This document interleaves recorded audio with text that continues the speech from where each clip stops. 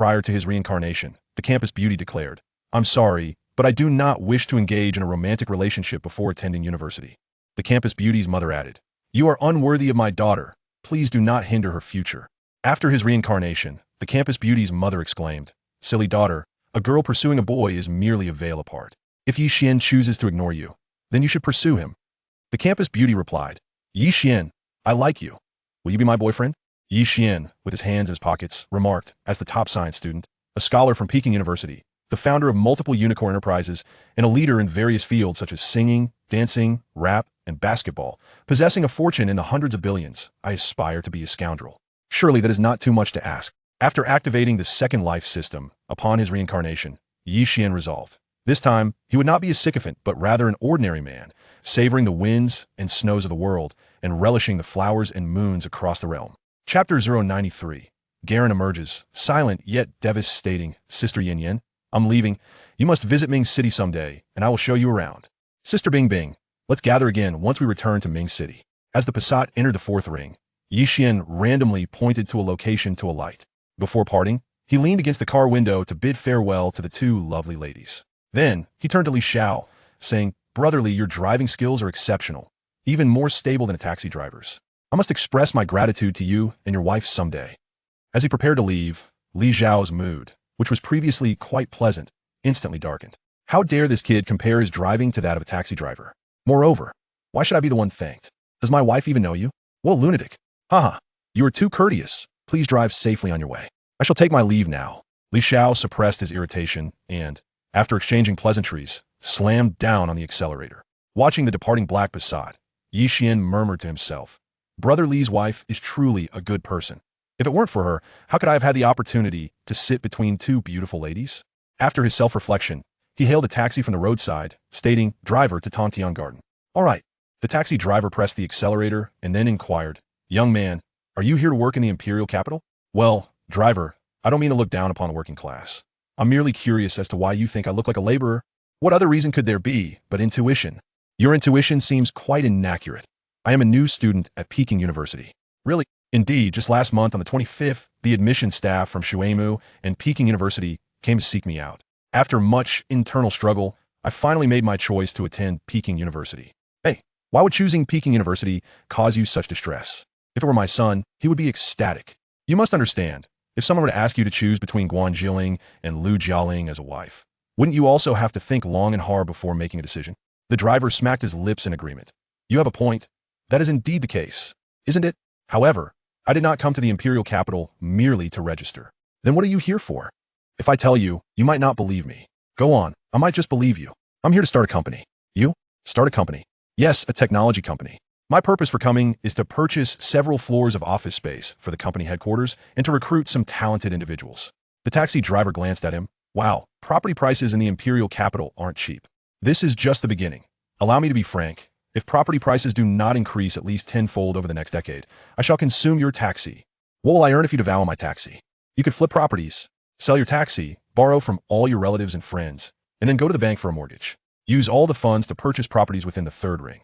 I assure you, in 10 years, your net worth will exceed 10 billion. Amidst his wild ramblings, the taxi arrived at the east gate of Tontian Garden. After Ye Xuan alighted, the taxi driver spat in disbelief. Today's youth truly dare to boast.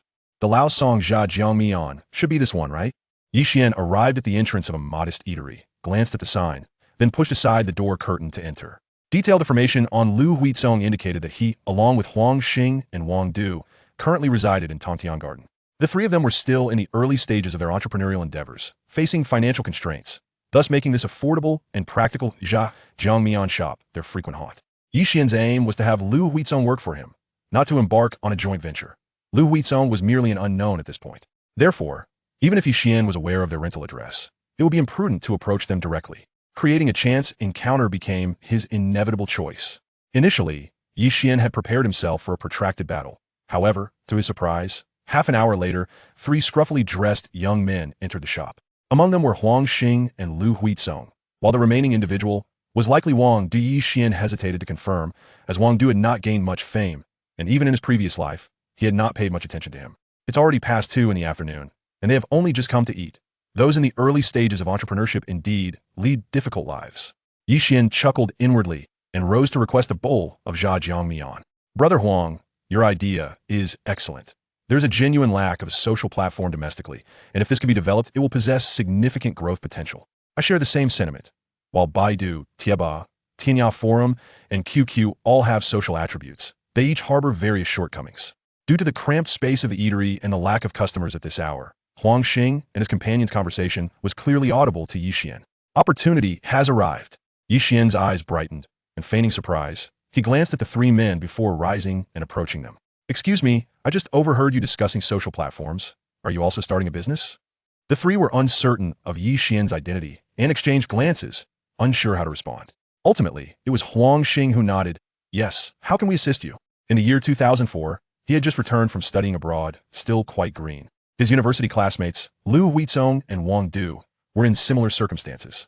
Although Ye Xuan was younger, whenever he adopted a serious demeanor, his maturity became readily apparent, causing Huang Xing to regard him with respect. Ye Xuan smiled. To be honest, I'm also an entrepreneur, and my venture aligns with that of a social platform.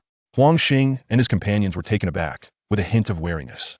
The adage that fellow travelers are adversaries is not just applicable to the realm of comedy. There is no need for you to feel apprehensive. I happen to encounter like-minded individuals and wish to make your acquaintance. Ye Xuan seized the opportunity to elaborate. Let me first share my entrepreneurial progress. You're all familiar with Facebook, the White Eagle. The expressions of Huang Xing and his companions shifted as they realized that their discussion about social platforms had indeed been influenced by Facebook. Upon their acknowledgement, Ye Xuan continued with a smile. I have developed the Dragon Kingdom version of Facebook, which is currently in preparation for launch. The faces of Huang Xing and his companions immediately changed. They were still deliberating whether to embark on a venture in this domain, while Ye Xuan had already completed the task. This situation was akin to everyone racing on the same track, yet their competitors had already crossed the finish line before they had even begun. The magnitude of this setback was indescribable. I see that you three possess keen insights into the development of social platforms. Your actions should be swifter than mine, correct?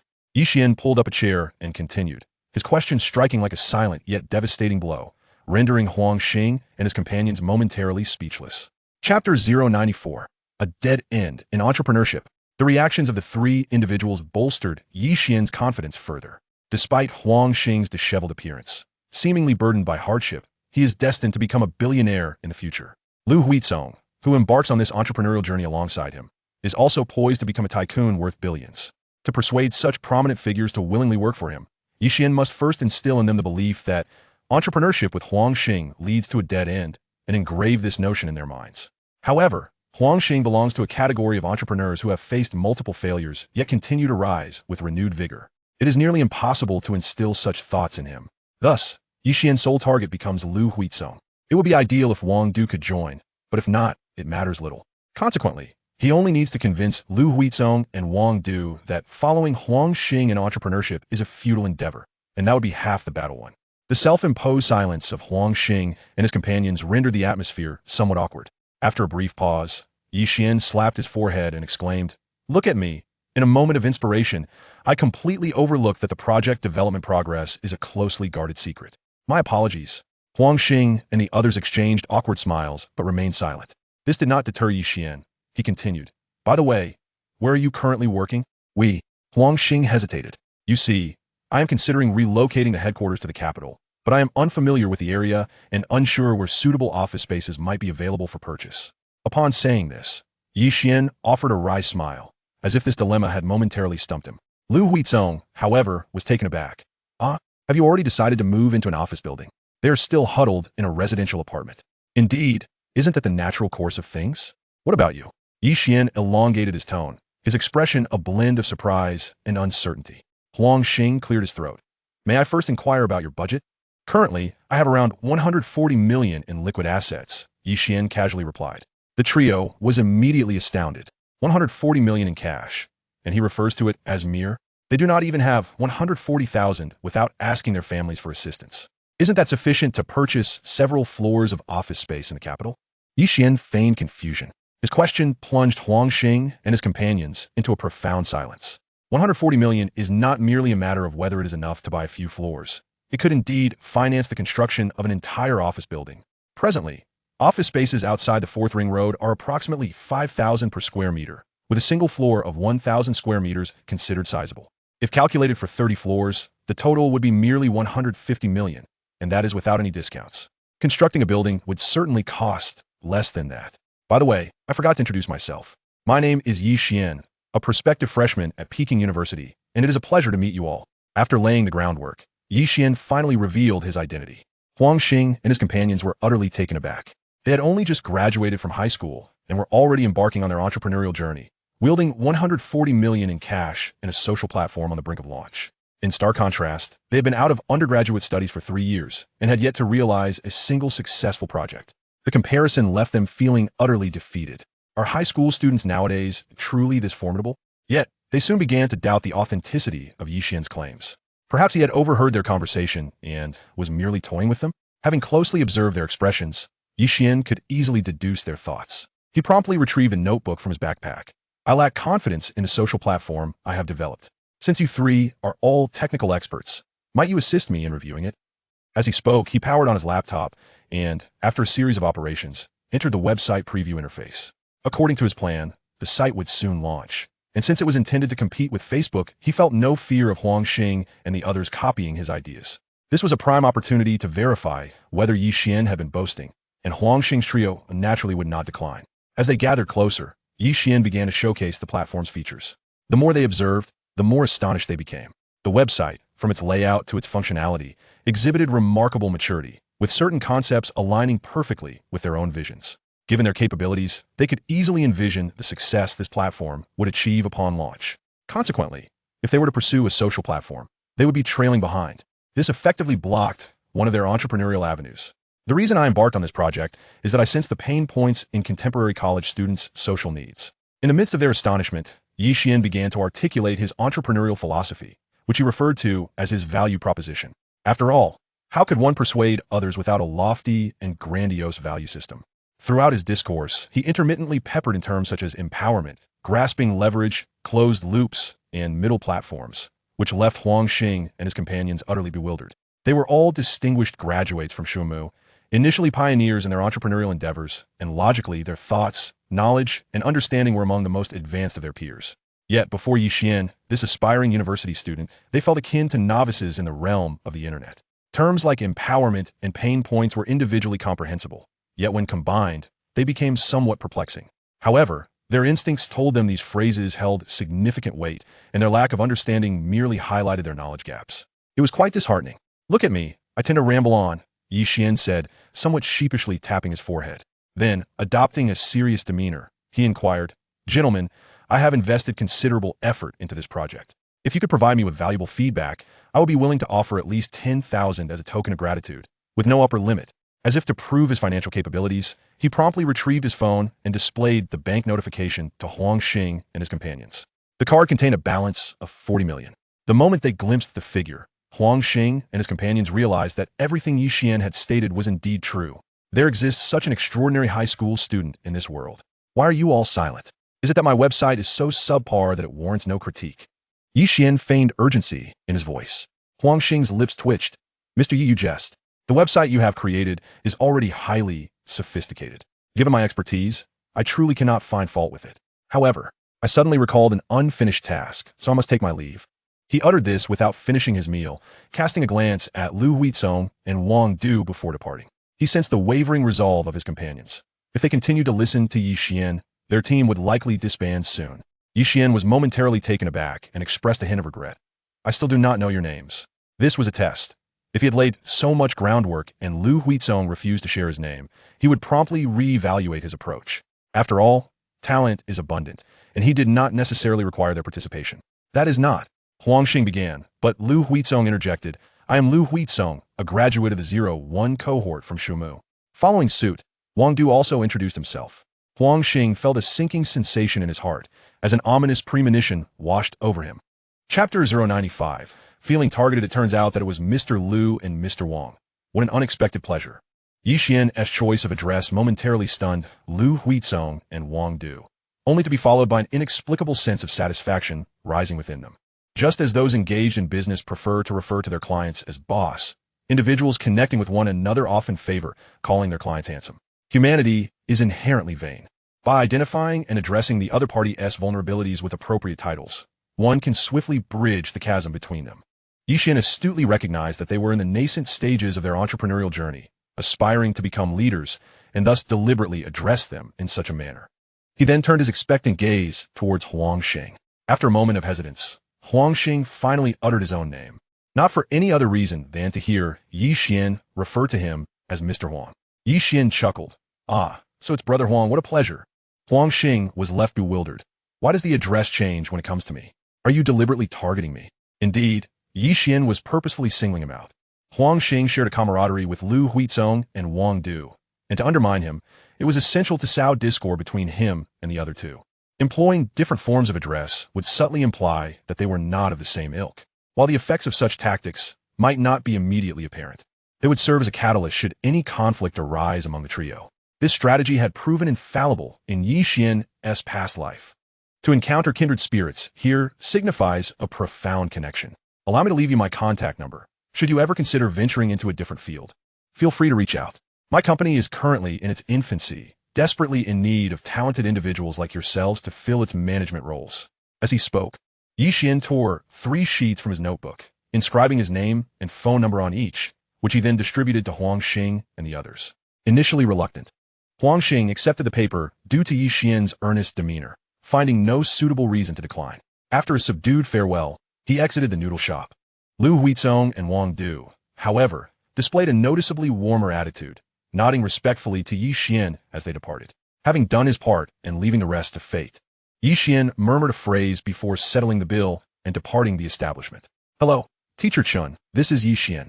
Are you free this evening? I would like to treat you to dinner. Indeed, I have arrived in the capital. Really, do you think I would jest? Very well.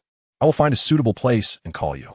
This call was made to Chun Xiu, a teacher from Peking University, renowned for his extensive network of students. Ye Xuan sought to recruit individuals through him for his company. Thus, even if Lu Huizong was unable to attend, he would still possess the confidence to launch operations on campus before the term commenced. If Lu Huizong could come, it would be even better, as the recruits could serve to create a balance among themselves. After hanging up, Ye Xuan made his way to a large supermarket, purchasing 2 packs of cigarettes and 2 bottles of Mao Dai. These items were all placed in a red plastic bag. At 5 p.m., he located a mid-range restaurant 3 kilometers from Peking University, securing a reservation. Following a brief phone call to Chen Xiu, he began to wait by the roadside, smoking as he did so. Half an hour later, a black Passat sped into view. Ye Xuan, without needing to glance at the license plate, recognized it was undoubtedly Chun Xiu's vehicle. After all, the incident where he had collided with a Toyota at the community entrance had long since become legend among the residents of Jingsua Court. Once Chen Xiu parked the car, Ye Xuan approached him. Teacher Chun, I truly did not expect you to come. I assume you encounter traffic? Not too bad, Chun Xiu replied, locking the car with a smile. I never imagined you would venture to the capital on your own. Are your parents not concerned? Oh, I've been wild since childhood. They are quite accustomed to it. Ye Xuan chuckled, raising the red plastic bag in his hand. I brought you some local specialties. Could you open the trunk for me to place them inside? Why bother with local specialties? Just your presence is enough. Take them back. Chun Xiu dismissed casually, but then he paused, feeling the familiar shape of a cigarette and liquor box through the bag. Gasping slightly, he glanced at Ye Xuan with suspicion. You little rascal. Are you seeking my assistance? While he had received gifts before, the fact that Ye Xuan was so young made this gesture all the more remarkable. If Ye Xuan were a problematic student, it would be one thing, but he was the top science student in the city. The fact that such a diligent student knew to feign gifts as local specialties and conceal them in an opaque red bag was rather surreal. Ye Xuan grinned. As expected of Teacher Chun, you discern my intentions immediately. Rest assured, I am indeed here for a personal matter, and I would never ask you to compromise your principles. In fact, should this matter succeed, it will be beneficial for you as well. Intrigued, Chun Xiu responded, is there truly such a good opportunity? Do not doubt me. I intend to establish an online company and recruit a few part-time students from Peking University. Ye Xuan explained. He was not so arrogant as to seek out graduates from Peking University, for students from the highest institution had no trouble securing good jobs and would likely shun an uncertain startup. The only exception being those like Lu Huizong, who had been engaged in entrepreneurship for 3 years. Thus, his target was upperclassmen in their 2nd or 3rd years who were either seeking part-time work or already engaged in it. These individuals possessed a degree of work experience, solid professional skills, and were not under immediate pressure to find employment, making them the ideal candidates. You've come to the right person. I actually know a few students actively searching for part-time work in relevant fields. Chun Xiao took a considerable amount of time to process this information before accepting the plastic bag with a smile. Seeing this, Ye Xuan was certain that his plan had succeeded. After discussing the details of their collaboration, it was already past 9 in the evening. Following Chun Xiao's departure, Ye Xuan hailed a taxi towards the most famous bar street in the capital. With a long night stretching ahead and sleep eluding him, he mused that should he encounter a splendid encounter within the bar, it would surely be a delightful experience. With such simple sentiments in mind, Ye Xuan stepped into the Night Rose, a music bar where the atmosphere was not as raucous as that of a typical drinking establishment, making it easier to meet urban women seeking to dispel their loneliness.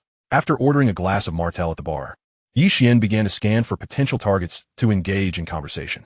As his gaze swept across a booth, his expression shifted, and he gasped. Du Bing and Guan Yin are here too. What a twist of fate. Chapter 096. Although I smoke, drink, and dance, I am a good boy throughout my interactions with Du Bing. I have consistently crafted the persona of a pure-hearted young man. If she discovers that I am at a bar, one team my carefully constructed image collapse. Should I tell her, though I smoke, drink, and dance, I'm still a good boy? Just as Ye Xuan contemplated whether to change venues, Guan Yin fortuitously glanced in his direction. Bing Bing. That is Ye Xuan's younger brother. After a moment of surprise, Guan Yin nudged Du Bing, her voice brimming with excitement. Really? Du Bing was momentarily taken aback. Following her gaze, upon seeing Ye Xuan, the surprise in her beautiful eyes was unmistakable. It really is him. Ye Xuan. The charming host sprang up, waving enthusiastically at him. Well, it seems there is no escaping now, Ye Xuan thought ruefully, though his exterior maintained a facade of delight as he approached. Sister Bing Bing, Sister Yin Yin. And brotherly, what a coincidence to see you all here. The booth accommodated 12 individuals, and, aside from the 3 women, there were 4 men and 4 women present. Their appearances were commendable, and they were dressed with a certain elegance, likely classmates of Du Bing from Longchuan. At this moment, they were all curiously scrutinizing Ye Xuan. Class monitor, is this the high school graduate who caused you trouble this morning? Wu Dong, seated to the left of Li Xiao, inquired with a slight frown. Upon receiving a nod from Li Xiao, Wu Dong spat lightly and grumbled, Damn, why is Du Bing and Guan Yin so excited over a kid who hasn't even been to university yet? This fellow is quite peculiar. You mustn't underestimate him. We are not to be trifled with either. Just wait and see. I will find a way to make him embarrass himself, Wu Dong declared with conviction.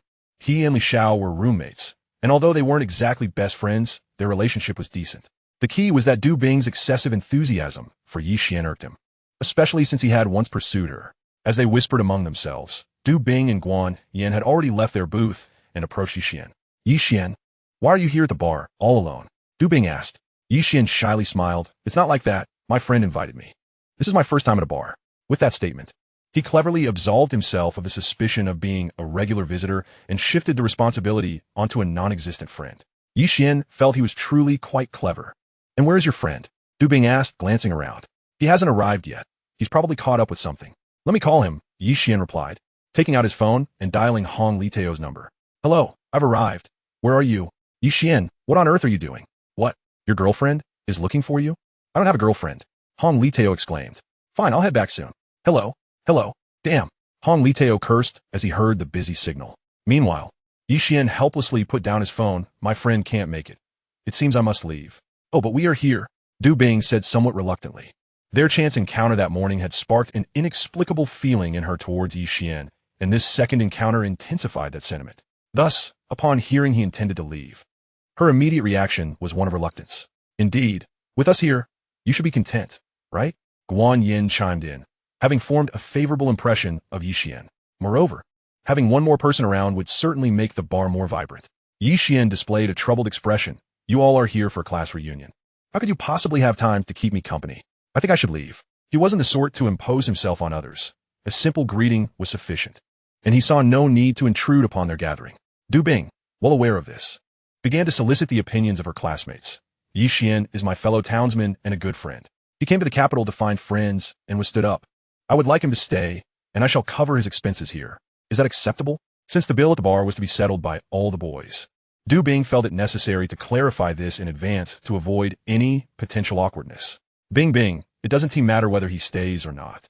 It's rather unreasonable for a grown man to let a woman pay for his drinks at a bar, Wu Dong interjected before the other classmates could voice their opinions. As soon as he spoke, the other classmates also felt that such an arrangement was somewhat inappropriate. The gazes of the four unidentified female classmates turned peculiar as they looked at Ye Xuan. Li Xiao nodded in agreement. That does seem a bit unreasonable. Perhaps we should just cover it ourselves. Wu Dong shook his head. What if he can drink a lot? Our salaries aren't that high. Little Yi has decent character. He likely wouldn't take advantage of us, Li Xiao said, somewhat uncertain. As the two exchanged banter, Ye Xuan found himself amused by their antics. He hadn't intended to stay, but the subtle digs from these two had sparked a determination within him not to leave. Du Bing, noticing their veiled jibes directed at Ye Xuan, felt compelled to defend him. However, before she could speak, Ye Xuan chuckled and said, Sister Bing Bing, I'm already of age. I cannot allow you to spend money on me. I've heard that the XO here is quite good. How about I treat you and Sister Yin Yin to a drink? Wu Dong laughed. Oh, XO, are we talking Hennessy or Remy Martin? I'm not too familiar with foreign liquors. Which one is better? Ye Xuan inquired with a curious expression. Though it undoubtedly be Remy Martin Louis XIII. This bar has it. Were you certain you want to buy it? Wu Dong teased. Is it very expensive? Ye Xuan asked, feeling a bit anxious. Wu Dong nodded. The price varies greatly depending on the era and style of Louis XIII. This one is about 32,800 bottle. Do you think that is pricey? After saying this, he crossed his legs, eager to witness Ye Xuan's reaction. Li Xiao and the others were expressions of mockery. Not to mention Ye Xuan, a high school graduate from a small town. Even they, who had been working for 4 years, could only gaze in awe at a 32,800 bottle of foreign liquor. At that moment, this lad must be on the verge of losing his composure. Wu Dong, you did that on purpose, didn't you? Guan Yin, unable to bear it any longer, stepped forward and addressed Ye Xuan. Ye Xuan, don't listen to his nonsense. There are indeed cheaper options for XO. Ye Xuan appeared bewildered. Sister Yin Yin, to me, a 32,800 bottle of XO is indeed very cheap. Guan Yin. Wu Dong. The others? Chapter 097. In life, the most important thing is not to be greedy. Du Bing's classmates were utterly dumbfounded. A 32,800 bottle of Louis XIII is considered cheap? What kind of family is he from to speak so boldly? In their incredulity, Wu Dong turned to Du Bing. Is little Yi's family in business? The beautiful host shook her head. Then are his parents local officials? Wu Dong inquired again. Du Bing shook her head once more. His parents are just ordinary workers in a state-owned enterprise. Not only did Wu Dong find it amusing, but Li Xiao and the other classmates were also in stitches. Goodness. A child from a dual-income household no longer considers Remy Martin, Louis XIII worthy of his attention. The youth of today truly astounds. However, Ye Xuan indeed has considerable wealth. He recently purchased a BMW X5 for 1 million. As Wu Dong and the others were shaking their heads, they were struck dumb by Du Bing's revelation. Standing frozen in disbelief. Even Guan Yin looked at her in shock. Bing Bing, are you serious? The others nodded vigorously. An 18-year-old high school graduate from an ordinary state-owned worker's family bought a BMW X5? That was simply implausible. Of course I'm serious. I saw him pick up the car myself. Du Bing recalled that scene, still somewhat incredulous. Guan Yan's lips parted slightly, but he isn't. She hesitated, glancing at Ye Xuan. Du Bing also looked at him. Ye Xuan, may I say it? Ye Xuan nodded. Go ahead. There's nothing to hide. Du Bing smiled and then said, Ye Xuan won a lottery once. A lottery? No wonder. This kid has such incredible luck. Why isn't at me who wins the lottery? Wu Dong and the others, while envious, also breathed a sigh of relief. Luck is fleeting. Those who win the lottery and rush to buy luxury cars often end up squandering their wealth. They had heard too many such tales. Just thinking of this made them feel much more balanced. At that moment, Du Bing added, but he won the second prize, only 400,000. Wu Dong and the others. If he won 400,000, how could he afford a luxury car? Do you not find that contradictory? Later, he invested that money in stocks and made a considerable profit. As for how much exactly, I'm not certain. This was something Ye Xuan had revealed during a previous interview while they were chatting. Due to the nascent nature of their relationship, Du Bing found it awkward to inquire about his earnings in the stock market, and Ye Xuan refrained from broaching the subject as well. However, casually mentioning a BMW X5 would imply that his financial assets likely exceeded 10 million. Wouldn't it? Wu Dong and the others felt as though a lump of frustration had lodged in their throats. So, Ye Xuan didn't buy the car with lottery winnings? Why didn't he say so sooner? Guan Yin, half amused and half exasperated, exclaimed, Bing Bing, can't you just finish your thoughts in one breath?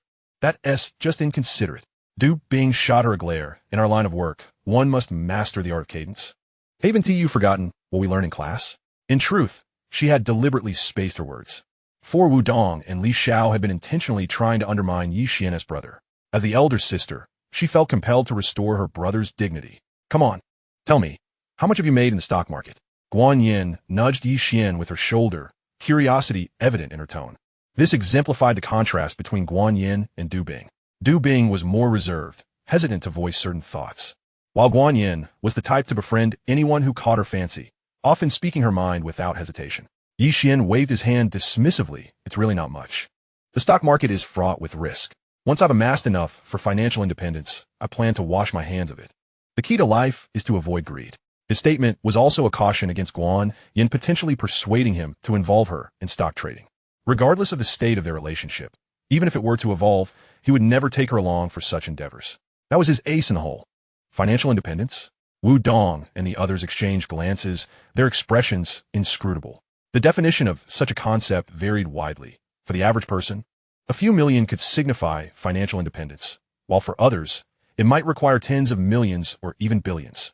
If owning a private jet was a prerequisite, then one would need to be in the realm of billions. So, just how much had Ye Xuan earned?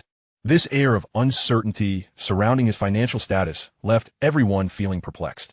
At that moment, Ye Xuan summoned the waiter and ordered 2 bottles of Remy Martin Louis XIII. In bars, it is customary to settle the bill before the waiter delivers the drinks. Thus, when Ye Xuan nonchalantly swiped his card with success, Wu Dong and the others began to believe Du Bing's assertions, and momentarily, they became somewhat reserved. The 4 unknown female classmates, however, grew noticeably more animated. Not overtly flirtatious, but nonetheless eager to showcase their lure. Those blessed with long legs would intentionally perform leg movements, crossing them or adjusting their skirts. Those with a noticeable advantage in their figure would stand tall, accentuating their assets. Among them, Li Xiao had fared the best, having secured a position at Longshore, albeit only as an occasional news anchor at 3 a.m., with the future of a permanent slot still uncertain. Guan Yin was the second most successful. She had already made an appearance on a variety show at Jingshi, and if the program succeeded, she might become the first among their classmates to host a regular segment on a satellite channel. As for Du Bing, her station at Mingcheng was hardly noteworthy. The rest of Wu Dong's group mostly operated behind the scenes, with 2 having ventured into other industries. Facing a young man who drove a luxury car worth over $1 million and ordered Louis XIII as if it were mere cabbage, their reactions were entirely understandable. After all, this world has always been rather pragmatic. Guan Yin, however, remained unchanged in her demeanor. Her curiosity piqued, but her attitude toward Ye Xuan still the same. Hey, Wu Dong, why not get up and sing a song? Li Xiao's sudden suggestion shattered the awkwardness enveloping the group. Wu Dong paused for a moment, then waved his hand dismissively. I'd rather not embarrass myself. Li Xiao chuckled, but you are the champion of the Longshore campus singer competition. If you consider that an embarrassment, what does that make the rest of us? Wu Dong hesitated. All right, I'll go sing a song. Sing, sing. The other boys began to cheer. Having been overshadowed financially by Ye Xuan, they felt an urge to reclaim some pride through talent. They wished to remind Ye Xuan that wealth does not equate to omnipotence. For at least, money cannot buy talent. In that regard, Li Xiao's ability to quickly devise a way to regain face as class president was truly commendable. Chapter 098. I, too, wish to showcase my talent. All right, I'll go sing a song. Wu Dong clapped his hands on his knees and stood up. Perhaps his singing was indeed quite delightful, as the girls' faces lit up with anticipation, and Du Bing and Guan Yin were no exceptions. Under the watchful eyes of the crowd, Wu Dong approached the circular stage in the center of the bar and exchanged a few words with the staff. Once the singer on stage finished their song, Wu Dong stepped up to take the microphone from their hands. Hello everyone, I am Wu Dong, a graduate from the class of 00 at Longshore. Today marks the 4-year reunion of our class, and though not everyone could make it, I am already quite happy. On this special occasion, I would like to dedicate a song to commemorate our youthful days gone by. I bet he's going to sing classmate of mine. Ye Xuan whispered to Du Bing, who had been pulled between her and Guan Yin. That is a staple at class reunions. Just as he finished speaking, Wu Dong announced on stage, I will be singing classmate of mine, and I hope you all enjoy it. Puffed. Guan Yin couldn't help but burst into laughter. Wu Dong's thoughts had somewhat faltered at that moment. I was so focused and earnest. How does that relate to being funny? Is it really necessary for you to laugh so heartily? Are you targeting me on purpose?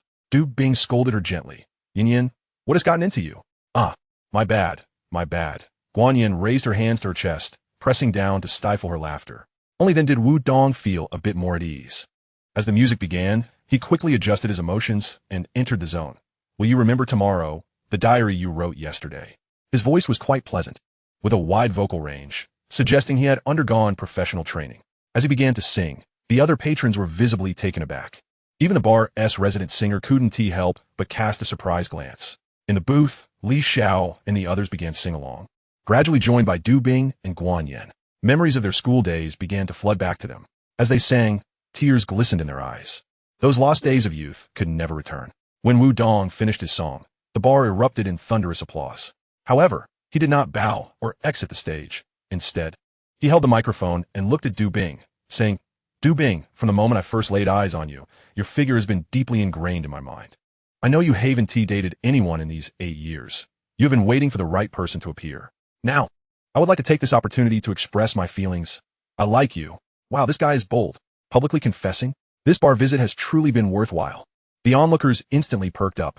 Among the classmates at the booth, reactions varied. Ye Xuan's expression darkened as he glanced at Du Bing, clearly a loss for words. Guan Yin, on the other hand, wore a playful expression, continuously making faces at Du Bing. The other boys exhibited a complex range of emotions, surprise, admiration, and a hint of concern. As the class beauty, Du Bing was undoubtedly the dream girl for most boys in the class, though they lacked the courage of Wu Dong, keeping their affections hidden. The 4 unfamiliar female classmates, however, were more interested in the spectacle, as Wu Dong was not Ye Xuan and thus not their type. If Du Bing accepted Wu Dong's confession, they would lose a formidable competitor. As the focus of the attention, Du Bing felt a mix of embarrassment and urgency. She harbored no feelings for Wu Dong whatsoever. There was no way she would accept his confession. Yet with so many people present, would a direct rejection not leave Wu Dong in an embarrassing predicament? Ye Xuan found the entire situation absurdly amusing. Was Wu Dong really attempting to engage in moral coercion? He couldn't fathom why he felt compelled to confess in front of an audience, as if his trivial matters needed to be paraded before the curious onlookers. Did Wu Dong's family sell melons? Would such theatrics enhance their sales? It was utterly ridiculous. Du Bing, I understand that I cannot offer you the life you desire at this moment, but I possess talent and a heart full of love for you. I am confident that, if we strive together, we can achieve the life of our dreams. If you are willing to accept my confession, please step onto the stage and take my hand. I shall await you here. At this point, Wu Dong shut his eyes. The audience erupted in excitement, chanting, "Agree to him! Agree to him! Agree to him!" Even the 4 unknown female classmates joined in the ruckus. Du Bing was on the verge of tears, while Guan Yin, sensing her friend's distress, refrained from making any more faces. Amidst the chorus of encouragement, Ye Xuan stood and approached the stage. This sudden turn of events left the hecklers momentarily stunned, and the cheers diminished significantly. Once Ye Xuan stood upon the stage, the applause ceased entirely. All eyes turned to him, filled with curiosity about his next move. Wu Dong, eyes still closed, mistakenly believed the silence meant Du Bing had arrived, causing his anticipation to soar. Thump, thump, thump. His heart raced as a warm hand clasped his right hand, which held the microphone. In that instant, a surge of ecstasy erupted within Wu Dong. As he opened his eyes, he exclaimed, "Bing Bing, you finally woe." With that exclamation, Wu Dong instinctively recoiled a step back, startled. He had intended to confess to Du Bing. Yet it was Ye Xuan who had approached him. Not only that, but Ye Xuan held his hand and gazed at him with profound affection. Anyone would have been taken aback. Regaining his composure, Wu Dong retorted, "What are you doing up here? Bro, I want to showcase my talent as well." Ye Xuan replied, grasping Wu Dong's hand firmly, "I'm in the midst of confessing. You sang beautifully just now. I also wish to display my talents." Wu Dong was nearly furious. "I've already stated that I'm confessing. You still want to showcase your talents? Do you not comprehend human speech?" The audience found the exchange hilarious, laughter erupting all around. "Bing Bing, isn't Ye Xuan up there for you?"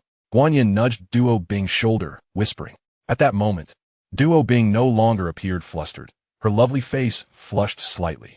She could certainly see that Ye Xuan was standing up for her. After all, he was the man who had previously made a subtle confession to her. However, she felt too shy to acknowledge it, feigning ignorance, as she said. "He probably just wants to showcase his talent, right? He's a science student. What talent could he possibly showcase? Surely, he can't perform math equations in public." Ye Xuan remarked. A hint of jealousy in her tone. Du Bing retorted, "Who says science students lack talent? He can write songs and perform mental calculations swiftly." As she spoke, memories of her first interview with Ye Xuan flooded back, causing her to chuckle. Seeing the goddess defend Ye Xuan so passionately only deepened Li Zhao's envy. Guan Yin, intrigued, began to inquire further about Ye Xuan's songwriting abilities. On stage, Wu Dong attempted to persuade Ye Xuan to step down, but to his surprise, Ye Xuan pried his fingers apart and snatched the microphone away. In that moment, Wu Dong realized that Ye Xuan's strength was overwhelmingly superior to his own. After securing the microphone, Ye Xuan placed it in its stand and borrowed a guitar from the band's instructor. By this point, very few people were paying attention to Wu Dong. Left with no choice, he could only return to his booth in defeat. Showcasing talent, huh? I shall see what remarkable talent you possess, Wu Dong mused, downing a glass of whiskey with annoyance. Chapter 099. The performance that stunned the audience. Hello. Ye Xuan tested the microphone. The audience burst into laughter. Does this guy think he is a karaoke bar? The sound system here at Night Rose is top-notch. There is no need for such testing. I suddenly feel like I'm watching a rural talent show, Guan Yin chuckled. Ye Xuan was indeed quite endearing. And Duo Bing nodded, her beautiful eyes fixed on him, smiling. He is rather charming. Li Xiao and the others were exasperated. It was merely a microphone test. What was so adorable about that? Is it true that beauty is in the eye of the beholder? They thought, their frustration deepening. Since he intended to display his talent, he aimed to maximize his strengths. Lacking formal training, singing pop songs would only be self-torture. Thus, he would resort to opera vocals. Unbeknownst to the audience, while Ye Xuan appeared to be testing the microphone, he was actually strategizing how to outshine Wu Dong. He clearly understood the implications of the previous duet between Li Xiao and Wu Dong. Did they not wish to prove that, despite their wealth, they possessed greater talent? Now, he would demonstrate, through action, that not only was he wealthier, but he also surpassed them in talent. With over 170,000 causal points at his disposal, he resolved to go all out. Having made his decision, Ye Xuan entered the system, spending 10,000 causal points to purchase 100 books on opera singing techniques.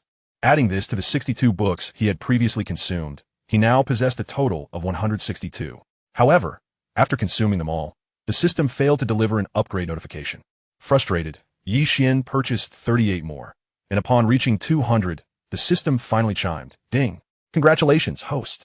Your opera singing skill has upgraded to LV1, professional level. Upgrading a level requires 200 books, huh? Ye Xuan felt he had uncovered the system's pattern, yet he dared not make assumptions. For who knew if the system would betray him again? Hello everyone, I'm a soon-to-be college student with 2.5 years of practice. My hobbies include singing, dancing, basketball, and rap. Now, I will present to you an original song. I hope you enjoy it. As Ye Xuan's voice faded, the crowd erupted in surprise. An original song? Is that for real? It was no wonder he borrowed a guitar. It was for his original work. Not only the onlookers, but also those at the booth, including Li Xiao, were taken aback. Bing Bing, does Louis really write songs? Uh-huh, Duo Bing nodded, her expression peculiar. While it was true that Ye Xuan could write songs, there was a certain beauty to his compositions that she found difficult to appreciate. Thus, she anticipated he would perform an original song. If he were to showcase his last-minute effort on stage, it might just blow the audience away. As everyone was still in shock, the prelude to Sunny Day resonated from Ye Xuan's guitar. All were utterly bewildered. Weren't we just told he would sing an original song? When did Sunny Day become his original work? Yet it must be said, Ye Xuan played the guitar exceptionally well, though not quite at a professional level.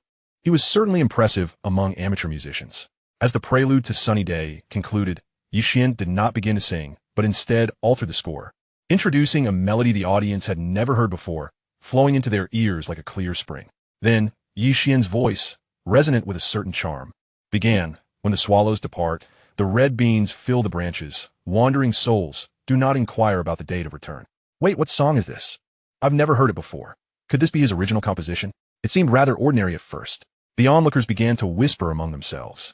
Bing Bing, is this the original song by Xiaoya? Have you heard him sing this piece? Inquired Guan Yin and the others from their booth. Du Bing shook her head with an unusual expression. She had not heard this song either, but regardless, as long as it wasn't that hastily improvised piece, it was acceptable. This song is just mediocre. Wu Dong finally spoke up after holding back his thoughts. Li Xiao nodded in agreement. Indeed, it is quite bland, and his singing skills are merely on par with a KTV show-off, far inferior to yours. Wu Dong smiled with a hint of pride. At least I have undergone 2 years of professional training. As they conversed, Ye Xuan's voice suddenly rose in pitch, in the realm of drama, where parting lovers meet amidst a splendid backdrop. Upon reaching this line, Ye Xuan adopted a theatrical tone. She sings of a chance encounter with an old friend, each step and word steeped in longing. The audience felt a shiver run down their spines, left utterly speechless. What is this song? What is happening? The theatrical inflection was simply extraordinary. My heavens, this song is mesmerizing. It gives me goosebumps. I feel the same. After a brief moment of astonishment, everyone erupted with excitement. There had been precedents of integrating theatrical tones into pop music, such as a segment in A Night in the Capital performed in a similar style. However, that was a rock song, lacking the purity of expression. In contrast, Ye Xuan's Tanchuang was an immaculate piece of traditional Chinese music, with lyrics, melody, and tone flawlessly showcasing the essence of theatrical singing. At that moment, the ancestral appreciation of beauty awakened within the veins of everyone present. As he spoke of the wedding night, they celebrated the union of the talented couple, never having heard a single lament in the drama of love. As the final note resonated, the once boisterous bar fell into profound silence. When Ye Xuan bowed in gratitude, thunderous applause erupted. One person stood up, then two. By the end, apart from Li Xiao and Wu Dong, everyone else in the bar was on their feet. They clapped tirelessly, their excitement causing some faces to flush. Bing bing. Ye Xuan's brother is incredibly handsome. I think I'm in love, Guan Yi exclaimed, clapping enthusiastically. Du Bing nodded vigorously. I agree, he is stunning, absolutely stunning. I'm in love too, not just the two of them. Every woman in the bar gazed at Ye Xuan with admiration and affection. Li Xiao and Wu Dong's expressions turned green with envy. What the hell? Not only is Ye Xuan handsome, but he is also incredibly wealthy. On top of that, he can write songs and sing in a theatrical style. How can other men compete with him? Handsome, this song is phenomenal. Your theatrical singing is simply divine. I adore this song. What is the name of this piece? Yes, I'm particularly eager to know its title. After the applause subsided, several people couldn't help but inquire, akin to starstruck fans. Facing their eager gazes, Ye Xuan smiled. The song is titled Tanchuan. As his words settled, a system notification chimed. Ding. Congratulations, host. You have successfully altered the trajectory of your life and earned a reward of 16,000 points of causality. Ye Xuan was taken aback. What? The system has granted me a causality reward? Is it due to my actions that the future original author of Tanchuan has lost this song? Yet, he had previously hummed future songs without triggering the system's rewards. Now, he needed to discern the difference between the two instances. It was akin to conducting an experiment. All conditions must be meticulously documented to replicate the results. Previously, it was private. This time, it was public. Previously, only a handful like Lu Tao and Xiao Nanji had heard it. Now, there were a couple of hundred people. Were there any other essential conditions? With this thought, Ye Xuan scanned the crowd. Soon, he spotted a bar staff member with a DV camera. His eyes lit up, and amidst the shouts for another song, he approached the staff member. Hey, did you record my performance? Ye Xuan offered a cigarette as he asked. Yes, indeed, I did. If you're agreeable, we can have it played on our big screen. Pending our boss's approval, the cameraman replied with a smile. Rest assured, this isn't complimentary. Our boss will compensate based on the quality of the song. Ye Xuan raised an eyebrow. A buyout of the copyright? Once he spoke, he realized how to replicate today's outcome. If he secured the future song's copyright, it would mean altering the fate of its original creator. To put simply, he would need to write the song, record it, and upload it to a music platform, similar to how Mouse Loves Rice and Dingxiangua gained popularity in recent years. This principle applied equally to novels, films, television dramas, and other cultural works. He hadn't expected that a chance display of talent before beautiful women would lead him to discover a stable method for acquiring causality rewards. Today's visit to the bar was certainly worthwhile. At that moment, the cameraman shook his head. That's not the case. The payment for the playback here is unrelated to the copyright. Someone will ask for your contact details shortly to explain further. All right, thanks, mate. Ye Xuan patted him on the shoulder and turned back to the booth. As he walked, he cheerfully waved to the enthusiastic onlookers. Upon returning to the booth, he noticed the atmosphere was somewhat peculiar. The girls appeared excited, but they merely stared at him, not uttering a word. The expressions of the boys were more complex, especially Li Xiao and Wu Dong, resembling individuals suffering from constipation. Seeing this, Ye Xuan understood that his friends were feeling disheartened. The girls were likely hesitant to speak for fear of hurting their feelings. There is a saying, do not pursue a retreating enemy. So Ye Xuan saw no need to forge enmity with these defeated foes and smoothly changed the subject. Sister Yin, do you have any drinks left? My throat is parched. No, let me get you another bottle. ISNT, there's still some in your cup? I'll drink that first. Oh, you're not put off by the lipstick mark left by Sister Yin, are you? How could I ever dislike anything from Sister Yin? As he spoke, Ye Xuan picked up a drink in front of Guan Yin. He was indeed curious about the taste of her lipstick, but with so many eyes upon him, he could not be so brazen. Thus, after picking up the cup, he turned it around and took a sip from a spot devoid of lipstick. See, I'm still being picky, Guan Yin remarked to the others with a smile. Their diversion eased the previously awkward atmosphere, and many began to chuckle. Seizing the moment, Ye Xuan pressed on. Sister Yin, if you put it that way, I might just have to drink from where your lipstick is. Go ahead if you dare.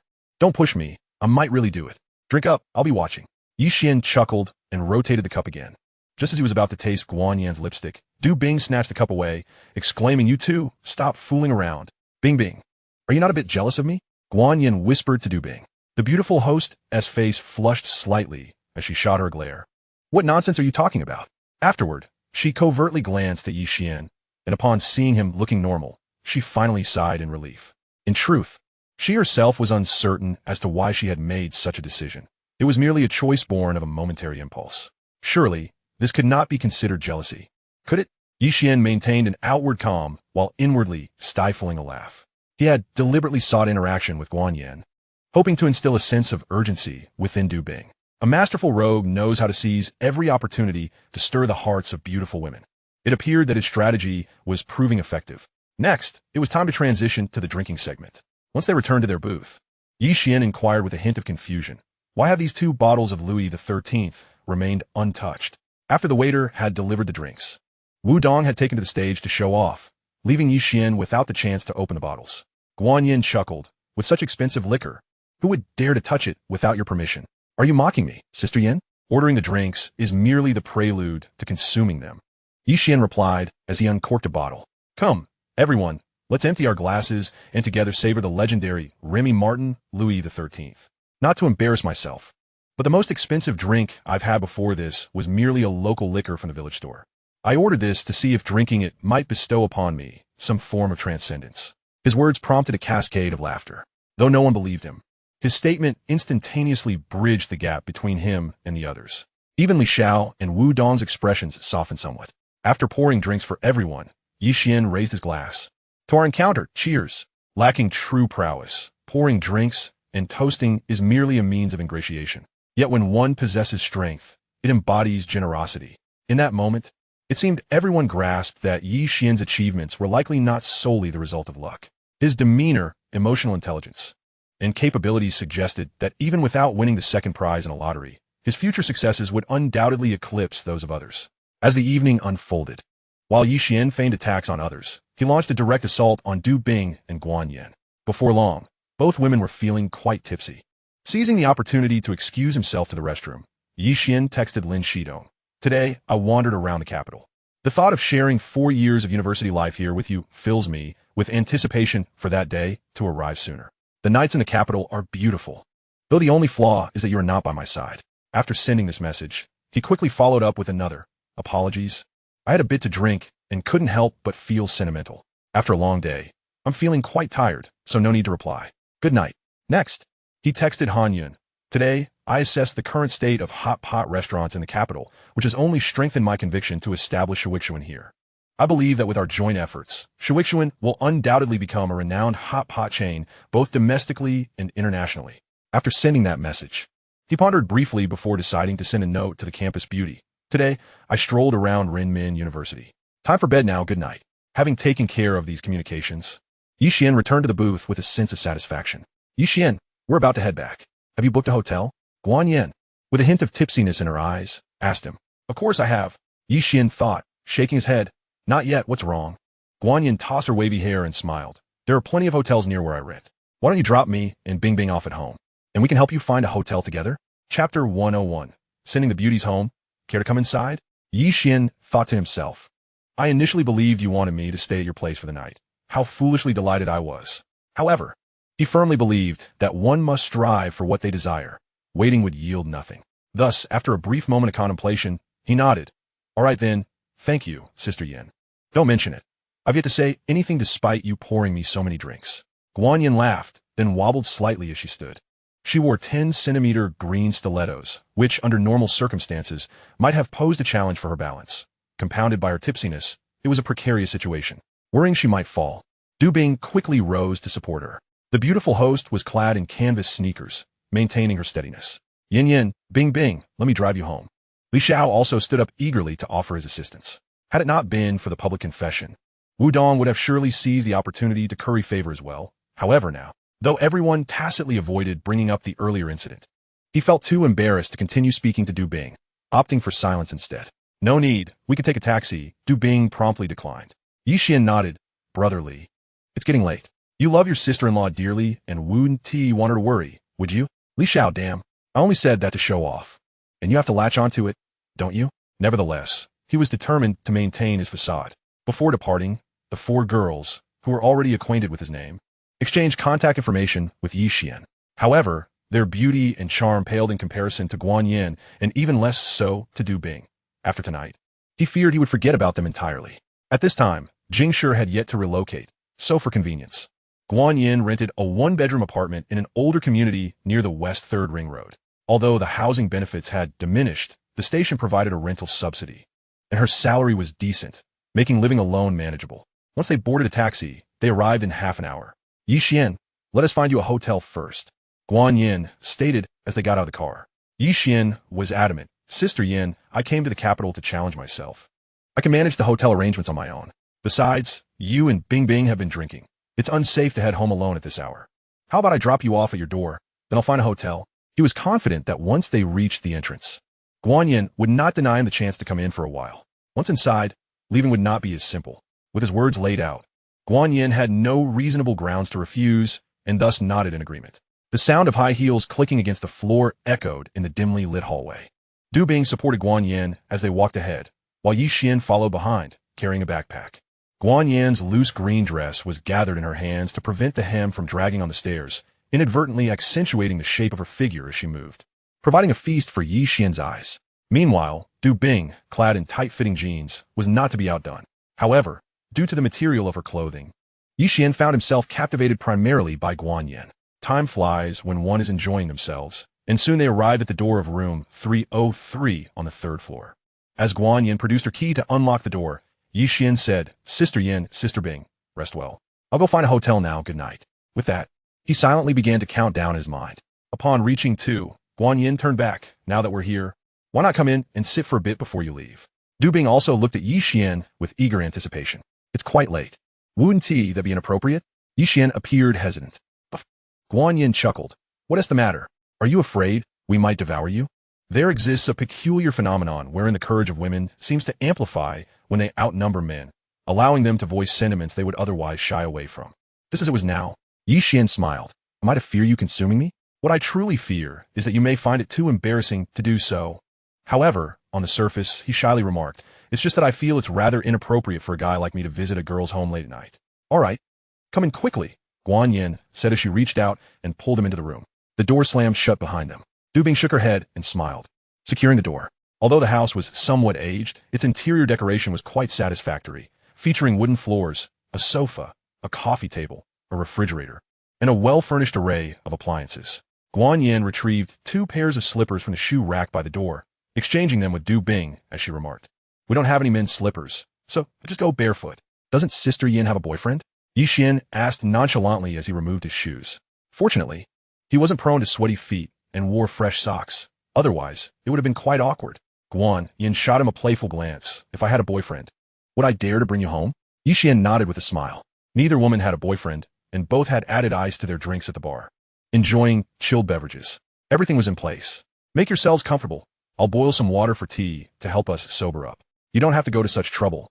He replied, what trouble is there? Just treat this as your own home, she insisted as she walked into the kitchen. Ye Xuan, thank you for helping me out earlier. Du Bing expressed gratefully once they were seated on the sofa. What do you mean by helping out? Ye Xuan feigned ignorance. Du Bing paused for a moment before her cheeks flushed slightly. You know, when Wu Dong confessed to me, you took the microphone away.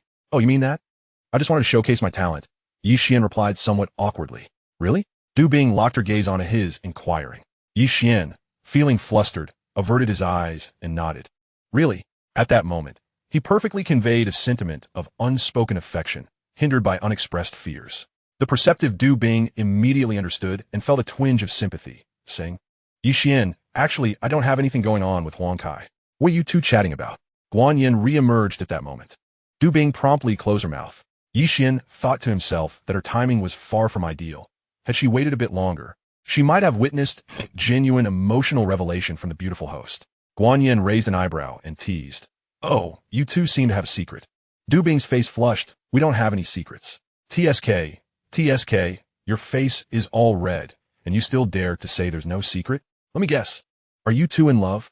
Guan Yin sat beside Du Bing, teasingly nudging her.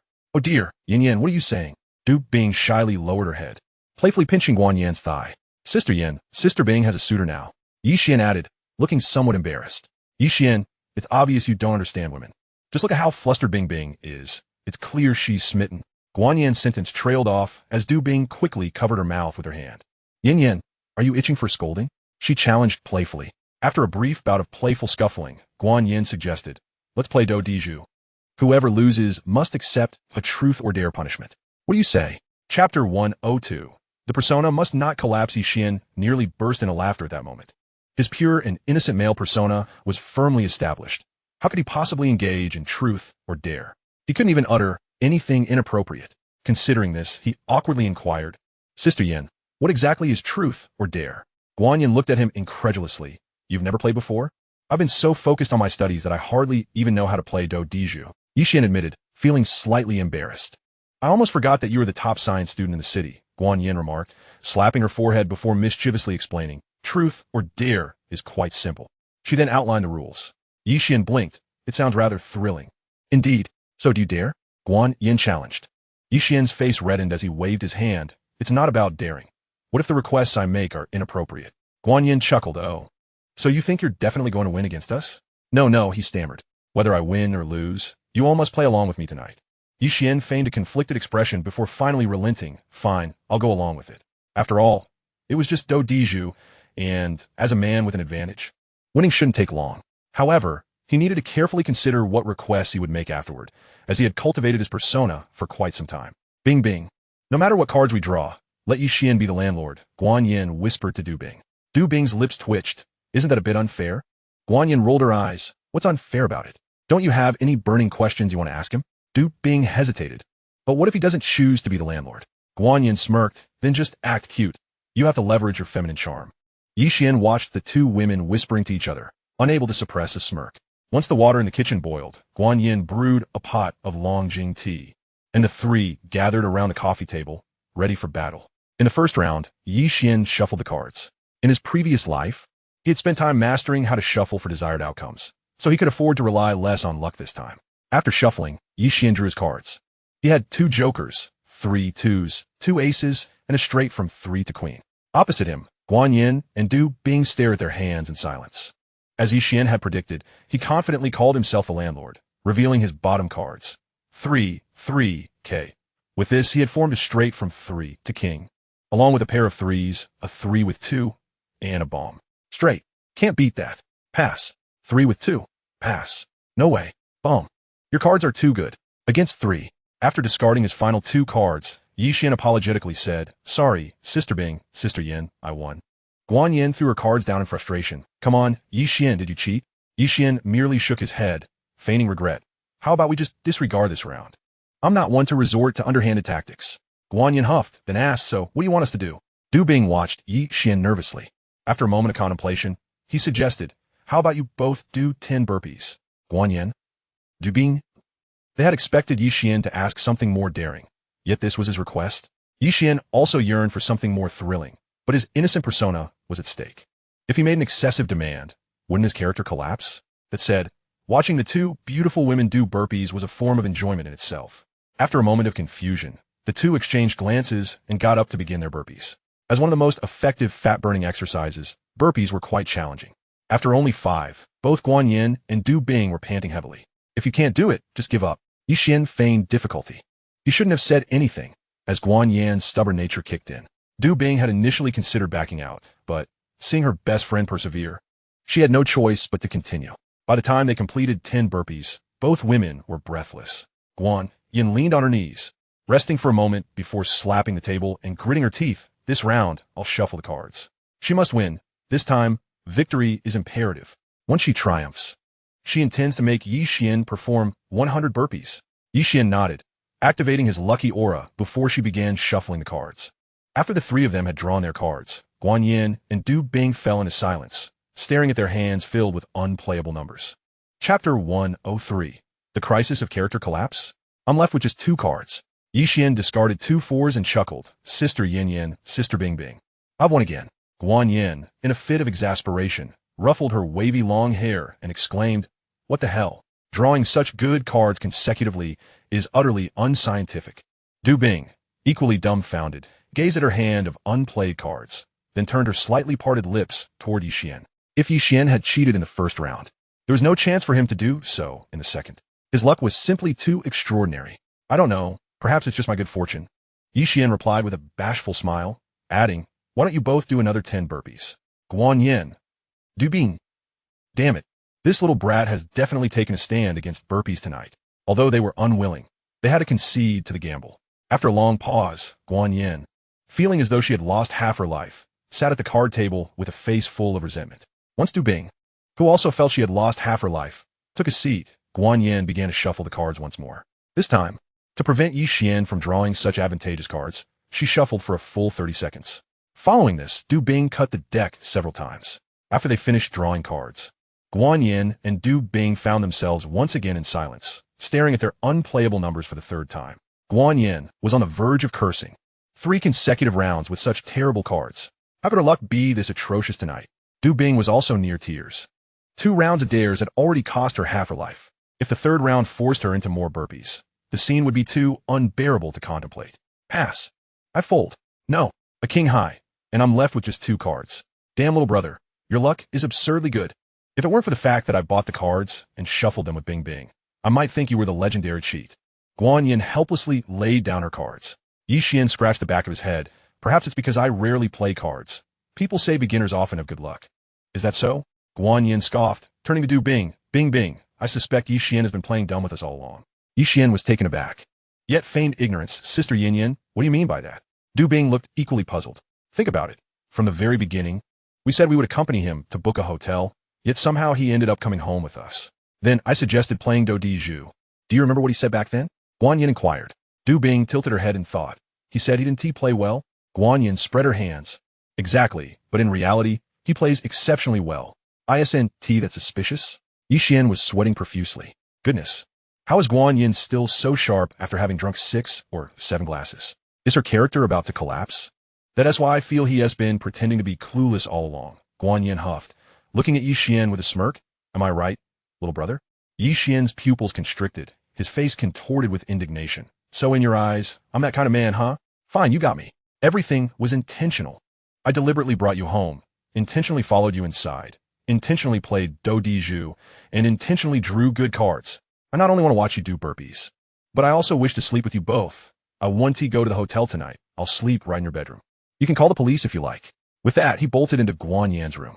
Guan Yin and Du Bing exchanged glances. After a moment, Du Bing exclaimed, Yin Yin, you were the one who let Ye Xuan in. You suggested we play truth or dare. How can you say that about him?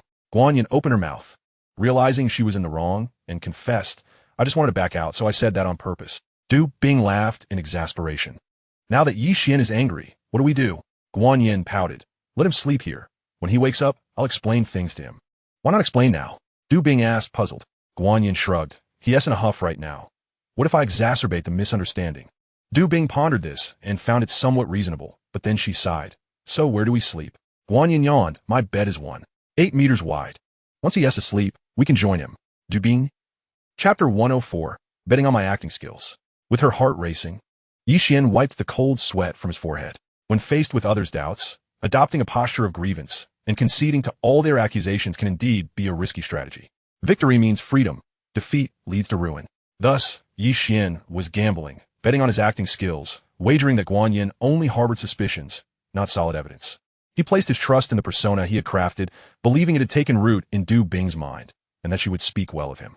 Thus, until the outcome was revealed, his heart was lodged firmly in his throat. Time passed slowly. When Ye Xuan silently counted to nearly 200, Guan Yin pushed the door open and entered.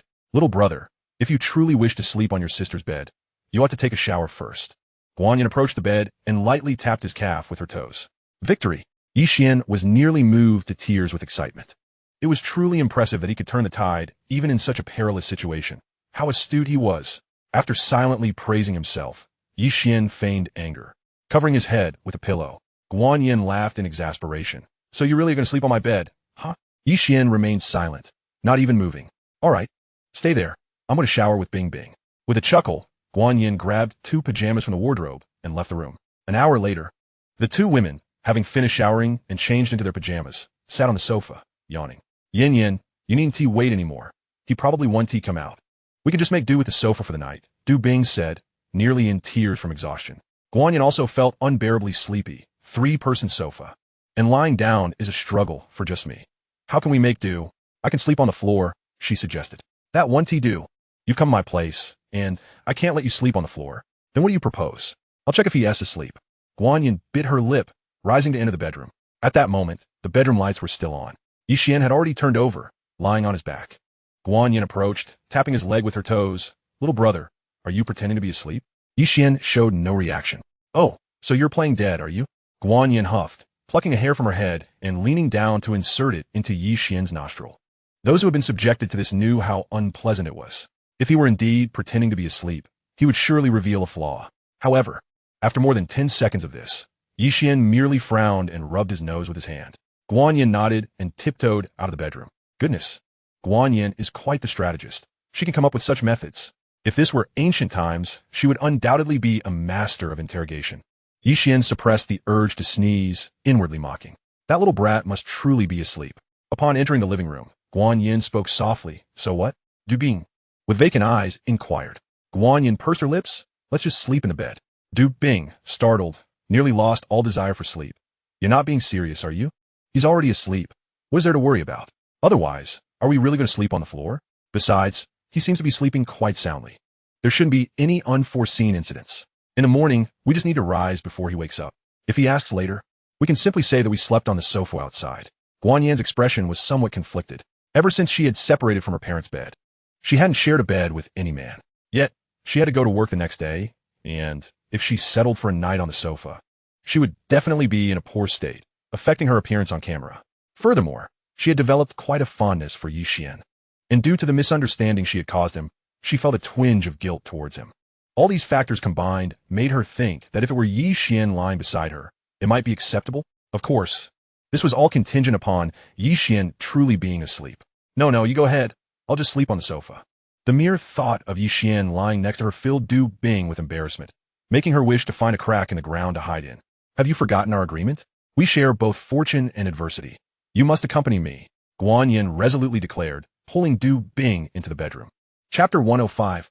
What have you done to me? Since they had climbed into bed out of spite, Ye Xuan was still clad in his daytime attire, a white t-shirt and khaki cargo shorts, not even having removed his socks.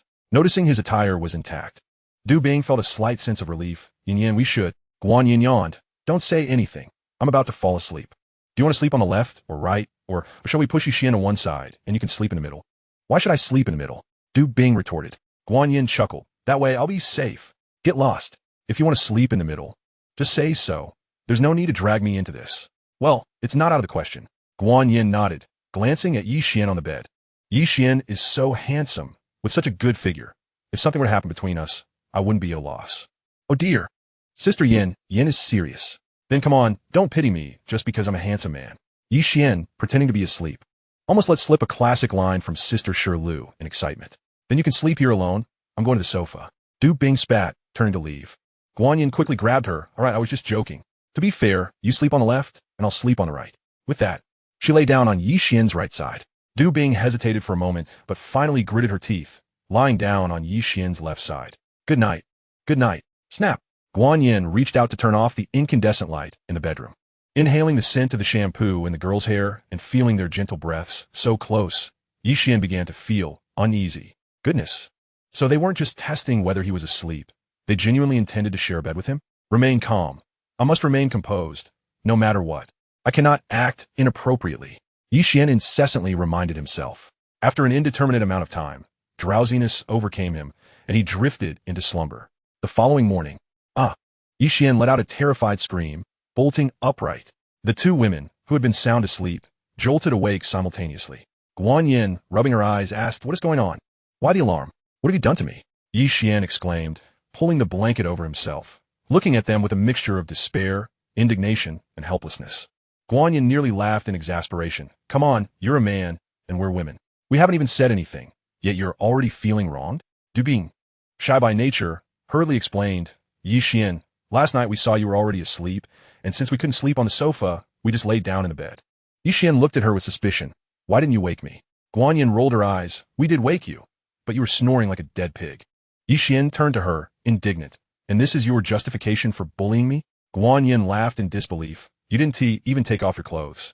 How could I bully you? Ye Xuan paused, then lifted the blanket, feigning a serious inspection before exhaling in relief. Thankfully, my clothes are still on. I mean, come on. It's me and Bing Bing here. We are the women, all right. Guanyin yanked the blanket aside, both amused and exasperated. Not all men are without purity. You know, besides, I never said I expected you to take responsibility. Why are you so flustered? Ye Xuan's words rendered the two women speechless. Seizing the moment while they were in shock, Ye Xuan declared, I have something to attend to, so I'll take my leave. After experiencing such an incident, he certainly could not stay for breakfast. It would be far too awkward. Besides, his image as a victim had already been established. So he would have plenty to say when they next met. Upon leaving Guanyin's home, Ye Xuan took out his phone, intending to check for nearby, 5-star hotels via the web. Having not washed up the previous night or that morning, his stubble had grown. He needed to find a place to shower and tidy himself up. However, as soon as he opened his phone, he noticed several unread messages. Xiao Nanji, really? Ye Xuan, you're so nice. Xiao Nanji, are you asleep? I can't sleep.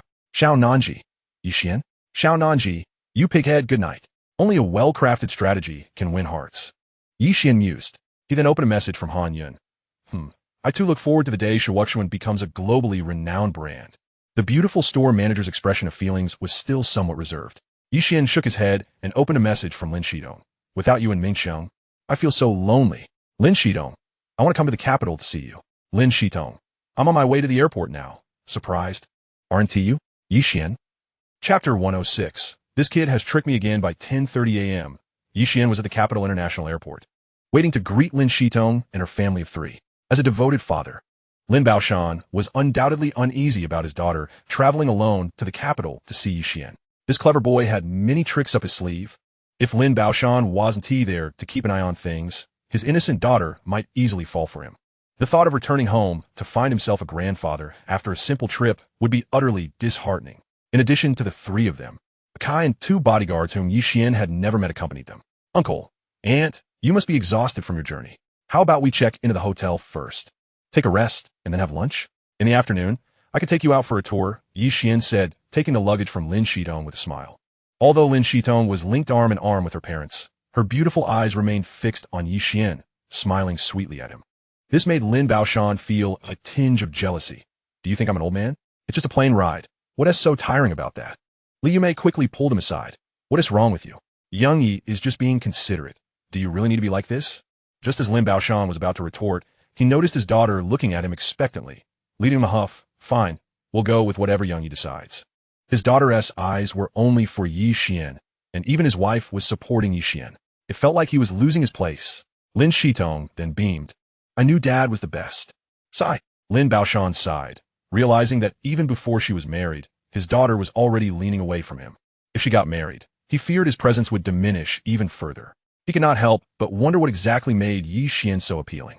Apart from being tall, handsome, articulate, academically accomplished, wealthy, and ambitious, are there any other virtues to consider? Upon exiting the airport, Lin Baoshan began to search for the designated vehicle. Due to Lin Shitong's spontaneous decision to leave, Baoshan had no time to make arrangements. Consequently, the booking of the hotel and transportation was entirely handled by Ye Xuan. Baoshan merely conveyed a few broad requests through Lin Shitong, which served as a test for Ye Xuan. Uncle and Aunt, I have reserved an executive suite at the Peninsula Hotel for you. It is conveniently located near the square and the Forbidden City, within walking distance, with easy access to transportation and shopping. If you're not satisfied, I can make other arrangements, Ye Xuan explained. As he spoke, he waved over a Rolls-Royce Phantom, followed by 2 Buick GL8s.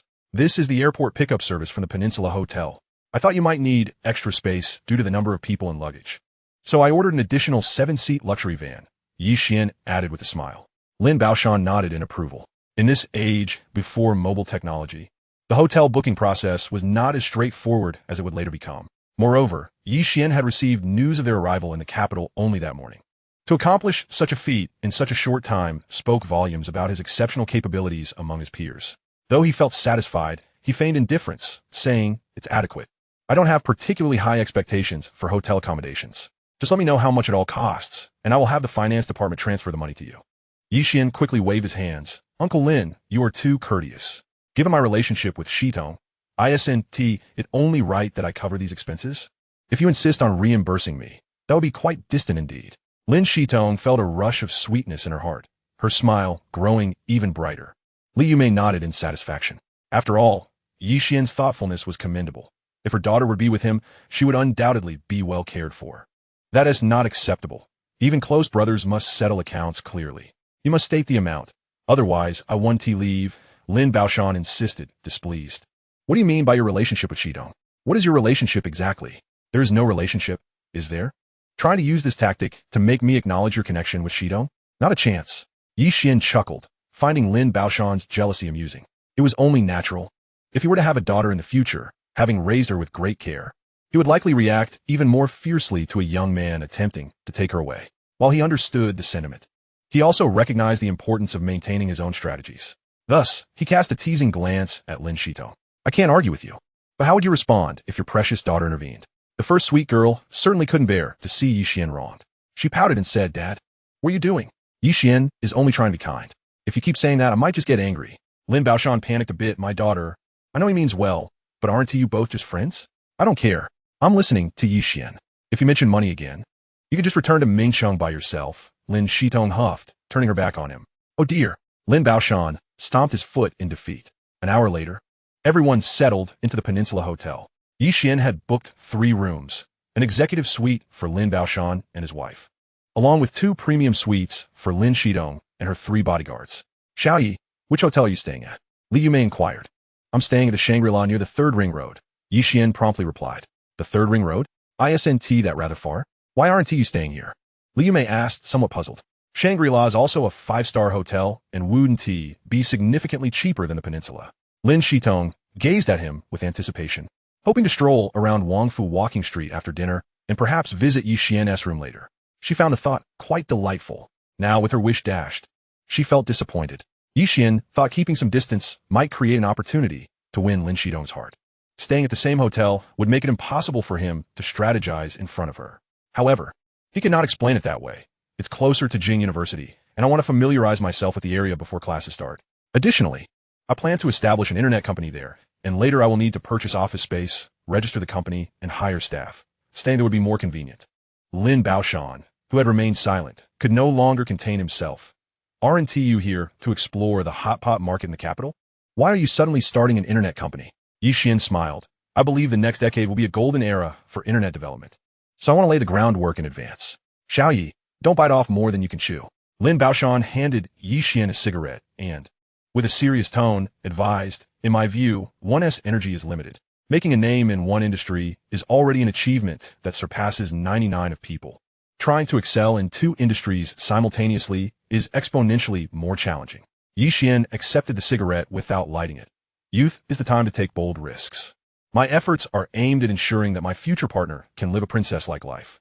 At this, he subtly glanced at Lin Shitong, who blushed, her heart swelling with sweetness. Lin Baoshan thought, damn it, this kid has managed to charm me again. Chapter 107. The burden of responsibility is yours. Having ambition is commendable, but the internet industry has high technical demands. You haven't even started university yet. Isn't it a bit too hasty to venture into the tech field? Lin Baoshan spoke slowly after lighting his cigarette. Although he had not yet accepted Ye Xuan as his future son-in-law, Ye Xuan was nonetheless the savior of his daughter. His words were intended to offer guidance based on experience. Ye Xuan understood the good intentions behind his concern and nodded. Uncle Lin, your worries are not unfounded. However, for a manager in the internet industry, technical knowledge is not as crucial as having the insight to perceive societal development trends. Oh, Lin Baoshan raised an eyebrow, intrigued. Li Yumei and Lin Shitong also looked on with curiosity, eager to hear his explanation. Ye Xuan provided an example. Take Ma, for instance, from Jiangnan. He was an English teacher with no IT background, yet he founded a company like Ollie. Lin Baoshan was taken aback. Is Ollie that impressive? Li Yumei and her daughter exchanged glances, having never heard of this company. Ollie was founded in 2003 and only generated over 300 million in total revenue in 2004. Less than Baoshan Mining. It was understandable that they hadn't heard of it. Ye Xuan nodded. This company is still in its early development stages, but its foray into e-commerce positions it at the forefront of a year's progress. Even a pig can fly if it stands on the wind. Thus, I boldly assert that within 4 years, it will soar to become a household name in the country. Lin Baoshan furrowed his brow. Do you think so highly of e-commerce? He had discussed the e-commerce issue with some business partners, concluding that it posed no threat to traditional businesses. After years of experience in the market, they were seasoned veterans. 10 Ye Xuans combined would not match their expertise. Yet, Ye Xuan arrived at a conclusion entirely opposite to theirs, exuding confidence that piqued Bao Shan's curiosity about its origin. I not only have faith in e-commerce, but also in real estate. On the other hand, I have some reservations about the coal mining endeavors you are currently pursuing. Uncle Lin, Ye Xuan concluded without further elaboration. Ultimately, those who possess the foresight to discern the trajectory of future developments are the individuals who etch their names into the annals of history. Take, for instance, the esteemed Qian. As early as 1992, he foresaw that electric vehicles would emerge as a prevailing trend of the era. Given his esteemed stature, how many were there at that time who truly placed their faith in his predictions? Ye Xuan, still merely a prospective university student. Even if he were to cite references and articulate his arguments, would Lin Baoshan genuinely place his trust in him? Is that so? Lin Baoshan chuckled in exasperation. Then tell me, why do you harbor doubts about the coal industry? Li Yumei tugged at him, cautioning him not to become overly agitated. Lin Shitong discreetly expressed her concern for Ye Xuan. Unfazed, Ye Xuan replied with an air of calm. Firstly, the coal industry is a high-pollution sector, and the environmental issues in our country have been escalating rapidly in recent years. It is only a matter of time before this receives serious attention from the authorities. Secondly, the current infrastructure boom will eventually wane, leading to a surplus in coal production capacity. Both of these factors are undeniably present, making the decline of the coal industry an inevitability. Upon hearing Ye Xuan's exposition, cold sweat began to bead on Lin Baoshan's brow. In recent years, the coal industry had been on upward trajectory, particularly during the winter months when coal prices fluctuated daily. This had led him to harbor the illusion that the coal industry would continue to thrive indefinitely. However, after Ye Xuan's admonition, he realized he had been rather overly optimistic. In your opinion, how many more years of prosperity does the coal industry have? As he spoke, Lin Baoshan lit another cigarette, only to notice that Ye Xuan had not partaken. He inquired, "Aren't you a smoker? Why aren't you smoking?" During their previous visit to Shiwei Xian, he had indeed witnessed Ye Xuan smoking. Ye Xuan glanced at Lin Shitong and replied, "I would prefer not to expose Shitong to secondhand smoke." Lin Baoshan silently extinguished the freshly lit cigarette, feeling as if he had been bested by this young man yet again. To add insult to injury, he found himself relegated to the role of a mere background figure. Lin Shitong was deeply touched, her beautiful eyes fixated on Ye Xuan without blinking. Li Xuemei sighed, thinking that if only old Lin could possess half of Ye Xuan's thoughtfulness, she would wake up smiling from her dreams. The coal industry is still in its ascendant phase, but I estimate that in another 7 or 8 years, it will hit a bottleneck, Ye Xuan continued. Uncle Lin, you have substantial connections in Mingcheng and even in Baishui City. You could certainly consider venturing into the real estate sector. By then, with your coal mine and real estate, you would have a fallback option if the winds shift. Ye Xuan offered a suggestion with a smile. Lin Baoshan fell into contemplation. After a long pause, he suppressed his urge to smoke and asked, "Are you in need of funds for your internet company? If so, I could invest without seeking management rights." Lin Shitong could not suppress her joy. The fact that her father posed such a question indicated that he was inclined to assist Ye Xuan, suggesting that acceptance was drawing near. Ye Xuan, discerning this implication, shook his head. Not for now. Not only is he not in need of money, but even if he were, he wouldn't want to let Lin Baoshan invest. That would be more of a disadvantage for him. Lin Baoshan nodded. If you encounter any financial difficulties in the future, feel free to reach out to me. Now let us go have a meal, and this afternoon, you can take us out for a stroll. Mom and Dad, why don't you both rest at the hotel? I'll go out for a walk with Ye Xuan. Lin Shitong suggested after they finished lunch at the hotel. Lin Baoshan was taken aback. Didn't Tiwi agree that Xiaoyu would take us out? Lin Shitong blinked her innocent big eyes. But you both are tired. My mom and I are not yet 50, so it's fine. You and Xiaoyi enjoy yourselves. The doting Lin Baoshan quickly acquiesced under his daughter's persuasive gaze. Lin Shitong smiled contentedly. Then we're off. Bye. Lin Baoshan nodded, and once the two departed, he immediately signaled to Akai. Akai hesitated, "Boss, if Miss and Mr. Yi engage in any inappropriate behavior, what should I do?" Lin Baoshan chuckled in disbelief. "Of course, you must intervene immediately. Do I need to teach you that?" Akai shrank back. "But what if Miss gets angry?" Lin Baoshan waved his hand dismissively. "Then just call me, and I'll handle her." Akai fell silent for a moment before quietly asking, "What if you can't convince Miss?" This question left Lin Baoshan momentarily speechless. What do you mean, what if? He could never win an argument against his precious daughter. After a long pause, Lin Baoshan sighed heavily. You'll just have to take the blame. I'll make sure to reward you. Chapter 108. In all my years, I have never encountered such an audacious contender. Old Lin, I truly find Xiao Yi quite impressive, Akai remarked after departing. Lin Baoshan exhaled a plume of smoke, snorting through his nostrils. This young man is not just impressive. He is simply extraordinary. Li Yumei became intrigued. What do you mean? Lin Baoshan flicked away the ash. While some of his statements may seem sensational, upon reflection, they are quite reasonable. To possess such far-sighted strategic insight at the tender age of 18, what else could he be but extraordinary? Li Yumei pondered her own endeavors at 18 and nodded in agreement. What he asserts, isn't necessarily correct. In my view, he is at least right more than half the time, and his relentless spirit has greatly inspired me. I've been too complacent in recent years. It is time for a change, Lin Baoshan declared, his gaze solidifying with newfound determination. Li Yumei's eyes sparkled. Are you considering entering real estate? She was aware that her husband had previously contemplated this venture, but had been indecisive. Lin Baoshan nodded. Indeed, I will pursue it. I should ideally involve that young lad, Ye Xuan, as well. When Shitong returns, I will discuss it with her. Look over there, exclaimed a bystander. Goodness, that man could practically be that woman's grandfather. Indeed, it's perplexing. Is money truly that enticing that one would forsake their dignity? Just observe that woman. She has practically draped over that old man. What of it? Look over there at that pair. That's a rich woman with a toy boy, no doubt. Where? Let me see. My word, that woman could almost be that man's mother. And just look at how timid he is. He must be a kept boy. On the first floor of Wangfu department store, two young men resting on chairs were critiquing the couples passing by. As they lamented the decline of societal morals and the absence of pure love, Ye Xuan and Lin Shitong strolled by, shoulder to shoulder. Upon spotting them, the two men were momentarily taken aback. After a pause, one remarked, Old Meng, what's the deal with that pair?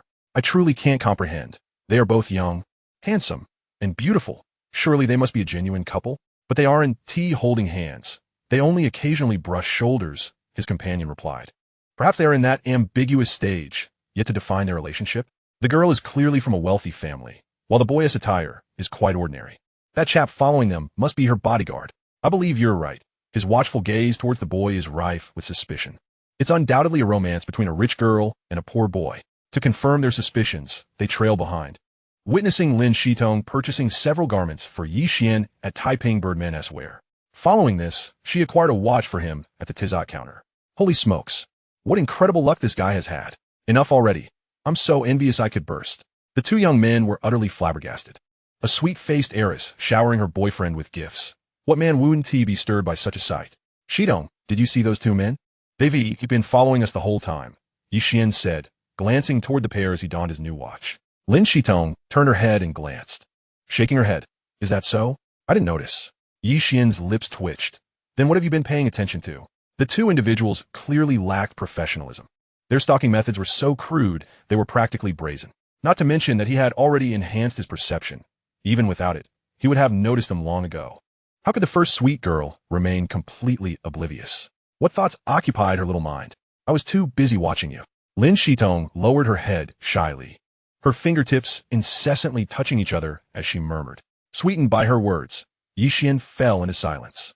After a moment, he reached out and pinched the tip of Lin Shitong's nose. If you keep this up, I might not be able to resist devouring you whole. Huh? Lin Shitong's red lips parted slightly. I'm not food. Why would you want to eat me? Not far away, Akai extended his right hand, hesitating as he struggled to find the right words. Mr. Ye's interactions with the young lady had clearly crossed the boundaries of mere friendship, hadn't they? Yet, this scene was so sweet that he couldn't bear to interrupt.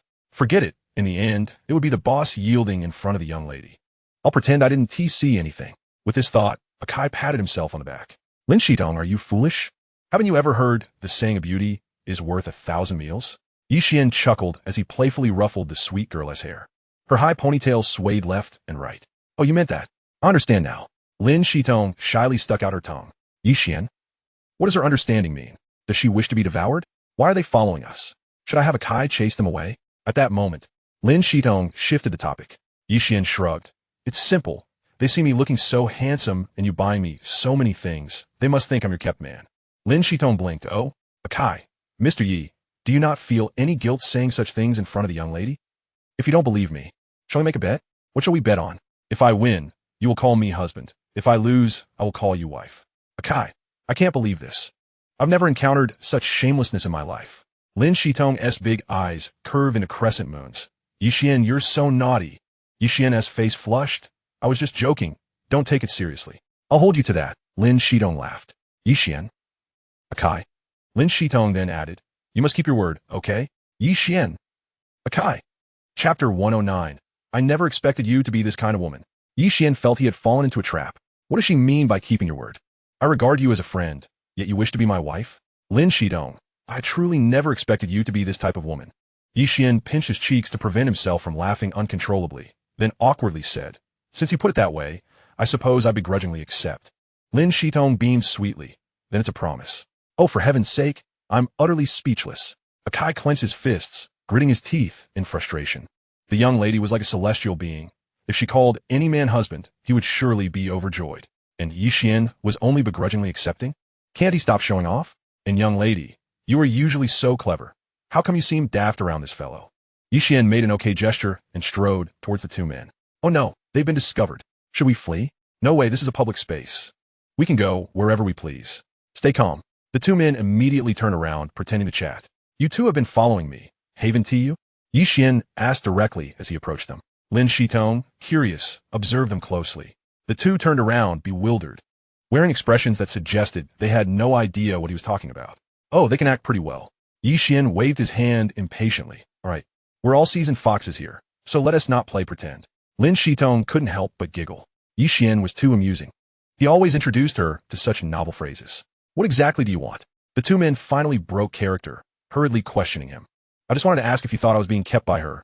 Ye Xuan pointed at Lin Shitong. The two men's jaws dropped in shock. See, I was right, wasn't I? Ye Xuan turned to Lin Shitong, beaming. You must be willing to accept the outcome. Wait a minute. How did you know? Yes.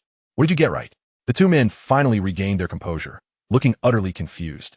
Ye Xuan frowned slightly. Wasn't what I said clear enough? It was clear, but... No buts. I don't blame you. Even I am often astonished by my own handsomeness when I look in a mirror in the morning. So, it's perfectly normal for you to think that. Don't feel guilty. While speaking, Ye Xuan patted their shoulders with an understanding expression. Actually, we always thought you were a poor boy dating a wealthy young lady. The two finally confessed the truth. After all, charm, while it can subtly alter one's appearance, primarily affects one's aura and approachability. The longer they spent time with Ye Xuan, the more they could appreciate his allure. In terms of looks, Lin Shitong was more than a match for Ye Xuan.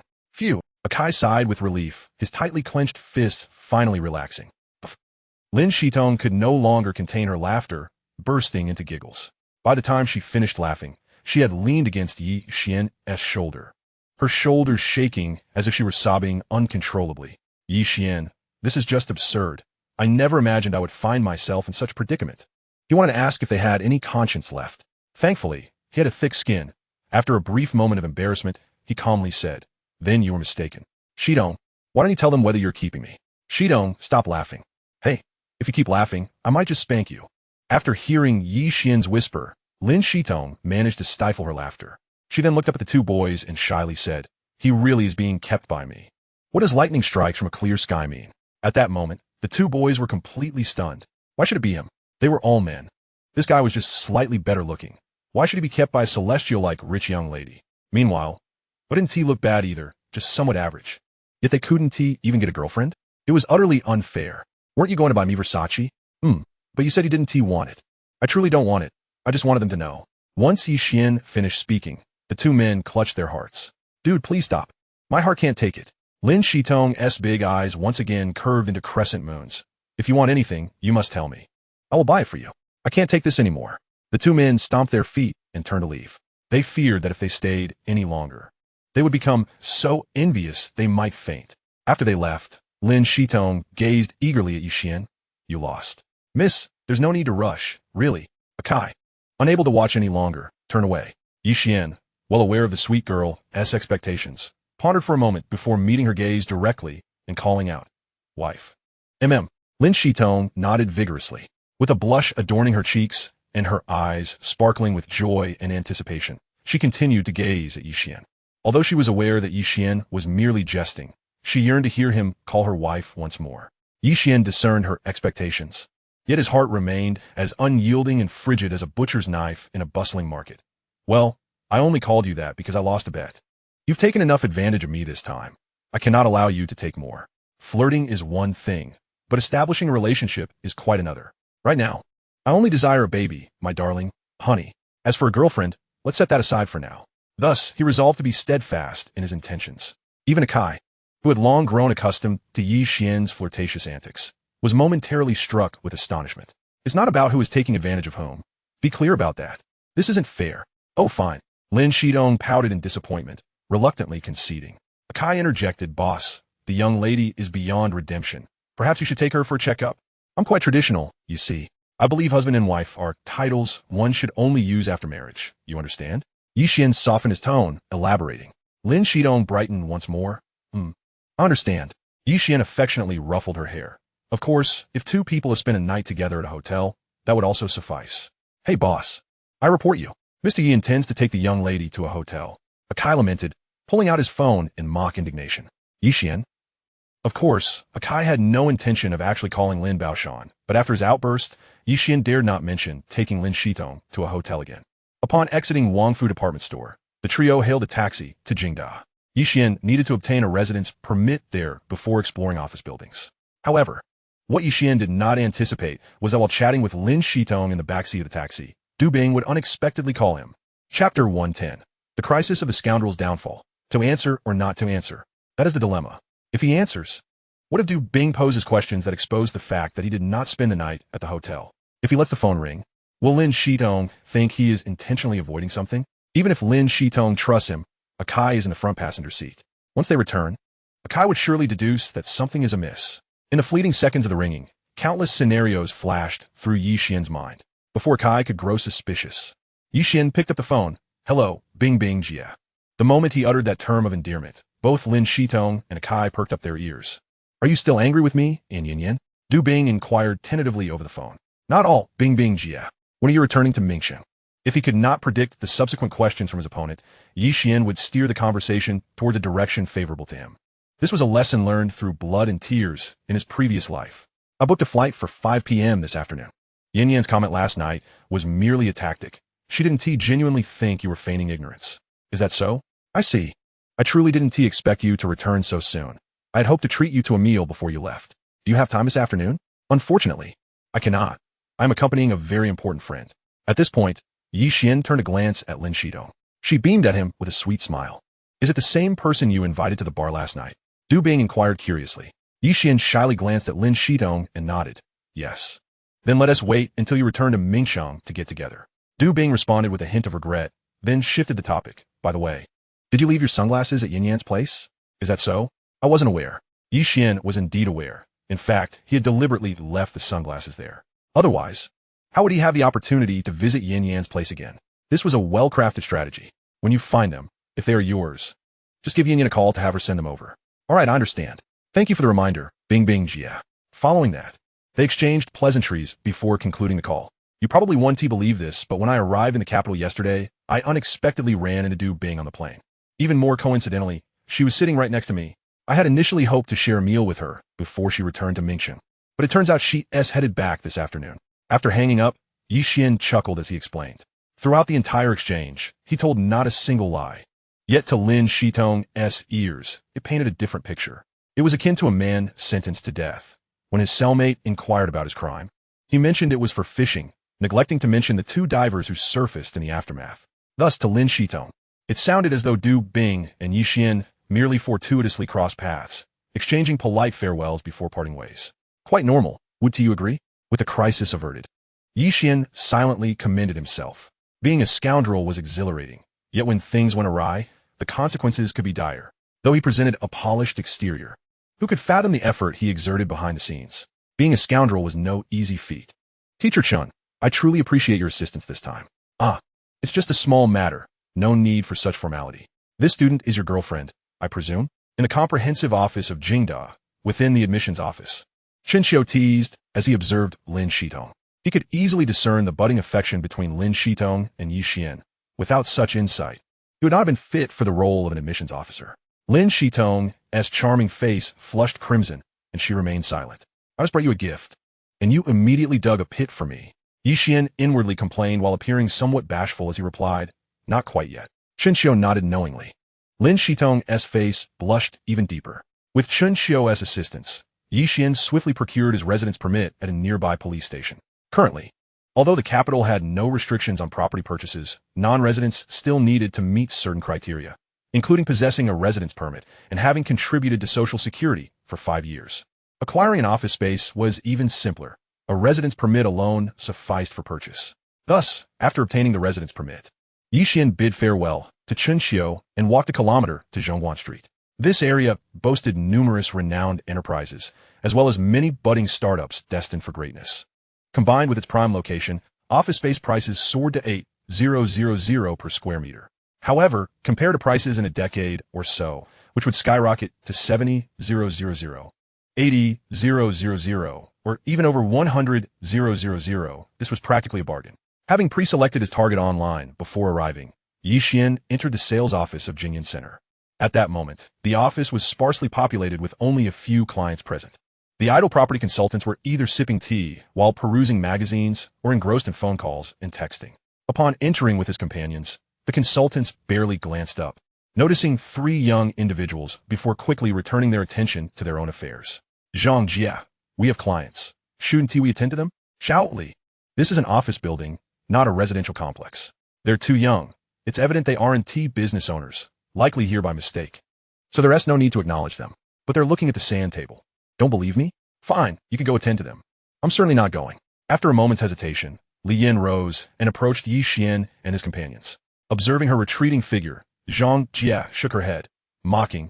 Ignoring the wisdom of the elders will lead to immediate regret. Good sir, madam, how may I assist you? Li Yin inquired as she reached their side. Ye Xuan turned to her, smiling. You must still be an intern, right? Both Lin Shitong and Akai were momentarily taken aback. The individual before him bore no insignia of an intern. Yet how did Ye Xuan discern this? Li Yin was momentarily taken aback. How did you know? Lin Shitong and Akai were equally astonished. The expression on the other party's face clearly indicated that Ye Xuan had indeed hit the nail on the head. Ye Xuan chuckled softly. Though I'm loath to admit it, judging solely by appearances, I certainly do not resemble your target clientele. A seasoned employee can recognize such distinctions at a glance, hence the lack of eagerness to attend to me. In the early years of the century, training within the sales industry was far from standardized, and many sales personnel would selectively choose their clients. Even more than a decade later, such practices still occasionally occurred. Lin Shitong and Kai were enlightened, and they began to harbor a modicum of admiration for Ye Xuan. It was indeed rare among his peers to identify another's identity so swiftly. Li Yin was taken aback by his forthrightness and found herself at a loss for words. Ye Xuan had not anticipated a response from her and proceeded to inquire, since you started, have you closed any deals? Li Yin shook her head. Then your opportunity to do so has arrived, Ye Xuan smiled, adding, please introduce me to your office building. Chapter 111. High-end negotiations often unfold in such unpretentious manner as Li Yin introduced Ye Xuan, Zhang Fong, having previously dismissed the wisdom of elders, had inconspicuously drifted nearby to eavesdrop. The trio of young individuals had been engaged in conversation for over 10 minutes, frequently posing incisive questions, traits indicative of prospective clients. Upon the conclusion of Li Yan's introduction, Ye Xuan pondered aloud, if I were to purchase 3 floors, would there be any discounts? Zhang Fong's body jolted, her spirits instantly lifted. Li Yin, incredulous, asked, excuse me. Mr. Yi, I didn't quite catch that. Could you repeat? Ye Xuan replied, nonchalantly, purchasing the 3rd, 21st, and 22nd floors. Those 3 have yet to be sold, correct? The Jingyan Center is a 33-story edifice. Typically, in office buildings, the higher the floor, the steeper the price. This is why many large companies occupy the uppermost levels. Regrettably, the top 10 floors had already been sold, leaving him to settle for a lesser option. Fortunately, this was merely a transitional arrangement. Once his company flourished, he would undoubtedly invest in constructing a building of his own. By then, he could sell those 3 floors at a profit. Even Akai, usually composed, felt a twinge of unease. The Jingyan Center is a large office building, with each floor boasting a sweeping area of 1,000 square meters. Purchasing 3 floors would amount to 24 million. Could Mr. Yi truly possess such wealth? Lin Shitong, aware that Ye Xuan had amassed a fortune of 100 million through stock trading, remained largely unfazed, merely finding Ye Xuan at that moment quite audacious and charming.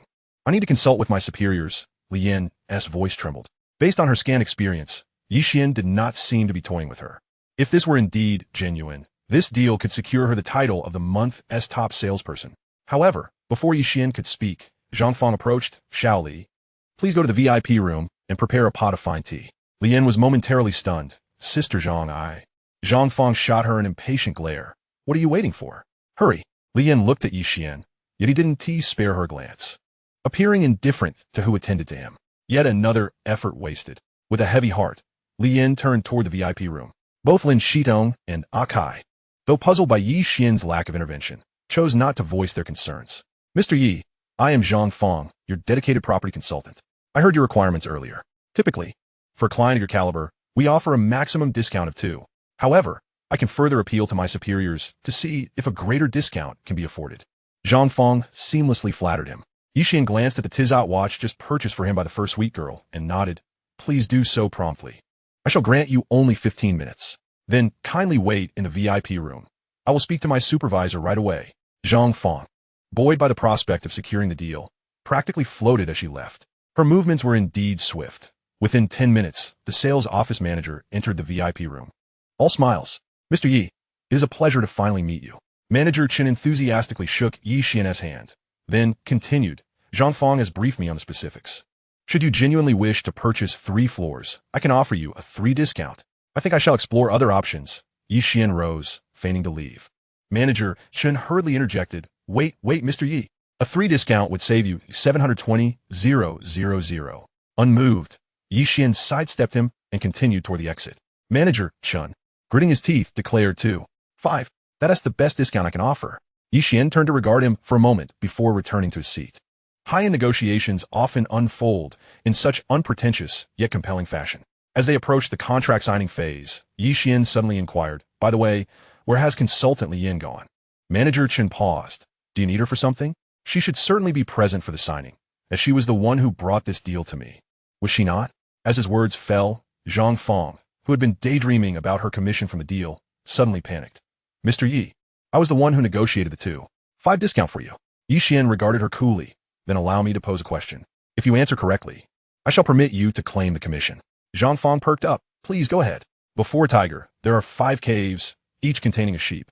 Yet the tiger chooses the second cave. Do you know why? Ye Xuan asked slowly.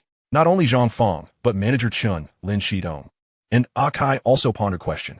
Moments later, Zhang Fang's eyes brightened, because only the entrance of the second cave can accommodate the tiger. Manager Chen nodded in agreement, finding her answer in alignment with his own thoughts. Even Lin Shitong and Kai concurred that it was indeed the correct answer. Incorrect. The true answer is that the tiger can enter whichever cave it desires. With that declaration, Zhang Fang and the others were left dumbfounded. Good heavens. This is quite the twist, isn't it? Yet upon reflection, the answer bore its own logic. For the tiger, the decision of which sheep to consume was entirely dictated by its whims. If it were in a good mood, it might feast first on one sheep's foreleg, then another's hind leg, saving the remaining portions for a late-night snack. Returning to the topic of purchasing the building, Ye Xuan was the tiger, while Lian and Zhang Fang were akin to the sheep. He could choose who would receive the commission at will. Was that not a reasonable stance? Faced with this realization, Zhang Fang found herself bereft of any retort and exited the VIP room in defeat. Upon Lian's return to the VIP room, her gratitude toward Ye Xuan was palpable. Ye Xuan merely waved his hand dismissively, then proceeded to swipe his card and sign the contract. By the time they exited the sales office, it was already evening. Ye Xuan pondered how to extend the time to enable the first sweet girl to stay the night when an unfamiliar call came through. Hello, good evening. Mr. Yi, this is Ye Xuan. Ye Xuan paused for 1 or 2 seconds, ensuring he wasn't imagining things, then lowered his voice. Apologies, I am currently interviewing new employees. I shall call you back shortly. Without waiting for a response, he hung up. Lin Shitong and Kai exchanged glances. While Ye Xuan offered no explanation, it is getting late. Let's find a restaurant for a meal. Naturally, they had no objections. A half-hour later, the trio found themselves in a private dining room of a Chinese restaurant. Only then did Ye Xuan return Ye Xuan's call. My apologies, Mr. Liu. Thank you for your patience. Not at all. Ye Xuan's voice sounded even more reserved than before. Ye Xuan chuckled softly. What prompted your call, Mr. Liu? On the other end of the line, there was a silence that lasted for approximately 3 to 4 seconds before Ye Xuan finally spoke. Well, my colleague Wang Du and I are seeking employment related to internet technology, and we are curious if there are any openings on your end. Chapter 112. A small shot for you, yes. It seems that the seeds I planted between them are bearing fruit. Ye Xuan felt an exhilarating thrill within. Yet he feigned confusion on the surface, replying, "Indeed, we have vacancies.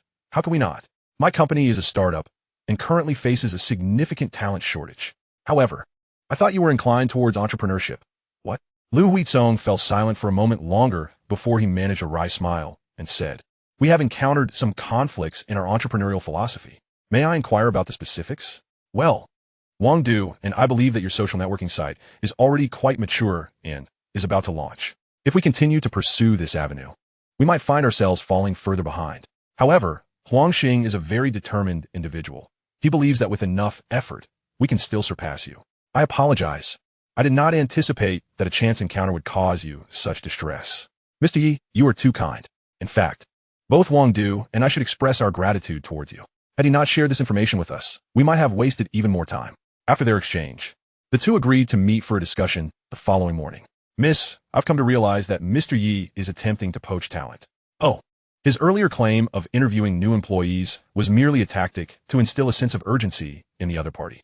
"Oh, Miss, do you not find Mr. Yi's cunning somewhat alarming?" Lin Shitong shook her head. "Not at all. He has treated me very well."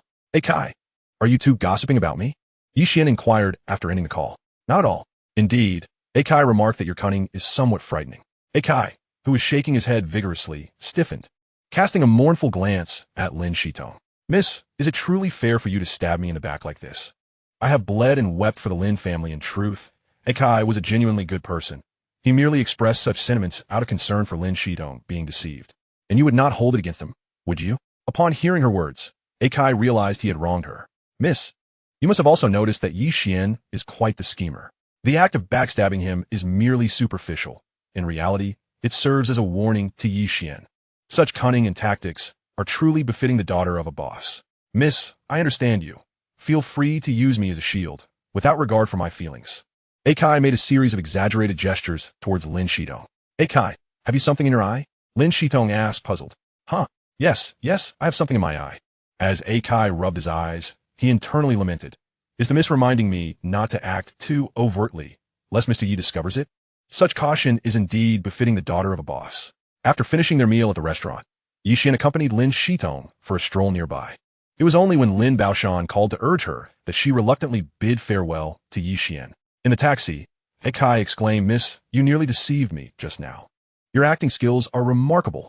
He marveled at how he was increasingly convinced that he had been fooled by the miss's performance.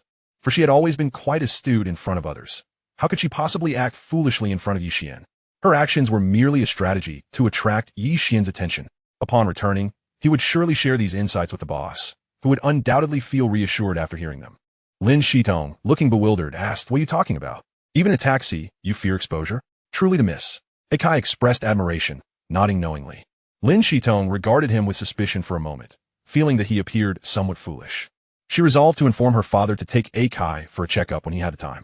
Concerned for her subordinates, Lin Shitong silently made this decision. Upon returning to the hotel, Ye Xuan had scarcely lain down when a phone call came through. Glancing at the caller ID, a mischievous smile crept across his face as he answered. "Hello, who is this? Did you not save my number?" Guanyin asked, a hint of annoyance in her voice. "Oh, it's Sister Yin Yin. I didn't TC the caller ID earlier." Ye Xuan chuckled internally but feigned ignorance. "It's quite late. Is there something you wish to discuss?" "Nothing much. I merely wanted to ask if the sunglasses on the sofa are yours." "Indeed, they are mine. When will you come to retrieve them?" "Oh, when I have the time. I've been quite busy these days." "Ah, so you're not in a hurry over a lost item?" "Come now, it's just a pair of sunglasses. If worst comes to worst, I can always buy another pair. Should I dispose of them then?" "Please, Sister Yin Yin, just hold on to them for a few days. I'll come to pick them up at the earliest opportunity, and I'll treat you to a meal then. Consider yourself lucky. I'll hang up now." As he listened to the busy tone on the phone, Ye Xuan's mind wandered back to the scene of Guanyin ascending the stairs. With Shitong still in the capital, it was uncertain when she would come to check on him. Perhaps it was best to exercise restraint for now. Ye Xuan shook his head with a sigh and sent flirty messages to Xiao Nanji, Lin Shitong, Han Yun, and Du Bing before shutting down his phone and drifting into slumber. The following morning, Ye Xuan arrived at the 23rd floor of the Jinyun Center. After calling the property management to have a few tables and chairs brought up for temporary use, he sent the address to Lu Huizong. Half an hour later, Lu Huizong and Wang Du arrived. Ye Xuan led them to the expansive floor-to-ceiling windows and asked, "How do you find the environment here?" Lu Huizong took a deep breath. "It's wonderful. Although the place is yet to be renovated and feels quite empty, it is infinitely better than the residential building we are currently in. Once the renovations are complete and a group of like-minded individuals are working here, what a sight it will be. Imagining the scene where they would sip coffee and gaze out at the bustling streets below, Lu Huizong felt a shiver of excitement. Wang Du shared this sentiment and asked with envy, "Mr. Yi, will you be working in this office?" Lu Huizong also looked at Ye Xuan with eager anticipation. To their surprise, Ye Xuan shook his head. Yet before their disappointment could settle, Ye Xuan smiled and added, "Not just this office, but that one. And that one over there," he pointed to the vacant rooms in the distance, stating, "This entire floor is mine." Lu Huizong, Wang Du, and the 2 floors below as well are also mine, Ye Xuan continued with a grin. Lu Huizong, Wang Du. After delivering this small shock, Ye Xuan turned and sat at his desk. "Now, let us discuss your future plans." Lu Huizong and Wang Du exchanged glances, straightened their suits, and approached earnestly. Chapter 113. A Second Life in Network Technology. Lu Huizong was indeed a master of product operations. In a previous life, he served as the vice president and chief operating officer under Huang Xing, making significant contributions during the group buying website wars. Conversely, Wang Du was the most proficient in IT among the three. Thus, when recruiting the two, Ye Xuan had already devised a career plan for them.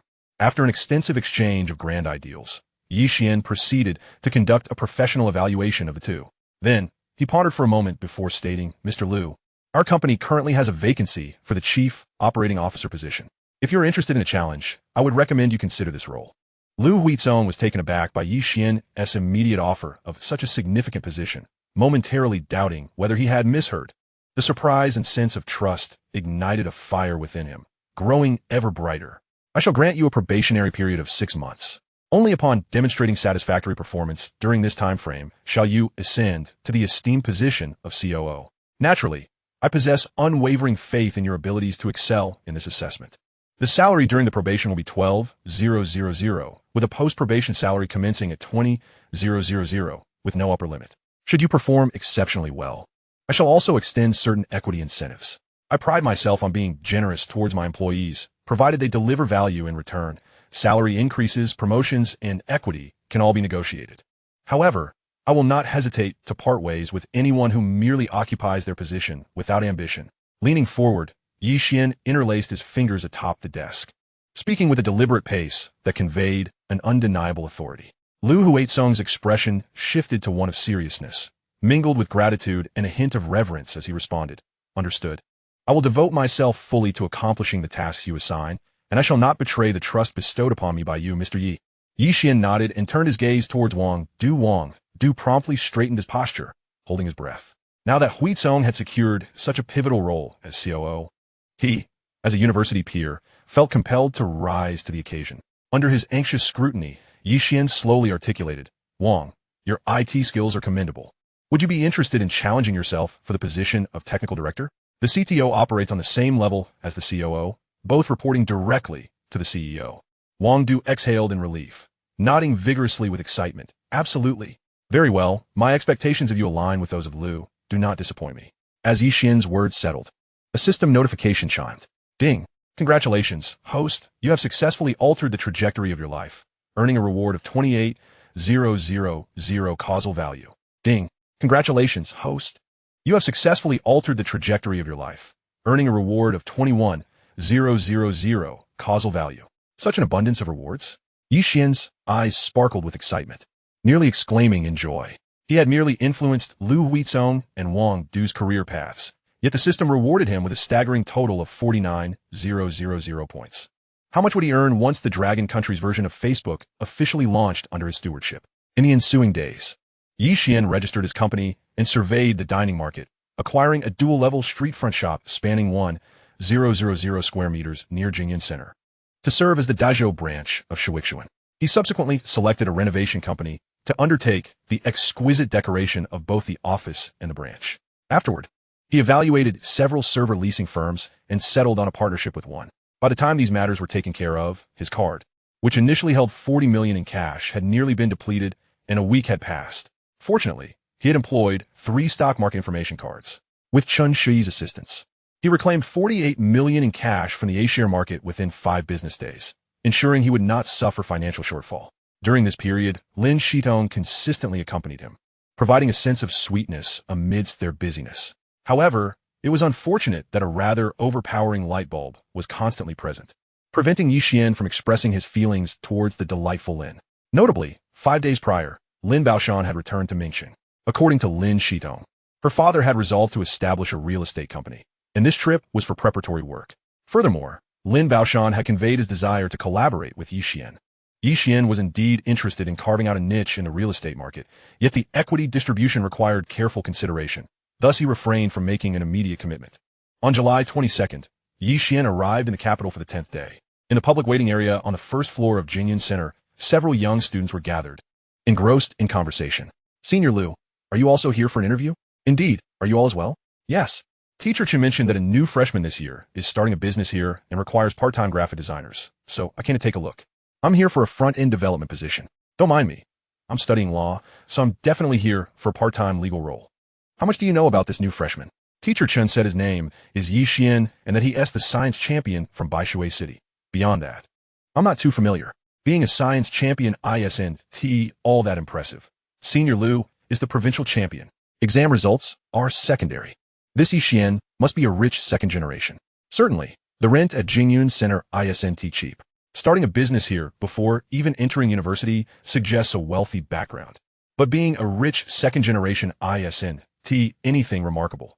Our school is teeming with talented individuals, including children of some legendary figures. As the premier institution in the Dragon Country, rumors circulate annually of some elite's offspring gaining admission to our esteemed school. A freshman of merely rich second-generation status doesn't stand out much at Jing University. I find it amusing that this freshman has named the company Second Life Network Technology Company Limited. Do the youth of today possess such unconventional thinking? The name seems rather hasty, lacking the gravitas of a promising venture. Regardless of its potential, the hourly wage offered by Ye Xuan is quite enticing. Indeed, had it not been for the appealing compensation, I would consider working for freshmen. As they conversed, a dozen more students from Jing University trickled in. Chen Xiu's efficiency was commendable within a mere few days. She had facilitated contact with so many students willing to partake in part-time work. Of course, Ye Xuan's generous offer of a staggering 50 yuan per hour for part-time positions was also a significant factor. At the nation's top university, Jing University, the hourly rate for tutoring is roughly equivalent. In a decade, those who tutor online could command rates starting at 200, with even higher rates for in-person sessions. However, tutoring does not provide the same learning experience. Given the same hourly rate, most students prefer part-time roles in tech companies. Yet, as a freshman, students inevitably regarded Ye Xuan with a hint of condescension. At that moment, the scheduled interview time arrived, and Ye Xuan entered the room. Chapter 114. The Troublemaker? I am a troublemaker. In the public waiting area, the Jing University students regarded Ye Xuan with a mix of curiosity and uncertainty. He appeared younger than the other attendees, yet his demeanor exuded a maturity that surpassed them all. In the fleeting moments of observation, he emanated an indescribable sense of confidence. Upon entering, he merely smiled and scanned the room, refraining from introducing himself, which left everyone uncertain of his identity. Ultimately, it was Senior Liu who stepped forward, inquiring, "Are you here to apply for a part-time position at Second Life?" Ye Xuan shook his head with a smile. "Greetings, senior brothers and sisters. I am Ye Xuan. Welcome to the part-time interview at Second Life." A wave of murmurs erupted in the waiting area. Moments later, most of the seniors rose from their seats. Despite Ye Xuan being their junior, in this setting, he was the interviewer, deserving of the respect accorded to that role. Only two individuals remained seated nonchalantly. One, a boy with a buzz cut, disdainfully curled his lip, seemingly regarding his peers as overly dramatic. Even within the highest institution of the Dragon Country, there exists the presence of troublemakers. In fact, given the surrounding array of exceptional talents, some students outright neglect their studies. Each year, a number of students are advised to withdraw due to excessive failing grades. Statistically, Jing University has a 42 withdrawal rate, while Shuimu stands at 76. Ye Xuan spotted the boy and asked, "Didn't you hear my self-introduction, senior?" "I did. Ye Xuan, right? Teacher Chen mentioned you. It's a pleasure." The buzz-cut boy replied casually, offering a half-hearted salute, showing no intention of standing. Senior Liu furrowed his brow. But as he was unfamiliar with the boy and curious to see how Ye Xuan would navigate this situation, he refrained from intervening. The other students displayed a similar attitude of mere spectatorship. For a moment, the reception room fell into a silence so profound that even the sound of a pin dropping could be heard. Ye Xuan remained unfazed and inquired, "May I ask which grade and major the senior is from?" "I'm Xiao Bin from the computer science class of 2003, soon to be a sophomore." The buzz-cut young man replied with an air of superiority. Upon entering university, one soon discovers that the most malicious adversaries towards freshmen are not the seasoned third or fourth-year students, but rather those who have just ascended from their first to second year. Much like in a workplace, it is often the newly promoted supervisors, rather than the managers or directors, who are the most ostentatious. Once some individuals escape the lowest rungs, they are eager to demonstrate their newfound prowess. "Ah, so you are senior Qiu," Ye Xuan acknowledged with a nod.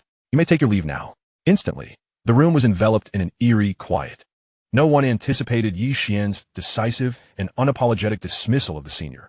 After a brief moment of shock, Qiu Bin's face flushed with anger. "I only came here to show respect to Teacher Chun. Otherwise, do you think I would deign to pay attention to your insignificant startup?" Ye Xuan shrugged nonchalantly. "That's precisely why I suggested you leave. Do I need to repeat myself?" Taken aback, Qiu Bin abruptly stood up and retorted, "If you want me to go, then I'll go. It's not like I have to beg to stay here." He then turned to the other students. "Did you all see this? He shows no respect for us seniors. Do you really want to remain here and endure his disdain? Those who have gained admission to Peking University are all exceptional individuals, proud and accomplished." Since Ye Xuan had torn the facade and forced him out, Qiu Bin was determined to sabotage the interview that day. As anticipated by Qiu Bin, several students began to waver in their resolve. Respect is reciprocal. Within the school, you are my seniors and I ought to show you respect. However, in this context, I am the interviewer and you are the applicants, and you should extend me the same courtesy. I trust that we, as students of Peking University, are not so naive as to misunderstand such a simple principle. Upon hearing Ye Xuan's words, those who had previously exhibited signs of uncertainty fell silent. The senior who had been sitting casually alongside Qiu Bin stood up awkwardly. Realizing his scheme had failed, Qiu Bin seethed internally. "I dare bet that this company has no future. You will learn nothing here. Just wait and see." With that, he stormed out, leaving the others exchanging puzzled glances. Ye Xuan clapped his hands to regain their attention. "First and foremost, I would like to congratulate you all, just now. You made the most prudent decision of your lives."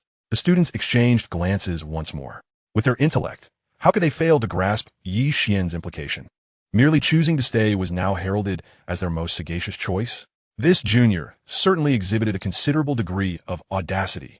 Ye Xuan, not wishing to dwell on matters that could not be immediately substantiated, led the group up to the 23rd floor after a brief exchange of pleasantries. At that moment, a modest office on the 23rd floor had already been equipped with the most basic necessities for operation. "Is this where your esteemed company operates?" Ye Xuan, Senior Lu inquired curiously. "Such an office must come with a hefty price tag, I presume?" The other students chimed in with similar questions. Ye Xuan shook his head. "Not just this office. The entire floor, along with the 21st and 22nd floors, belongs to Second Life." The students were astonished. "If I recall correctly, this floor spans 1,000 square meters, right? That would make 3 floors 3,000 square meters. What must the rent be?" Ye Xuan again shook his head. "I purchased it. There's no rent." The students were left speechless, their jaws agape. "May I inquire how many employees your esteemed company currently has?" Senior Lu Zhengrong collected himself to pose the question, with the others looking at Ye Xuan with curiosity. "A 3,000 square meter office would require several hundred employees to avoid appearing vacant, wouldn't it? I have a team of several dozen in Baishui City, while in the capital, there are currently only 2 employees," Ye Xuan replied with a smile. "Don't you think that might be a bit wasteful?" a forthright female senior asked. Lu Zhengrong grew concerned that Ye Xuan might respond to her bluntness as he had with Qiu Bin, and dismiss her as well. Yet Ye Xuan remained unfazed. "That's why I only had the renovation company work on this floor. Once the company expands, we will renovate the other 2 floors. What if it doesn't grow?" The outspoken senior pressed on. Lu Zhengrong, unable to contain himself, quickly interjected, "Ye Xuan, she is merely expressing a concern. Her intentions are good." Ye Xuan sighed. Her intentions may be commendable, but she might want to hold off on expressing them. He could not comprehend whether some individuals were genuinely simple-minded or intentionally contrarian. Their remarks often carried an air of thoughtlessness. Had this outspoken senior been in the presence of a temperamental and superstitious boss, merely for speaking such words, she would have been fortunate not to receive a reprimand. If she continued to speak without forethought after graduation, she would find herself a mere option E in the eyes of society, a plan B subject to life's harsh realities. A snicker escaped someone in the crowd, and Lu Zhengrong, caught off guard by Ye Xuan's humor, couldn't help but chuckle. However, the outspoken senior felt somewhat discomfited. Being open to others' opinions is a requisite quality for a successful entrepreneur. Ye Xuan shrugged. Indeed, you are correct, but what you describe is not an opinion. It is a prediction. I can assure you that Second Life will undoubtedly thrive and become one of the top internet enterprises in the country. Even if, for some reason, Second Life doesn't flourish, purchasing these 3 floors of office space will still constitute an exceptionally wise investment, as I have faith in the real estate market in Longua. Hence, I advise you, if your families are in a position to do so, to purchase property in the capital as soon as possible. If you can't afford the 3rd ring, then aim for the 4th. If that is not feasible, consider the outskirts. In any case, the sooner you get on board, the better. Waiting too long will leave you with no opportunity. Most students fell into contemplation. The outspoken senior, however, scoffed. Ye Xuan, you seem overly confident. Perhaps you come from a wealthy family, but if you continue this blind arrogance, you will soon find yourself stripped of everything. With that, she like Xiaobin, turned to the other students and declared, I certainly won't work for such a boss. I'm leaving. Without further ado, she turned away from Ye Xuan and exited the premises. The atmosphere in the room became somewhat awkward, yet Ye Xuan remained unperturbed. Our paths diverge, and parting ways early is for the best to avoid mutual disdain. However, her departure caused some students to waver once more. Ye Xuan, mindful not to utter the words that would suggest anyone could leave if they perceived no future here, recognized the youthful arrogance inherent in their age. Moreover, in 2004, the avenues for growth in the country were remarkably broad. Most individuals in this demographic believed they would undoubtedly achieve great success in the future, envisioning salaries in the millions or even becoming billionaires through entrepreneurship. Peking University students, as the cream of the crop, inherently possessed a greater sense of pride compared to their peers. If he were to voice such sentiments, he would likely find every last one of them departing. Therefore, he needed to stabilize their spirits through a different approach. You must be curious about the source of my confidence, right? The crowd instinctively nodded. Next, allow me to reveal to you the wellspring of my assurance. With that, Ye Xuan opened the door to the inner room. President Yi greeted Lu Huizong and Wang Du, who were engrossed in their work, before returning to their tasks. Ye Xuan nodded and led Lu Zhengrong and the others behind him. Is the backend system running stably? Extremely stable, Mr. Yi. The program you have crafted is truly remarkable in its maturity. How many individuals have registered thus far? There are 132, primarily consisting of our classmates and friends. Have they provided any feedback? Indeed, Mr. Yi, my classmates have expressed that the website's interface is clean, its layout well-structured, and its functionality is quite comprehensive. They are all recommending it to their acquaintances. Excellent. Thank you for your hard work. Ye Xuan nodded and turned his gaze towards Lu Zhengrong and the others, noticing that they were all intently focused on Lu Huizong and Wang Du's monitors. After a few moments, Ye Xuan smiled and inquired, do you have any questions? Junior Yi, is this a social platform akin to Facebook? Lu Zhengrong finally diverted his gaze, asking in surprise. Ye Xuan raised an eyebrow, equally astonished. You have used Facebook? Due to a widely known reason, accessing foreign websites is impossible within a country. Lu Zhengrong did not conceal his admission. Yes, I accessed it while circumventing restrictions. Ye Xuan nodded. Precisely, this is a social platform that parallels Facebook. Did they just mention that you developed this program? As Lu Zhengrong's words lingered, the others leaned in with eager curiosity. Ye Xuan nodded again. Yes, I developed it single-handedly. Gasp. Lu Zhengrong and the others could not help but inhale sharply. Given the existence of foreign websites as references, developing such a site is not technically daunting. Yet, how young is Ye Xuan, a mere recent high school graduate who, after achieving the top rank in the city's science stream, has independently created such a sophisticated website? For this alone, few at Jingda can be compared to him. As students of Jingda, they might regard wealth as trivial and dismiss the so-called rich second-generation individuals. However, someone like Ye Xuan, who excels in a particular domain, is greatly admired and sought after by many. In an instant, the classmates who initially held him in disdain all bore expressions of respect. Lu Huizong and Wang Du, who were engrossed in their work, could not resist exchanging glances. When they learned of this matter, they too were left speechless for a long time. Thus they understood Lu Zhengrong's current reaction well. The name of this website is Second Life. I hope that future generations will be able to express things they dare not say or do in real life through this platform. I aspire for users to shed their heavy masks and reveal different facets of themselves, living a second life. Given the severe void in the domestic social networking field, Second Life is bound to achieve immense success. This is the wellspring of my confidence. If you resonate with what I have said, join me in this endeavor, and let us change the world together. As Ye Xuan's words echoed, the room fell silent as if a pin could be heard dropping, observing Lu Zhengrong and the others, who had previously shown signs of wavering. They were now ignited with passion. On the afternoon of the 22nd, at a restaurant along Wangfu Pedestrian Street. Apologies, Shidong. I was caught in traffic and arrived late. It's quite all right. I just arrived not long ago. Wow, Shitong, you are truly wonderful. You have a remarkable gift for comforting others. Beside them, Akai remarked. I understand the traffic. But what kind of sorcery changes one's accent due to a traffic jam? Has Mr. Yi been possessed? Shidong, did you know that the taxi driver I had was watching Meteor Garden on an MP for the entire ride, causing my accent to change? Ye Xuan said, taking a seat and gulping down some water. Lin Shitong chuckled, emitting a sound reminiscent of a goose. Akai raised his right hand. Mr. Yi, that seems to be the young lady's cup. Oh, Ye Xuan paused for a moment, then realized. No wonder I felt this water was a bit sweet. Lin Shitong's large eyes curved into crescent moons. Akai, I can't believe one can take advantage of a young lady like this. You are clearly doing it on purpose. However, Ye Xuan's antics did not end there. He placed the cup down and said, Shitong, did you know that I have already offended a senior and a senior female before school even started? Am I not remarkable? Lin Shitong blinked. Remarkable. But one is a member of the disciplinary committee in the computer science department, and the other is the girlfriend of the student council president in the same department. My challenging days are about to commence once school begins, so baby is feeling quite troubled. As Ye Xuan's words settled, Akai could not help but exclaim, Baby? You? Yes. Have you never seen a baby who is 180 days old and 216 months old? Ye Xuan retorted confidently. Akai, I feel like my fists are turned to stone. Lin Shitong was laughing uncontrollably. How should I comfort you then? Just take another sip to make the water sweeter. Ye Xuan bashfully suggested, pushing the cup towards her. Lin Shitong covered her mouth with a laugh. Her cheeks flushed as she took a sip and gently pushed the cup back towards Ye Xuan. Shitong, please don't pamper me so much, otherwise I might just float away. The first sweet girl's obedience made Ye Xuan feel a pang of affection. Lin Shitong shook her head with a smile. No. Ye Xuan raised an eyebrow. Why not? Lin Shitong's smile widened. Because I like it.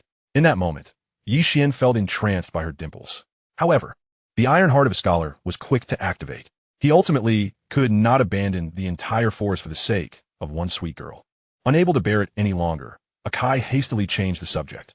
Mr. Yi, you seem unconcerned about offending too many people? Of course not. In fact, I am accumulating sources of joy for my later years. What does that mean?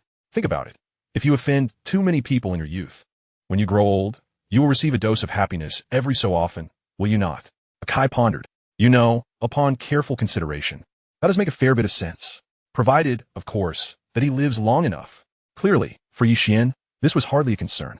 Given his knack for causing trouble, living 100 years would pose no challenge. Damn, I must ensure that I am not his enemy. Otherwise, with a young lady to back him, I could never compete with him, and when I grow old, I would worry about dying before him and being ridiculed. Akai resolved silently. Yet, he was not particularly pessimistic, for the young lady's cunning and methods were unfathomable. She would always find a way to keep Mr. Yi in check. Ye Xuan, your Second Life website is incredibly intriguing. I've already registered and even recommended it to my classmates. When did you register? I would like to add you as a friend. Let me finish this busy period first. As he spoke, Ye Xuan felt a twinge of melancholy. The Second Life website was launched just last night and is still in the testing phase. He had instructed Lu Huizong and the others to ensure that by the end of August, no bugs would remain, allowing for a broad promotion once the new semester commenced. At that point, even if he wished to keep it under wraps, Xiao Nanji, Han Yun, Du Bing, Guan Yin, and even Chen Shui would inevitably learn about it. The thought of these women potentially adding him as a friend and interacting with him made him somewhat anxious. Who understands the feeling of being in a constant battlefield? My friends? However, with great power comes great responsibility.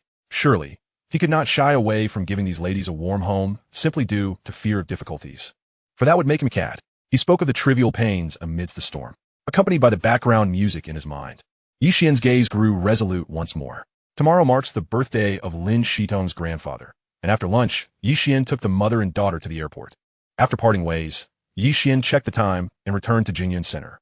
Aside from Xiu Bin and that forthright senior sister, the remaining 15 students who applied for part-time positions all passed his assessment. After all, they were students from Peking University and had already been pre-selected by Chen Xiu. Ensuring their professional competence was beyond reproach. They were thoroughly inspired by the grand vision painted by Ye Xuan, which compelled them to stay in this urgent situation. Although the initial team had taken shape, the gathering of novices required his guidance to cultivate their combat effectiveness. Thus, he could not afford to be a hands-off manager just yet. It wasn't until 8 p.m. that Ye Xuan finally stepped out of the Jingyan Center, promptly dialing Guanyin. Sister Yin, are you off work yet? With the first sweet girl gone, it was time for him to retrieve his sunglasses. Off work, what's up? Have you eaten yet? What? Are you inviting me to dinner? Yes, I've been busy until now, and my stomach is growling. If you haven't eaten, I'd like to treat you to something, and then we'll have a drink together, and you'll drop me off at home, only to end up staying over? Ye Xuan, who on earth spread the rumor that big-breasted women are brainless? Guanyin, now an E-rank powerhouse, could see right through his ploys. Her intelligence soaring to an enviable 180. Did I hit the nail on the head? Guanyin teased. Indeed, you exposed me. I shall never face you again. Thus let us delete our contacts and part ways. With that, Ye Xuan attempted to hang up. Dealing with a woman like this, over-explaining would only deepen the pit. It was better to be decisive and straightforward. If he succeeded, there would be opportunities, and if he failed, it would be a timely cutoff. Oh, are you really angry now, little brother? After what you did to me, I haven't even settled the score. What did I do? Ye Xuan wondered. Was it something he had sworn on his conscience? We're all part of this world. Why fuss over trivialities? What do you mean? Guanyin asked lazily. I truly don't know what you're referring to. Ye Xuan continued to feign ignorance. Let us discuss it in person. Guanyin abruptly hung up. Before long, Ye Xuan received a text from her, containing the address of a restaurant. Chapter 117. The sibling duo with zero rapport. Ah, women, will you ultimately succumb to my genes? Ye Xuan's gaze flickered as he took a taxi to the provided address. Upon arrival, he realized it was a Western restaurant. Judging by the decor and the luxurious cars parked outside, it was likely an upscale establishment. As soon as he stepped inside, the waiter greeted him in a genuine London accent. Ye Xuan thought to himself, Guanyin wouldn't dare to fleece him, would she? While he didn't mind spending money, being treated like a fool was far from pleasant. This would undoubtedly tarnish Guanyin's image in his mind. However, his first impression of her was quite favorable. She didn't seem like the type who would do such a thing. Just as Ye Xuan was lost in thought, a captivating figure by the window stood up and waved at him. It was Guanyin. Today, she donned a perfectly tailored cream-colored skirt suit. The third and fourth buttons of her white shirt strained against her form, a sight that was both startling and alluring. Her long, beautiful legs, encased in black stockings, appeared even more enticing. A pair of white, pointed high heels accentuated her graceful figure. Seated across from her was a man with slicked-back hair, clad in a green, checkered suit. This man appeared to be in his 30s, of above-average looks, and he too turned his gaze towards Ye Xuan. Ye Xuan felt momentarily confused and hesitated before approaching. Sister Yin, you Mr. Chung, this is my cousin Ye Xuan. Guanyin introduced him, then turned to Ye Xuan with a reproachful look. You're already 18, yet you're still so careless. Huh? Ye Xuan's brain felt like it was overheating. He couldn't comprehend her words. What do you mean, huh? You know I finished work late, and you forgot your keys when you went out. Guanyin shot him a disapproving glance, pulling a set of keys from her purse and handing them over. You can take a taxi home. I'll be leaving a bit later. Ye Xuan blinked, slowly realizing. Sister, I haven't had dinner yet. Guanyin gave him an approving glance, but chided him. It's already past 8, and you haven't eaten yet? Are you waiting for me to come home and cook for you? It sounds like you've been having too much fun out here. What am I to do with you? She lightly tapped his forehead, then turned to Cheng Dei. I apologize, Mr. Chung. I must return home to prepare dinner for my cousin. That's unnecessary.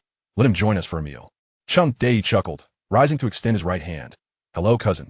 I'm Cheng Dei. Here's my business card. Ye Xuan took it and discovered that the man was the owner of Beha Dei Communication Company. A diamond bachelor, huh? Ye Xuan turned to Guanyin. Is this your suitor? Guanyin flicked her hair. Come up with a way to get me out of here. All right. It seems you've already reached the stage of dining together. I don't want to stay here for another minute. Have you thought a way out? The two exchanged glances, yet they were clearly on different wavelengths. Cheng Dei looked back and forth between Guanyin and Ye Xuan, puzzled. What is going on between you two? My cousin is just a bit uncomfortable in this setting. Should I sit down then? Cheng Dei asked. Guanyin and Ye Xuan spoke in unison. Yes. Then simultaneously cast glances of despair at one another. After a second, then let him sit down and eat? Yes. I am indeed uncomfortable in this setting. This time, Cheng Dei was left speechless. Are you two really cousins? The level of rapport here is as if one of you got a free phone plan. Ye Xuan struggled to contain his laughter. Sister, you didn't even mention you found a brother-in-law. Cheng Dei beamed at this. Guanyin couldn't hold back either. Who has finding you a brother-in-law? This is just an introduction from a senior at my workplace. Only then did Ye Xuan grasp the situation. Oh, so this isn't a suitor, but a matchmaking prospect. No wonder they were dining together and needed him to play the role of a savior. Wait a minute. So Guanyin didn't he want him to join for dinner? She summoned him to be a shield? Sister, that's quite underhanded of you. Ye Xuan exclaimed with a look of grievance. I didn't inform you about it. So why is that underhanded? Guanyin feigned ignorance. I'll just go stay at a hotel. Ye Xuan turned to leave. Guanyin quickly grabbed his arm, whispering, Little brother, if you can help me escape, I'll agree to one condition. Ye Xuan's eyes lit up. Any condition? Get your mind out of the gutter. Guanyin rolled her eyes playfully. It must be within my capabilities. All right, I will begrudgingly accept. Ye Xuan nodded, then turned to sit beside Guanyin. With a sigh of relief, she settled back down. After some pleasantries, Ye Xuan learned that Chengde was the distributor for the Xiling in Behe province, a direct competitor of the Gao brothers. Chengde also found out that Ye Xuan was about to start his freshman year at Peking University. After some mutual flattery, Chengde summoned the waiter, signaling Ye Xuan to order. Ye Xuan picked up the menu. Do you have any 8-foot-long lobsters? Chengde broke into a cold sweat. 8-foot-long lobsters? How heavy would that be? At this restaurant's prices, one would cost a fortune. The waiter opened his mouth. We don't have those. Typically, they range from 1 to 2 kilograms. How heavy would you like? Guanyin discreetly kicked Ye Xuan's leg onto the table. To avoid hurting him, she even removed her high heels. She came here entirely out of annoyance from her colleague, merely to fulfill her obligations, and she dared not order anything extravagant. If Ye Xuan were to genuinely order lobster or foie gras, she would be the subject of ridicule. As for me, I am quite discerning when it comes to lobster. I refuse to eat anything that isn't at least 8 feet long. Ye Xuan cleared his throat and continued to peruse the menu. The waiter couldn't help but smirk, thinking to himself how boastful the youth of today can be. Although Chengde also believed Ye Xuan to be putting on airs, he felt a sense of relief nonetheless. At that moment, Ye Xuan inquired, What is the origin of your caviar? To which the waiter replied, Big Mao. Do you not have Alma's caviar from the land of camels? I'm afraid we do not. Is Alma's caviar particularly expensive? Chengde asked. The waiter nodded. For a customer like you, it is certainly not considered costly. Just as Chengde was about to agree, the waiter continued, However, for people like us, a price of 160,000 per pound is still quite prohibitive. Chengde nearly spat out a mouthful of blood. Could you possibly speak without gasping for air? His total assets were only around 50 million, most of which were tied up in small telecoms. Thankfully, they didn't have any here. Had Ye Xuan ordered a pound of such caviar, he would have felt a sharp pang in his heart. Guanyin was also taken aback and hastily kicked Ye Xuan again. Yet, to her surprise, Ye Xuan seemed to have eyes on the underside of the table. And in the instant she attempted to kick, he ensnared her foot with his crossed legs. Guanyin's heart raced, and she quickly withdrew her foot. However, Ye Xuan's legs clamped around hers like a vice, leaving her utterly immobile. The crucial detail was that Ye Xuan was clad in shorts. The mere touch, separated only by the thin barrier of stockings in such a public setting, sent her heart racing. At that moment, Ye Xuan set down the menu and sighed. There's nothing here, nor there. I might as well have a bowl of cheesy baked rice. After saying this, he turned to Guanyin and asked, Sister, are you satisfied with my choice? Very satisfied. Guanyin gritted her teeth in response. The cheesy baked rice was indeed a delightful Western dish. A delicate layer of cheese adorned the surface, accentuating the baked rice with an enticing curve. One bite would unleash a smooth, warm sensation that would burst forth on the palate. Therefore, when indulging in this dish, one must savor every moment. Ye Xuan gazed into Guanyin's eyes and spoke slowly. Chengde thought to himself, is this the same cheesy baked rice I have tasted before? It sounds rather unrefined. However, Ye Xuan's demeanor had an inherently irreverent vibe, so he dismissed the thought. Guanyin was nearly laughing in frustration. This little rascal was quite the troublemaker. What, do you not agree? Should I change my order? Ye Xuan, slightly miffed about being dragged into this, seized the opportunity for revenge and decided to hold his ground. No, this is just fine. I merely wish to inquire how long you intend to savor it. Guanyin, suppressing the urge to beat him senseless, gritted her teeth and asked. Ye Xuan shrugged. Surely it should take 3 to 5 minutes. Otherwise, it would be rather ungentlemanly. The cheesy baked rice provided by Guanyin was a feast for the senses. To rush through it in less than 3 to 5 minutes would be a disservice to nature's generous offerings. 3 to 5 minutes, is it? Very well. I shall wait for you. Guanyin shot him a fierce glare before turning away. Chengde watched in bewilderment. Though their exchange seemed perfectly normal, he sensed an undercurrent of love-hate between the two siblings. Something was amiss with them. Minutes later, when the waiter delivered the cheesy baked rice, Ye Xuan finally released Guanyin. Phew, she exhaled deeply. Chengde had seen Guanyin host variety shows and was captivated by her radiant beauty and mature poise. Coincidentally, he had a distant relative in Jingshi, which prompted him to request an introduction to her. Ever since their meeting, he had been attentive to Guan Yin, and it was precisely due to his consistent politeness that she couldn't find an opportunity to excuse herself. If Cheng Dei were the typical villain from novels or movies, she would have had no such dilemma. I'm heading to the restroom. Guan Yin shot Ye Xuan a fierce glare before rising and striding toward the restroom in her high heels.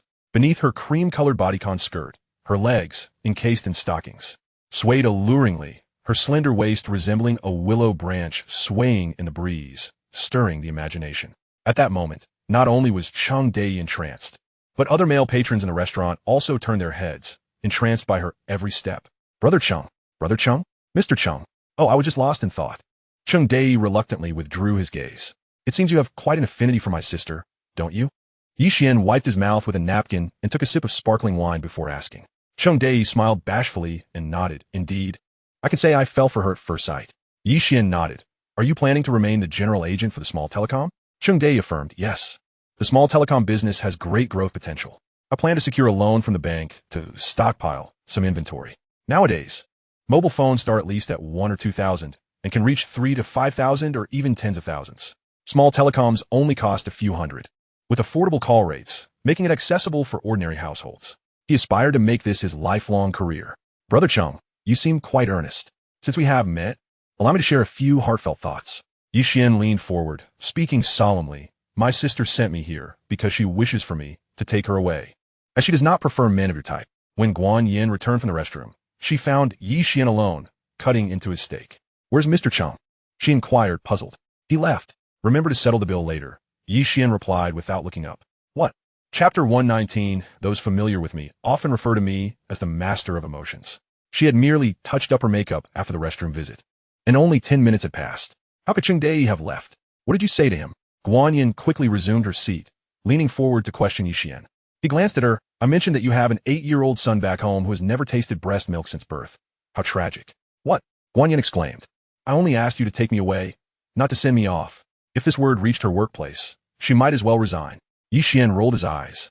Just tell me, did I help you or not? All right, fine. Is that how you're going to play it? Guan Yin rolled up her sleeves and began searching the dining table. What are you looking for? A wine bottle. I want us to share the same fate. After a struggle, Ye Xuan finally managed to push Guan Yin back in her seat and said, Sister Yin, you know me well. How could I possibly say such a thing? I was merely joking. Guan Yin understood that he was just trying to tease her and snorted in response. Then how did you phrase it? Ye Xuan shrugged. Quite simply, I told him you were not fond of men like him, and that you asked me to come over to take you away without hurting his feelings. Guan Yin paused for a moment. Do you always speak so directly? When it comes to matters of the heart, it's best to be straightforward. Liking someone is liking them, and not liking someone is not liking them. Hesitation not only brings distress to oneself, but also discomfort to others, does it not? Oh, I didn't realize you were such an emotional expert. I wouldn't dare claim to be an expert. Those familiar with me generally refer to me as a master. So, you were indeed playing dumb earlier. I'm calling Du Bing right now. With that, Guan Yin took out her phone, poised to call Du Bing. To her surprise, Ye Xuan remained unfazed, showing no signs of wanting to stop her. Was he truly oblivious to the fact that she had ensnared him? Observing the scene, Ye Xuan chuckled. Come on. Why have you stopped? Guan Yin, perplexed, inquired. Aren't you the least bit afraid? Why should I be? I harbor no ill will towards Sister Bing Bing. So, does that mean you still hold her in high regard? You are correct. I genuinely do wish her well. Then, do you also wish me well? Sister Yin Yin. That sounds a tad self-indulgent. What? Guan Yin's thoughts became disjointed at that moment. While she might not possess the beauty of Du Bing, her overall prowess was certainly commendable. At the very least, Bing Bing was not as well endowed. Stung by the revelation, Guan Yin reluctantly set her phone down. If you bear me no goodwill, then why did you embrace me that night instead of Bing Bing? Perhaps I was just overly hungry. Ye Xuan glanced at the E-rank powerhouse with a hint of guilt. Guan Yin froze momentarily, and upon realizing where Ye Xuan's gaze lingered, her face flushed crimson. As she retorted, Pooh, you rogue. With that, she grabbed her bag and stood to leave. Ye Xuan, taken aback, exclaimed, Where are you going? I'm still hungry. I'm afraid staying here will only infuriate me further. Guan Yin replied without looking back.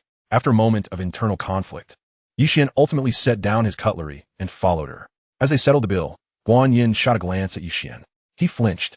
I only had a bowl of cheese-baked rice. Surely, it's unnecessary for young Master Yi to cover the entire bill? Who said you had to pay? I was merely pondering how inconsiderate Cheng Dei is. I think of him in every way, yet he can't even spare a bill. Thankfully, I never had feelings for him in the first place. With a huff, Guan Yin retrieved her wallet. At that moment, Ye Xuan presented a stack of 100 yuan bills. Guan Yin shot him an incredulous look. Do you think I'm the sort who dines lavishly? Absolutely not. Then why insult my integrity? Quickly take back your money, or I shall sever ties with you. This money was left by Cheng Dei. He feared I might order more, which is why he didn't settle the bill. Cheng Dei's kindness stemmed from Ye Xuan's analysis of the future market for the small communication device, leading Cheng Dei to abandon his plans for a loan to stockpile goods. For this, Ye Xuan received an 8,000-point reward for his efforts. The principle of good deeds receiving their due reward was vividly illustrated in that moment. Guan Yin nearly laughed in frustration. Why hadn't he mentioned this earlier? It left her with a misunderstanding of Cheng Dei. At that instant, she felt an urge to strangle Ye Xuan. After a moment of restraint, she produced her bank card and paid the bill herself. Ye Xuan, puzzled, asked, do hosts at Jingshi earn such high salaries? Though I, too, appreciate wealth, I possess my own principles. You assisted me, so consider this payment a tip for you. With a huff, Guan Yin strode towards the door in her high heels. Ye Xuan hurriedly followed. That one do. You said you would agree to one of my conditions if I helped you. If I take the money, how can I propose a condition? As he spoke, he attempted to slip the money into Guan Yin's bag. She would not allow him to have his way. As they emerged outside, a playful tussle ensued. Ultimately, Ye Xuan's finesse prevailed, and he successfully deposited the money into her wallet. You've completely shackled yourself to me. Haven't you? Guan Yin seethed, her teeth gritting in frustration, yet she found herself powerless against Ye Xuan. You are absolutely correct. I have indeed latched onto you. If you're dissatisfied, feel free to bite me. Guan Yin, are you a dog? The sharp pain radiating from his shoulder made Ye Xuan grimace. Without saying a word, he knew she had likely left a mark on his shoulder. You prompted me to bite. Guan Yin wiped her lips, letting out a triumphant huff. Once she turned away, she couldn't help but burst into laughter. Since starting work, she and T felt this joyful in quite some time. There seemed to be a certain charm in Ye Xuan, a kind of magic that allowed anyone close to him to experience happiness. This sensation was intoxicating. No wonder Bing Bing was fond of this boy. In that moment, Guan Yin finally understood the shared joy with Du Bing. Reluctant to part ways with Ye Xuan, she suggested, aren't you in need of those sunglasses? Come home with me, and I'll save you the trouble of delivering them. Ye Xuan's eyes sparkled. Really? You're not planning to take advantage of me, are you? Pooh, you're no Tang Sung. Guan Yin lightly scoffed as she stepped onto the roadside to hail a taxi. Ye Xuan chuckled, joining her in the back seat. After a brief ride of over 10 minutes, the taxi halted at the entrance of Guan Yin's apartment building. After alighting, Ye Xuan followed her into the stairwell. The sound of her high heels echoed through the dimly lit corridor, each click resonating against Ye Xuan's eardrums. Observing the alluring sway of her figure in a fitted skirt, his heart raced with excitement. Guan Yin, sensing his gaze, felt flustered yet pleased by the notion of his admiration. However, her focus wavered as she ascended the stairs. Just as she was about to step onto the final stair to the third floor, she accidentally misstepped. With a startled cry, Guan Yin lurched forward, and just as she was about to brace herself with her hands, two strong arms encircled her waist. In a critical moment, Ye Xuan caught her from behind. Are you all right, Sister Yin? Ye Xuan inquired with concern as he held her. I'm fine.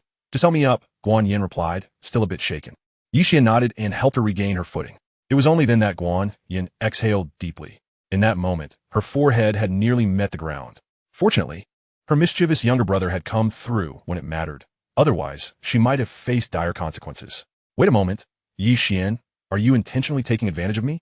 Guan Yin glanced down, realizing that Ye Xuan's hands were positioned a bit too inappropriately. While she could understand his arm around her waist, the other hand was almost at her neck, which was a bit too much, wasn't it? Sister Yin Yin, I swear on my conscience that I harbor no such depraved thoughts. Ye Xuan replied with righteous indignation. Guan Yin chuckled in disbelief. You're swearing on my conscience? Ye Xuan laughed. Doesn't that only prove my sincerity? Or do you not even trust your own conscience? Guan Yin felt her brain nearly overheat, finding his logic somewhat irrefutable. Smooth-talking and lewd-minded, Guan Yin scoffed lightly, stepping into her home. Shortly after, her voice echoed from within, hurry and come in, or you'll attract mosquitoes. With that, she left the door slightly ajar. Ye Xuan took a deep breath to calm his emotions before entering. Please, take a seat on the sofa while I boil some water, Guan Yin, now in her cool slippers, casually remarked. Ye Xuan nodded, settling onto the sofa while he contemplated his predicament. His facade before Guan Yin had crumbled. Given her cleverness, she would undoubtedly surmise his intentions toward her. Knowing he was inviting trouble into his abode, he realized that tonight held potential intrigue. What are you plotting over there? Guan Yin emerged from the kitchen. The old saying rings true. When it's suddenly quiet, mischief is afoot. Given Ye Xuan's typically exuberant nature, his silence on the sofa surely meant he was concocting something untoward. Ye Xuan collected his thoughts. Frowning, I was pondering whether I should get a rabies vaccine. Huh? Were you bitten by a dog? Guan Yin hurriedly approached him, her face etched with concern. Indeed, that dog is quite ferocious. It bared its teeth and lunged at me as soon as it spotted me. Look, it has already left a mark on my shoulder. Ye Xuan remarked as he tugged down his collar to reveal the red bruise. Just as Guan Yin leaned in to inspect it, a sudden realization struck her. "Isn't that bite from you?" she retorted, her eyes narrowing. "How dare you call me a dog?" Enraged, she raised her small fist to strike Ye Xuan's chest. Yet, Ye Xuan was not one to indulge her. He retaliated with a firm punch. He was seated on the sofa while Guan Yin stood before him, and to reach him, she had to lean in. The slope of her sandals contributed to her loss of balance, causing her to lurch forward. Fortunately, the sofa was right in front of her, and Ye Xuan swiftly caught her by the shoulders to prevent her from falling onto him. Nevertheless, her knees ended up kneeling on the sofa, leaving mere inches between their faces. They could both feel the warmth of each other's breath. In that moment, the atmosphere shifted, becoming somewhat intimate. "Ye Xuan, what? Has anyone ever told you that you're adorable?" "Not really. People usually compliment my handsomeness." "Well, someone must have called you thick-skinned. To be fair, that's one of my greatest strengths." After he spoke, Guan Yin fell silent, fixating her gaze on him. After a long pause, her breath grew heated as she said, "You little rascal, I want to bite you again. What should I do?" "Goodness, you can't possibly be a dog, can you?" Before Ye Xuan could finish his sentence, her fiery red lips sealed his mouth. His eyes widened in shock, and his body tensed, his white socks nearly bursting from the pressure of his toes. After an indeterminate amount of time, Guan Yin released him, wiping her lips and disdainfully spitting, "Ugh, tastes like smoke." Ye Xuan pondered for a moment. "I could go brush my teeth. Brush or not, it doesn't matter. I've already enjoyed myself." Guan Yin shot him a glare before attempting to straighten up. Yet, unexpectedly, Ye Xuan wrapped his arms around her slender waist, trapping her in place. "You little rascal. What do you intend to do?" As Guan Yin contemplated the meaning behind Ye Xuan's he took the initiative, sealing her fiery lips once again. Simultaneously, he tightened his grip, pulling her into his embrace. The next morning, at Guan Yin's home, seated at the dining table, Ye Xuan asked, "Do you have a household registration in the capital?" After spreading ketchup on 2 slices of bread and layering them with a fried egg and sausage, he savored his meal. Guan Yin nodded. "Yes, why do you ask? When you have time, let me accompany you to buy a house." "I can't afford a house. The property prices in the capital are astronomical." "I can. You? Buy me a house?" "No way. I dislike spending a man's money." Guan Yin had witnessed many around her sacrifice their dignity in pursuit of wealth or social ascent. Surrounded by such an environment, some would abandon years of perseverance to conform, while others, like Guan Yin, would hold themselves to even stricter standards, preferring to forego opportunities rather than compromise their dignity. "Then consider it a loan for me," Ye Xuan suggested with a smile. This time, Guan Yin did not refuse, but instead curiously inquired, "May I ask why you want to buy me a house?" Ye Xuan contemplated for a moment. "Although I'm somewhat irresponsible, I wish to provide you with a home." Guan Yin chuckled. "You're the first man I've met who openly admits to being a scoundrel." "How intriguing." Ye Xuan shrugged. "Our approach is all about willing participants. That is far less harmful than a scoundrel masquerading as a romantic hero, don't you think?" Guan Yin nodded. "That does seem to make sense. However, I fear I won't be able to repay you." "Not a problem. I can lend you enough to buy 2 houses. When property prices soar, you can sell one and not only repay me, but also achieve financial freedom. While there are signs of an upturn in the real estate market, it's not as exaggerated as you claim. Shall we make a bet then?" "A bet on what?" "If by the end of 2009, property prices in the capital have tripled compared to now, you'll be mine for life." "Do you dare?" "Wow, your calculations are audacious. My parents back home would hear you. Will you take the bet?" "Sure, I have nothing to lose." In her line of work, hosts generally marry later in life. Particularly for female hosts, once pregnant, they cannot very well host programs with a noticeable belly. Thus, Guan Yin resolved not to marry before the age of 35.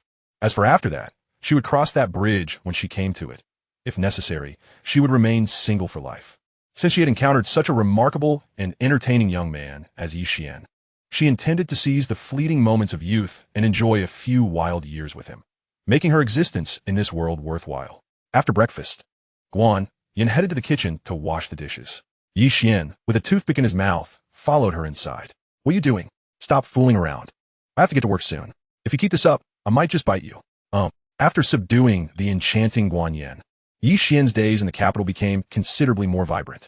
By day, he collaborated with the team at Jingyun Center. By night, he transformed into a heroic figure battling demons. He even found time to visit the bustling metropolis, spending 5 million on a storefront and engaging a renovation company. Guan Yin consented to lend him money for the house. And during her time off, Ye Xuan accompanied her to purchase 2 spacious 4-bedroom apartments of 142 square meters each in the North 3rd Ring Road. That evening, Guan Yin's enthusiasm erupted like a volcano. However, joyful times are fleeting. On August 1st, Ye Xuan received a phone call from his mother. "You little rascal, have you been out playing for too long? It's been over half a month, and you still haven't returned?" Wang Jiahui's voice boomed through the line, instantly deflating Ye Xuan's bravado. "Mom, I'm not playing. I'm working. Work or not, you should come home and visit. The admission letter from Peking University arrived today. We still need to hold a celebration for your enrollment." "That's unnecessary. I just got into Peking University. It's really not a big deal." "What kind of talk is that?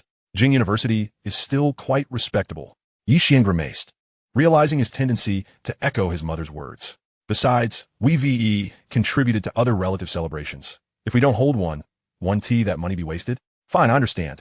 I'll return tomorrow. Make sure to hurry back and drive safely." After ending the call with his mother, Ye Xuan booked a flight back to Baishui. Fortunately, the team had started to gel, and with Lu Huizong overseeing things, he felt reassured.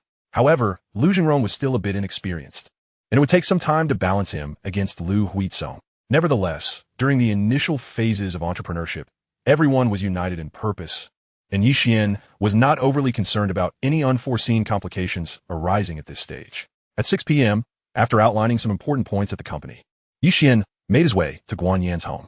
The tenderness of their parting was always fervent. They did not succumb to slumber until the clock struck 2 in the morning. The next day, Guan Yin left her home with dark circles under her eyes, while Ye Xuan, with an impressive stamina level of 96, felt invigorated as he boarded the plane. As the aircraft soared over Baishui City, Ye Xuan mused aloud. "My friend's back in Ming City. Have you missed me? I'm back." Chapter 122. A return, reuniting with old friends at 2:42 p.m. At the flagship store of Wei Xian in Ming City, the companions, now free, gathered at the counter, munching on sunflower seeds while engaging in lively conversation. Chen Ming, savoring a sip of iced cola, remarked, "Yesterday, I encountered a stunning girl at the internet cafe. How should I describe her? She possesses the figure of Jin Si, the beauty of Zi Wei, and the vivacity of Xiao Yanzi. She embodies all those traits?" Hong Lu Tao expressed intrigue. Chen Ming shook his head. "Not a single one." Hong Li Tao's thoughts became somewhat disjointed at that moment. "Not one. Then what were you talking about dogdan for?" Not far away, Xiao Nanji, who was calculating the midday sales, and Wang Qian couldn't help but chuckle and shake their heads. Currently, both the main store and the branch each had a cashier. Wang Jiahui, with her background in finance, would come every 3 days to do the accounts. During her absence, Xiao Nanji and Wang Qian would repeatedly tap on the calculator, resembling little financial enthusiasts. At this moment, Chen Ming shifted the conversation, but she possesses a kind heart and a pair of eyes that could discern beauty. Hong Li Tao laughed in disbelief. "I can understand recognizing kindness in others, but discerning beauty. Are you saying she's a human radar?" Chen Ming chuckled because after just a few exchanges, she insisted on adding me as a QQ friend. Hong Li Tao's eyes widened in astonishment. Damn, even Chen Ming, this dog, has girls proactively adding him as a friend. Is there no justice left in the world? Li Tao, don't listen to the class leader's boasting. That girl just wants to join our online army. In the past few days, 3 girls wanting to join the water army had added me on QQ. Did I say anything? Lu Quan and Song Wei, the pair of dragon and phoenix, chimed in from the side. Puffed. Hong Li Tao burst into laughter. So that's how it is. I almost let Chen Ming, this dog, show off. Chen Ming was starting to lose his composure. What the hell? Whose side are you on? Xiao Nanji and Wang Qian also looked curiously at the two of them. Lu Quan and Song Wei exchanged glances and declared, "We stand on the side of truth. In front of the school beauty, who wouldn't want to put on airs?" Chen Ming laughed in frustration. "If it weren't for the high school rules against dating, I'd find you guys a sister-in-law in no time. Just wait in college. I'll definitely be the first among us to be single no more. Is it possible that the reason you don't have a girlfriend now isn't due to the ban on early romance, but rather because no one wants to date you?" A voice suddenly rang out from the doorway. Everyone was momentarily taken aback, then turned in unison. The next moment, damn, Ye Xuan? It's really Ye Xuan. You brat actually remembered to come back. I thought you had been lost in the debauchery of the capital. Hong Li Tao and the others rushed over. each giving Ye Xuan a punch to the chest. Behind the counter, the joy on Xiao Nanji's face was palpable. From July 12th, when Ye Xuan went to the capital, to August 2nd, when he returned, they had not seen each other for a full 22 days. Although Ye Xuan texted her every night while in the capital, it did little to alleviate her longing. If it weren't for the many classmates present, she might have already rushed over. Wang Qian adjusted her glasses and glanced at Hong Litao, who was still punching Ye Xuan's chest, a satisfied smile gracing her lips. On this summer afternoon, with the air conditioning blowing, munching on sunflower seeds, counting small change, and watching a few friends playfully bicker, such days are indeed delightful. Why do you have to come back just to rain on my parade, President Yi? Chunming emphasized the title with a hint of mockery. After all, Ye Xuan had openly admitted that he was his lifelong rival. Publicly belittling himself like this was not beneficial to him at all. Ye Xuan's lips twitched as he finally regained his composure. Indeed, Chunming was a valuable asset to him. He shouldn't have spoken so disparagingly. Well, who told him to come in and start boasting? The ingrained habit of countering Chunming's bravado kicked in uncontrollably. I was talking about before. Ye Xuan cleared his throat and quickly sought to amend. Since you joined the Shui Xian online army, your charisma has undoubtedly transcended. Once in college, you will surely be the first among these folks to find a partner. I firmly believe that. Chunming nodded in satisfaction, but soon realized something amiss. What do you mean by these folks? What about you? Just work hard. I can find you a sister-in-law right when college starts. Ye Xuan clapped him on the shoulder. Damn, this dog is showing off again. Chunming clenched his fists, resentment bubbling within. After joking around with Li Tao and the others for a while, Ye Xuan turned his attention to Xiao Nanji. Today, the school beauty wore a white t-shirt, tight-fitting jeans, and a pair of white sneakers, exuding youthful vitality. 2 strands of hair framed her already delicate egg-shaped face, accentuating her beauty. Her high ponytail hung quietly down her back, and her brilliant starry eyes gazed at him without blinking. Damn, why do I suddenly feel a pang of guilt for being unfaithful? Ye Xuan felt a bit uneasy under Xiao Nanji's gaze. Fortunately, his resolve was as strong as iron, and he proactively opened the conversation. How's the business at the store lately? Haven't I been reporting to you every night? Xiao Nanji feigned annoyance. I just wanted to hear you say it again. Ye Xuan approached, placing his hands on the counter, mimicking her tone. His demeanor made Xiao Nanji feel a rush of nostalgia, and her heart fluttered momentarily. However, her usual pride resurfaced, and she raised her chin slightly. Then I can only reluctantly tell you again. Ye Xuan propped his chin with his right hand. MHM, go ahead. I'm listening. Chunming and the others were utterly stunned. Did they ever consider our feelings as single dogs while playing this way? Why must I endure the acrid atmosphere of this childish flirtation? Wang Qian's lips twitched as she quickly stepped out from behind the counter. Recently, the sales figures for both hot pot restaurants had stabilized. Ming Cheng's main store was around 20,000, while the Bai Shui branch reached about 60,000. The training for backup staff was progressing smoothly with the cooperation of Han Yun and Xin Yonghao. Once the renovations for the 2 branches in the capital and the Magic City were completed, the backup staff training would also be nearly finished. Chun, how's the task I assigned to you going? After hearing Xiao Nanji's report, Ye Xuan turned to Chunming. This should be reported by Supervisor Liu. Chunming arrogantly crossed his arms. Liu Quan stepped forward, clearing his throat. Class leader. Chunming frowned slightly. In the company, please call me President Chun. All right. President Chun has been fighting on the front lines these days, either at the Internet Cafe or on the way to the Internet Cafe. Under President Chin's exemplary influence, Supervisor Song and I have been highly motivated. Liu Quan was passionately detailing their progress when Ye Xuan could no longer listen. Speak plainly. We have scoured Bai Shui and Ming Cheng's 67 Internet cafes, forming a part-time online army team of 536 members. Upon finishing, Liu Quan, Chunming, and Song Wei stood proudly, chest puffed out. Ye Xuan was taken aback. Under the philosophy that if we do not seize the moral high ground, the enemy will. He viewed the construction of the online army as a critical component of building a business empire. Thus, before heading to the capital, he specifically instructed Chunming to gather more internet-addicted youths looking to earn some extra cash during the summer vacation, promising a reward of 10 yuan for each person recruited. He had set a goal of 200 recruits for Chunming and his team. Little did he expect them to exceed that target. Chapter 123. Did someone mess with the Bai Shui branch? I believe everyone should give President Chun a round of applause. With that, Ye Xuan began to applaud. Hong Litao, Xiao Nanji, and Wang Qian readily clapped along.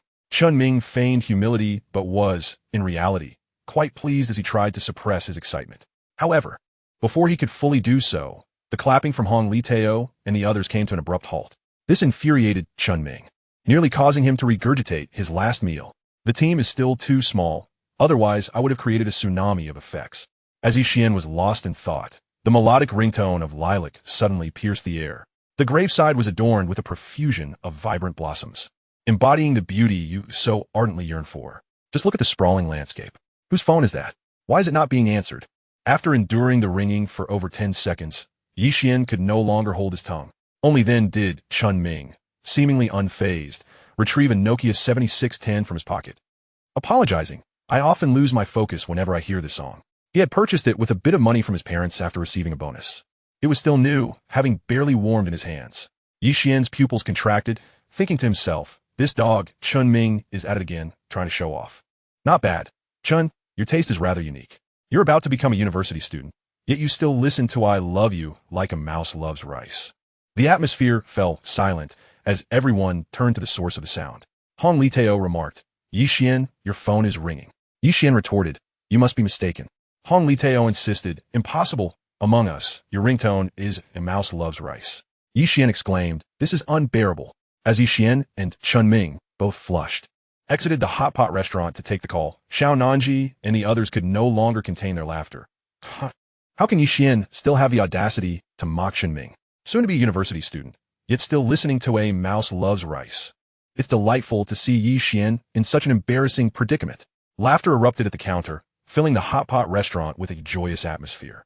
A few minutes later, Ye Xuan returned, his face a stormy shade of fury. Hong Liteo and the others were taken aback, wondering, we merely laughed at you a bit. Why are you so upset? We didn't say anything when you mocked us. What happened? Xiao and Nanji quickly inquired. The Bai Shui branch is in trouble. I need to head over, Ye Xuan declared before turning to exit the restaurant once more. Xiao Nanji and the others exchanged glances and hurriedly followed. What is going on? Yeah, clarify yourself. Unable to contain her curiosity, Han Yun insisted, I need to go now. Ye Xuan hastened his steps to his BMW X5, flinging open the door to take the driver's seat. Just as he was about to start the engine, Xiao Nanji slid into the passenger seat, while Hong Liteo and Wang Qian settled into the back. Let me in. You stay home. I'll go. Lu Quan and Song Wei began bickering over the last seat. At that moment, Chun Ming, having just finished his call, approached.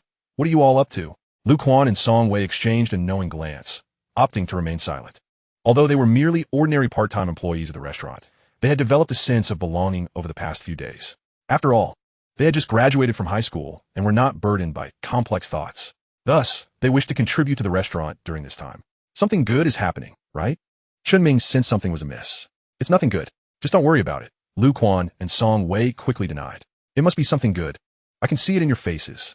Chun Ming, trusting his instincts, didn't wait for them to respond and squeezed into the back seat, triumphantly waving at the two. That scoundrel. I want to give him a good beating. Lu Quan and Song Wei, fuming, could do nothing about it. Ye Xuan, what is this good thing? Share it so I can enjoy a laugh too, Chun Ming eagerly asked in the car. As Ye Xuan started the vehicle, he replied, a gang of thugs is vandalizing the Bai Shui branch. We're going to confront them. Chun Ming's face turned pale instantly. After a moment, he frantically pulled at the door handle. Xiao Nanji and the others were startled, but managed to maintain a calmer demeanor than Chun Ming. After all, it was well known that Ye Xuan loved to joke. I've locked the doors. Conserve your strength for the impending battle. We might meet our end together on the same day. Truly a lifelong adversary. I don't wish to be your lifelong adversary. Let me out. I want to get out. 10 minutes later. So, it's two scoundrels who are trying to extort us with a mouse's head? After hearing Ye Xuan's explanation, Chun Ming realized he had been fooled. Oh, I never imagined such brazen individuals existed in this world. Don't worry, Ye Xuan. With me, Chun Ming on the scene, I assure you they won't leave unscathed. The absence of fear transformed Chun Ming into a figure of confidence. An hour later, as Ye Xuan drove up to the bustling Bai Shui branch, he was met with a crowd of onlookers gathered outside. Pushing through the throng, Ye Xuan and his companions spotted a middle-aged couple seated on the ground. Making a scene, what kind of trendy hotspot is this? It's just a black-hearted establishment. Everyone, judge for yourselves. We found a mouse's head in their hot pot. And not only do they deny it, but they also accuse us of extortion. Is there no justice left in this world? The middle-aged woman began wailing dramatically. Their uproar had naturally driven away customers. Han Yun and the staff anxiously surrounded them, desperately trying to explain the situation to the onlookers. Some hot-tempered employees were itching to confront the couple, but were held back by their colleagues. Witnessing this scene, Xiao Nanji and the others felt their blood pressure rise. Chapter 124. returning the favor in kind. I can't believe my temper. Han Liteo rolled up his sleeves, ready to step in. Ye Xuan firmly grasped his arm. If beating them could resolve the issue, I wouldn't hesitate to dish out 10 punches. Han Liteo, visibly frustrated, replied, "What shall we do then? Just watch. You can't reason with such people." "Exactly. Let's call the police." The suggestion was well received by Xiao Nanji and the others. Ye Xuan shot them a glance. If calling the police was effective, I would have asked Han Yun to do it earlier. Why wait until now? Anticipating trouble before opening the restaurant, he had installed surveillance cameras during the renovations. However, cameras always have blind spots. The couple had exploited these blind spots, discreetly placing the mouse's head into the hot pot when no one was watching. After the incident, Han Yun intervened immediately. The couple demanded compensation for emotional distress, inspection fees, and lost wages, without specifying any amounts, leaving it all to Han Yun to negotiate. This was clearly the work of seasoned con artists. When Han Yun called Ye Xuan to inquire whether to pay them off, he resolutely refused. If he had opened the door to such extortion, there would only be more incidents to follow. He had worked hard to earn his money, not to feed these unscrupulous individuals. While calling the police might remove the couple, it was unlikely to recover the damage they had caused. Just like how, years later, a single slanderous article could tarnish an individual's or a company's reputation irreparably. Even if one cleared their name eventually, it would never reach the same level of dissemination as the initial rumor. Therefore, he needed to ensure that the onlookers understood that Ye Xuan was being wronged. Unable to call the police and unwilling to physically confront them, were they to simply watch as the couple continue their ruckus? If they persisted, the reputation of Ye Xuan would be irrevocably damaged. Hong Liteo and Chun Ming were at their wits' end. Wang Qian adjusted her glasses and looked at Ye Xuan, saying, "You seem composed. Have you thought of a solution?" Xiao Nanji noticed for the first time that Ye Xuan appeared remarkably calm. In regard to observational acuity, my dear friend Wang Qian undoubtedly stands as the most astute among their group. Have you all observed how this man's silhouette bears a striking resemblance to old Chun? Perhaps 6 or 7 parts alike. Ye Xuan's gaze was piercing as he scrutinized the male fraudster, feigning abdominal pain on the ground, and inquired. Despite their confusion over his preoccupation with this detail, Xiao Nanji and the others nodded in agreement. Now that you mention it, he does indeed bear a resemblance. Not only does his silhouette match, but his hairstyle and attire are indistinguishable from those of Chun Yonghao. From behind, it is entirely plausible to mistake him for old Chun. Ye Xuan grinned. Indeed, I have conceived a solution. What solution? Xiao Nanji and the others perked up with interest. We shall repay him in kind. After a cold chuckle, Ye Xuan leaned closer and whispered his plan to them. Will this truly work? Chun Ming queried, a hint of uncertainty in his voice. Ye Xuan smiled. If someone else were to undertake this, the success rate would be a mere 50%. However, with you, Mr. Chun, at the helm, the likelihood of success rises to at least 90%. Do you grasp my meaning? Chun Ming's eyes widened, and after a moment's contemplation, he nodded vigorously. I understand. I will ensure the task is completed. With that declaration, he stealthily slipped into the hot pot restaurant while no one was paying attention. Meanwhile, Hong Liteo had already approached Qin Yonghao, pulling him into the establishment. Ye Xuan then adjusted his collar and approached Han Yun. The flustered beauty, the restaurant manager, was elated upon his arrival. Mr. Yi, you have finally come. The other staff members, witnessing the legendary boss for the first time, regarded him with a mix of curiosity and admiration. Thank you for your hard work, Manager Han. I shall handle the rest from here. Ye Xuan offered her a tissue with a gentle smile. In the background, Xiao Nanji pouted, feeling a twinge of jealousy. Previously, she was the one receiving such attention. Now, not only had she lost that privilege, but she also had to witness another woman basking in it. The campus belle felt an inner turmoil, yet her pride prevented her from voicing her discontent. Mr. Yi, do you believe you can resolve this? Han Yun asked, her face awash with emotion as she accepted the tissue to dab the beads of sweat from her brow. The other employees regarded him with skepticism, some even harboring resentment. If it weren't for Ye Xuan's adamant refusal to reconcile with the other party, matters would not have escalated to this extent. Ye Xuan chuckled lightly, turning to confront the middle-aged couple. So, tell me, how much do you desire? The distraught pair was momentarily taken aback. Who are you? Ye Xuan replied, I am the owner of Ye Xuan. The couple exchanged glances, and the middle-aged man responded, we do not seek money. We merely wish for compensation for emotional distress, medical expenses, and lost wages. Yet, you must specify an amount, right? If I were to divulge a figure, would that not amount to extortion? Ultimately, this matter hinges on your sincerity. Sincerity is priceless, my friends. You are placing me in a difficult position. After all, It is not my fault that your restaurant's broth was contaminated. You are well aware of the cleanliness of our broth. I ask you, do you not feel a pang of guilt for your actions? Ye Xuan inquired with a disarming smile. The middle-aged man's expression shifted, and he retorted defiantly, I am merely asserting my rights. What is there to feel guilty about? Have you considered the plight of ordinary individuals like yourself, who could have earned a living and built a family through this job? By your actions, you have jeopardized their livelihoods, leading to the collapse of the restaurant's business and their subsequent unemployment. Do you not fear the consequences of your selfishness? Ye Xuan interjected, gesturing toward the employees of Ye Xuan standing nearby. The middle-aged man appeared unsettled. What are you implying? Are you wishing ill upon me?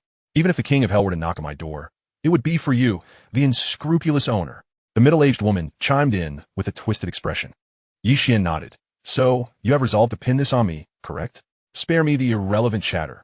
We found a rat's head in your broth, and you must take responsibility. Let us seek the opinion of everyone here. This young man is the owner of Ye Xuan, and while he refuses to take accountability, he resorts to invoking the king of hell as a curse against us. Does wealth grant you the privilege to trample on the common folk? The couple adeptly incited the crowd's emotions. Once the narrative of wealth disparity was ignited, it drew forth a collective outcry from the onlookers. This owner is utterly unreasonable. To encounter issues in your establishment and not allow others to voice their concerns? I was genuinely interested in trying this restaurant, but thankfully I have not yet done so. If all else fails, let's call the police and let them handle it. Observing the scene, Han Yun was once again drenched in perspiration. The other employees exchanged glances. Bewildered, did the boss not claim he would manage this? Amidst the fervor, the middle-aged couple smirked at Ye Xuan, feeling triumphant. A naive youth daring to challenge them. How amusing, just as the situation threatened to spiral out of control. Chun Ming pushed his way through the crowd. I can testify that they themselves threw the rat's head into the broth. Chapter 125, The Blame Game, What Will You Do? All eyes turned toward Chun Ming. The sensation of being the center of attention electrified him, sending shivers down his spine. After 3 long years, he had awaited an opportunity to showcase his prowess in front of a crowd. Now that the moment had arrived, were you ready to witness my performance? Sir, is what you say true? Ye Xuan exclaimed, his face lighting up with surprise as he hurried to Chun Ming's side, eager to inquire. Damn, how is this guy's acting even better than mine? Chun Ming was momentarily taken aback, but his ability to rise to the challenge activated. He glanced at the seated middle-aged couple, his face reflecting a tumult of hesitation, fear, and struggle. Then, he turned to the Ye Xuan employees, led by Han Yun, his expression gradually morphing into one of empathy, indignation, and fervor. Chun Ming, you have gone too far. Just as Ye Xuan was on the verge of losing composure, Chun Ming's expression reached its peak of impulsiveness, and with a determined stomp of his foot, he declared, Indeed, I witnessed it firsthand, there is no mistake. The onlookers were mesmerized by his fervor, and the tumultuous scene fell into an eerie silence. The middle-aged couple exchanged glances, both perceiving a flicker of doubt in the other's eyes. Was this young man indeed present nearby at the time? They had no recollection of him. After a brief moment of confusion, the couple began to wail in unison. The wealthy owner has hired someone to frame us. I cannot endure this. Truly, money can influence even the devil. These heartless individuals deserve their fate. The crowd's emotions were reignited. Young man, if you claim they deliberately placed a rat's head in the broth, you must provide evidence. Indeed, to make such allegations without proof invites divine retribution. Bro, are you an actor hired by this hot pot restaurant? How much do they pay you per performance? If it had been Hong Liteo, Lu Quan, or others in this situation, they likely would have cracked under the pressure. Yet, Chun Ming was no ordinary individual. He hesitated for a moment, then revealed an expression of indignation and outrage at being wronged. I certainly have evidence. I recorded them placing the rat's head on my phone. The Nokia 7610 boasts a built-in 1-megapixel CMOS camera capable of recording audiovisual content in 3GPP format. What? You have video evidence? Does this mean he is not lying? The crowd gasped in astonishment. The middle-aged couple was equally taken aback. They distinctly recalled surveying the surroundings while placing the rat's head, having seen no one recording their actions. Is that true? Where's the video? Show it to me, Ye Xuan exclaimed, seizing Chun Ming's shoulders as if grasping a lifeline. The performance was rather exaggerated. You still have much to practice. Chun Ming silently criticized, then with trembling hands, retrieved his Nokia 7610. After a series of maneuvers, he pulled up the video he had previously recorded and played it for Ye Xuan. A handful of onlookers squeezed in behind Ye Xuan, straining their necks to catch a glimpse.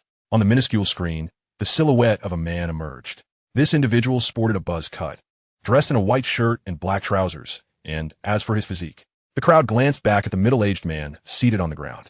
The resemblance was uncanny, too striking to merely describe as similar, for Chunming had asserted that he filmed the very person in question.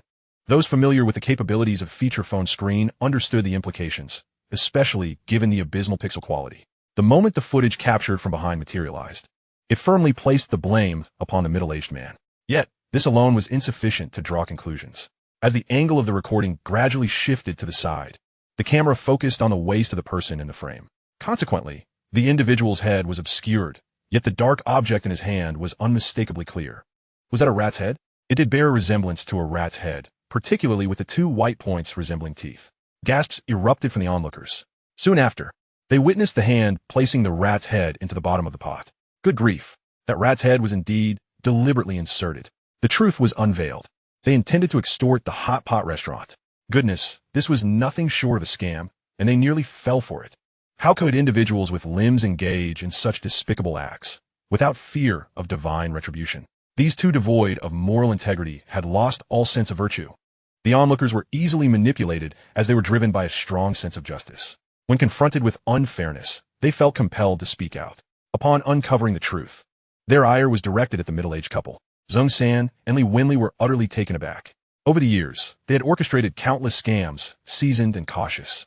If someone had been filming them, they would have long since faced the consequences. Thus, they were convinced that no one had been recording at the time. Yet now, after viewing the video, the crowd unanimously believed that it was they who had placed the rat's head in the pot. Was this not absurd? The video must be flawed. Do not be deceived. They were in cahoots. The video was fabricated. After a meticulous analysis, Ye Xuan and Li Wenli exchanged meaningful glances and shouted in unison. However, before they could turn the tide, Ye Xuan stepped forward. Ladies and gentlemen, this hot pot restaurant is a partnership between myself and a few classmates. We have just graduated from high school and lack substantial funds. I understand that these two seek money, and we are willing to pay them off. Having initially offered 5,000 yuan, but they deemed it insufficient and refused. Now this righteous individual has presented their incriminating video, yet they have the audacity to accuse us of fabricating it. I am at a loss for what to do. Must they truly drive us young people to despair? As he spoke, his voice trembled with indignation, and tears welled in his eyes, evoking sympathy from those who heard him. His emotional appeal was profoundly moving, leaving Xiao Nanji and Han Yun, among others, utterly astonished. You may have just graduated high school, but how can someone driving a BMW X5 claim to be broke? Had we not known you, we might have believed it. I thought my acting had reached its zenith, yet Ye Xuan's performance surpassed mine. He truly was my lifelong rival. Chunming clenched his fists, flames of fury igniting in his eyes. Ye Xuan and Li Wenli felt as though they had swallowed a bitter pill. When did you ever mention offering us 5,000 yuan? If you had, would we still be here? How could you cast such baseless accusations? The two seasoned con artists, cornered by Ye Xuan's accusations, were infuriated to the point of tears. Chapter 126. Let the bad luck stickers appear. This is outrageous. How can you exploit these high school students trying to start business? With irrefutable evidence. How dare you claim their video is fabricated? Such individuals are simply asking for a beating. If I had rotten eggs in hand, I would surely pelt them. The crowd was filled with righteous fury. Empathy is intrinsic to human nature. Who among us does not have a child pursuing education? The thought of one's child encountering such despicable individuals in the future stirred the hearts of the parents and grandparents present. Seeing the situation deteriorate, Ye Xuan and Li Wenli prepared to flee. At that moment, Hong Liteo emerged from the hot pot restaurant, carrying 2 baskets. Upon spotting the dense crowd, he initially recoiled. After receiving a fierce glare from Ye Xuan, he mustered his courage and shouted, "Free cabbage leaves and tomatoes. Limited quantities, first come, first served." The onlookers, eager for projectiles, surged toward him. After a few spins, both baskets were emptied. Beat these scoundrels. Let them suffer for their deceit. Die, fraudsters. Even Xiao Nanji and Wang Qian could not resist throwing a few cabbage leaves. Ye Xuan and Li Wenli, unable to escape in time, were overwhelmed by a deluge of projectiles. While the cabbage leaves were light and harmless, the tomatoes packed quite a punch.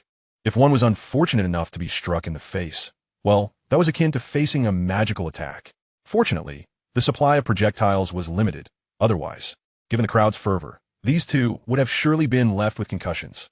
Once the barrage concluded, Ye Xuan stood before them. Everyone cease. We mustn't take it too far. Ye Xuan, Li Wenli, why didn't you step in sooner? Now that everyone is out of projectiles, you choose to intervene? We have endured enough suffering already. Young man, call the police. Yes, report them. They must face legal consequences. They are guilty of extortion and can be imprisoned. The onlookers offered suggestions in unison. Enough, we all have our struggles. Why push it to the extreme? Ye Xuan sighed, shaking his head. He then turned to pat Zhang and Li Wenli's shoulders, earnestly advising, I hope this incident serves as a lesson for you. May you reflect and reform your ways. Chunming's video was fabricated. If the police were involved, their deception would be exposed. However, he would not let them off so easily. He had yet to utilize the bad luck stickers he had drawn earlier. A perfect opportunity to use these two as test subjects for their effects. Should their misfortune lead to their demise, so be it. After all, their existence was a mere waste of resources. At that moment, only Ye Xuan could see that Zhang and Li Wenli each bore a palm-sized gray sticker adorned with intricate, mysterious symbols on their shoulders. This peculiar material clung steadfastly to their skin. Ye Xuan had stealthily attempted to peel one off earlier to no avail. Moreover, judging by the expressions of those around, no one had noticed. Truly, a product of the system. Upon uttering these words, not only were Zhang and Li Wenli taken aback, but the onlookers were equally astonished.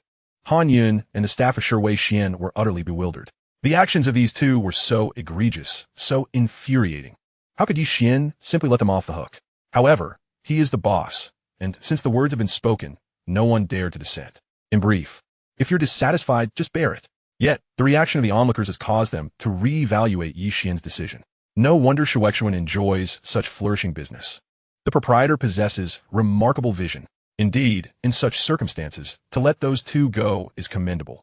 They truly deserve their profits. Perhaps not another day, but this very evening. I shall bring my friends to Ye Xuan to show my support. My daughter's birthday is approaching. I plan to bring her here for hot pot. It's true what they say. Good deeds are rewarded. With the grace exhibited by the young man, I shall become a regular patron of Ye Xuan, including Han Yun. All the employees of Ye Xuan have developed a profound admiration for Ye Xuan. It makes sense why the boss chose to let those two go. It was in consideration of Ye Xuan's reputation. This time, the boss truly stands above the fray. After Zhang and Li Wenli fled in disgrace, Ye Xuan quietly followed behind them. Meanwhile, after the onlookers dispersed, Xiao Nanji and the others entered the establishment. Han Yun could not help but inquire about the sequence of events. How could Chunming, who arrived here with Ye Xuan after the incident, possess a video that deliberately framed the other party? Seizing this opportunity to showcase his prowess, Chunming began, upon my arrival I saw. Ahem. Hong Liteo cleared his throat and shot him a warning glance. Those privy to the truth were present. Did he dare fabricate a story? Chunming's face flushed with embarrassment. I merely saw President Yi watching old Chun. Through his account, Han Yun realized that the individual in the video was not Zhang at all, but rather old Chun. As for the rat's head in the video, it was merely a duck neck in disguise. In such a short span of time, to conceive the idea of having old Chun and the duck neck impersonate Zhang and the rat's head, and to skillfully manipulate the obscured nature of the video to lead the onlookers' emotions. Framing Zhang and Li Wenli, Ye Xuan's quick wit and understanding of human sentiment were truly exceptional. At that moment, Han Yun felt an overwhelming admiration for Ye Xuan. Even Xiao Nanji, who was already aware of the plan, felt a sense of revisiting Ye Xuan's strategy. Just then, Chunming cleared his throat again. In fact, I believe my personal performance was also a crucial factor in this victory. Qian, what would you like to eat tonight? Uncle Chun, how is the training progressing? As Xiao Nanji, Hong Liteo, and others continued their conversation while moving away, they left Chunming standing there in a state of confusion. At this time, Ye Xuan, who had been tailing Zhang and Li Wenli for 20 minutes, had truly experienced the power of misfortune stickers. Over just a little more than a kilometer, these two were akin to characters on a quest, either slipping on banana peels or getting splashed with muddy water from passing vehicles. The most severe incident occurred when the ground suddenly caved in beneath them, and they fell into a pit over half a meter deep. After finally climbing out, Zhang accidentally knocked over a manhole cover, and one of his legs got stuck right in the groin. The pain turned Zhang face pale. This is absurd. What terrible luck we have today. Indeed, it was one thing not to hit the jackpot financially, but now they had fallen into a pit. Oh, my leg and waist still ache. All of this was the fault of that Ye Xuan owner. The next time I see him, I shall make him pay dearly. As Zhang vented his frustrations, he spotted an empty soda can ahead, and with a swift kick sent it flying. Bang! The can struck the wall by the roadside and rebounded, startling two stray dogs nearby. Then, The two dogs turned to face Zhang San and Li Wenli, crouching low and growling. Hey, if I'm being bullied, that's one thing, but two wild dogs want to intimidate me too? Zhang San, infuriated, pointed at the dogs and threatened. You better scram, or I'll beat you and make stew out of you. Woof woof. The two stray dogs, undeterred by the threat, charged at Zhang San and Li Wenli, caught in a state of disarray and without any means of defense. They were caught off guard, and one of the dogs sank its teeth into Zhang San's pant leg. With a ripping sound, a piece of their pants came off along with flesh, eliciting a yell from both as they bolted away. Ye Xuan, trailing behind, could not help but gasp in disbelief. Chapter 127, Graduation Banquet. The Sea Turtle brother plants his flag on Sunday, August 8th, a propitious day, outside a restaurant in Ming City. Ye Xuan accompanied his parents, welcoming guests to his graduation banquet. Jiming, you have a wonderful son. Jiehui, congratulations. You and Jiming shall enjoy prosperity from now on. Friends, family, and colleagues exchange pleasantries, their eyes betraying a complex mix of envy and jealousy. Inside the banquet hall, no matter how prestigious the university, one must eventually seek employment. Indeed, and I hear that Jingda has a high dropout rate. Some students who excelled in high school struggle to keep up there. Your son is working in a foreign company, correct? He is not in the country anymore. He was assigned by his supervisor to work abroad. Wow, how much is his annual salary? Not much. Around 50 to 60,000. I meant in dollars. In a corner of the hall, two middle-aged women were huddled together in conversation. They were employees from Ming City Machinery Factory. Although their relationship with Wang Jiehui was not particularly close, they had been invited to her graduation banquet previously. Now that Ye Xuan was attending university, it would be unthinkable for Wang Jiehui not to deliver an invitation to them. However, upon their arrival, they could not help but speak with veiled sarcasm. Yet, to claim they were deliberately targeting Ye Xuan would be difficult to substantiate. At that moment, a woman at the same table who had a decent rapport with Wang Jiehui finally could not contain herself. Have you heard? Young, you made $1 billion through stock trading. Is that true? $1 billion? That is quite exaggerated. Who told you that? The other guests at the table gasped in unison. The woman whose son worked abroad turned pale at that moment. The sister glanced around the room, then smugly declared, how could it be false? I have a relative working at a securities company who told me this personally.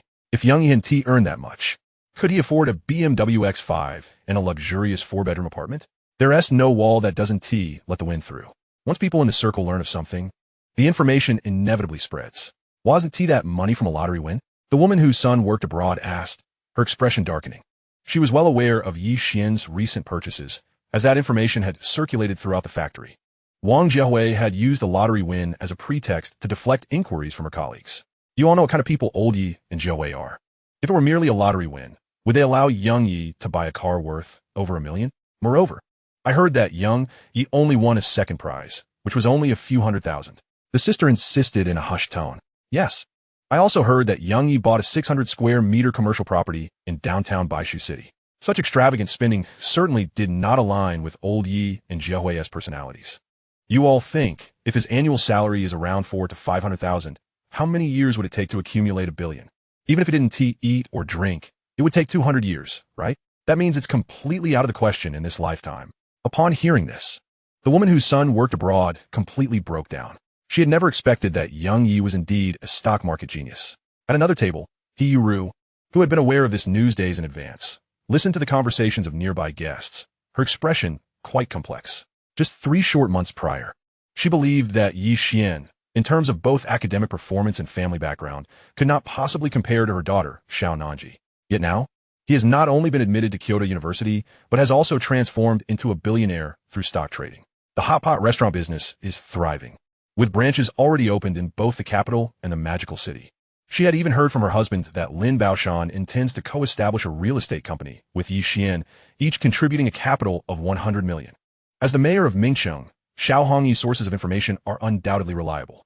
Additionally, her daughter, Xiao Nanji, mentioned that Ye Xuan has started an internet company in the capital, swiftly acquiring a 3-story office building, catering, stock market, internet, real estate. Ye Xuan has ventured into 4 domains even before entering university, setting aside other matters. Just this level of foresight and courage makes him a rare gem among the 3 billion people in the nation. Contemplating this, Ye Xuan glanced at her daughter sitting beside her.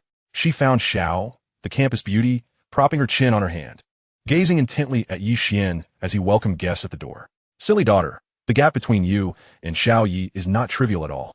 If you do not take the initiative soon, he might be whisked away by another girl.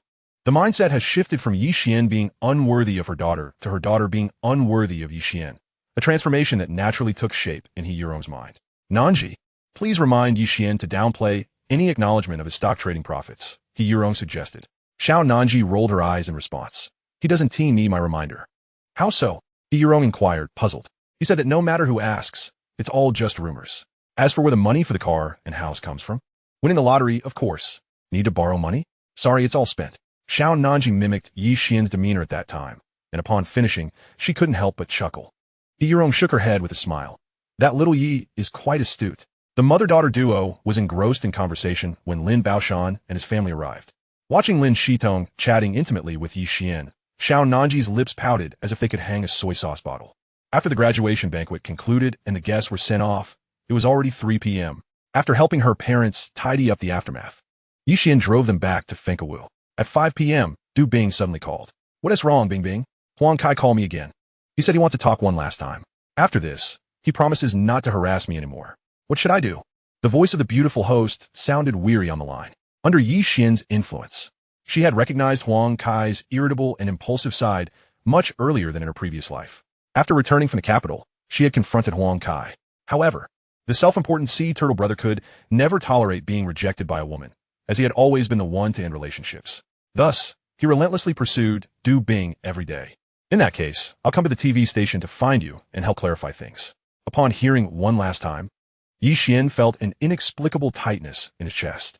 In many films and dramas, when a character sets a flag, it usually signals their impending demise.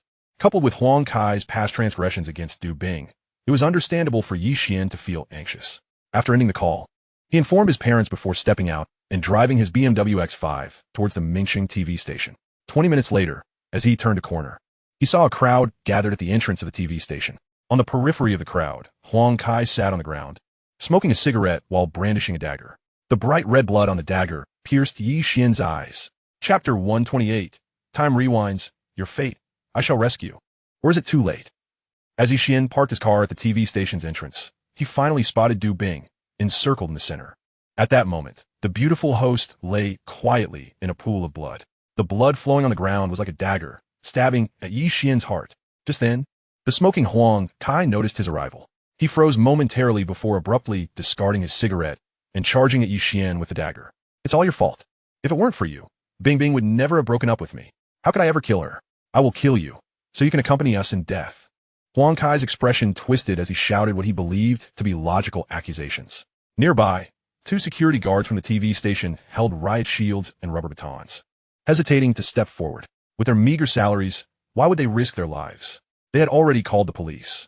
They could just pretend to act until the authorities arrived to handle the aftermath. The onlookers screamed in fright, continuously retreating. Through the car window, Ye Xuan stared intently at the advancing Huang Kai, muttering to himself, "It's you who deserves to die. Only you." After uttering those words, he gritted his teeth and accessed the system backpack, unhesitatingly activating the soul time rewind capsule. Simultaneously, Huang Kai lunged at the car door, thrusting the dagger toward the window. With a crash, it shattered like a broken mirror. All the images before Ye Xuan vanished. In the next instant, he found himself back in his home at Fengkewu. His mother's nagging echoed from the kitchen. Comrade Ye Jiming sat cheerfully on the sofa, engrossed in a newspaper. Meanwhile, he held his phone, exchanging messages with Xiao Nanji, Lin Shitong, and Guan Yan. Glancing at the time, it was 4:50. Indeed, he had returned to 30 minutes prior. Mom and Dad, I have something to attend to, Ye Xuan stated, not daring to delay as he stood up and headed outside. Where are you off to? It's almost dinner time. Wang Jiahui emerged with unwashed grapes, inquiring. Urgent matter. With that, Ye Xuan pushed the door and stepped out. Hello, Bing Bing. When did he call you? I suspect Huang Kai is up to no good this time. So, when he arrives, no matter what, don't go down. I happen to be nearby, and will reach you in 10 minutes. Let us discuss everything when I get there. At precisely 5 p.m., Ye Xuan received a call from Du Bing. It was then he learned that Huang Kai had called Du Bing an hour earlier. After much deliberation, Du Bing had decided to seek his help. This explained why. Just 20 minutes after he received the call, Huang Kai had already attacked Du Bing. After a series of reminders and receiving Du Bing's promise not to go down, he let out a slight breath of relief before pressing down hard on the accelerator. 5 minutes later, Huang Kai arrived at the TV station in a Porsche Cayenne. A large bouquet of vibrant roses sat in the front passenger seat. Upon reaching the entrance, he casually handed a pack of cigarettes to the security guard, then drove inside. Du Bing had previously reported to her superiors, requesting not to let Huang Kai enter the premises. However, Huang Kai's family had considerable influence in Mingcheng, and the station's leadership did not take her request seriously. Otherwise, the security guard would not have let Huang Kai in just for a pack of cigarettes. Once parked, he dialed Du Bing's number. Bing Bing, I've arrived, come down. I still have some work to finish up. Please wait a bit longer, Du Bing responded, forcing herself to suppress her rising frustration with a gentle tone. Are you still trying to avoid me? I told you this is the last time we'll meet. Huang Kai instantly erupted into a fit of rage, pounding the steering wheel. Huang Kai, I don't care. You must come down immediately, or I will come in. Ignoring her explanation entirely, Huang Kai exited the car and made his way downstairs, shouting at the third-floor location where Du Bing was. Bing Bing, I know you're up there. I truly just want to talk one last time. As it was the end of the workday, the station's colleagues heard the shouting and gathered at the windows to look down. In the office where Du Bing was located, her co-workers exchanged peculiar glances, their expressions laden with concern. Though no words were spoken, the intricate gazes of the onlookers rendered the beautiful host uneasy. At that moment, Huang Kai let out a loud shout from below. Despite Ye Xuan's admonitions still ringing in her ears, Du Bing could no longer remain seated. After all, Ye Xuan would arrive in a few minutes. It wouldn't matter if she went down now, would it? With a twinge of guilt, Du Bing made her decision. Huang Kai, stop shouting. I'm coming down. Huang Kai's eyes lit up. Great, I'll wait for you. Moments later, Du Bing appeared before him. After glancing at her colleagues peering from the window above, she sighed, let us talk at the entrance. As long as she was willing to converse, Huang Kai had no objections to where they went. Once outside, he presented her with a bouquet of roses, saying, Bing Bing. Du Bing sighed again. Huang Kai, we really aren't suited for each other. Huang Kai's expression shifted. I fell in love with you the moment I saw you. My feelings for you are genuine. I know, but I don't like you. Continuing this way is meaningless, Huang Kai, Du Bing replied, exuding a sense of helplessness. Huang Kai's expression changed several times before he gritted his teeth, tossing the roses aside and drawing a dagger from his waistband, still sheathed. Du Bing's pupils dilated. Huang Kai, you with a swift motion, Huang Kai unsheathed the dagger, pressing its tip against his chest, his eyes bloodshot as he roared. Must I carve out my own heart for you to believe me? Du Bing, now panicked, urged, don't be impulsive. Let us talk this through. It's you who won give me a chance to talk. Now I'm asking you one question. Are you going to break up with me or not? Huang Kai, we never, so you never liked me, did you? Huang Kai's eyes flickered with a violent rage, instilling a deep fear in Du Bing. Did you really never have feelings for me? Huang Kai shouted, directing the dagger at Du Bing with a twisted expression. Inside the security booth, a guard, alerted by the commotion, peeked out, only to quickly retreat upon witnessing the scene. As long as he didn't see it, he would bear no responsibility. Just then, Ye Xuan turned the corner in his car. From a distance, he spotted Huang Kai brandishing a knife at Du Bing, and a wave of dread washed over him. But now was not the time to ponder why Du Bing hadn't heeded his warning. He composed himself, pretending to casually drive past the television station entrance. Once he was a few meters behind Huang Kai, he stealthily parked the car. Fortunately, Huang Kai was entirely focused on Du Bing and had not noticed the BMW X5 that haunted his thoughts. Ye Xuan quietly exited the vehicle, crouching low as he swiftly approached Huang Kai. Huang Kai, Du Bing's face drained of color. She wanted to retreat but feared that might provoke him further. Instead, she attempted to calm Huang Kai's emotions. Tell me, did you ever truly like me? Huang Kai pressed the knife closer, directly against Du Bing's neck. Say you like me. Just utter the words, and I won't harm you. Quickly. At that moment, Huang Kai was teetering on the edge of losing control. Du Bing realized that if she said I like you, she could escape danger, yet she hesitated. This brief moment of indecision ignited Huang Kai's fury. You wretched woman, I'll kill you. With a furious shout, Huang Kai yanked the dagger back, swiftly aiming for Du Bing's abdomen. Her mind went blank, her body frozen as if encased in ice. Just as she thought she was about to perish, a familiar figure suddenly appeared behind Huang Kai. With a resounding clap, a powerful hand seized Huang Kai's wrist. With a swift motion, the guard executed a pressure point technique, forcibly twisting Huang Kai's wrist outward. Clang, the dagger fell to the ground. Huang Kai let out a cry of pain as the figure wrenched his arm behind his back. Thud, with a muffled thud, Huang Kai was pinned face down against the ground. Only then did the figure look up at Du Bing and say, I'm sorry I'm late. I didn't mean to frighten you. It was Ye Xuan. Chapter 129. Not only refusing to surrender, but daring to retaliate against me? Ye Xuan, having narrowly escaped death Du Bing felt her scattered with return in an instant. Driven by instinct or excitement, she was about to rush forward and embrace Ye Xuan. However, though her spirit had returned, her frozen body had yet to fully recover. As the saying goes, her body lagged behind her mind. As she moved, her upper body leaned forward, but her legs failed to keep up, causing her to tumble. Fortunately, Ye Xuan knelt before her, and before she could utter a sound, he caught her in his arms. If Ye Xuan hadn't quickly turned his head, their lips would have met. This wasn't because Ye Xuan wished to take advantage of Du Bing. Rather, such a collision would be intolerable for both their lips and gums. Nevertheless, the overwhelming force of a D-level strongman was quite the boon. While he felt comfortable, Huang Kai, pinned beneath him, was suffering immensely. When Du Bing fell, her knee fortuitously landed on the back of Huang Kai's head. Had Ye Xuan not mitigated much of the force, that blow would have surely cost him dearly. Despite this, the face-down Huang Kai still ended up with a bloodied lip. However, the physical pain paled in comparison to the agony of the heart by many times over. Though he couldn't see the scene behind him, he could imagine that the woman he loved, but could not have, was being held in the embrace of the man he despised the most. I should have been hiding under the car, not inside the guard, realizing the crisis had passed. Came out to assess the situation, just as his phone rang. Ironically, the ringtone was a Du-'s song, He Must Love You. Huang Kai's fury reached a boiling point, his thoughts becoming incoherent. You must have been sent by Ye Xuan to mock me, right? I would have liked to hide under the car. But look where I am now, pinned down by Ye Xuan. Are you okay? I'm fine, Ye Xuan. Thanks to your timely arrival, almost everything is fine now. Just get up and call the police. We'll deal with the rest later. Right. Du Bing hastily stood up, pulling out her phone to dial for help. Perhaps Ye Xuan believed Huang Kai had lost his threat, so he also rose, casually kicking the nearby dagger away from the guard's view. Then, Ye Xuan took out a cigarette, intending to relax his taut nerves. Huang Kai sensed his opportunity, ignoring the pain in his wrist. He performed a lazy roll to his feet, launching a kick aimed directly at Ye Xuan's abdomen. During his time abroad, he had practiced free combat for a while. He believed that had Ye Xuan not ambushed him, he wouldn't have been subdued. However, what transpired next was completely beyond his expectations. Having let his guard down, Ye Xuan suddenly discarded his cigarette and unleashed a flurry of strikes at Huang Kai. On the way there, to ensure he could handle unexpected situations, Ye Xuan spent 2,000 system points to acquire 200 volumes of combat experience books. This boosted his combat skills to LV1, provincial team level. Huang Kai, merely an amateur and with one wrist incapacitated, stood no chance against him. Moreover, Ye Xuan had deliberately released Huang Kai, anticipating that he would be unable to handle the stimulus and would seize the opportunity to counterattack. It was only reasonable for a criminal who refused to surrender to suffer a beating from a bystander. Wasn't it?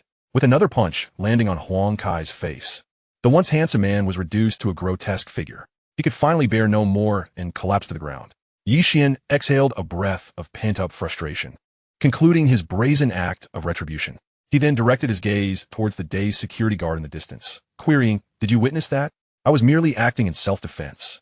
The guard nodded vacantly. In truth, even if he refrained from giving testimony, the surveillance cameras at the television station would corroborate the incident. Given the involvement of the television station, the police responded with remarkable alacrity, arriving at the scene a mere 5 minutes later. Under the watchful eyes of numerous television employees, they placed Huang Kai in handcuffs and ushered him into a police vehicle. Ye Xuan, Du Bing, and the security guard were likewise taken back to provide their statements. Meanwhile, upon receiving news, Huang Kai's father, Huang De, the owner of Dongtai Electronics, immediately leveraged his connections to intervene. At the local police station on Shuangxiao Street, a patrol officer was conducting a routine inquiry. You claim to have witnessed Huang Kai wielding a dagger against Du Bing. Could this be merely your subjective interpretation? Hearing this, Ye Xuan sensed something amiss and raised an eyebrow, saying, "What I witnessed was undeniably real. When I intervened, the blade was mere centimeters from Du Bing's chest. Had I hesitated, it would have surely pierced her. The surveillance footage at the television station can easily verify this. Perhaps Huang Kai merely intended to jest with Du Bing? Even if you had not intervened, would he not have backed down in time?" The officer pressed. "Your response bears significant weight on another's future. It is imperative to answer with caution." The officer rapped his knuckles on the table, his voice low and serious. After a brief moment of silence, Ye Xuan suddenly smiled. "Is someone in your department in cahoots with you?" Bang! The officer slammed his palm on the table. "Orate, do you grasp the gravity of your words?" In the officer's eyes, Ye Xuan detected a flicker of anxiety. He then retrieved his phone, chuckling, "Allow me a moment to make a call." As he was not a criminal suspect, The police had no authority to impede his communication with the outside world. Moments later, the call connected. "Hello, Uncle Lin. I find myself in a bit of a predicament." He proceeded to recount in detail his intervention against Huang Kai. With a furrowed brow, he added, "The police seem to suspect that Huang Kai was merely joking with Du Bing. Given his vindictive nature, I am gravely concerned about potential retaliation." The patrol officer's eyelids twitched at this revelation. Yet, Ye Xuan's claims were factual, leaving the officer without a rebuttal. "Understood. Thank you, Uncle Lin," Ye Xuan concluded the call, his expression one of amusement as he gazed at the officer across from him. Among his acquaintances, 3 individuals possessed the clout to resolve this matter: Xiao Hongyi, Lin Baoshan, and Chun Wu. However, he felt confident that only Lin Baoshan could be persuaded at this time. His relationship with Lin Shitong was merely a facet. More importantly, he was now a business partner of Lin Baoshan. The wealth and influence of the richest man in Ming City far surpassed that of Huang De. A few minutes later, the patrol officer was summoned outside. Upon his return, his demeanor had noticeably shifted, displaying a newfound respect. "Mr. Yi, could you please recount the events as you observed them?" Ye Xuan recognized that his phone call had evidently borne fruit. Meanwhile, Lin Baoshan, having made several calls, instructed his driver to take him to Huang Da's residence. "You think my business partner, Lin Baoshan, cannot wield influence? How naive." Chapter 130. I lay my cards on the table after completing his statement. Ye Xuan encountered the visibly shaken female host in the corridor. "Ye Xuan," Du Bing exclaimed, abruptly rising to approach him. Ye Xuan had prepared himself for an embrace. But upon noticing the police officer trailing behind, she halted. He could only respond with resignation. "Shall we step outside?" Du Bing nodded, following him out of the police station. Once ensconced his BMW X5, Ye Xuan adopted a serious demeanor and inquired, "Why did you disregard my advice earlier?" This was the first time Du Bing had witnessed such a grave expression on his face, and it startled her. I. She realized her culpability. But who could have foreseen that Huang Kai would dare to act so violently? Ye Xuan slapped the steering wheel. "What do you mean I? Do you comprehend how close you came to danger?" Du Bing lowered her gaze, murmuring, "I understand. Will you heed my counsel in the future?" Ye Xuan pressed, his voice tinged with anger. The guilty Du Bing dared not utter a word of defiance. Upon her nod of acquiescence, Ye Xuan concluded the matter decisively. "You said it. No backing out." Initially, he had been furious at her for disregarding his warnings, but upon reflection, had she not done so, the entanglement between Huang Kai and Du Bing might have persisted. Now, with Huang Kai's attempted assault and Lin Baoshan's involvement, a conviction seemed inevitable. Moreover, having saved Du Bing, Ye Xuan had been rewarded with 30,000 causal points from his system. Regrettably, he had not been able to eliminate Huang Kai on the spot. Otherwise, the latter would have faced a far graver fate. Ye Xuan sighed inwardly, recognizing that in that moment of peril, he could only prioritize saving Du Bing, lacking the opportunity to create a circumstance where he could have inadvertently killed the assailant in the act of heroism. However, even if such an opportunity had arisen, he could not have brought himself to take a life. Taking a life, even in the name of righteousness, could lead to unfavorable consequences should it be scrutinized by the discerning. Just as a law enforcement officer might be questioned as to why they did not disable a suspect's legs, the repercussions could be vast. "Where do you intend to head next?" "I can drive you," Ye Xuan continued with a stern countenance. "Home," Du Bing replied cautiously. "Very well, hold on tight." Ye Xuan started the car, following Du Bing's directions. Throughout the drive, he maintained a serious expression, which rendered the beautiful host, who had much to say, hesitant to speak. Upon arriving at her residential complex, she finally ventured, "Ye Xuan, please don't be angry with me anymore." Ye Xuan glanced at her, his expression a complex amalgam of emotions. "If I were to say that I've been intentionally feigning ignorance, how would you react?" "What do you mean?" Du Bing asked, momentarily perplexed. Ye Xuan shrugged. "I was already aware of Huang Kai's violent tendencies, and fearing for your safety, I deliberately approached you to disrupt your relationship." His objective had been achieved. Maintaining the facade of an innocent young man was exhausting. Having just saved Du Bing's life, it was the perfect moment to come clean. As for how he had known of Huang Kai's violent nature, the evidence was self-evident. There was no need for further explanation. Du Bing's lips parted slightly, as if questioning her own understanding of his words. Ye Xuan shrugged again. "Of course, you are indeed my type, and I have not lied about that. However, I'm not the innocent man I appear to be. To be blunt, I could be rather greedy." "Greedy?" Du Bing was both confused and surprised. "Did you not say that the most important thing in life is to avoid greed?" Ye Xuan chuckled. "I was merely teasing you. For instance, you and Guan Yin both possess your unique charms. If given the chance, I would choose to have both, rather than settle for just one." Du Bing was utterly taken aback by his words. The impact of this revelation was far more profound than Huang Kai's attempt on her life. If you feel angered by my deception, that is understandable. Even if my intentions were good, deceit is still deceit, and I will not force you to forgive me. Nevertheless, you are indeed my type, and that is the truth. Now, I have said all I needed to, and you should return home to avoid worrying your parents. With that, Ye Xuan turned away, no longer meeting Du Bing's gaze. The beautiful host hesitated, her words caught in her throat, before silently opening the car door and stepping out. Look who's acting all high and mighty now, feeling foolish. Ye Xuan mused, momentarily stunned by Du Bing's abrupt departure. Perhaps I should tell the beautiful host that my previous remarks were merely jest. In truth, I am indeed the innocent young man you envision. As he grappled with this intense internal conflict, Du Bing, stepping out of the car, suddenly exclaimed, Ye Xuan. What is it? Ye Xuan replied, his expression stern, not bothering to turn his head. You're also my type, she declared before promptly closing the car door. When Ye Xuan finally turned around, he could only see her retreating figure, heading towards the entrance of the community. In that moment, he couldn't help but click his tongue in confusion. What was Du Bing truly implying? If she was angry, why express affection? If she wasn't upset, why leave him with that parting statement? The heart of a woman is as inscrutable as the depths of the ocean. Uncle Lin, I cannot thank you enough for your timely intervention.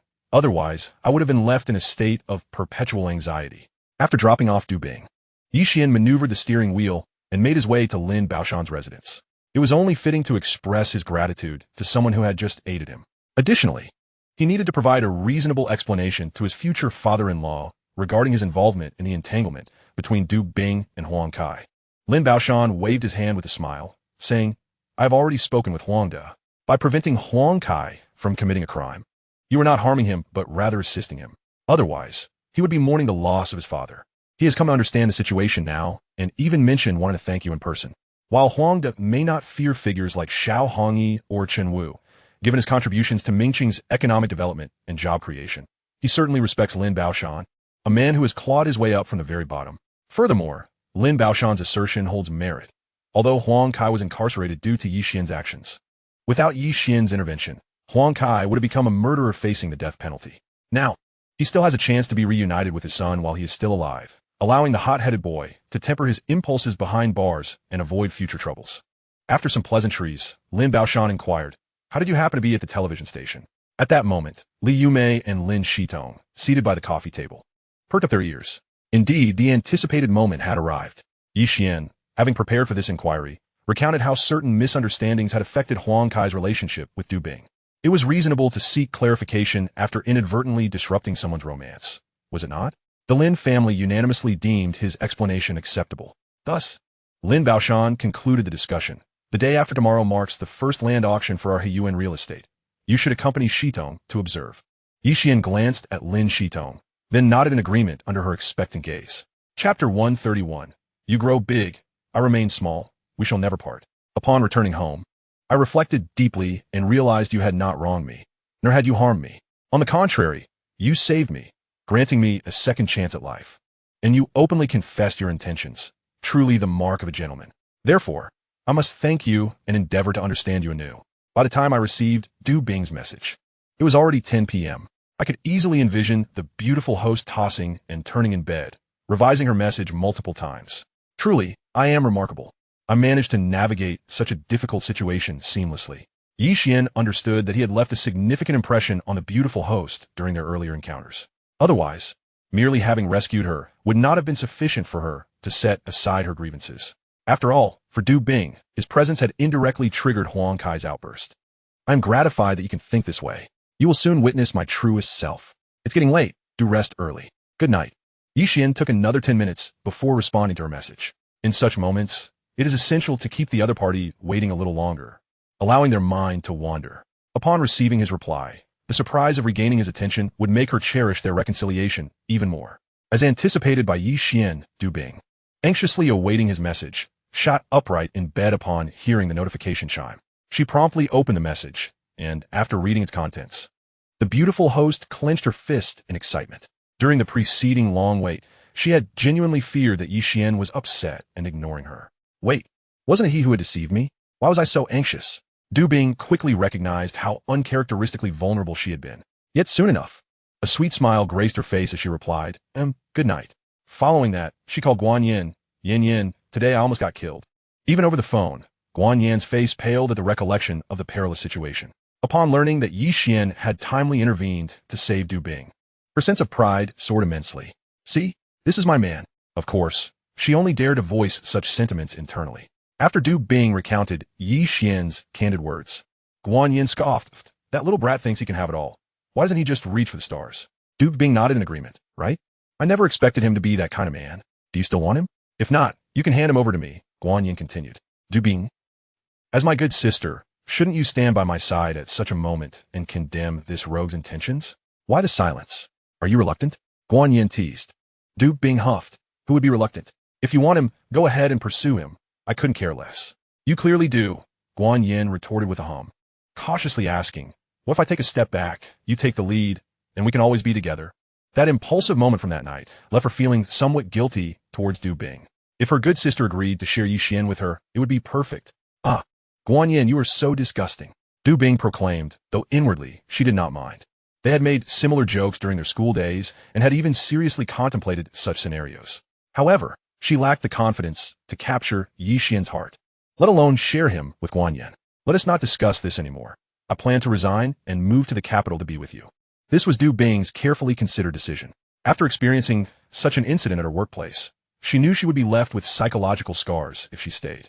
Moreover, Mingcheng Television was too small. She did not wish to remain there for her entire life. While she might not secure a position at a television station in the capital, she firmly believed that her skills and experience would enable her to find a promising job suited to her talents. On the morning of August 10th at 9 a.m., Lin Baoshan, Ye Xuan, and Lin Shitong boarded a Range Rover driven by Kai and arrived at the Land Transaction Center in Baishui City. At that moment, the parking lot was brimming with luxury vehicles from various locales in Dongshan Province. Ye Xuan even spotted several luxury cars bearing out-of-province license plates. As the four of them entered the venue, staff members guided them to their seats. Along the way, Lin Shitong attracted the attention of many attendees. A stunning beauty is destined to be the center of attention in most gatherings.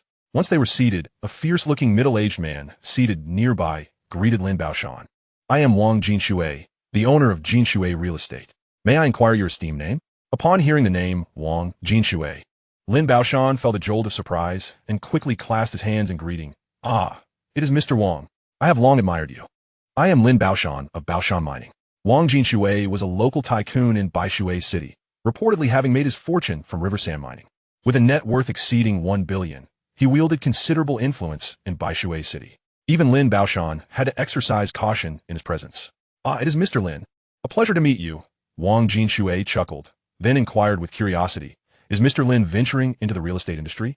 Indeed, the real estate sector is thriving, and I too wish to partake in the opportunities it presents. I hope Mr. Wang will offer me guidance, Lin Baoshan replied. President Lin jested. How could a mere illiterate like me offer any guidance? After a round of mutual flattery, Wang Jinshui remarked candidly, to be honest, I'm here solely for the A3 plot. I hope President Lin will be gracious. Despite the rumors of his 1 billion fortune, when it comes to cash flow, he pales in comparison to Lin Baoshan, who boasts a fortune of 800 million. In 2004, high-leverage real estate was but a younger sibling beside the coal mines. Lin Baoshan's expression shifted slightly as he turned to glance at Ye Xuan. Ye Xuan chuckled. Isn't it a coincidence? I too have my sights set on the A3 plot. The A3 plot, adjacent to the bustling commercial street in the city center, spans a total area of 412 hectares. In a previous life, it was auctioned for the staggering sum of 29.7 billion, becoming the land king of that year. 3 years later, this project yielded over 1 billion in profits for the developer. Wang Jinshui's face darkened as he forced a smile, inquiring, President Lin, is this individual your subordinate? Taken aback by Ye Xuan's forthrightness, Lin Baoshan momentarily faltered. After a brief pause, he steeled himself and replied, Mr. Wang, you are mistaken. He is my partner, Ye Xuan. Ye Xuan? Wang Jinshui racked his brain, attempting to recall the prominent second-generation elites of Baishui City, but could not recall this name. At that moment, Ye Xuan interjected, Mr. Wang, as newcomers, we are unfamiliar with the customs here. If we inadvertently offend you, I hope you will not take it to heart. Upon hearing this, Wang Jinshui realized that the other party was challenging him. He quickly reined in his smile and said with an air of menace, You'd best not provoke me. Those who do not fare well. Chapter 132. What offense could you possibly hold against me? Lin Baoshan felt a pang of anxiety and was about to devise a means to ease the tension when he heard Ye Xuan say, "I apologize, Mr. Wang. I misspoke earlier." Lin Baoshan, Akai, and Lin Shitong were all taken aback. Was he really conceding so swiftly? It was somewhat embarrassing, to say the least. Wang Jinshui was also momentarily stunned, then mockingly glanced at Lin Baoshan. "President Lin, your partner ought to be called Ye Junjia. For those who recognize the times are truly the talented ones. Ha ha ha." He was still laughing heartily when Ye Xuan retorted, "As newcomers, we are unfamiliar with the customs here. If we inadvertently offend you, what do you intend to do about it?" Silence fell. Wang Jinshui appeared as if he had suddenly been silenced, the air escaping his throat. Lin Baoshan and the others turned to Ye Xuan, their expressions a mix of surprise and intrigue. "Damn, I knew it. This kid is never one to back down easily. It seems he is holding back his trump card." However, Wang Jinshui was no ordinary adversary. He was a ruthless tycoon with several lives on his hands. In the realm of Baishui City, even Lin Baoshan had to tread carefully around him. To provoke him so egregiously would indeed be unwise. "Very well. It has been many years since I encountered a young man as amusing as you." Wang Jinshui inhaled deeply, suppressing his anger, then turned away as if nothing had happened. Lin Baoshan watched Ye Xuan, hesitating to speak, ultimately deciding to send a text message to introduce Wang Jinshui's situation. Soon after, he received a reply from Ye Xuan. "Rest assured, I have ways to handle him." In a previous life, Wang Jinshui was sentenced to death in 2008, with numerous heinous deeds unveiled.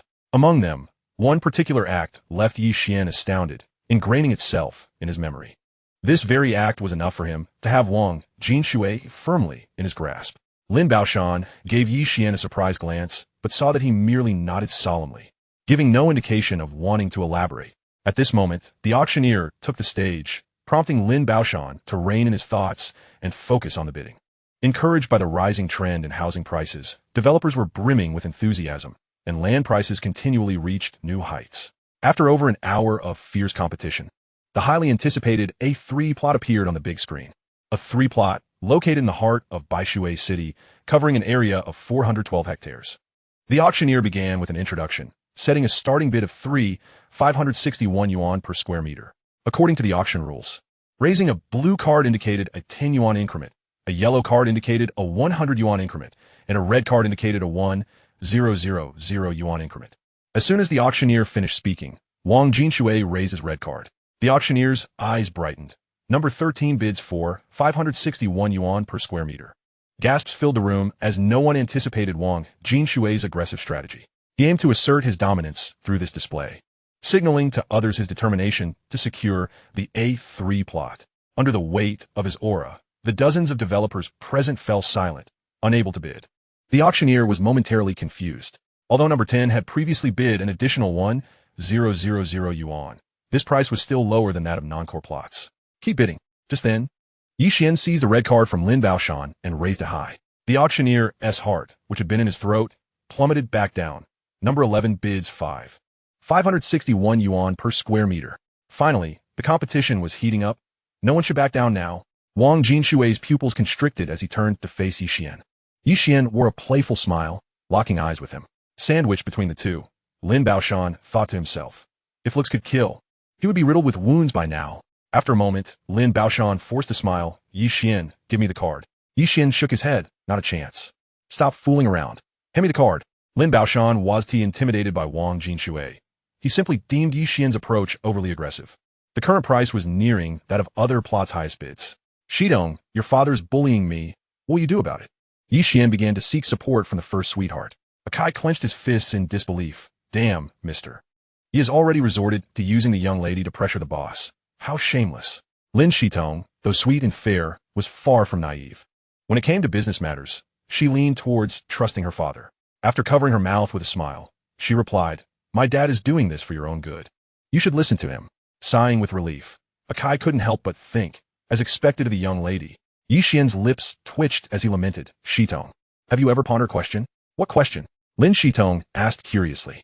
"The reason Uncle Lin dotes on you is solely that he is your father. If you strip away that paternal bond, would he still shower you with the same affection? Meanwhile, I, a complete stranger with no ties to you, willingly treat you well. In comparison, isn't my affection more genuine?" Ye Xuan posed the question earnestly. Lin Shitong burst into laughter. "What the hell?" Akai clenched his fists again. Lin Baoshan nearly burst into laughter as well. What nonsense about more genuine affection. That assumption is fundamentally flawed. However, as Ye Xuan continued his banter, Wang Jinshui raised his red card once more. Number 10 bids 561 yuan per square meter. The auctioneer's voice quivered with excitement. This price had now surpassed the highest bids of other plots. I've raised my bid. If you have the ability, feel free to follow suit. Wang Jinshui taunted Ye Xuan, half in pride, half in provocation. Lin Baoshan's expression darkened. Ye Xuan, the total price at this unit rate has already exceeded 7 billion. You mustn't. As he spoke, he reached for the bidding card. But just then, Ye Xuan locked eyes with Wang Jinshui and raised the red card once more. Lin Baoshan's hand froze midair. Wang Jinshui's pupils constricted, fury surging to his head. On the 11th, a bid of 561 yuan per square meter was announced. The auctioneer's voice trembled with excitement. A wave of commotion erupted within the auction hall. The other developers were taken aback by this staggering price. 561 yuan. This figure already represented the highest price in the land auction of Baishui City in 2004. Coupled with the 412 hectares of land, the total price reached a jaw-dropping sum. Who is this young man, so audacious as to disregard Wang Jinshui? Does he not fear incurring losses in business? I'll place my bid. Will you raise yours? Ye Xuan inquired, locking eyes with Wang Jinshui, his tone laced with a playful challenge. The total was merely 1 billion, a sum only slightly higher than his past life. With a base profit of 1 billion, he could dominate the entire auction. Chapter 133. The True Game of Real Estate. Wang Jinshui's web of intrigue. Ye Xuan, you're being a bit impulsive, Lin Baoshan sighed inwardly. However, he would not betray his feelings in front of Wang Jinshui. Instead, he mimicked Ye Xuan's demeanor and smiled at Wang Jinshui. Having all climbed the ranks from humble beginnings, he would not shy away from a direct confrontation. Suddenly, Wang Jinshui laughed. Good, very good. Young man, I find myself increasingly fond of you, but I must apologize, for I only have an affinity for women. Upon uttering this, Ye Xuan cast a glance at Lin Shitong, who responded with a sweet smile. Wang Jinshui turned away with a snort, tore off his tie, and raised the yellow bidding paddle. The auctioneer, filled with surprise, announced, Number 10, bidding 661 yuan per square meter.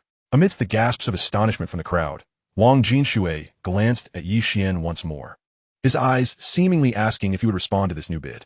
Ye Xuan shrugged. I thought you might raise the red paddle. If that were the case, I would surely concede. However, with just a 100 yuan increase, I still have some leeway. With that, he too raised the blue paddle. Number 11, bidding 761 yuan per square meter. The auctioneer nearly lost his voice in excitement. At such a unit price, the total was nearing 2 billion. Damn it. Wang Jinshui was so furious he nearly smashed his paddle. A unit price of 761 yuan had already surpassed his psychological threshold. In real estate, the cost of land typically accounts for 30% of the total development cost. His plan was to develop the A3 plot at a total price of 1 billion. Now, the cost of acquiring land had escalated to 2 billion. If this continued, although there might still be room for profit, he feared the pressure on the cash flow would become overwhelming. Should the cash flow break, everything would be lost. At this moment, 1 minute had passed since Ye Xuan raised his paddle.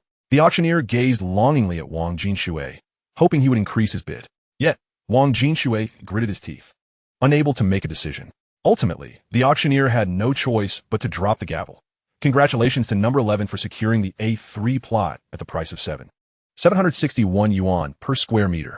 Applause erupted throughout the hall. Ye Xuan, taken aback by the reaction of the other developers, quickly rose and spun around, hands joined in gratitude. Meanwhile, Wang Jinshui, like a venomous snake, glared at him intently. Once the applause subsided, he slammed his hand on the armrest of his chair and rose to leave. Uncle Lin, Wang Jinshui will certainly not let this go easily. We must gather our forces, Ye Xuan quietly said, watching Wang Jinshui's retreating figure. Lin Baoshan thought to himself, do I need you to remind me? If he were without this level of vigilance, he would have been mercilessly cut down long ago. He immediately took out his phone and sent a text to his subordinates. Once the auction concluded, the four of them exited the auction center. It wasn't until they were seated in the Land Rover that Akai finally breathed a sigh of relief. Ye Xuan, I know you have great faith in the real estate market, but isn't it too risky to acquire the A3 plot at such a high price of 2 billion? Lin Baoshan remarked, pulling out a cigarette. Just as he was about to light it, he recalled his daughter was nearby. To avoid giving Ye Xuan a chance to show off, he attempted to put the cigarette away. However, Lin Shitong unexpectedly produced a lighter, flicking it open. A Kai rolled down the window. She understood how tense the previous situation was. At a moment like this, not smoking would leave her father restless. Of course, Mississippi. A Kai complied and rolled down the window. Lin Baoshan smiled appreciatively and lit his cigarette. At that moment, Lin Shidong took another cigarette from his pack and held it up to Ye Xuan's lips, igniting it for him. The first sweet girl was not only sweet, but also considerate, a true gem. Ye Xuan smiled at her and said, "The principle of seeking fortune and risk is something Uncle Lin should understand better than I. I wager that once the A3 plot is developed, housing prices will soar by 50, 80, or even 100 compared to now. By that measure, the unit price of 761 yuan is not only reasonable, but a veritable bargain. Even if we were to incur losses on this project, or even face bankruptcy, it would merely be one of our attempts. You have Baoshan Mining, and I have Ye Xuan and Second Life Networks. However, should I win this bet, what awaits us is an unimaginable fortune." Lin Baoshan nodded.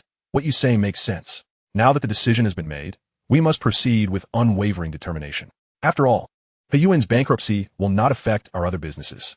Thus, upon our return, I will arrange for a mortgage loan, and we shall commence development as swiftly as possible to ensure prompt returns." Ye Xuan shook his head with a smile. "Uncle Lin, you are mistaken in your thinking." "What do you mean?" Both Lin Baoshan and Lin Shitong, along with the Kai, looked puzzled. The plan to secure a loan, begin work, and ensure quick returns seemed sound. "We should first obtain a mortgage loan, then bid for land, and after that, secure another loan. This cycle continues. After all, the funds for purchasing land can be paid in installments. The more land we acquire, the more loans we can secure, and consequently, the more houses we can sell. At that point, even if we wish to declare bankruptcy, those creditors will be begging us not to. This is the true game of real estate. In terms of construction, we must not solely pursue speed, but rather ensure quality. It is better to finish a little later than to compromise on the integrity of the buildings. Moreover, we must absolutely not delay payments to laborers and must avoid leaving projects unfinished. This is paramount." Once Ye Xuan finished speaking, Lin Baoshan and the others were left dumbfounded. Can we really operate like this? Lin Baoshan was well aware of the significant feasibility of this approach, given that the rules were laid out.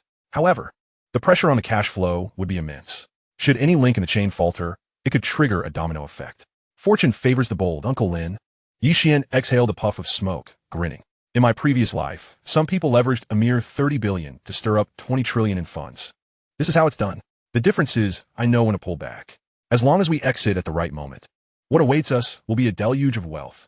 Lin Baoshan was deeply moved by these words. After a long pause, he clenched his jaw. "All right, let us proceed, as you suggest." The two continued discussing the details. When Lin Baoshan's reinforcements arrived, a Kai drove the Land Rover, escorted by 6 Jinbei vans.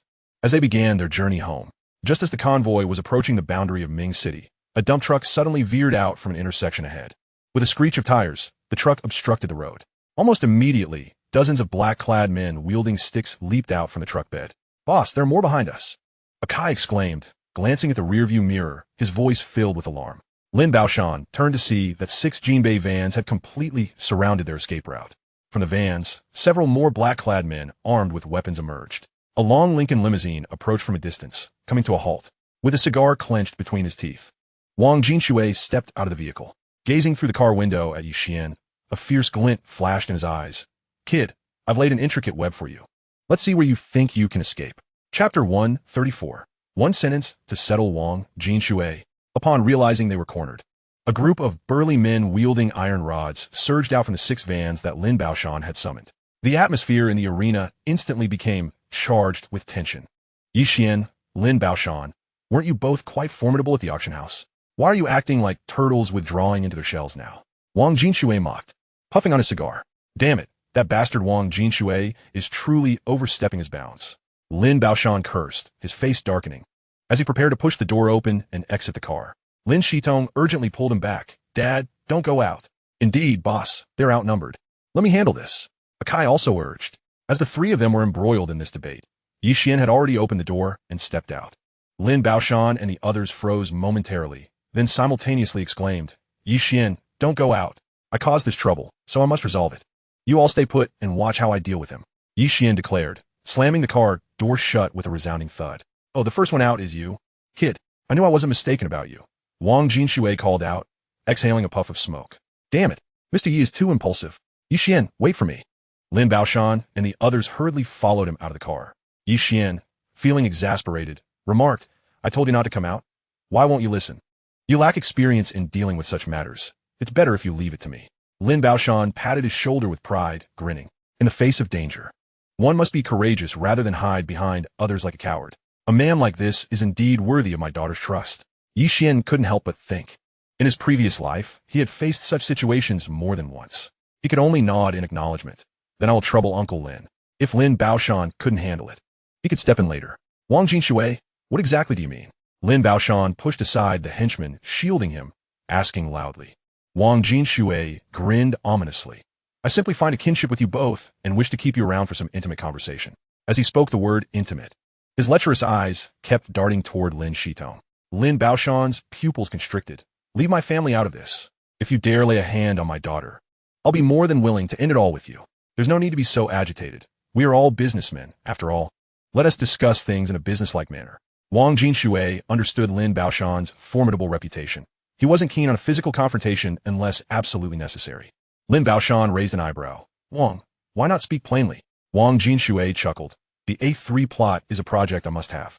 I've come to inquire if you might consider transferring that land to me. As Lin Baoshan was about to refuse, Wang Jinshui added with a sinister laugh.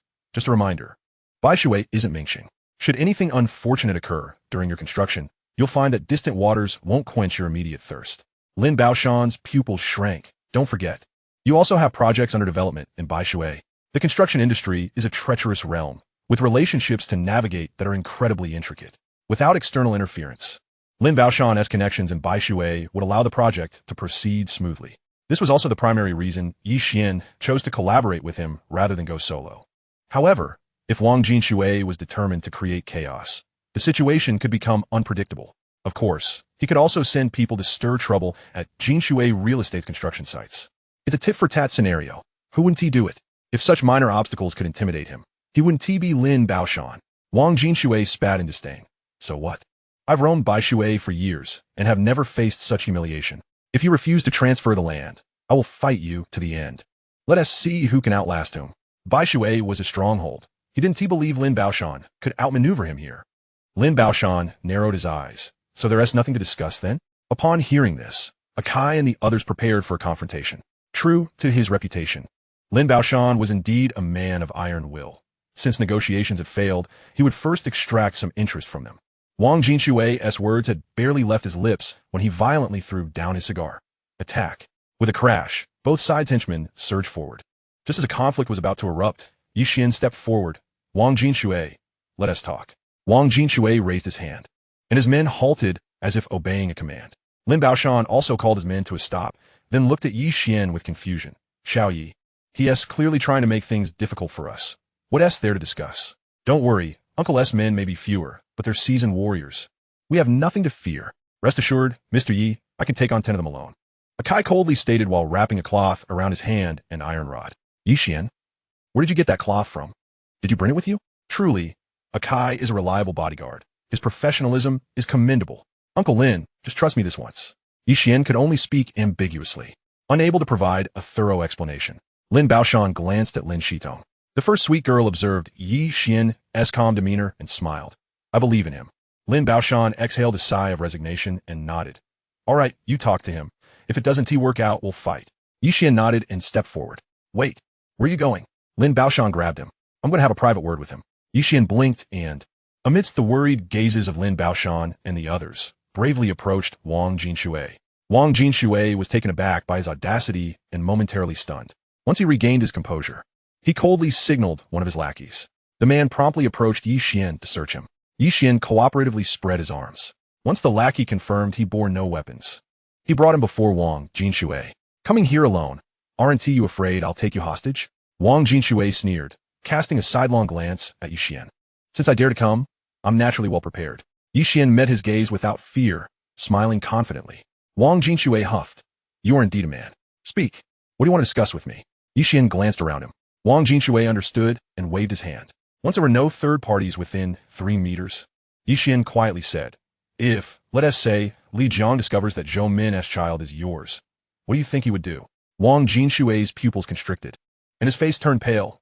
You better not mess with me. As he spoke, he swiftly drew a knife from his waistband, poised to strike Ye Xuan. Ye Xuan, watch out! Lin Shitong and Lin Baoshan gasped, their hearts racing. Almost simultaneously with their exclamations, Ye Xuan moved with lightning speed, gripping Wang Jinshui's wrist. Then, he whispered, I've set up a timed email. If I die, or if I'm in a bad mood and forget to cancel it, Li Jiang will find out about this. Clang! Wang Jinshui released his grip, the knife clattering to the ground. Then, trembling, he asked, Young Master Yi, what must I do for you to keep this secret? Chapter 135. Akai is responsible for the chaos. We handle the slaughter of Li Jiang. The deputy mayor of Baishui. Wang Jinshui had reached this point largely thanks to Li Jiang's backing. Zhou Min was a rare beauty who had come to Baishui City due to gambling debts, only to be saved by Wang Jinshui inadvertently. After being meticulously trained by him for a period, she underwent a membrane repair surgery at the hospital, after which Wang Jinshui brought her to Li Jiang. Before long, Li Jiang became infatuated with Zhou Min, cherishing her as if she were a precious gem. Most importantly, Zhou Min was pregnant, and it was a boy. This was an extraordinary delight for Li Jiang, who only had a daughter. However, the trouble lay in the fact that Wang Jinshui had also sought Zhou Min during that time. Moreover, according to Zhou Min's calculations, the child was indeed Wang Jinshui's.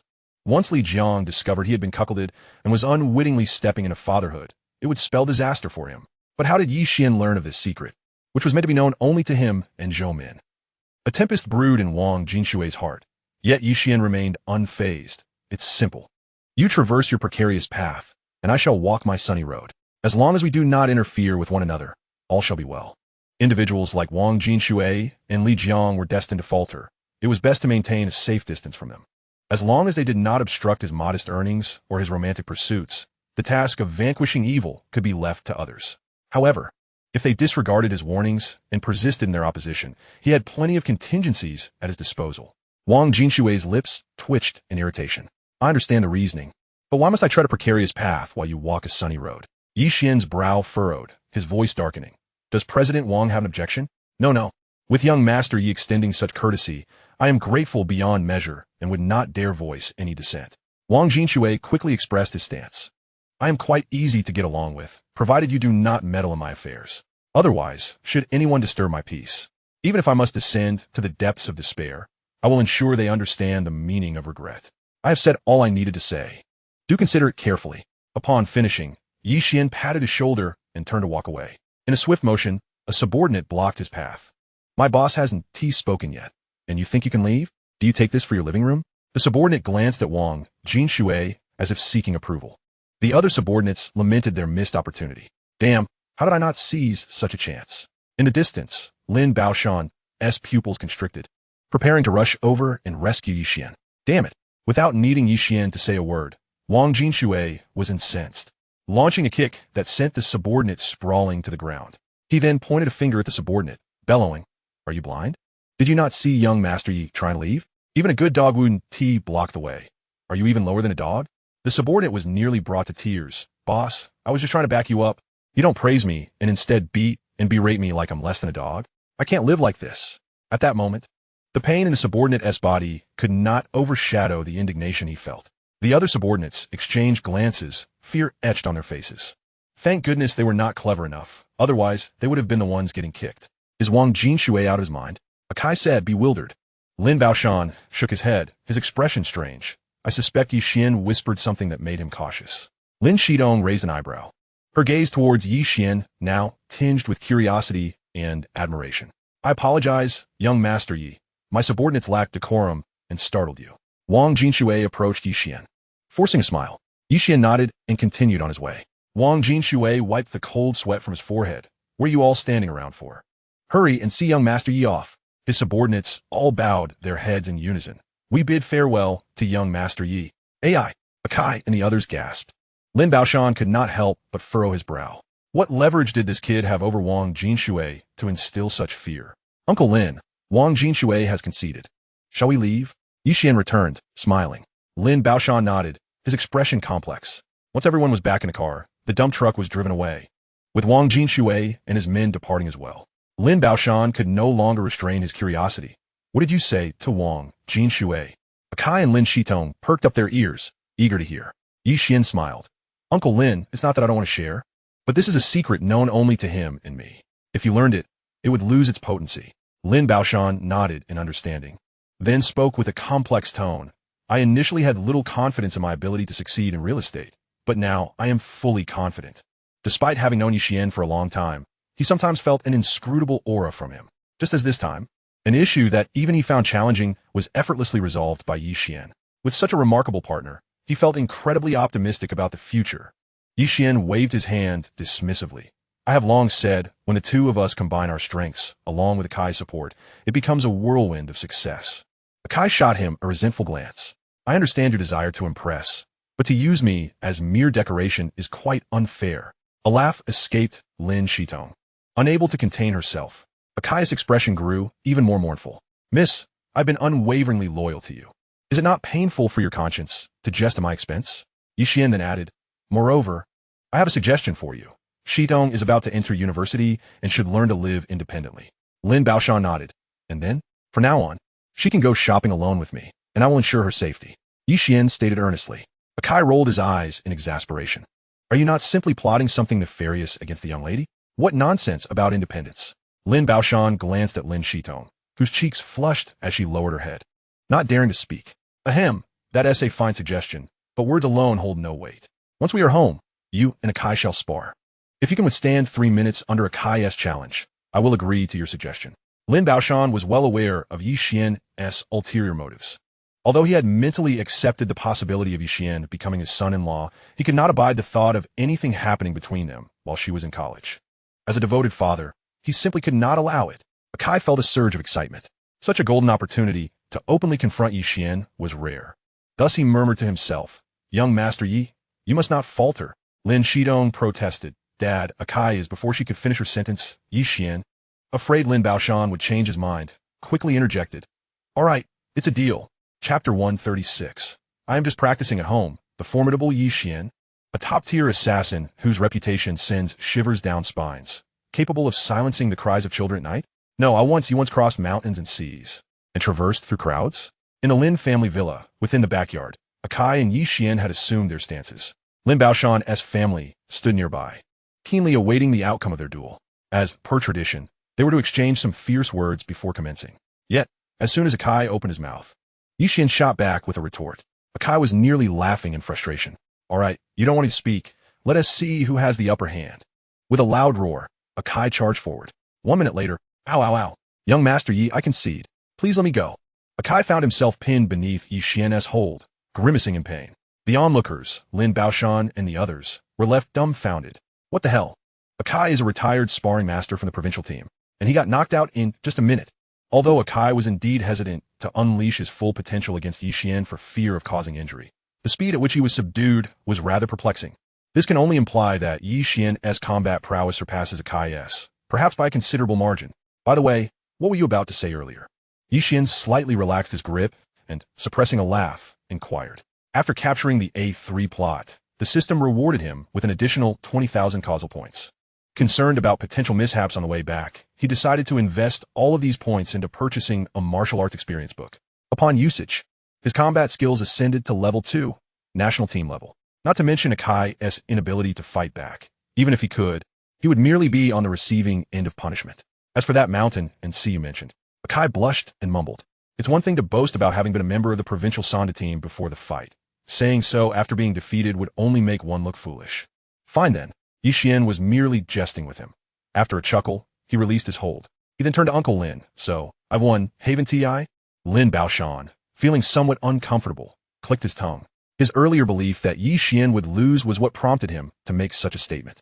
Now, Ye Xuan had not only triumphed, but had done so decisively, leaving no room for criticism. If he were to retract his words, he would lose face. If he didn't he would have to watch his obedient daughter being gradually won over by Ye Xuan. It was quite distressing. My dad always keeps his word, right? Dad? Lin Shitong sweetly asked while linking her arm with Lin Baoshan's. Good daughter, you shouldn't be so ruthless. Lin Baoshan clutched his heart, nodding in discomfort. Yay! Lin Shitong exclaimed, jumping 3 feet high in excitement, then ran to Ye Xuan to high-five him in celebration. Li Yumei shook her head with a smile. My little cabbage has truly grown up. Meanwhile, Akai, now on his feet and stretching, curiously asked, Mr. Yi, when did you practice Sonda? That was incredible. Ye Xuan waved his hand dismissively. I just practiced at home on my own. His combat skills had reached the national team level, and combined with his impressive physical fitness score of 96, he might even hold his own against world champions. However, as these advantages were somewhat unnatural, he hesitated to elaborate and chose to remain ambiguous, leaving others to speculate. Akai, however, was skeptical. That's impossible. Such proficiency cannot be achieved through mere self-practice. Only after facing Ye Xuan would one realize how formidable he truly was. Strength, awareness, reaction speed, technique, each attribute was superior to anyone Akai had ever encountered. His senior who made it into the national team would likely not stand a chance against Ye Xuan. Can you really achieve that just by practicing on your own? That's absurd. The Lin family trio shared the same disbelief. Suddenly, Akai had a thought and blurted out, Mr. Yi, are you from a martial arts family? Lin Shitong's eyes brightened. Uncle and Annie are actually martial arts masters. Lin Baoshan and his wife exchanged glances, both considering the possibility. Ye Xuan thought to himself, your imaginations are quite vivid. With a laugh, he waved his hand. How could that be? That's nonsense. Don't overthink it. Yet, the more he denied it, the more they speculated. When Akai drove Ye Xuan home, they happened to encounter Wang Jiahui. Out of politeness, Wang Jiahui invited Akai to come in for a visit. Akai repeatedly shook his head. Annie, I really can't go in. Oh, come on. You've come all this way. You can't just stand out here. As she spoke, Wang Jiahui reached out to pull Akai in. Startled, Akai quickly leaped back, adopting a defensive stance. Wang Jiahui looked at Ye Xuan in confusion.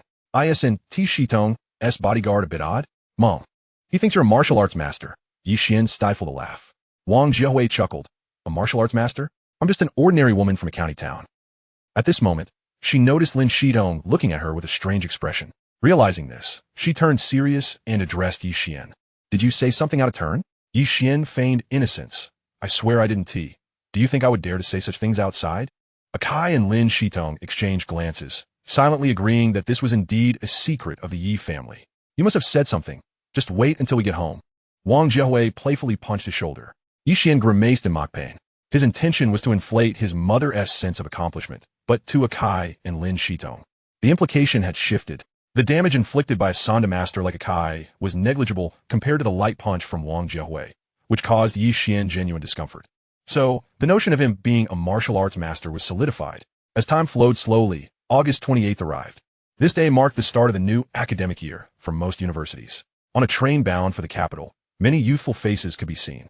Wang Mo, I can't believe I fell for your nonsense. There are no attractive women on this train. Du Xiao, this can't be blamed on me. I only heard it from others. Du Xiao, old Wang, you won't believe what I saw when I went to the bathroom in carriage 8. What did you see? You're making such a fuss. Beautiful women, and not just one, but 3. 2 major stunners and 1 minor. What do you mean by 2 major and 1 minor? Can you be clearer? According to Du Xiao's standards, there are 2 who are above 90 points and 1 above 85. Upon hearing this, both Wang Mo and Du Zijiang were momentarily stunned, then leaped to their feet. Meanwhile, in carriage 8, Ye Xuan, Xiao Nanji, Lin Shitong, Wang Qian, Hong Lida, and Chen Ming were engaged in a card game. On a small table between them lay a spread of snacks, sunflower seeds, chips, chicken feet, and cola. Akai leaned over from the adjacent seat, watching them play cards with an envious expression. How about the first round? The top card is mine, ha ha ha. Chen Ming laughed heartily, about to discard his 3. Just then, Xiao Nanji shot him a glance and coldly remarked, did I let you go? Watch me burn you. With that, the illustrious school beauty threw down a big joker and 3 little jokers. Chen Ming was instantly dumbfounded. His companions Ye Xuan and Hong Lida also face-bombed in frustration. The 3 boys had extensive card-playing experience, while the trio of girls, including Xiao Nanji, were all novices who had just learned the rules. Yet, as the game unfolded, Ye Xuan discovered that the girls' luck was astoundingly good. If we exclude this round, they had already won 3 consecutive rounds. Just as they were feeling utterly frustrated, 3 boys approached. One particularly fashionable and handsome boy tossed his hair and greeted them. Are you new students heading to the capital for school? I'm Du Zijiang, a freshman at the Capital Film Academy. Chapter 137, A Moment Worth Remembering. Ye Xuan glanced at the newcomer, noticing his gaze flitting between Xiao Nanji and Lin Shitong. The 2 boys behind him were equally fixated. Great, here we go again. Ye Xuan couldn't help but sigh inwardly. Having lived 2 lives, he certainly didn't need his parents to accompany him for university enrollment. Upon learning this, Xiao Nanji and the others became animated, clamoring to learn from him to report alone. Parents like Xiao Hongyi were quite relaxed. Upon hearing that Ye Xuan was leading the way, they confidently allowed their children to enroll independently, under the pretense of fostering independence, but in reality, they were treating Ye Xuan as a caretaker and bodyguard. However, not having parents along was rather pleasant. Otherwise, he wouldn't have been able to sit between two stunning beauties, would he? The only drawback lies in his need to be wary of certain bees, butterflies, and wolves that may be drawn to them. After all, the beauty of the two women shines like fireflies in the night, strikingly vivid and exceptional. In retrospect, his concerns were indeed justified. The overly groomed young man paled in comparison to Ye Xuan. This boy had the audacity to wink at me. Does he truly believe himself to be handsome? Ugh, how revolting. Clearly, he is nothing but a shallow fool, even inferior to Hong Liteo. Lin Shitong, Xiao Nanji, and Wang Qian merely exchanged glances before lowering their heads to continue their card game. Hong Liteo at you. Splash. Chun Ming, while shuffling the cards, cast a glance at Ye Xuan, whispering to himself, "Face it boldly. At the crucial moment, I will step in." At that moment, Ye Xuan collected his thoughts and nodded. Indeed, we are all freshmen. One should not strike at those who greet them with a smile. Since he has come to chat, it is only courteous to respond. Really? That's wonderful. I'm delighted to meet you all. Du Zijian extended his right hand toward him. His intention was not merely to shake hands with Ye Xuan, but to seize the opportunity to shake hands with the two exquisite beauties afterward. The thought of this made him internally applaud his own cleverness. Ye Xuan pondered for 2 seconds. How delighted are you? Du Zijian's enthusiasm faltered instantly. In all his life, he had never encountered someone who spoke in such a manner. Look at him. He was far too premature in his joy. Chun Ming winked at Hong Liteo by the window and whispered, "Did you see that? Du Zijian, are these two people insane? If there is nothing else, shall we continue our card game?"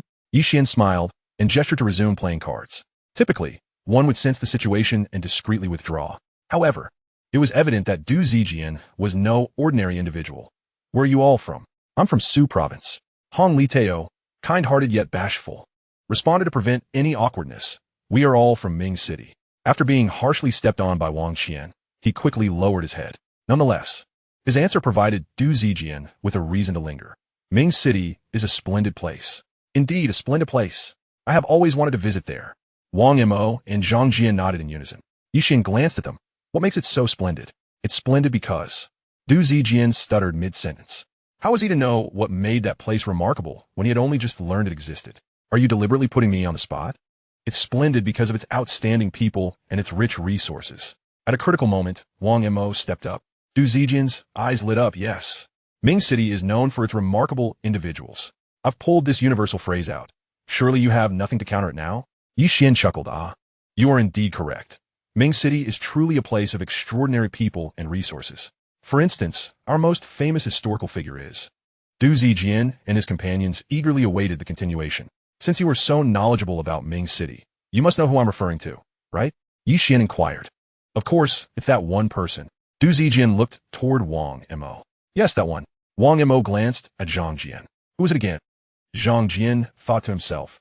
How on earth would I know who it is? Please stop looking at me. Xiao Nanji and the others found the situation amusing. Truly, my lifelong rival has managed to ensnare them so effortlessly with just a few words. Chun Ming's eyes flickered, feeling a tinge of regret. Such an ineffectual adversary left him. The so-called king of show-offs, without a chance to display his prowess. After a prolonged silence, Du Zijian and his companions fell into a state of reflection. They had been utterly outwitted. The absurdity of their earlier earnestness only heightened their embarrassment. Not long after, Wang Mo shifted the topic. The train was overcrowded. I should have taken your car to the capital. Du Zijian cast an appreciative glance at him, yet pretended to be annoyed. Well, I have an Audi TT, a 2-seater. And there are 3 of us. Wang Mo chuckled, but you also have an Audi A6. If it comes to that, you could drive your father's Buick GL8. Du Zijian smacked his forehead. Right. I have so many cars at home, I forgot about those too.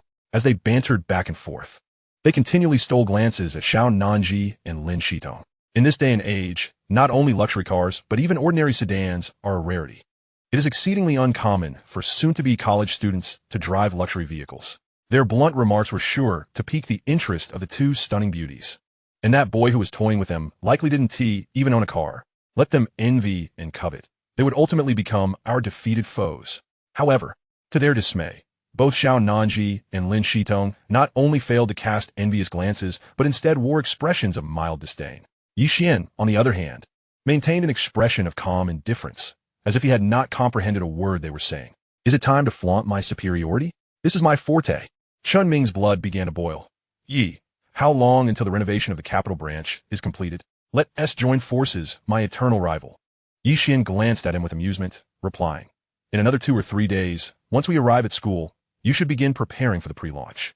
I agree to team up with you, your highness of show-offs. Upon hearing this, Chun Ming realized that Ye Xuan had no objections to him leveraging his name to show off. Yes, once we get to school, I will start arranging things. Those over 1,000 employees are ready for a big endeavor. With the efforts of him, Lu Quan, and Song Wei, their online army had surpassed 1,000 members, and they had also secured over 10,000 in bonuses. Ye Xuan nodded. I trust you to handle matters, President Chun. Du Zijian and his companions were utterly flabbergasted. What on earth? Where did this army of over 1,000 employees come from? Do your families even know about your outrageous boasting? At that moment, an elderly man across the aisle stood up, craning his neck to peer at Ye Xuan's small table. Ye Xuan's lips twitched, sir. If you were about to ask how many dishes I ordered, I might just lose my temper. The old man burst into laughter. I haven't even opened my mouth yet, and you already know what I'm going to say. It seems you're aware that you've been exaggerating a bit. Chun Ming could hardly contain himself. Wasn't he at 1 billion before? How did it suddenly become 3 billion? Just state the truth. Embellishing it further is a bit excessive. Xiao Nanji and the others looked at Ye Xuan with curiosity, their large eyes filled with confusion. Ye Xuan thought to himself, I haven't even included the billion I set aside for real estate investments. Recently, the Securities Regulatory Commission informed Chen Shui that her whistleblower report was invalid, and Ye Xuan's operations were entirely legal. With the endorsement of the Regulatory Commission, Ye Xuan could unleash his ambitions. He had utilized the remaining 11 stock market insights, including 3 companies with a market capitalization exceeding 20 billion, and with a bit of leverage, earning 3 billion was hardly remarkable. As he pondered how to rationally explain this, Du Zijian scoffed. All right, we understand that your classmate is a billionaire sitting on 3 billion. We believe you. Is that sufficient? Wang Mo and Zhang Jian nodded in unison. Yes, we genuinely believe you. Please stop talking. As they spoke, they exchanged knowing glances. Even a blind man could discern their utter disbelief. Ye Xuan could hardly compel them to believe, so with a faint smile, he resumed his card game. Following their commotion, it was evident that Du Zijian would not linger any longer. After casting a reluctant glance at Xiao Nanji and Lin Shitong, he departed with Wang Mo and Zhang Jian. At 3:17 p.m., after a journey of over 6 hours, the train arrived at the west station of the capital. Make sure you all have your belongings. Do not leave anything behind. Additionally, ensure that your valuables are securely kept on your person. Pickpockets abound at the train station, Ye Xuan reiterated, resembling a doting mother as he reminded his companions repeatedly. Fortunately, it was 2004 in the capital, where the safety and security had improved significantly. At most, they might encounter a pickpocket, but incidents of snatching would be non-existent. Upon exiting the train station, it was rather fortuitous that they encountered Du Zijian and his companions once more. What a coincidence! How are you all planning to get to school? Du Zijian inquired, pulling his suitcase closer. Ye Xuan raised an eyebrow and replied, by car, I presume. What about you? Just as he finished speaking, Wang Mo chimed in. Du Xiao's father has friends in the capital who sent a car to pick us up. It seems to be a Buick GL8. Zhang Jian added in agreement. That vehicle can accommodate 6 people, and since there are only 3 of us, would you like to join us? I can request the driver to drop you off at school. As Du Zijian spoke, his gaze lingered on the 3 girls. Should Ye Xuan acquiesce, it would undoubtedly allow the ladies to board their vehicle first, in keeping with the principle of prioritizing women. Conversely, if Ye Xuan declined, he could easily cast the shadow of a gentlemanly facade over the notion of the girls cramming into public transport. The outcome seemed to favor him. Ye Xuan shook his head with a smile. No, there's no need. We're not particularly close. Familiarity breeds comfort. Du Zijian countered. It's quite challenging to hail a taxi here, and public transport is notoriously cramped. It's acceptable for us boys to squeeze together, but it would be unreasonable to have the 3 ladies endure such discomfort. As Du Zijian finished his statement, Wang Mo and Zhang Jian began to chime in. Indeed, you're carrying so much luggage that a taxi's trunk wouldn't suffice. You'd have to take the bus. I've heard that public buses are rife with predators who target female university students. At this point, the 2 cast a significant glance at the 3 girls, the implications clear. However, Xiao Nanji and her companions seemed oblivious, not even sparing them a glance. Ye Xuan merely smiled, allowing their antics to unfold. At that moment, 2 Buick GL8s came into view from a distance. Du Zijian's eyes lit up with delight as he exclaimed, Look, My ride has arrived, and there are two of them. They must have sent an extra vehicle, worried that we wouldn't have enough space for our luggage.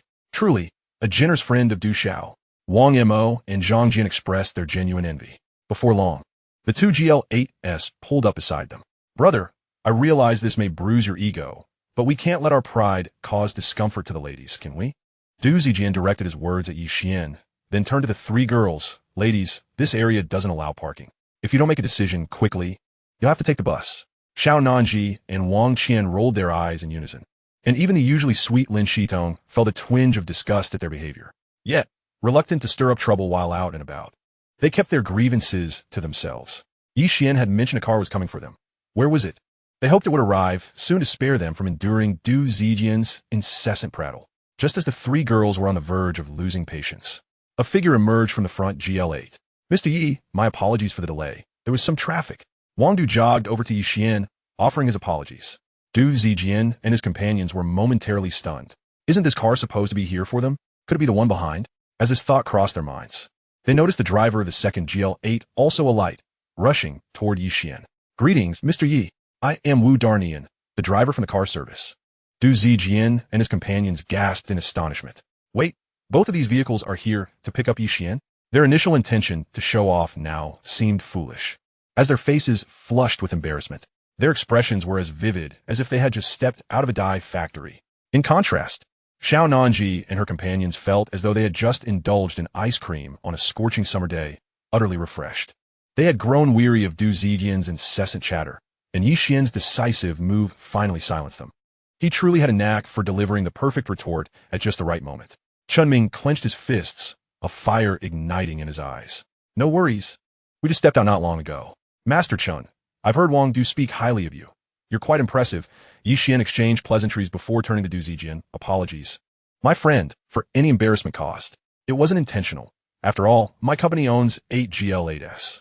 If I were trying to show off, I would have arranged a vehicle for each of you. Du Zijian and his companions were left speechless. Chapter 139. This time, it's really going to flip. Did you all see that? When Du heard Ye Xuan mention he had 8 GL8s, his face turned green. Hilarious. The situation was just getting started. If he knew Ye Xuan truly had a billion, he would probably be even more horrified. Hong Liteo and Chun Ming could no longer contain their laughter once they settled into the Buick GL8. Damn, Du Zijian is such a show-off. Watching him get slapped in the face by Ye Xuan was incredibly satisfying. Ye Xuan, why do you have so many GL8s? Xiao Nanji inquired as she took a seat in the third row. Ye Xuan shrugged from the second row, alongside Lin Shidong and Hong Liteo. I was just teasing him.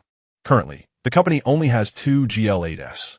Since 2003, the capital has restricted individuals from other provinces from purchasing cars. However, buying them under the company's name remains unrestricted. Back in Mingsheng, I had Lu Huizong and Wang Du acquire 2 GL8s, along with a Mercedes S600. I plan to buy a few more. Otherwise, when the capital enforces car restrictions, I want to be able to purchase any. Ye Xuan, you truly are a master of deception. Xiao Nanji playfully chided. Lin Shitong nodded in agreement. Indeed, at that moment, the two girls found themselves surprisingly united in their sentiments. Ye Xuan rolled his eyes, thinking, am I not doing this to stand up for you? Before voicing this thought, he reflected on how enjoyable it had been for them back then. What about that 3 billion cash situation? In the front passenger seat, Chun Ming inquired, what about that 3 billion in cash? Ye Xuan nodded, that part is true. Do you expect us to believe that? Chun Ming retorted, rolling his eyes before directing his gaze at Xiao Nanji and the others. To his astonishment, they all maintained an air of nonchalance. Chun Ming, the class leader, felt a sense of dread wash over him. You guys don't actually believe him, do you? Xiao Nanji, Lin Shitong, Hong Liteo, and Wang Qian all nodded in unison. A person who turned a few 100,000 into over 1 billion in just a month. It's not hard to believe he has 3 billion, is it? Chun Ming was rendered speechless. If he recalled correctly, just moments ago, Xiao Nanji had emphatically labeled Ye Xuan a master of deception. Yet, now they were all inclined to believe his outrageous claim of 3 billion cash. Were they out of their minds? Xiao Nanji and Lin Shitong had clearly fallen under Ye Xuan's spell. It was time for him to shift his focus. Chun Ming had come to realize the vast chasm that existed between him and Ye Xuan.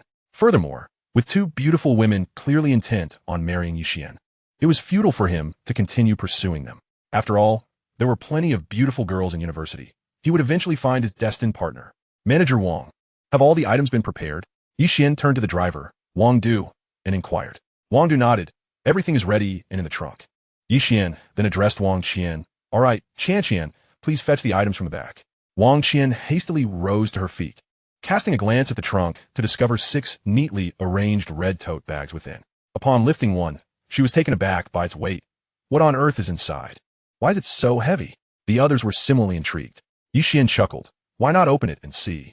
With a raised eyebrow, Wang Qian opened the tote and exclaimed, These are flyers? Indeed, they are. Xiao Nanji extracted a stack and examined it. This is the promotional material for the social networking site you founded, Second Life Network? Under the attentive gazes of her companions, Ye Xuan nodded with a smile. We have 3 days before the school term begins. I would like to ask you all to help distribute these flyers to your fellow students during this time. Although there were only 6 of them, limiting their reach to 5 universities. In the current climate of extreme scarcity for social platforms, if they could convert these students into users, they would naturally promote the site among their peers, particularly among the freshmen, who, at the start of the academic year, long for their hometowns and high school friends. A platform that fosters connection would hold immense appeal. Coupled with online promotion, the user base would expand exponentially. Initially, it had gained traction within the capital before spreading nationwide. Naturally, Xiao Nanji and the others were eager to assist and readily agreed. Meanwhile, in the back of the GL8, Akai stood guard over a vehicle full of luggage, wearing a forlorn expression. Miss, I am utterly devoted to you, yet you leave me here all alone. Do you not feel any guilt?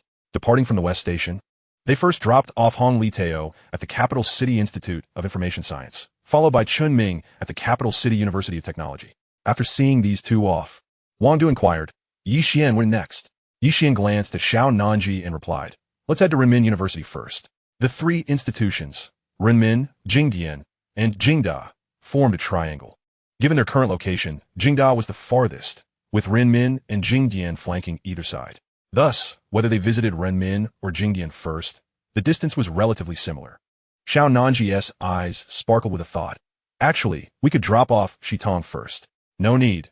Let's take you and Qian first. Lin Shitong sweetly interjected, decisively rejecting the suggestion. For them, being the last to be dropped off meant they could spend some leisurely time with Ye Xuan on campus. A tempting prospect for those just stepping away from home. In an instant, an unspoken spark seemed to flicker between the 2 women as their gazes met. Ye Xuan. Wang Du, who was driving, appeared somewhat dazed. Where we headed first? We can't just linger by the roadside, can we? Ye Xuan, seemingly oblivious, stared straight ahead. Could he possibly voice an opinion at this juncture? Remaining silent until the 2 women resolved their playful rivalry seemed the most prudent course of action. Ye Xuan, wasn't your last visit to the capital specifically to go to Renmin? How about you take me on a stroll around the campus afterward? Lin Shitong, undeterred, pressed forth. In response to her boldness, Xiao Nanji decided to confront Ye Xuan directly. Ye Xuan, did you visit Renmin on your last trip to the capital? Lin Shitong gazed at Ye Xuan in surprise. Ye Xuan thought to himself, Oh no, how could I have forgotten this detail? This is turning into a disaster. Xiao Nanji smugly raised her chin. Indeed, not only that, he would message me every night to say goodnight. Oh really? Lin Shitong, upon realizing Ye Xuan's silence, understood that Xiao Nanji was not lying. A wave of jealousy surged within her. However, she quickly added with a smile, Actually, during that time, I was in the capital accompanying Ye Xuan, and the hotel I stayed at was booked by him. Xiao Nanji looked at Ye Xuan in bewilderment. The 2 had been in a state of mutual ignorance regarding each other's presence in the capital. Ye Xuan was utterly flabbergasted. Why on earth were they divulging such matters? No, he must devise a strategy to navigate this impending crisis. Chapter 140. Women only serve to affect my determination to pursue my career. What are those looks? After a moment of contemplation, Ye Xuan resolved to take the initiative. They were not even in a relationship. Yet these 2 were trying to dictate whom he could associate with. This could not stand. He must put an end to such unwarranted notions. You. The 2 women spoke simultaneously. Ye Xuan adopted a stern expression. No need for you and I. I am single, and so are you. What is wrong with me, sending you messages or booking hotels? Xiao Nanji and Lin Shitong exchanged glances, finding his logic impeccable, yet something felt amiss. Wang Qian nearly laughed in exasperation. Wasn't this just straddling 2 boats? How could Ye Xuan present such a bold facade? Wang Du, equally wide-eyed, looked at Ye Xuan with a mix of awe and trepidation. Why the silence? Ye Xuan demanded, his tone sharp. Xiao Nanji and Lin Shitong hesitated. Their earlier assertiveness noticeably diminished. Then, if that is the case, I won't message you anymore. If you need help, don't come to me, all right? Ye Xuan huffed, feigning indignation. Ye Xuan, don't be upset. I didn't mean anything by it. Lin Shitong reached out, grasping Ye Xian's arm with a conciliatory gesture. Xiao Nanji, initially intent on maintaining her aloofness, found it hard to keep up the pretense. I merely glanced at you. It's not like I'm blaming you. Ye Xuan turned his head away, retorting, your gaze clearly indicated otherwise. Xiao Nanji bit her lip. So, once you have a girlfriend, does that mean? Lin Shitong's eyes glimmered with hope. Goodness, are you two digging a pit for me? Ye Xuan scoffed internally, though he replied, let us not get ahead of ourselves. Love is like a cage, and I cherish my freedom far too much to seek a partner who would confine me. Xiao Nanji pouted. I never said I would control you. I wouldn't control you either, as long as you're happy. Lin Shitong chimed in. Wang Du silently admired Ye Xian's fortitude in handling two formidable ladies. Truly, he was a paragon for countless men. Wang Qian buried her face in her hands. Nanji, you are the school beauty, the dream goddess of many boys. Just a few months ago, Ye Xuan was the one pursuing you. Let's not be so submissive. Shall we? Overall, during university, I won TB in a relationship. My focus is on my career, as women only serve to affect my resolve in that regard. The iron will within him surged forth, preventing Ye Xuan from succumbing to the allure of the two enchanting women. As for whether he would truly abstain from romance during university, the final say lay with him, as everyone was aware. Subsequently, he took the lead in shifting the subject. Wang Du, let us head to Renmin. Of course, Ye Xuan. Wang Du, who had been utterly captivated by Ye Xuan, jolted back to reality.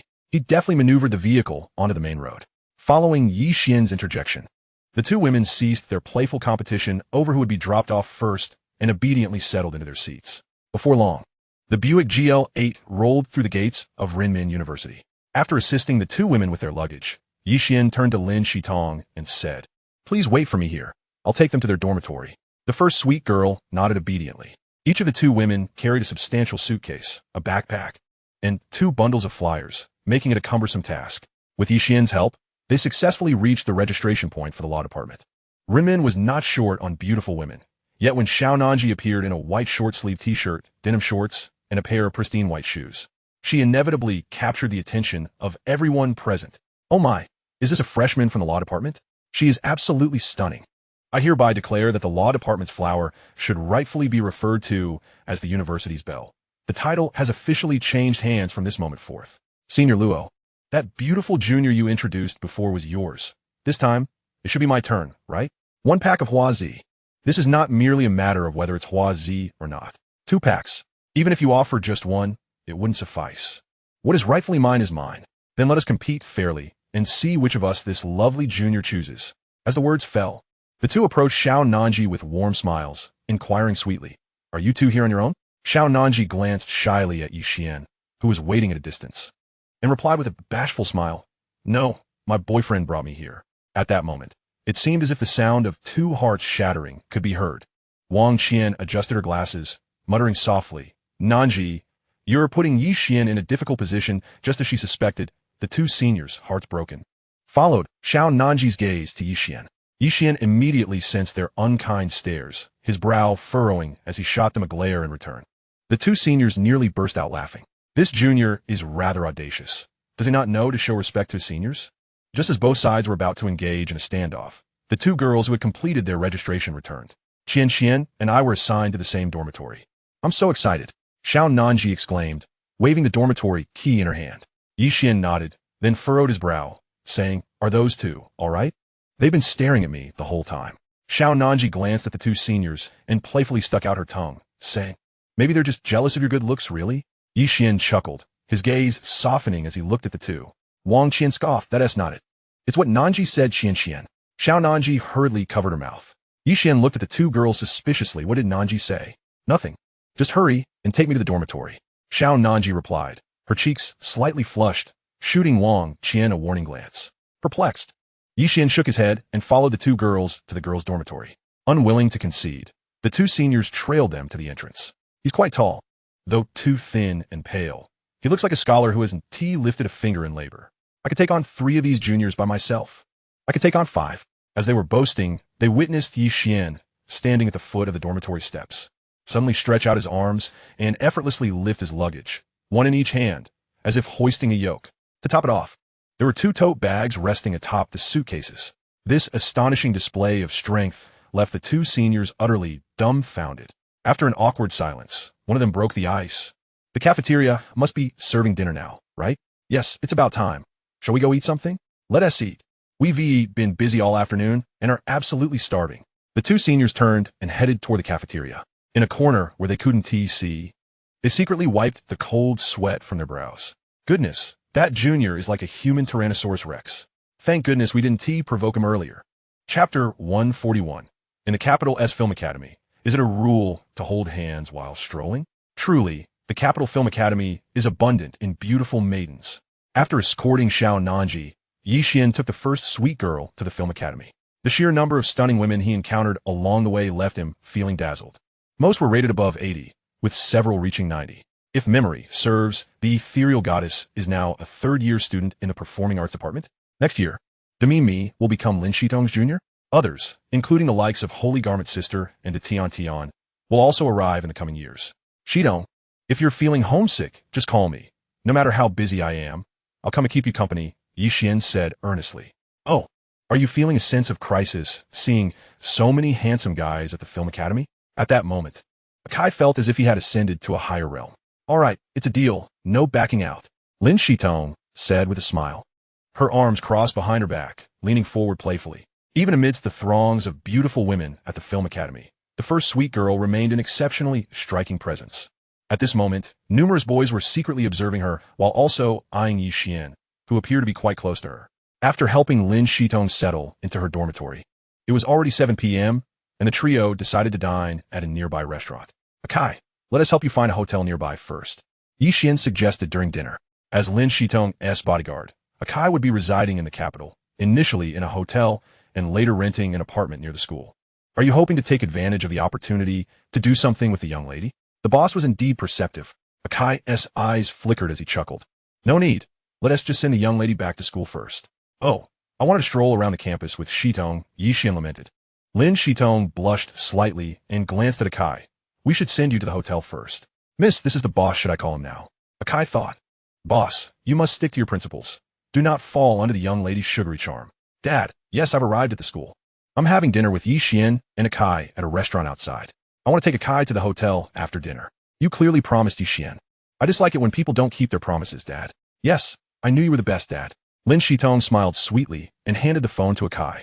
Hello, boss. I understand, Akai said with a look of resentment directed at Lin Shitong, then bowed his head to eat silently. After dinner, they sent Akai to the hotel, and Ye Xuan and Lin Shitong walked back to the Film Academy. Shall we take a stroll around the playground?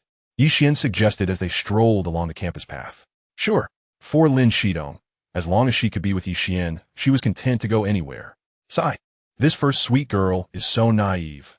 I feel a bit reluctant to take advantage of her. Ye Xuan's side, activating his heart of iron skill just in time, leading Lin Shitong to a dimly lit playground. Although it was the first day of school, there were still quite a few couples hand in hand, walking in circles around the playground. In the shadowy corners where the lights did not reach, couples were also seated together. After a long summer apart, the young couples endured the pain of longing, and upon reuniting, it was nothing short of a passionate display of affection. Shitong, have you noticed? Everyone is holding hands. Could this be a rule at your film academy that one must hold hands while strolling in the playground? Ye Xuan asked with utmost seriousness. Lin Shitong, knowing very well what he was hinting at, nodded earnestly. It should be that way. Ye Xuan's eyes brightened.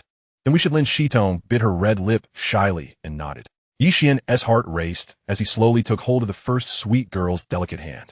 It was warm and tender, as if it were made of silk. If one were to practice the art of dual combat with such a hand, the teachers in D-Drive would surely be charmed even more. After their first hand-holding, they walked in silence for a while. After circling the playground halfway, Ye Xuan finally spoke up. Ahem, you've been walking in those high-heeled sandals all day. You must be quite tired, right? Lin Shitong, worried he might insist on escorting her back to the dormitory, shook her head. Not tired at all. These are wedge sandals, so I feel fine. Ye Xuan was momentarily at a loss for words, muttering, wedges are still heels. Even if your legs aren't tired, your feet must be. Lin Shitong blinked, sensing he might have ulterior motives, and tentatively replied, maybe I'm a little tired? See, I told you. Ye Xuan's expression shifted as he quietly suggested, shall we sit by the track for a while? I could give your feet a gentle massage. The first sweet girl of the day was adorned in a delightful pink puff-sleeve dress, the hem barely grazing her knees. A large pink bow cinched her waist. perfectly accentuating her delicate figure. Beneath the skirt, her long, fair legs gleamed with a pearly luster, even the faintest light illuminating their beauty. She wore a pair of strappy wedge sandals, and her petite toes were painted with a glossy pink nail polish, adding an extra touch of charm. Each time Ye Xuan beheld her exquisite little feet, which were a mere size 34, he felt an irresistible urge to play the role of a footmasseur for her. Oh! Lin Shitong's beautiful eyes widened in surprise, her expression adorably innocent. Ye Xuan chuckled. What does "oh" mean? Oh, it means it's fine, Lin Shitong replied, her cheeks flushing as she lowered her gaze. Seeing this, Ye Xuan realized his plan was working. However, he maintained an air of calmness as he slowly led her to a dimly lit area where they sat side by side. Pointing to the sky, Ye Xuan remarked, Shitong, look at the stars above. They are so beautiful. In 2004, the capital had not yet succumbed to severe light pollution, and looking up, one could see a magnificent sea of stars. Lin Shitong tilted her head back and nodded. Yes, it's beautiful. It's even more beautiful with you by my side. As the first sweet girl was lost in her thoughts, she suddenly felt a pair of mischievous hands sneak around her waist. Lin Shitong's body stiffened as if struck by electricity, and she turned to face Ye Xuan, who appeared nonchalant, still gazing at the sky. With a sweet smile, Lin Shitong grasped Ye Xuan's hand from behind. Ye Xuan's expression froze, just as he was about to protest or explain himself. He found Lin Shitong placing his hand upon her slender waist. Shitong, you. Ye Xuan abruptly turned his head, only to meet Lin Shitong's fiery gaze. What is it? She asked, her cheeks slightly flushed. At that moment, Ye Xuan was captivated by the delicate, charming visage beneath her airy bangs, adorned with subtle makeup. Whether it was a fleeting impulse or a surge of emotion, he blurted out, You are truly beautiful. Lin Shitong nodded, her shyness evident as she replied. You are quite handsome too. After exchanging these compliments, they fell into a comfortable silence. After a long moment, Lin Shitong closed her eyes, her trembling eyelashes betraying her inner turmoil. Taking a deep breath, Ye Xuan leaned down to kiss her. Chapter 142, A Double Surprise After a Considerable Time. Ye Xuan wrapped one arm around Lin Shitong's waist while gently caressing her delicate face, softly inquiring, Why do you indulge me so much? They had known each other for nearly 4 months, and while he couldn't claim to be entirely passive, it was Lin Shitong who had often taken the initiative to draw closer. Just like earlier, she was fully aware of his intentions, yet still played along innocently. Such favoritism was remarkable. Perhaps it was fate that led her to the right person when she felt most desperate. Lin Shitong tightened her grip on Ye Xuan's shirt and whispered, At the moment I was covered with a drug-laced towel by that rain-soaked fiend. I truly believed my end was near. When I awoke and received the police's notification, I realized the hero had descended from the heavens to save me. At that moment, I thought, if this hero were handsome, I could only repay him with my heart. If he were unattractive, then I would resolve to serve him in the next life. Thus, when she saw Ye Xuan on television, Lin Shitong was certain she had encountered her destined partner. In their subsequent interactions, she discovered that Ye Xuan was not only handsome but also witty, humorous, and talented, surpassing even her father in financial acumen. Gradually, she found herself irresistibly drawn to him. I'm afraid I might let you down with this affection you've shown me, Ye Xuan said, tenderly stroking her hair, feeling a mix of compassion and guilt. All you need to do is take responsibility for me. This is my first kiss, Lin Shitong teased, her cheeks flushed with mischief. Ye Xuan was taken aback, realizing he had fallen into the sweet girl's trap. Just moments ago, he had felt touched, but now his expression shifted to one of shock. Among their kindred spirits, a kiss was merely that. It need not escalate to the level of obligation, right? Of course, he only dared to think this in his mind. Voicing it would surely have him branded a scoundrel. You seem a bit nervous? Lin Shitong observed, puzzled. Ye Xuan hastily denied it. I'm not. Don't say such things. I'm just a bit warm and parched, you know? I feel a bit warm too, Lin Shitong said shyly, lowering her head before looking back up to ask, but you still haven't answered my previous question. What question? Ye Xuan inquired. Oh, the first kiss, right? But I recall that when I saved you, Ye Xuan hesitated. Lin Shitong's lips parted slightly. That doesn't count. Then that was also my first kiss, Ye Xuan replied, unflinching. I will take responsibility for that, Lin Shitong said with a playful smile. Ye Xuan's lips twitched as he probed. What do you mean by responsibility? Lin Shitong shook her head. No, it means you must never abandon me. And I won't leave you either. Ye Xuan, initially thinking she meant responsibility in a marital sense, felt a wave of relief wash over him. He then declared earnestly, I would never abandon you. You are too beautiful and come from a wealthy family. Only a fool would forsake you. Moreover, he added, you promised not to leave me. If you fail to keep that promise, I'll have to give you a good spanking. Shall we make a pinky promise? Lin Shitong extended her little finger. Ye Xuan grimaced slightly. No, that is so childish. I want to make a pinky promise. She insisted. All right, let's make a pinky promise. Ye Xuan, with a resigned smile, hooked his pinky with hers and declared, pinky promise, 100 years without changing, after sealing their promise with a touch of their thumbs. Lin Shitong asked, what time does your dormitory close?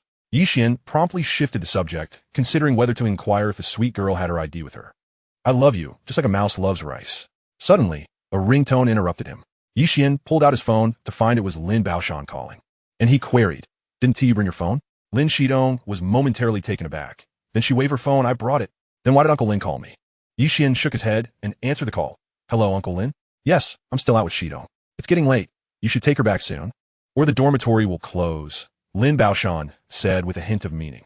All right, I'll take Shitong back to the dorm now. After hanging up, Ye Xuan lamented. Uncle Lin is worried I might take you to a hotel, urging me to hurry you back to the dorm. Lin Shitong giggled, covering her mouth. My dad is quite clever. He knows how to nip problems in the bud.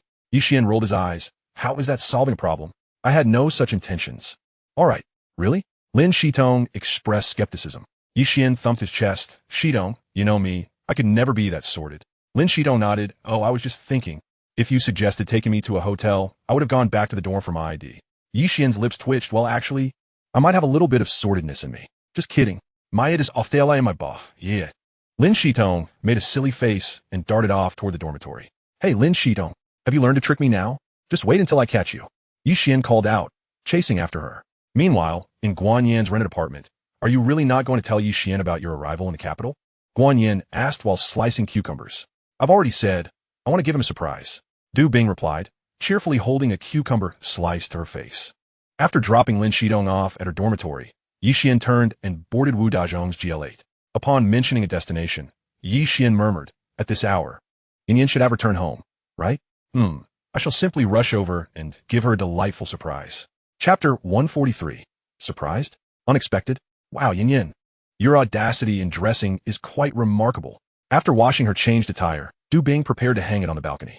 It was then that she noticed a black suspender stocking hanging on the drying rack. Just a suspender stocking, why the astonishment? With cucumbers adorning her face, Guan Yin approached, wearing an expression that suggested Du Bing was overreacting. Du Bing's mouth fell agape. Isn't a suspender stocking a bit more sensational than that? Guan Yin covered her mouth, both embarrassed and annoyed. Why are you making such a fuss? Do you want the neighbors to overhear? Realizing her voice had indeed been raised, Du Bing pushed her hand away and demanded, Yin, confess honestly. Are you in a relationship? Are you out of your mind? Can't a single woman wear these? Although Guan Yin felt a twinge of guilt, her face betrayed nothing. Who are you dressing for while single? Du Bing was clearly unconvinced. Of course it's for you, Bing Bing. With a long night stretching ahead, shouldn't we do something together? Guan Yin teased, playfully lifting Du Bing's chin with a wicked grin. Du Bing recognized her jest, but could not help but blush. All right, then you go first. Wear it. Who's afraid of whom? Guan Yin shot her a flirtatious glance before striding into the bedroom with the suspender stockings in hand. This Yin was becoming increasingly daring. Du Bing chuckled to herself while preparing to hang her clothes on the drying rack. Just then, a knock echoed through the door. At this late hour, could it be your boyfriend? Du Bing's eyes sparkled with intrigue as she stealthily approached the door and peered through the peephole. The next moment, she froze, as if struck by lightning. Ye Xuan? How could it possibly be him? Yin, open the door. Don't hide in there. I know you're home. Yin. Come on, Ye Xuan was jesting, but Du Bing, gritting her teeth, swung the door wide open. Yin, surprised? Unexpected? Thrilling? Ye Xuan had just struck a pose when he realized that the person who had opened the door was not Guan Yin, but Du Bing, who should have been far away in Ming City. His entire demeanor faltered. What in the world? Why is the beautiful host here? Ye Xuan, you. Bing Bing, you. They both spoke simultaneously when a voice from the master bedroom chimed in. Dun dun dun. Instinctively, Ye Xuan turned toward the sound, only to see Guan Yin, now dressed, emerging from the master bedroom. His eyes nearly bulged out in disbelief. Du Bing was equally taken aback. She had not anticipated Guan Yin's sudden appearance. Bing Bing, I'm all set. Where are you? Guan Yin glanced around the living room and balcony, but saw no sign of Du Bing, prompting her to search further. Soon, she spotted Ye Xuan and Du Bing by the entrance. Can someone tell me why Ye Xuan is here all of a sudden? If he wanted to come, he could have at least called ahead. Ah, Yin, you must return. Du Bing's shriek interrupted Guan Yin's reverie. The next moment, the stunning Guan Yin gasped and hastily retreated into the master bedroom, slamming the door shut with a resounding thud. If I were to say I saw nothing, would you be okay? You surely wouldn't believe me. Ye Xuan wisely acknowledged the incredulous look on Du Bing's face. Seeing is believing. Guan Yin was not undressed. We are all adults. What is wrong with a little leniency in our perspectives? Was it appealing? Du Bing, both exasperated and amused, inquired. Ye Xuan pondered for 2 seconds. Do you wish to hear the truth or a fabrication? Of course the truth. Du Bing retorted, unimpressed. Then is indeed appealing. And the fabrication? Not as captivating as you. Du Bing felt her temper flare, nearly on the verge of tears from the implications of his words. Actually, I meant to say you both are equally enchanting. Ye Xuan offered a sheepish smile, quickly attempting to amend his statement. Du Bing blushed, lightly scolding, smooth talker. Ye Xuan's expression shifted to one of melancholy. Bing, you have changed. You never used to speak to me this way. Du Bing was bewildered. Should not this be a woman's line? Are you implying you don't love me? Ye Xuan, enough already. Du Bing threatened with a small fist. Oh, are we flirting? Should I return to the master bedroom for a while? Guan Yin leaned against the doorframe, teasingly. What are you saying? Du Bing blushed and retreated to the living room. Seizing the opportunity, Ye Xuan exchanged glances with the alluring Guan Yin. Yin, what is going on? Guan Yin raised her chin. Am I interrupting something? Ye Xuan rubbed his nose. How should I explain my sudden visit? Guan Yin rolled her eyes. Then should I leave? Just as they were engrossed in their conversation, Du Bing queried, Yin, are you and Ye Xuan? She had pieced together the clues. Guan Yin's unusual choice of daring attire and Ye Xuan's uninvited late-night visit suggested a connection that Du Bing could no longer dismiss. No wonder Ye Xuan had previously mentioned his greed, expressing that if he had to choose between her and Guan Yin, he would want them both.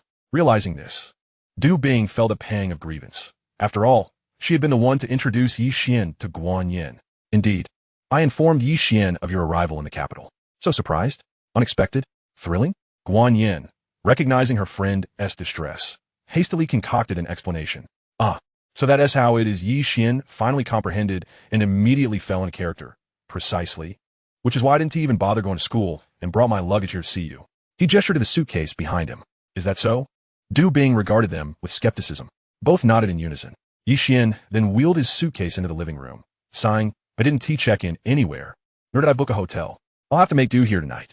Yin, Bing, you'll let me stay, won't you? Chapter 144. Even if I were to perish from exhaustion, I would rather leap from here than sleep on this couch. Certainly, Bing has no objections. Even if I had reservations, they would be irrelevant. Guan Yin swiftly shifted the responsibility onto Du Bing, who said I have no objections. Du Bing protested, her cheeks warming. Guan Yin shrugged. Did you hear that? Bing doesn't want you to stay. You should leave before you disrupt our gaming. Gaming? What gaming? Ye Xuan and Du Bing queried in succession. Guan Yin turned to Ye Xuan. See? No one is concerned about whether you can stay. Du Bing. Ye Xuan. Shall I take my leave then? Guan Yin rolled her eyes in exasperation. Go ahead, just leave. Fine, I'll leave. I'll wander the streets. Ye Xuan, in a huff, pivoted and pulled his suitcase toward the door. Yin. Du Bing stomped her foot in playful frustration, rushing to pull him back. Yin was just joking with you. She was well aware that Ye Xuan wouldn't truly wander the streets, but it was late, and it wouldn't be safe for him to be out alone. Ye Xuan halted his steps, indignant. Bing, you needn't persuade me. I'd rather leap down from here than sleep here. An hour later, delicious. Ye Xuan sighed contentedly while lying on the sofa in the living room. In the master bedroom, the two women, now clad in sleepwear, lounged against the headboard, engaged in conversation. Yin, are you and Ye Xuan together? Du Bing finally voiced her lingering curiosity. Guan Yin, taken aback, exclaimed, No way. Have I concealed it so well that you discovered my secret? Du Bing raised an eyebrow, her mind swirling with curiosity. She knew her best friend all too well. Whenever she spoke in such a tone, it typically indicated jest. Are you not going to ask me how it feels to be in a relationship with someone younger? Guan Yin nudged her shoulder with a smile. Du Bing rolled her eyes. I'm not a gossip reporter. I couldn't care less to inquire. Guan Yin pouted slightly before playfully suggesting. Shall I have Ye Xuan take you under his wing as well? Yin, you're incorrigible. Du Bing's face flushed crimson as she turned and began to playfully tussle with Guan Yin. After their playful antics, Du Bing quickly succumbed to slumber. Bing, Guan Yin called softly. The blissfully sleeping Du Bing offered no response. To confirm her friend's state, Guan Yin, recalling her previous encounter with Ye Xuan, plucked a strand of hair to test Du Bing's consciousness. Satisfied that she was genuinely asleep, Guan Yin stealthily descended from the bed, barefoot and carrying her high heels, and exited the bedroom. In the master bedroom, Du Bing, groggy from her slumber, sat up and instinctively headed for the bathroom, only to realize that Guan Yin was absent from the bed. The heavy drowsiness instantly lifted. Pondering aloud, could Yin Yin have also gotten up? She slipped on her slippers, approached the bedroom door, and opened it. The following morning, when Du Bing opened her eyes, she cast a complex glance at the still sleeping Guan Yin. Silently, she got out of bed and dressed herself. A few minutes later, Guan Yin too stirred awake. As they stepped out of the bedroom, they were met with Ye Xuan emerging from the kitchen, a plate in hand. Both women paused momentarily, their expressions reflecting confusion over Ye Xuan's presence in the kitchen. While he wondered why both ladies had donned professional attire, Du Bing was clad in a cream-colored bodycon skirt paired with flesh-toned stockings, while Guan Yin sported a fuchsia bodycon skirt and black stockings. The one commonality was their crisp white shirts. Together, they presented a striking contrast, each embodying their unique charms. So the two sloths have finally decided to rise? Hurry and wash up. Breakfast awaits, Ye Xuan remarked, his gaze lingering a moment longer before he turned away. The two women exchanged glances, intrigued. Had Ye Xuan really prepared breakfast? Was it even edible? Chapter 145. Who could resist such a man? The fried sausages are divine. The soy milk is delicious too. At the dining table, Guan Yin and Du Bing savored their breakfast, immediately showering praises upon Ye Xuan. In that moment, their perceptions of him shifted dramatically. He was handsome, capturing their attention, wealthy, providing them with a sense of security, and a skilled cook, delighting their palates. Who could resist such a man? After breakfast, Guan Yin departed for work. Du Bing headed to the job market to submit her resume, while Ye Xuan, pulling along a suitcase, hailed a cab to Peking University for registration. Upon arriving, he first visited the dormitory to drop off his luggage. As he pushed open the door to room 302, three young men sitting on the edge of their bed stood up in unison. Ye Xuan was momentarily taken aback, then chuckled self-deprecatingly. Wow, I thought I would be the first one here, but it appears I've arrived last. Let me introduce myself. I am Ye Xuan, from Dongshan Baishui. I'm delighted to be your roommate. Despite having never attended university in his past life, he understood that this environment was a stark contrast to high school. In high school, everyone hailed from the same locale, spoke the same dialect, and the disparity between wealth was not as pronounced. There were fewer barriers between individuals. University, however, was a microcosm of society, with students coming from all corners, their backgrounds vastly different. Thus, Ye Xuan planned that if his roommates were amiable, he would stay in the dorm. If not, he would swiftly seek accommodation elsewhere. I'm Ye Xuan, from Zhongyuan Luocheng. A tall young man stepped forward, taking Ye Xuan's luggage. I'm Sun Yong, from Shijiang Changshu, said a slightly shorter boy, shyly adjusting his black-rimmed glasses. I'm Xia Ming, from Beihai Tangcheng. The last, somewhat charming young man, around 175 centimeters tall, greeted with a smile. A brief glance revealed that Ye Xuan and Sun Yong were dressed quite modestly, while Xia Ming sported a more fashionable appearance, complete with a stylish radar watch. Nevertheless, all three exuded friendliness, lacking any airs of arrogance or indifference. After introductions, Ye Xuan guided them to share their ages. All right, from now on, Neo is the eldest, Sun is the second, and Xia, you're the youngest, Ye Xuan declared, and the trio felt a newfound camaraderie. Could you not call me the second? Sun Yong said, his face flushing. Ye Xuan grinned. Then Xia, and I will call you Old Sun. The second is the exclusive title bestowed upon you by the eldest. This quip elicited laughter from all four. So why did you all choose finance? Ye Xuan inquired. I'll go first. My interest in finance sparked after watching The Great Era. Ye Xuan volunteered. Xia Ming shrugged. I have family in the finance sector, so I opted for finance. Sun Yong scratched the back of his head. I just want to work in finance after graduation. With that, the three turned their attention to Ye Xuan. He chuckled. My reasoning is far simpler. The gender ratio in the economics department is more favorable, making it easier to find a girlfriend. As a man with extraordinary prospects, his choice of major was inconsequential. Peking University's overall gender ratio stood at 3:2, but the economics department had fewer males than females. With some luck, he might encounter a few stunning beauties. Most importantly, it was rumored that influential figures preferred their offspring to study finance, which could lead to beneficial connections. Ugh! The three groaned in unison, followed by a chorus of mischievous laughter. After some more chatter, Ye Xuan lifted a bag filled with flyers and announced, I'm off to distribute these flyers. Let us grab lunch together around noon. Ye Xuan and the others were taken aback. You've just registered, and you've already found a part-time job? A job was not something that could be easily explained in a few sentences. He would elaborate later. Ye Xuan waved them off, clutching his bag as he exited the dormitory. Ye Xuan and the others exchanged glances, speculating that Ye Xuan must have been embarrassed, which is why he denied having a part-time job. Yet, his attire did not suggest a background of financial struggle. Was he perhaps seeking personal growth? Hello, fellow student. I have information about a social networking site for university students. Would you be interested in learning more? Ye Xuan passionately distributed flyers at the registration point. Just then, a tall, slender girl in high school uniform approached him. Excuse me, do you know where I could find a part-time job? Upon turning around and catching sight of her face, Ye Xuan was momentarily stunned. Chapter 146, The Pearl Among Freshmen. The moment he beheld her countenance, the phrase heavenly fragrance and national beauty sprang to mind, unlike the sweet charm of Lin Shitong or the bright grace of Xiao Nanji. This face exuded a captivating aura that stirred the deepest protective instincts within a man, with just a hint of allure. She could easily be deemed a femme fatale in ancient times. Seeing him merely staring in silence, Ye Xuan blushed, timidly calling out, "Fellow student? Huh? Oh, you're looking for a part-time job, right?" Ye Xuan finally regained his composure, mentally chastising himself. Come on, you've lived 2 lives. And you're still dumbfounded by a woman. Can't you do better? Yes, Ye Xuan nodded. What hourly wage are you hoping for? It was only at this moment that Ye Xuan realized the simplicity of the other person's attire. This was the most neutral term he could conjure. After all, they were in college, yet she was still clad in her summer high school uniform, her feet adorned with worn black cloth shoes. Her long, straight hair was devoid of any adornments, such as hairpins. Girls typically take pride in their appearance, if not constrained by circumstances, who would choose to dress in such a manner for registration. Speaking of which, this girl, wearing cloth shoes, was nearly tall enough to touch his nose. She must be around 172 centimeters. Although she was a bit thin, the areas that should be fuller appeared quite ample. Beyond that, he could not discern much, as high school uniforms generally fit loosely. What is your hourly wage? Ye Xuan inquired softly. In his heart, Ye Xuan thought, I am the boss. What need have I for an hourly wage? Yet he swiftly shifted his tone. 50. 50. Ye Xuan gasped, her red lips parting in disbelief. She hadn't even had 50 yuan for her monthly living expenses during high school. You must be a freshman at Jingda, right? Which department are you in? Economic department of the School of Economics. Is that true? I'm also from the School of Economics, but I'm in the finance department.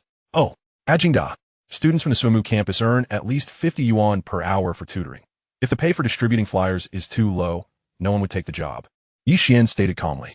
Oh, Ye Xuan nodded, her understanding dawning, then nervously asked, where should I go to apply? You can apply right here. Oh, sister. Is "oh" the only word you know? Ye Xuan wanted to voice this thought, but fearing his volume might startle her, he muttered, because I am the boss.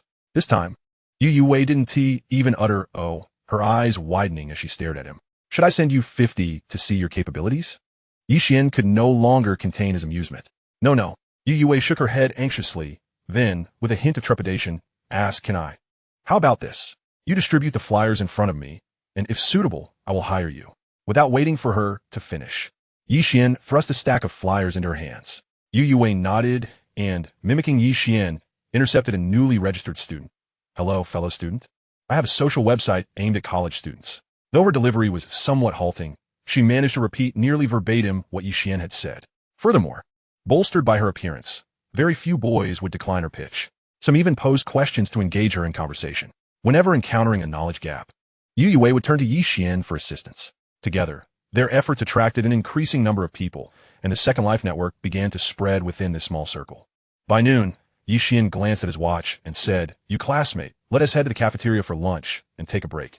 We can continue in the afternoon. All right? Ye Xuan nodded while wiping away sweat. Oh. After such a lengthy period of activity, she was now quite sweaty. A few strands of her dark hair clung to her fair face, adding a touch of allure to her appearance. Ye Xuan dared not look too long. Hastily changing the subject. Aren't you going to ask about the interview results? Oh.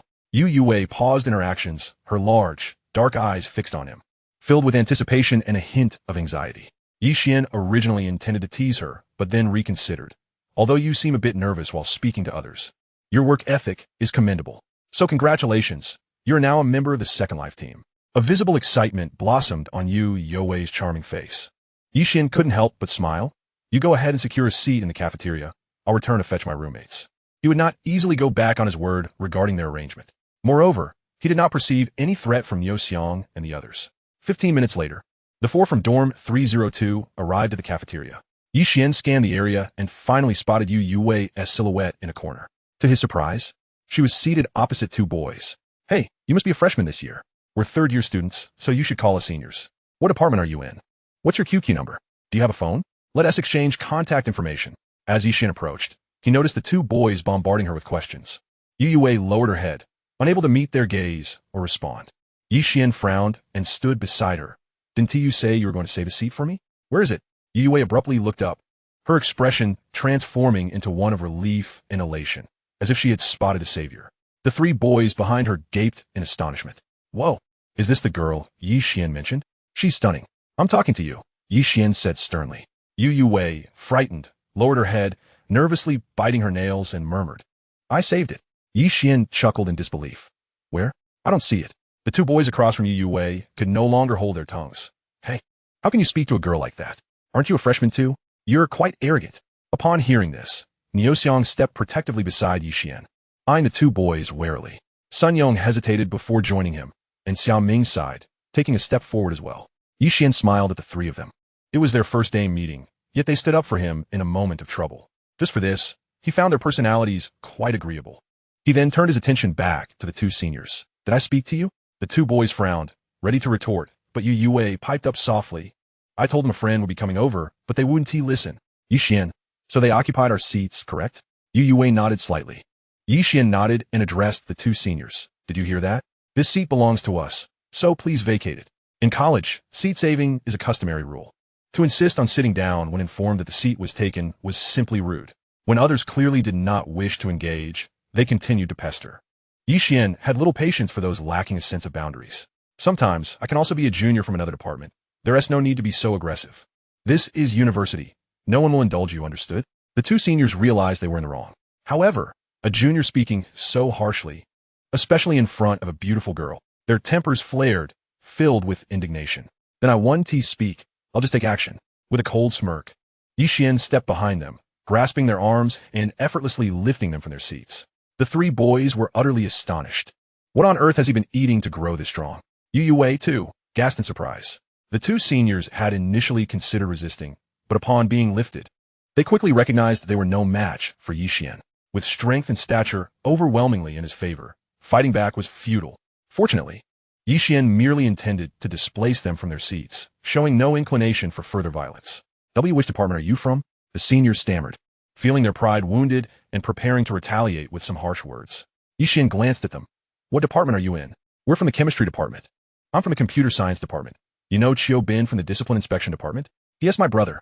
All right, we'll remember you. With that, the two seniors from the chemistry department took their trays and moved to another table. Ye Xuan, aren't you from the finance department? With a look of confusion, Yu Yue inquired. Ye Xuan pondered for a moment before responding, at times, I can also belong to other departments. Ye Xuan and his companions exchanged glances, thinking to themselves that the third member's maneuver was rather audacious. It seemed that Chiu Bin surely had some conflict with him. They resolved to learn more from him in the future. Although Yu Yue was innocent, she was by no means foolish and soon grasped the underlying meaning. Her cheeks flushed as she stammered. What you're doing isn't right. Ye Xuan chuckled. So should I boldly declare myself as a finance major and then wait for them to seek trouble with me? Although the likelihood of that happening is quite low, it's prudent to be prepared. Yu Yue found herself momentarily speechless. University is akin to a microcosm of society. One must learn to protect oneself, for excessive naivety can lead to misfortune. Ye Xuan smiled and shifted the topic. What would you like to eat? I can go get the food. Coming back to her senses, Yu Yue quickly replied, I can manage on my own. Ye Xuan did not press further, instead taking his meal card to recharge it with 500 yuan before returning with several of his favorite dishes to the table. Is this what you're having for lunch? Ye Xuan was taken aback by the sight of Yu Yue's meal. Before her lay a jar of homemade chili sauce, 2 steamed buns, and a bowl of complimentary egg soup. Is this nutritious? Yu Yue nodded silently, accustomed to such simplicity from her high school days. At that moment, Ye Xuan and his friends returned from getting their meals, and upon seeing the situation, they fell into a contemplative silence. You work part-time for 2 hours this morning. Here's your pay. Ye Xuan took 100 yuan from his wallet and pushed it toward Yu Yue. Oh, her eyes brightened. Does the interview count as wages? Of course. Why wouldn't it? Effort begets reward. That's a universal truth, Ye Xuan declared, uttering words he himself found hard to believe without a hint of embarrassment. Ye Xuan's eyes lit up. So distributing flyers pays 50 an hour? Sun Yong also perked up, looking at Ye Xuan with excitement. Their monthly living allowance was 500 yuan, and if they lived on campus, they could save a bit on internet and clothing expenses. However, they inevitably had other expenditures. 50 yuan an hour for passing out flyers meant that 10 hours of work equated to their entire monthly budget. Who wouldn't be tempted? Ye Xuan nodded, right? There's no shortage of people at the moment. When there's a need, I'll let you know right away. Sounds good. We'll be waiting for your good news.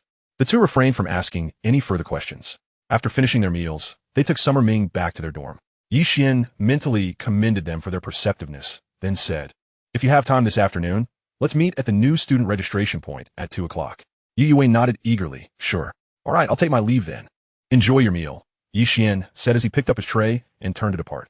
At that moment, Ye Xuan resembled a timid kitten in a new environment, needing to approach slowly lest she be frightened away. Watching Ye Xuan's retreating figure, a blend of relief and happiness adorned her strikingly beautiful face. Having journeyed from a small mountain village in Xi'an City to the bustling metropolis of the capital, her trepidation was palpable. Ye Xuan's presence alleviated some of her fears about the future, replacing them with a budding sense of anticipation. 2 days later, on the campus of Peking University. Have you heard? The Second Life network was developed by a freshman in our school. Is that true? Absolutely. Senior Lu Zhengrong is working part-time at that website. It's first-hand information. I've registered on that site. It's genuinely interesting. I registered too. Let's be friends. Add me. But first, tell me, what's that freshman's name? Is he from the computer science department? You won't believe it. He's actually from finance. His name is Ye Xuan. Director Liu, I heard there's an entrepreneurial student in your department.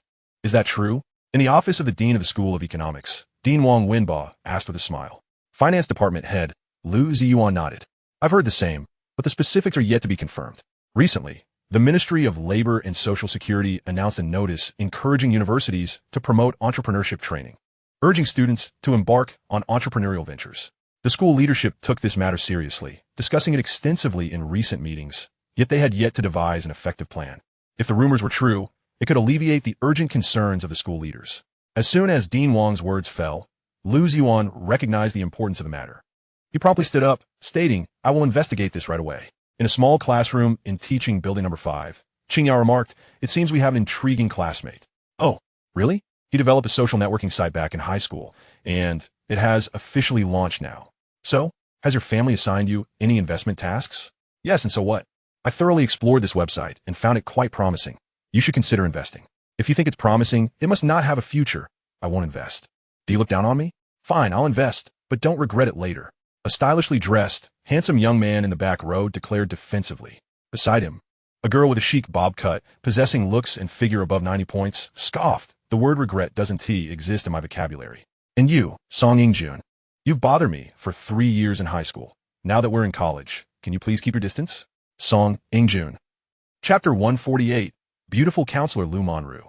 Song Yingjun, filled with resentment, watched as the residents of dormitory 302 entered the classroom, chatting and laughing. Today marked the first day of the new semester, and the students of Finance Class 1 gathered for a meeting as notified by their counselor. Peking University School of Economics offers a total of 6 undergraduate programs, with 122 students enrolled.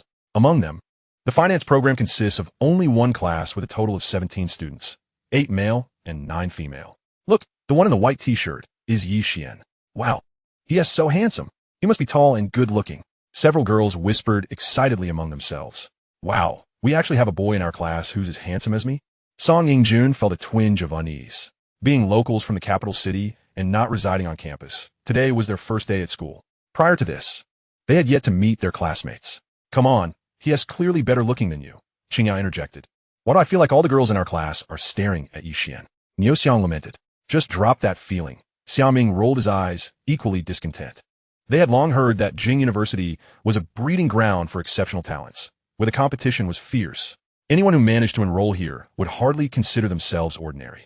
At least until he encountered Ye Xuan, Xiaoming had felt quite extraordinary himself. He was regarded as a campus heartthrob in high school and was the top science student in Behe province. After meeting Ye Xuan, he felt he wasn't even the class heartthrob anymore.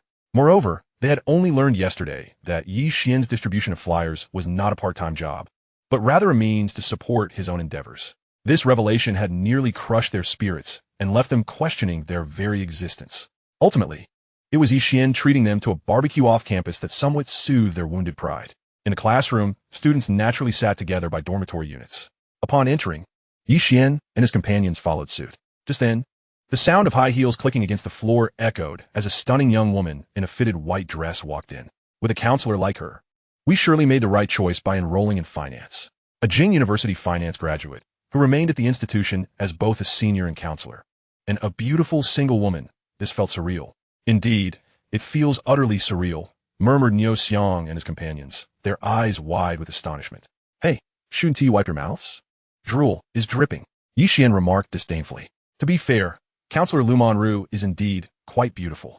With her heart-shaped face, willow leaf eyebrows, exquisite features, and fair skin. Standing at 165 centimeters with long legs, a slender waist, and curvaceous hips, complemented by a 36C bust, her graceful movements are truly captivating. Yet even so, we met her last night. There's no need to endlessly extol her virtues. We are all adults now and should learn to maintain composure in the presence of beauty. He thought to himself, hands tucked into his pockets, suppressing the eagerness of his eager companions. At that moment, Lu Monru ascended the podium, surveyed the room, and smiled. Have you all acquainted yourselves with one another? Not really, the students replied in a scattered chorus.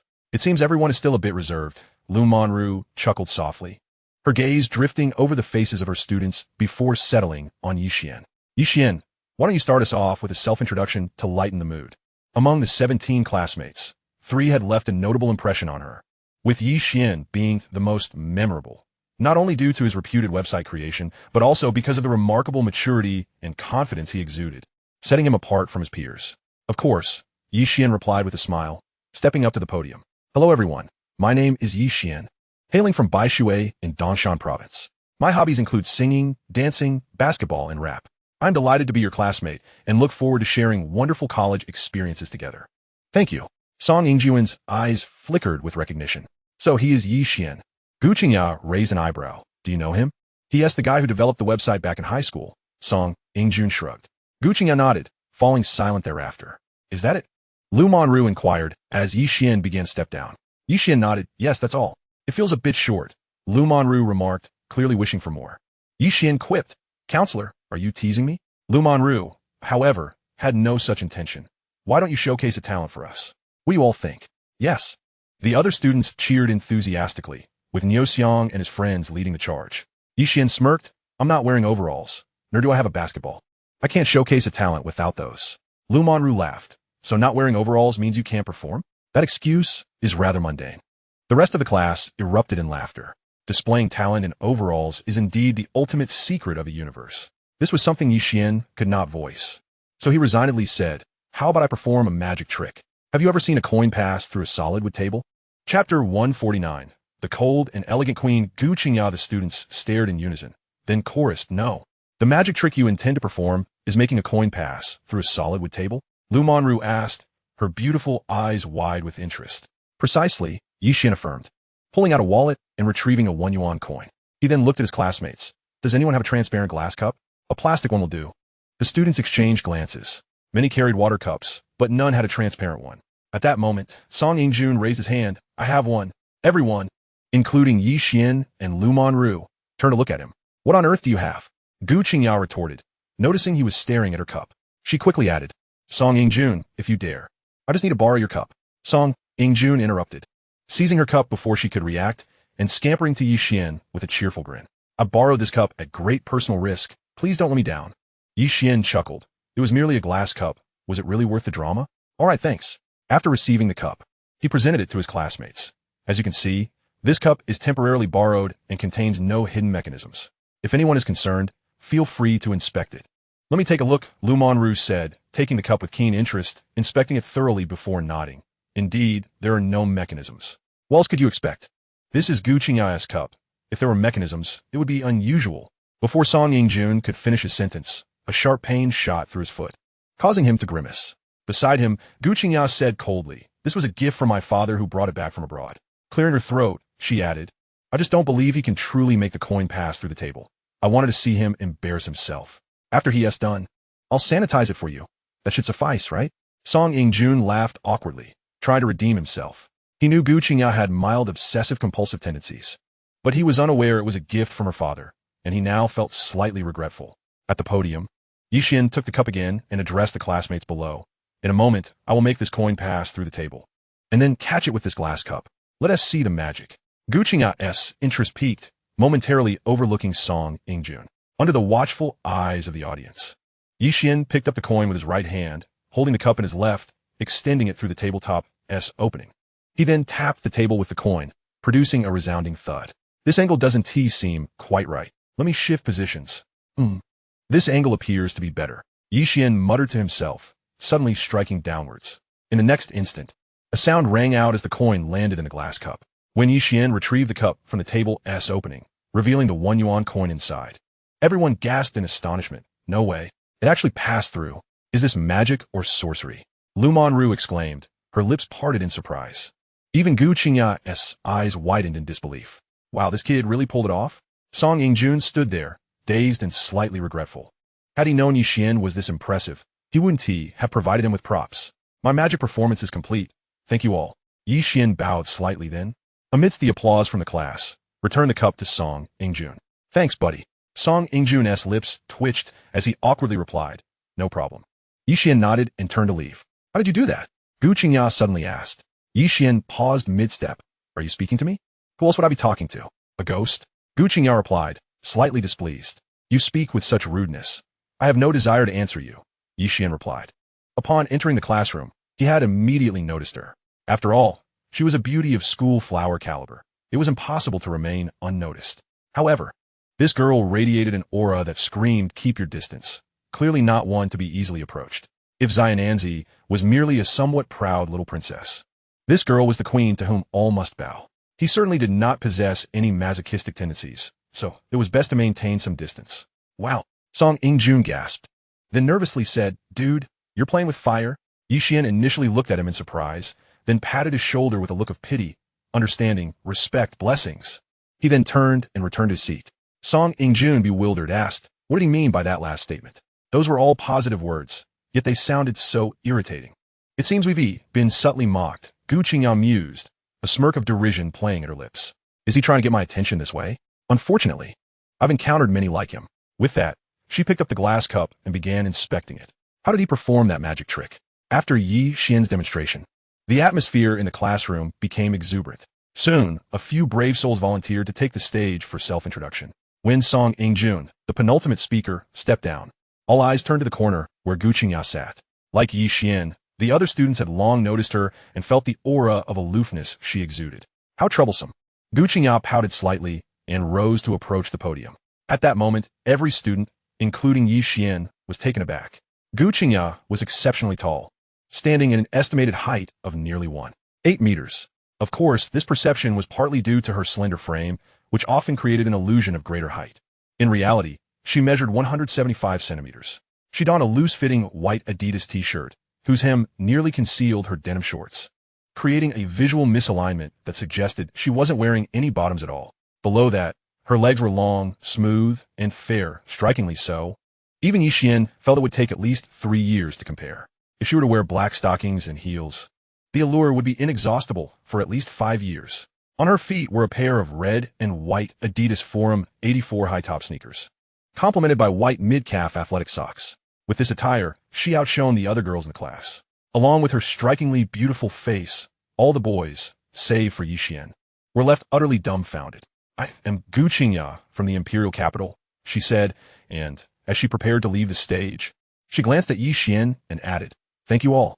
If anyone dare to claim that I am impolite, then allow me to demonstrate some courtesy. Ye Xuan's lips twitched. Goodness, this woman initially didn't even want to say thank you, did she? After Gu Qingya's introduction, Lu Monru recapped the military training schedule and the class committee election time before transitioning into a free discussion segment. Ye Xuan, could you share how you performed that magic trick with us? A girl named Lu Jingjing approached him with a smile. Her beauty was on par with Wang Qian, and if not for Gu Qingya, she would undoubtedly be the belle of class financial one. Ye Xuan wore a troubled expression. Lu Jingjing, it's not that I don't want to share, but I am counting on this magic trick for my livelihood. If I disclose it, I'll lose my means of sustenance. Lu Jingjing chuckled, covering her mouth in amusement. Then let Jingjing support you. Her dorm mates chimed in, teasingly. What are you all talking about? Lu Jingjing blushed deeply. Yet, her discreet glances at Ye Xuan betrayed her true feelings. Ye Xuan and his friends exchanged knowing looks. Goodness, could it be that Lu Jingjing has taken a liking to Ye Xuan? They had just met. Fortunately, It seemed that the class beauty Gu Qingya held Ye Xuan in disdain, leaving them with a glimmer of hope. But soon they realized their error. Gu Qingya was not merely dismissive of Ye Xuan. She was contemptuous of all boys. Ye Xuan, is the Second Life website your creation? I heard some seniors are working part-time for you. Is that true? With Lu Jingjing leading the charge, other girls gathered the courage to pose their questions to Ye Xuan. Yes. The Second Life website is indeed my creation, but those seniors aren't working for me. They are exploring alternative possibilities for their lives, Ye Xuan replied. As his words settled, the gazes of his classmates shifted towards him, filled with newfound respect. Even Gu Qingya could not help but glance up at him. Song, Jun chuckled. What does this guy's family do? He speaks more eloquently than I do. At that moment, Lu Monru's phone rang. After checking the caller ID, she quickly answered, Hello. Director Lu? Yes, we are having a class meeting. I'll bring him over right away. Upon ending the call, she turned to Ye Xuan with a complex expression. The department head is looking for you. I'll take you there. Ye Xuan raised an eyebrow and followed her out of the classroom. Ye Xuan, I too wish to know how that magic trick works. Can you share with me in secret? Once outside the classroom, Lu Monru asked in a hushed tone. Ye Xuan couldn't help but smile. This magic trick is rather simple. I don't mind telling you, but it would lose its charm if I did. Years later, the instructional video for this trick would be widely available online. He had merely practiced by following the footage. To put it simply, when he had retrieved the coin from his wallet, it wasn't a single coin, but two, one in each hand. By employing certain techniques to divert the audience's attention, he created the illusion of the coin passing through the table and landing in the glass. Do you know any more difficult tricks? Lu Monru inquired, intrigued. Ye Xuan nodded. For instance, transforming playing cards into stockings. Worn or unworn? She asked. Certainly worn, like the ones you have on now. As he spoke, Ye Xuan glanced at the nude stockings worn by the beautiful counselor. I would hold a deck of cards. You would select one, tear off a corner, and place it back into the deck. I would shuffle the cards, then flick them toward your leg, and they would scatter like petals, with the card you tore entering the stockings. Lu Monru's lips parted slightly, and after a moment, she shook her head. I don't believe it. Unless you perform it for me right now. Ye Xuan thought to himself, I don't believe it either. This is all just post-editing. I'm merely boasting. Of course, if he were to use his abilities, he could perform it in reality. But the cost would be too great. He wouldn't do it without a corresponding benefit. With that thought, he shook his head with a smile. This trick requires extensive preparation. It would be impossible to perform it now. Perhaps at a later opportunity. Lu Monru nodded, still skeptical, and did not press further about the coin trick. Ye Xuan, I heard you created a social networking site. Could you tell me more about it? In the department head's office, Lu Xuan personally brewed a cup of hot tea for Ye Xuan and, after placing it before him, inquired with a smile. Ye Xuan accepted the teacup with gratitude and proceeded to elaborate on the details of the Second Life website. Upon hearing that the number of registered users had exceeded 10,000, Lu Xuan grew excited. Have you encountered any difficulties during your entrepreneurial journey? Realizing the department head's interest, Ye Xuan surmised that the school likely recognized the significance of his entrepreneurial endeavors and wished to offer support. After all, student entrepreneurship could be mutually beneficial for both the students and the institution. Should he succeed in growing his company during his time at the university, it would undoubtedly enhance the reputation of Peking University. With this in mind, Ye Xuan pondered primarily its legal matters. I drafted a user agreement, but I'm not a professional and worry about potential loopholes. Additionally, the personnel contract for the company need to be more rigorous. Oh, and one more thing.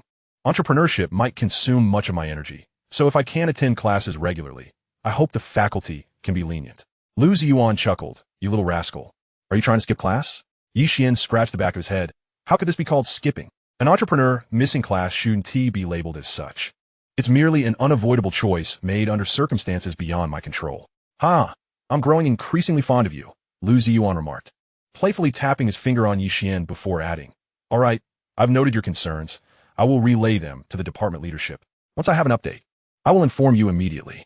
The school generally discourages students from skipping classes to ensure they focus on acquiring knowledge that will prepare them for future endeavors. However, if a student can successfully establish a business while still enrolled, the institution will naturally turn a blind eye. After leaving the department head's office, Ye Xuan returned to the classroom where the meeting had taken place. After a casual exchange, Lu Monru sought the opinions of her peers and finalized plans for an evening outing to dine off campus. Following the meeting, it was nearly midnight, and the group from dormitory 302 made their way to the nearest second canteen. Ye Xuan, look over there. Isn't that you Yue? Ye Xuan suddenly pointed in a particular direction. Ye Xuan glanced over, raising an eyebrow. Indeed, it is her. The boy sitting across from her is rather handsome. Judging by his eager demeanor, He is likely one of her admirers. After saying this, Sun Yong turned to Ye Xuan. Old 3, stop dawdling and go stir things up. Xia Ming nodded in agreement. Third brother, don't let this opportunity slip by. If you manage to win Yu Wei's heart, I will wholeheartedly support you. Ye Xuan thought to himself, was there even a need for you to say that? He promptly handed his meal card to Ye Xuan. Old Nyo, keep an eye on things and help me with the food. I'll cover the expenses for all of us tonight. With that, he strode toward Yu Wei. Chapter 151. The correct way to interact with Yu Wei. I ordered too much food and can't finish it.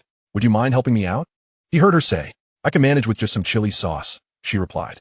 Now I guess I'll have to throw the rest away. That seems like such a waste, doesn't it? Indeed, it feels wasteful. As you can see, I haven't touched this food at all. The farmers work so hard, and tossing it away would weigh heavily on my conscience. Want to help me out by finishing it? As Ye Xuan approached Yu Wei, he overheard her conversation with the boy across from her. At that moment, he couldn't help but commend the young man for his thoughtful approach, understanding that Yu Wei was shy and reluctant to accept generosity directly. Thus he cleverly framed it as a means for her to nourish herself. Please, help Xingyu out, the girl sitting beside Yu Wei urged. Wang Xingyu immediately cast a grateful glance at her. His gift of an MP3 player had indeed paid off at a crucial moment. Ye Xuan noted to himself that it appeared Aaron had been won over. Having spent 2 days distributing flyers with Yu Wei, he had become acquainted with her roommate, Aaron. He could tell she genuinely cared for Yu Wei, though her insights sometimes leaned towards the naive. Yu Wei, if I recall correctly, you've earned 800 yuan over the past 2 days, right? Is that unscrupulous boss of yours withholding your wages? Ye Xuan queried as he approached. Yu Wei looked up, surprise lighting her face, and shook her head vigorously. No. In fact, her wages were not only paid on time, but were also generous, a rarity among employers. Since your wages are intact, why do you only order chili sauce and drink egg soup every day? Are you trying to starve yourself? Ye Xuan feigned a stern expression. Even in 2004, the canteen prices were absurdly low. Vegetarian dishes for 13 yuan and meat dishes for 25 yuan, with the serving staff never shortchanging their portions. With Yu Wei's appetite, she could eat well on just 10 yuan a day. It baffled him that someone who earned 800 yuan in 2 days would hesitate to order food. Perhaps she had unspoken reasons. But Ye Xuan felt a mix of frustration and sympathy. Yu Wei lowered her gaze, fiddling with her nails. Ye Xuan, my mother has rheumatoid arthritis, which incurs significant monthly expenses. Whenever I earn money, I send it home, Aaron interjected, sensing Ye Xuan's good intentions. Ye Xuan's eyes flickered, understanding now. Concerned about hurting Yu Wei's pride, he had refrained from inquiring about her family situation. Rheumatoid arthritis is a chronic illness requiring long-term medication, with costs varying from dozens to thousands of yuan each month. Hello, I'm Wang Xingyu, a classmate of Yu Wei's, he introduced, clearly familiar with Ye Xuan's name. He continued bluntly, while you provided Yu Wei with a job, you shouldn't speak to her in such a tone. I expect an apology. Ye Xuan was momentarily taken aback before chuckling. Yu Wei, is that how you feel? Yu Wei quickly shook her head. I don't mind. Ye Xuan nodded in satisfaction, addressing Wang Xingyu. Did you hear that? Yu Wei isn't bothered at all. Wang Xingyu scoffed. She's just too shy to say it. Ye Xuan shrugged. Then why don't you encourage her to voice it? If you can manage that, I'll apologize. That I say promise. Wang Xingyu retorted, turning to Yu Wei with gentle insistence. Yu Wei, although you work for him, you are an independent individual, deserving of respect. The wages he pays you are your rightful compensation for labor, and you need not seek his approval. Speak boldly, and tell him you dislike that tone. Yu Wei glanced at Ye Xuan again, her voice barely a whisper. I just feel that the way he talks to me, yes, and? Wang Xingyu pressed. It's fine. Yu Wei said, her ears flushed, her voice small but resolute. Every impoverished student understands their plight. However, what they seek is not for others to tread lightly around their fragile dignity, but to be treated as equals. Just like Wang Xingyu, who pretends to have overordered food and then uses the excuse of waste to persuade her to help consume it. What is that if not a form of condescension? Ye Xuan, on the other hand, would frown at her if he felt she wasn't performing well and wouldn't indulge her out of pity. This was precisely the kind of interaction she craved, yet had never experienced. Wang Xingyu was left utterly speechless. What had Yu Wei just said? It's fine? Surely he was hallucinating. Ye Xuan's tone, which bordered on reprimand, could hardly be deemed pleasant. Aaron gaped, then reached out to check Yu Wei's forehead. You're not running a fever, are you? Why are you talking nonsense? Ye Xuan, however, smiled. Did you all hear that? Yu Wei has no objections. You, an outsider, should focus on your own matters. Wang Xingyu stammered. Ye Xuan continued. Also, Be mindful when serving food in the future to avoid over-ordering and needing others to help finish it. Wang Xingyu's face turned beet red. Ye Xuan paid him no further mind and turned back to Yu Wei. It's commendable that you bear the financial burden for your family, but you must also consider your own well-being. You are a student at Peking University, a beacon of hope for your family with boundless potential ahead. However, if you continue to consume these unhealthy foods daily, your health may deteriorate, and then who will your family turn to for support? Therefore, I advise you to allocate your funds wisely after covering household expenses, dedicating the remainder to nutritional enhancement and self-improvement. After all, one's health is the foundation of all endeavors. Once this was said, Yu Wei fell into deep contemplation. After a while, she turned to Eileen and said, Eileen, could you keep an eye on my things while I go pick up some vegetables? Chapter 152. Yu Wei, do you know what a double standard is? After Yu Wei departed, Wang Xingyu and Eileen lapsed into silence. They had previously attempted to persuade Yu Wei, but the results were evident. Ye Xuan had merely suggested something. Yet Yu Wei took his words to heart. Could it be that she has developed feelings for him? The thought caused Wang Xingyu a pang of heartache. Here's your meal, Yezi. At that moment, Ye Xuan approached with a stainless steel tray. As expected of my brother Ye, he knows my preferences. Ye Xuan took the tray, glanced at its contents, and immediately heaped praise upon it. Ye Xuan chuckled, don't call me brother Ye, call me adoptive father. This provoked a round of playful banter from Ye Xuan. Go away, I'm still treating you to a meal. Amid their jovial exchange, Yu Wei returned with her tray. After giving Ye Xuan an encouraging glance, Ye Xuan turned to seek out Sun Yong and Xia Ming. Wang Xingyu found an empty seat beside him, and Ye Xuan sat down, munching as he inquired, Yu Wei, do you have time this afternoon? Wang Xingyu stiffened, nervously glancing at Yu Wei. Are we continuing to distribute flyers? Yu Wei hastily swallowed her food and asked, No, I wish to order a few sets of uniforms for the part-time workers of the market. If you have time, I do appreciate your insights. As he spoke, Ye Xuan hesitated, adding, though this period isn't technically a part-time job, there's no pay. Sound good, I'm free. Yu Wei replied almost without a second thought. Despite the high wages for part-time students at Peking University, having earned 800 yuan from just 2 days of flyer distribution made her feel as though she had secured a bargain with Ye Xuan. Providing free advice to him would also help her achieve some psychological balance. Wang Xingyu was immediately alarmed. Ordering uniforms at the market? You're using that as an excuse to go shopping with Yu Wei, aren't you? No way, I must stop him. With this thought, he cast a pleading look at Eileen. She responded with a mixture of helplessness and sympathy. Buddy, it's not that the sisters don't want to help you, but your rival is too cunning for you to handle. This guy is hopeless. I need to return the MP3 to him later.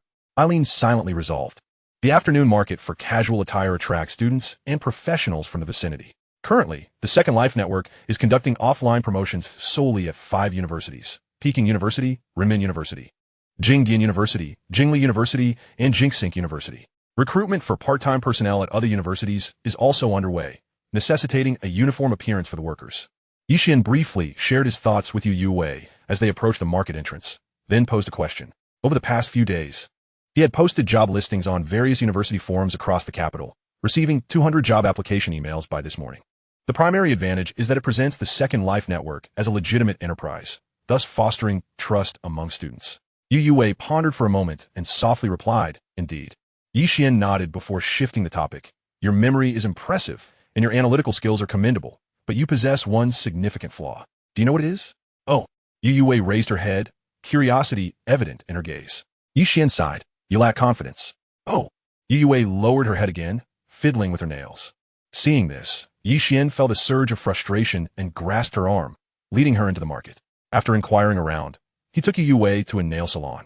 Excuse me, how much do you charge for a manicure? He asked. Nothing too extravagant, just a nice coat of nail polish. 15? Too pricey. Could you offer a better rate?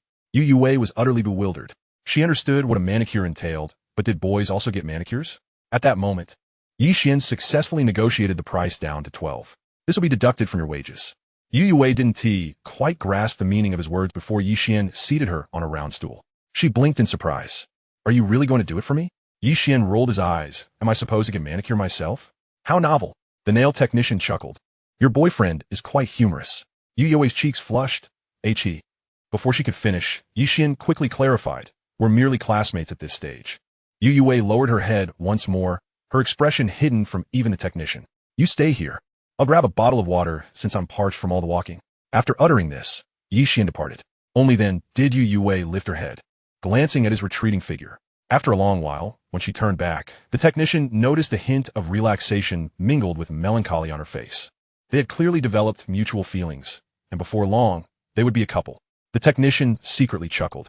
She had encountered all sorts of couples and could read people's emotions very well. A few minutes later, Ye Xuan returned with 2 bottles of mineral water, handing one to Ye Xuan. Here, this is for you. Ye Xuan quickly shook her head. No, it's fine. Ye Xuan had anticipated her reaction. Do you know what a double standard is? Ye Xuan shook her head. For example, if this bottle of water was bought by your parents, would you accept it? Yes. And if it were Wang Xingyu who bought it? Ye Xuan decisively shook her head. Ye Xuan snapped his fingers. See? That's a double standard. So, in your eyes, I and Wang Xingyu are held to the same standard, correct? Ye Xuan felt something was off, but instinctively shook her head. Wang Xingyu evoked a strong sense of pity in her, while she felt at ease and natural around Ye Xuan. Since I am not held to the same standard as him, how should you behave towards me? Ye Xuan questioned. Ye Xuan shook her head again. The question was too vague for her to answer. Ye Xuan continued. When you refuse food that Wang Xingyu can't finish and decline water he offers, that's the standard you apply to him, right? Ye Xuan thought seriously and nodded. Since you just stated that I'm not held to the same standard as him, then all you need to do is apply the opposite standard when it comes to me. Otherwise, you're being dishonest. Do you understand? Ye Xuan spoke earnestly. Ye Xuan felt her brain nearly short-circuiting. Although the logic seemed unassailable, something still felt off. For a moment, her lips parted in confusion, her expression adorably dazed. Those who lie cannot forge genuine friendships, you see? Ye Xuan pressed on, extending the water towards her. Oh. Ye Xuan nodded, accepting the mineral water. Chapter 153. A glimpse of You's true self. Achoo! In front of the girls' dormitory, Wang Xingyu, his face darkened, received the MP3 from Eileen. Just as he was about to speak, he suddenly sneezed. Rubbing his nose, he muttered, "Why am I sneezing in the middle of summer? Could it be that someone is thinking of me?" At this moment, Eileen remarked, "Old Wang, it is not that my sister is unwilling to assist you. Rather, your opponent is simply too formidable. You should have noticed by now that You's attitude towards Ye Xuan is markedly different from her demeanor towards you. Perhaps it is best to let it go." Wang Xingyu smirked, a glint of intrigue in his eyes. "Do you truly believe I am the sort to concede defeat so easily?" Eileen sighed. "Very well, since you are so resolute in pursuing Yue, I shall refrain from dissuading you. However, as her roommate, I feel compelled to remind you, while you may pursue her, please do not cause her undue distress." Wang Xingyu nodded and turned to leave. Watching his retreating figure, Eileen muttered to herself, "The disparity is indeed significant. I can only hope he does not suffer too great a blow. Dear sister, your hands are truly exquisite. It would be a pity if you did not pursue a career as a hand model," the nail technician said with satisfaction, having just finished applying the final coat of nail polish to You's fingers. Yue, unaccustomed to receiving compliments, lowered her head in silence. Ye Xuan could not help but nod in agreement. Indeed, You's fingers were long and fair. Truly a shame she did not play the flute. Wait, did the nail technician just say flute? Yes, that must be it. By the way, Yue must frequently engage in household chores, or even farm work at home, right? Yet, aside from a slight callus on her palm, she bore no trace of sun exposure or labor. Her face, neck, and arms were as tender and smooth as milk. Moreover, despite her seemingly unnutritious diet, she had developed a remarkable bust. Other girls, who consumed papaya daily, barely achieved a modest A cup. Yue's genetics were simply exceptional. Well, do you like it? The nail technician inquired, releasing her hands with a smile. Yes, I do, Yue replied. Her gaze fixed on her freshly painted light pink nails, nodding vigorously. Women adore beauty. She too wished to adorn her nails like other girls, yet for various reasons had not been able to do so until now. Being somewhat coerced by Ye Xuan to come here had fulfilled a wish. If you like it, then pay up. We have many other matters to attend to, Ye Xuan reminded her. Oh, Yue suddenly snapped back to reality, hurriedly pulling out a white handkerchief from her pocket, carefully unfolding it to reveal a crumpled roll of change inside. Upon seeing this, the nail technician could not help but change her expression. She never expected to encounter someone using such a method to carry money in the capital in 2004. It also reminded her of her own past. After Yue cautiously produced 12 yuan, the nail technician smiled and asked, Sister, would you like to be a hand model? Oh, Yue blinked her doe-like eyes, looking quite perplexed. I would take a photograph of your hands to display in the shop to attract customers, and then I would pay you a modeling fee, the nail technician explained. Yue glanced at Ye Xuan, seeking his opinion. A hand photo is certainly fine, but how much do you intend to pay her? Ye Xuan inquired. The nail technician pondered for a moment and raised a finger. 1,000 yuan. Yue was taken aback. No, That's unnecessary. I can. No. You cannot, Ye Xuan interjected, directly placing a finger over her lips. The touch was warm, full, and elastic. Yu Wei had not anticipated his sudden gesture, leaving her momentarily speechless. Soon, 2 blushes crept up her cheeks, reaching her ears. At this moment, Ye Xuan turned to the nail technician. That is acceptable. But you must accept the payment for the manicure this time. The nail technician had initially intended to offer it for free, but seeing Ye Xuan's expression, she guessed he had ulterior motives and could only nod in agreement as she accepted the change from Yu Wei. Next, she took out a digital camera and snapped a few photos of Yu Wei's hands. After Ye Xuan inspected them to ensure they were satisfactory, he instructed Yu Wei to take the 1,000 yuan from the technician. Ye Xuan, 1,000 yuan is too much. I feel a bit guilty, Yu Wei remarked as they exited the nail salon. Do you think that sister felt pity for you and intentionally gave you money? Ye Xuan asked with a smile. Yu Wei lowered her head again, instinctively wanting to pick at her nails. But then she remembered that she had just spent 12 yuan on this manicure, and it would be a shame to ruin it. Seeing her force herself to stop picking at her nails, a smirk of triumph crept onto Ye Xuan's face. Then, adopting a serious demeanor, he stated, You are mistaken. Your hands are more beautiful than those of hand models. And do you know how much they charge for a single shoot? Yu Wei shook her head. Ye Xuan extended 3 fingers, starting at 3,000. Yu Wei's lips parted in astonishment. So much? That's hardly excessive. There are individuals who serve as hand models for certain brands, signing contracts worth 120,000 for 2 years, Ye Xuan asserted, drawing from his past knowledge to provide accurate figures. Yu Wei was rendered speechless, her mind racing. In her understanding, 120,000 was an astronomical sum. To earn so much simply by having a few photos taken of her hands felt like a fairy tale. To put it in perspective, if you were to endorse this nail salon, there would be no expiration on the contract. By that reckoning, you would actually be at a loss. No, I must return to her and ask for more money. As Ye Xuan finished speaking, he made a move to turn away. Yu Wei quickly grabbed his arm. Wait, that sister is really nice. Ye Xuan feigned indecision for a moment before gritting his teeth and saying, Fine, let her have this one. But next time, do not be so naive. Yu Wei nodded, a newfound sense of confidence blossoming within her.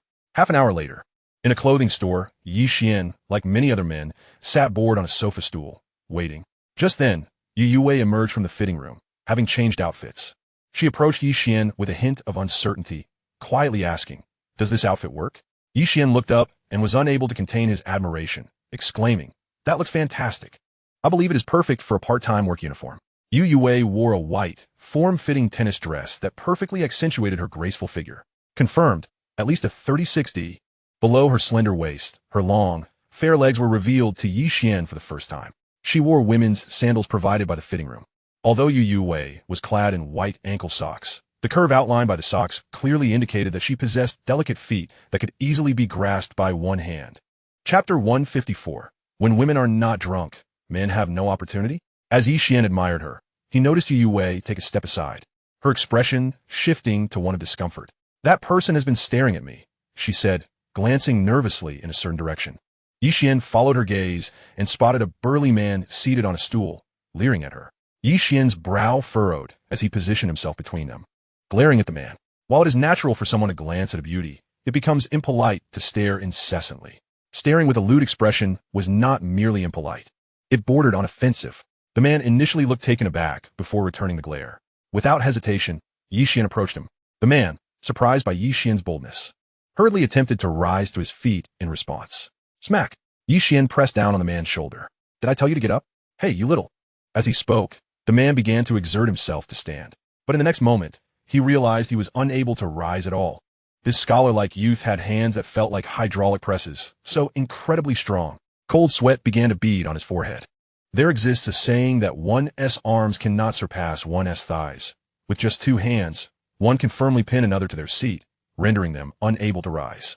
The strength of this pale-faced youth is simply terrifying. I have no fondness for others leering at my girlfriend with such gazes. Do you understand? Ye Xuan stated coldly. The individual nodded like a chick pecking at rice. Very well. Ye Xuan patted his shoulder and turned back to stand before Yu Wei. It's taken care of. Yu Wei cast a glance at the individual, and indeed noticed that he was no longer looking at her, which sparked her curiosity. What did you say to him? From her perspective, she could only see Ye Xuan pressing on the other's shoulder, but she hadn't heard a single word of their conversation. I want to tell you. Ye Xuan huffed proudly, then turned to the counter to converse with the proprietor. Observing his retreating figure, Yu Yue felt an inexplicable sense of security rising within her. After a span of 10 minutes, Ye Xuan returned. All right, we can head back now. Oh, I'll go change clothes. Yu Yue turned to head towards the fitting room. You could merely change your shoes. Ye Xuan chuckled. Yu Yue was left puzzled. Ye Xuan shrugged. I ordered 300 sets of clothing here. With such a substantial order, it's quite reasonable for the owner to throw in a free set. Don't you think? This establishment accepts custom clothing. The capital boasts 92 universities. He plans to recruit 3 part-time leaflet distributors from each institution, and exclusively female ones at that. Consequently, ordering 300 sets in universal size suffices. As for the rationale behind hiring only females, utilizing beautiful women as a marketing gimmick is rather common, is it not? Yu Yue's lips parted slightly. That many? How much is each set?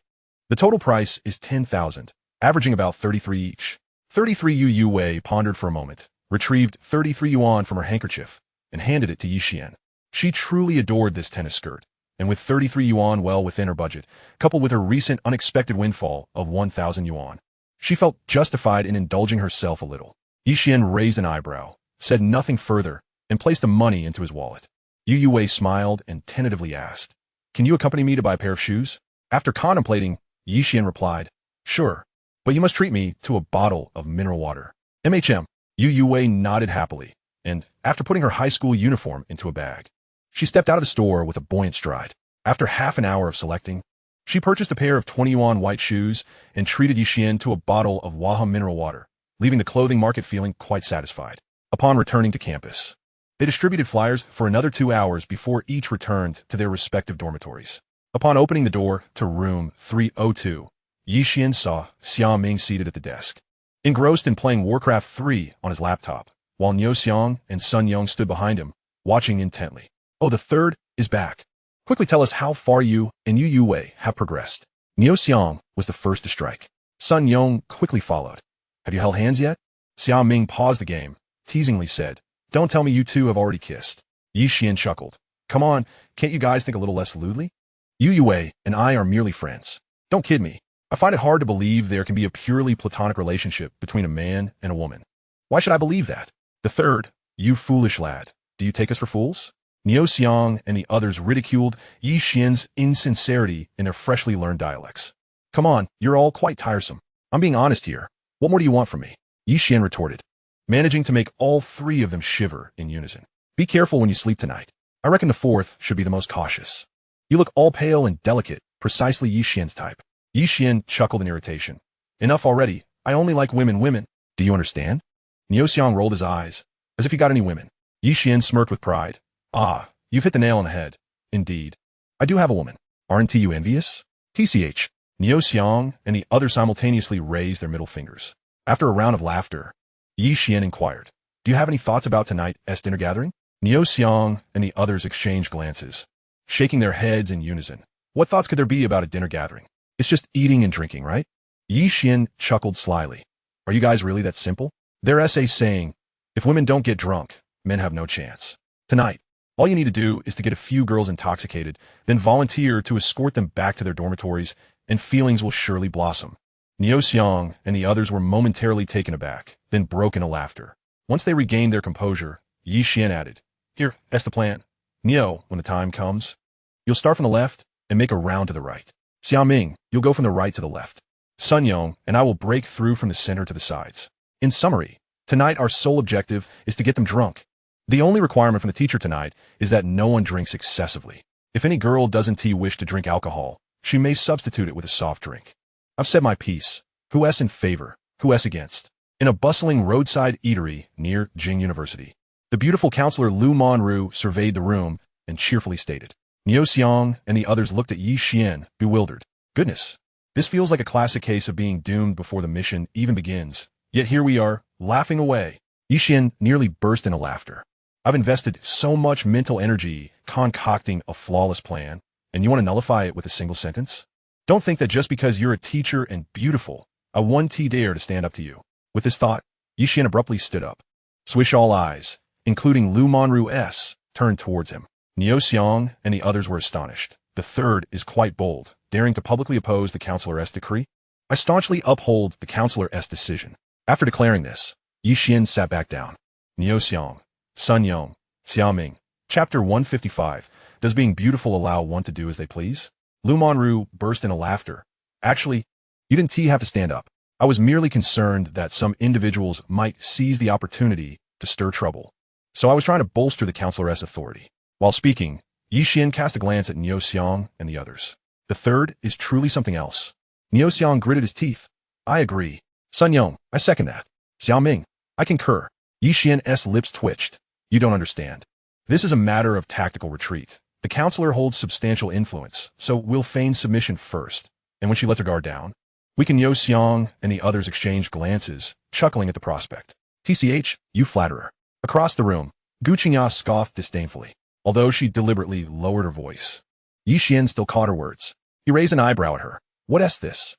Are you not satisfied? He couldn't comprehend why, having just become classmates, Gu Qingya would be rude and intentionally target him. So, does being beautiful grant one the freedom to do whatever they wish? Gu Qingya didn't expect him to provoke her back. She defiantly tilted her chin. Indeed, I'm not satisfied. What are you going to do about it? Sitting beside her, Song Ingjun suddenly perked up, clapping and quietly cheering. Fight, fight, fight. You wait. Ye Xuan silently mouthed, then stood up again, raising his voice. Counselor, Gu Qingya is defying your decision. Gu Qingya, Song Ingjun. Can it even be done like this? This is beyond ridiculous. Lu Monru also found it amusing. Ye Xuan? If I'm not mistaken, it seems Gu Qingya is indeed opposing you. Isn't she? Ah, Ye Xuan scratched the back of his head, sheepishly chuckling. Did you catch that? Laughter erupted, with Ye Xuan and the others laughing the loudest. Ye Xuan, with an unwavering demeanor, unabashedly remarked, in that case, should I not do something to make her yield? Why not let you two have a bout? Whoever wins shall be the victor. Song Ingjun incited laughter among the classmates. Are you truly allied with Gu Qingya? To suggest a delicate girl engage in a skirmish with a towering figure like Ye Xuan. What are you thinking? Yet, Ye Xuan discerned a spark of eagerness in Gu Qingya's eyes. At that moment, he surmised that this woman was likely a formidable opponent. Song Ingjun, cease this nonsense. Lu Monru interjected, startled. Indeed, let's not be frivolous. Ye Xuan nodded in agreement. We are all classmates. A brawl is out of the question. How about we compete in drinking instead? A moment of hesitation followed as Song Ingjun's expression turned sympathetic. All right, how shall we drink? Gu Qingya inquired coolly, raising an eyebrow. I shall take one drink, while you take two, Ye Xuan proposed, establishing his psychological baseline of 1 to 4, thereby allowing himself room for negotiation. Gu Qingya shook her head defiantly. I will not take advantage of you. If you drink one, so shall I, and whoever succumbs first shall be deemed the loser. Gasps echoed among the classmates. Generally, it is understood that men possess a greater tolerance for alcohol than women. Was Gu Qingya truly willing to engage Ye Xuan on equal footing? Did she possess an impressive tolerance? Ye Xuan was taken aback by her confidence and urged, let us not be hasty. One can concede when unable to drink further. Previously, he had jested with Lao Nyo and his companions, intending to become tipsy, but not excessively so, as overpowering someone would lack amusement. Very well, I shall await your concession.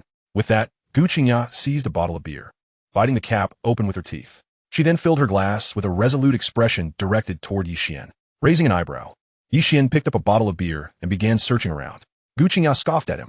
If he needed a bottle opener for a simple beer, then his drinking prowess was likely overstated. As she analyzed him, Ye Xuan lifted a plastic tray meant for ordering food. In the next moment, with a swift motion, he popped the cap off effortlessly. The onlookers were left dumbfounded. Goodness, with such skills in opening bottles, why aren't you two working as waitstaff? Ye Xuan smirked at Gu Qingya, rapidly filling his glass. Gu Qingya narrowed her eyes, raising her glass in a toast before downing its contents. Ye Xuan matched her pace, draining his glass in one go. Then came the second and third glasses. Within 30 seconds, they had both polished off a bottle of beer. As they commenced the second bottle, Lu Monru suggested, perhaps we should have some food first. Yes, let us eat. Consuming alcohol on an empty stomach can be harmful. The startled classmates eagerly concurred. Freshly graduated from high school, none had witnessed such a drinking spree. Ye Xuan cheerfully picked up his chopsticks, selecting a piece of large plate chicken.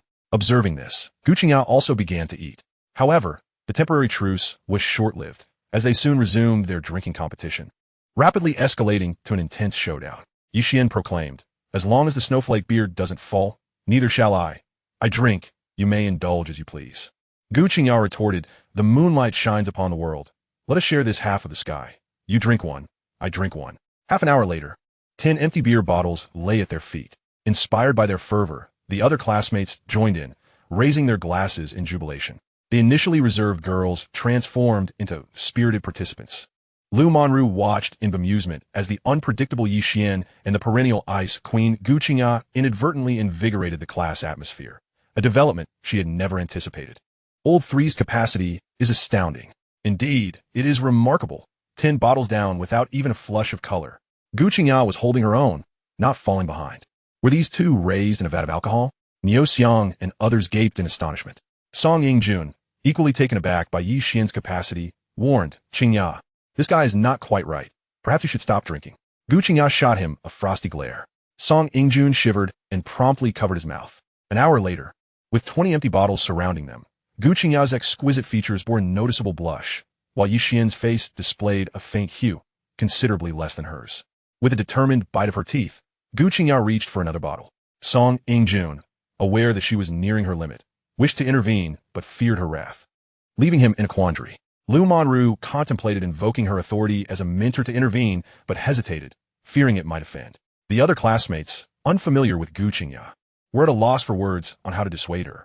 Just as she was about to bring the bottle to her lips, Ye Xuan sighed with a wry smile. "All right, I can't drink any longer. I concede."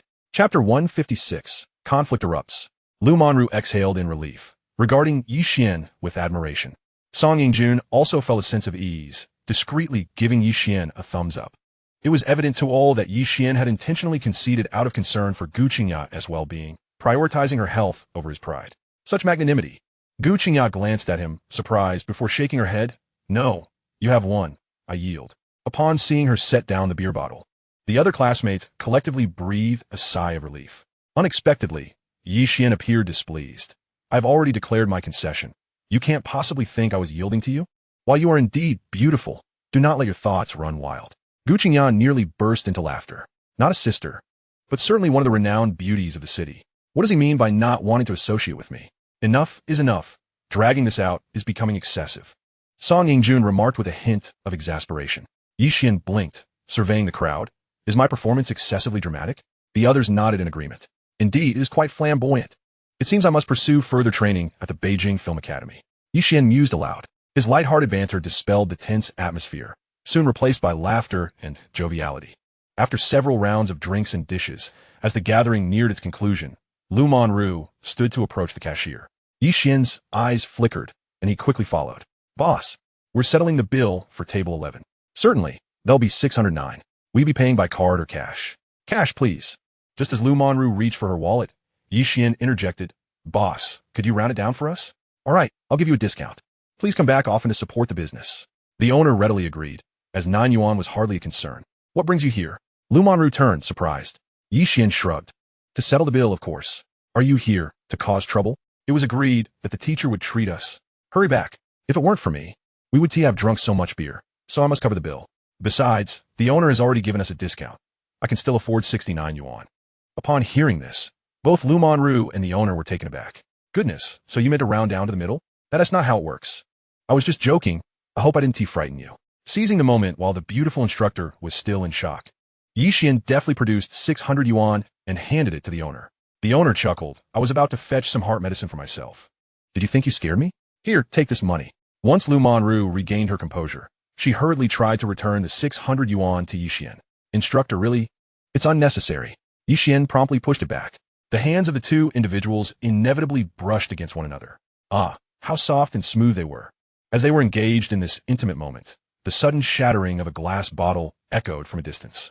They both turned their heads in unison, and in the next instant, their expressions shifted dramatically. Before their table stood 5 or 6 burly men. Gu Qingya swiftly positioned Lu Jingjing behind her, gripping a broken beer bottle in her right hand, pointing it menacingly at the group of men. Song Yingjun, Ye Xuan, and other boys rose, brandishing benches as makeshift weapons. A confrontation seemed imminent. Lu Monru, terrified, cried out, "Everyone, don't act rashly." As she spoke, she attempted to retreat. However, clad in high heels, she stumbled awkwardly, twisting her right ankle. "Ah!" Lu Monru gasped, losing her balance and teetering forward. Just as her hands were about to touch the ground, a strong arm swept under her armpit, securing her in a steady embrace. "Instructor, are you all right?" Ye Xuan had caught her from the front, his hold positioned rather high. exposing him to a direct assault from the D-level adversaries. Lu Monru quickly adjusted her stance, standing upright as she stammered, "I am fine." Despite the dim lighting, Ye Xuan discerned a blush on her cheeks. "The instructor is rather easily flustered," he mused, then said, "Do not worry. I have experience in resolving such matters. Leave it to me." It was only then that Lu Monru recalled the peril their classmates faced, urgently urging, "Then hurry over. I'm not fast." "All right." With that, Ye Xuan accelerated, dashing back towards the fray. Observant, resourceful, and possessing conflict resolution skills, Ye Xuan truly was impressive. As Lu Monru marveled at his capabilities, she heard him shout, "What is going on? Don't you know these fellows are under my protection?" Lu Monru felt a surge of frustration, nearly brought to tears. "So this is what you call experience? Were you previously involved in some underworld dealings?" In truth, Ye Xuan intended to act as a tank, drawing the enemy's ire towards himself. In 2004, in the capital, the likelihood of these men possessing firearms was minimal. However, no one knew whether they were armed with knives. If these men, in a fit of rage, resorted to blades, Ye Xuan and the others, lacking combat experience, would undoubtedly suffer. Ye Xuan's method of drawing aggro proved effective. His shout captured the attention of all present. As he breathed a sigh of relief, he rushed to Gu Qingya and inquired, "What's the situation?" "They came over to flirt with us. We ignored them, and then one of them reached out to grope Jingjing's thigh." Gu Qingya replied, her eyes ablaze with fury. Had she not shattered a beer bottle to intimidate them, it was uncertain what further transgressions these men might have attempted. Ye Xuan's eyes also sparked with anger. "Understood. Leave the rest to me." "No, I can handle this myself." Gu Qingya firmly shook her head and addressed the leading thug. "I will count to 3, apologize, make amends, and then go to the police station to turn yourselves in, or I shall reduce you to a pulp." Ye Xuan. Other classmates. Finally, Lu Monru, who had just arrived, was taken aback. Only Song Yingjun appeared entirely at ease. After all, Queen Qingya had grown up in the courtyard, trained by numerous uncles and aunts, honing formidable fighting skills. Despite the thuggish appearance of the 6 men, they were no match for her. "Hey, you filthy woman. Who do you think you're talking to?" The leading thug, in a fit of rage, drew a knife from his waistband, pointing it threateningly at Gu Qingya. "Ah!" As the girl shrieked, Gu Qingya, clutching the beer bottle, prepared to retaliate. Yet, she had forgotten her inebriated state. The sudden surge of adrenaline had exacerbated her intoxication, and in her fury, dizziness overwhelmed her mind. Under the influence, she swayed unsteadily, unable to launch an effective attack. However, she had made a move, and the 6 thugs were seasoned fighters. As she struck, they surged forward, weapons in hand. "Qingya, be careful." "No," the girl screamed. The boys, desperate, rushed to assist. Lu Monru, overwhelmed with fear, found herself at a loss. Amidst the chaos, Ye Xuan swiftly positioned himself between Gu Qingya and the attackers, deftly seizing the wrist of the leading thug wielding the knife, twisting it forcefully. With a sickening crack, the thug cried out in agony as the knife clattered to the ground. Ye Xuan, quick on his feet, stepped on the knife while delivering a knee strike to the thug's abdomen. The thug crumpled to the ground, retching. Ye Xuan then kicked the knife towards Song Yingjun's feet before charging at the remaining 5 thugs. Elbows, knees, and flying kicks ensued, accompanied by a cacophony of thuds as the thugs were swiftly taken down. A profound silence enveloped the scene. "Ding! Congratulations, host. You have successfully altered the course of destiny, earning a reward of 26,000 causality points." Chapter 157, X-ray capsule, invisibility capsule. "Oh, a system reward has been triggered?" Ye Xuan's eyes lit up. Then he cast an odd glance at Gu Qingya. In his previous life, she couldn't have been killed by these thugs, could she? It wasn't solely Gu Qingya. Lu Jingjing was also among their targets. In any case, it didn't have to result in death. If they were disfigured in a fit of rage, that might be even more harrowing than death itself. Such instances were numerous. Regardless, his total causality points had now soared to an impressive 280. With the stock market information depleted, he was poised for a significant win tonight. Meanwhile, Lu Monru and the rest of the classmates were left in stunned silence. In less than a minute, Ye Xuan had dispatched the 6 thugs with alarming ease, one of whom had been armed. It was akin to witnessing an action film unfold before their eyes. After an indeterminate amount of time, the classmates, regaining their senses, began to exclaim in awe, "Wow! Incredible! Amazing! Ye Xuan, you're extraordinary! My goodness, is Ye Xuan the modern-day Huang Feihong? He is remarkably strong." Song Yingjun's gaze towards Ye Xuan shifted, a newfound respect dawning upon him. "What on earth is this guy? He seems even stronger than Qingya. I may have underestimated him." Gu Qingya's beautiful eyes sparkled. Her fists clenched as she resolutely murmured to herself, Gu Qingya, you have finally encountered a worthy opponent. It's time to take him seriously. It seemed that his prowess was indeed the experience he spoke of in resolving such matters. This lad possessed an impressive array of skills. Lu Monru, exhaling in relief, found herself increasingly admiring Ye Xuan. She promptly retrieved her phone to call the police. Within 10 minutes, several police cars arrived on the scene. When students from Peking University encountered harassment from thugs armed with controlled weapons, the repercussions would be severe. If matters escalated, not only the local police station, but also higher authorities would be held accountable. Fortunately, the assailants were swiftly subdued, and the Peking University students remained unharmed. Given the identities of Lu Monru and her peers, the police conducted on-site interviews. The 6 thugs were destined to face the full weight of the law. Following such an incident, the group had little desire to linger.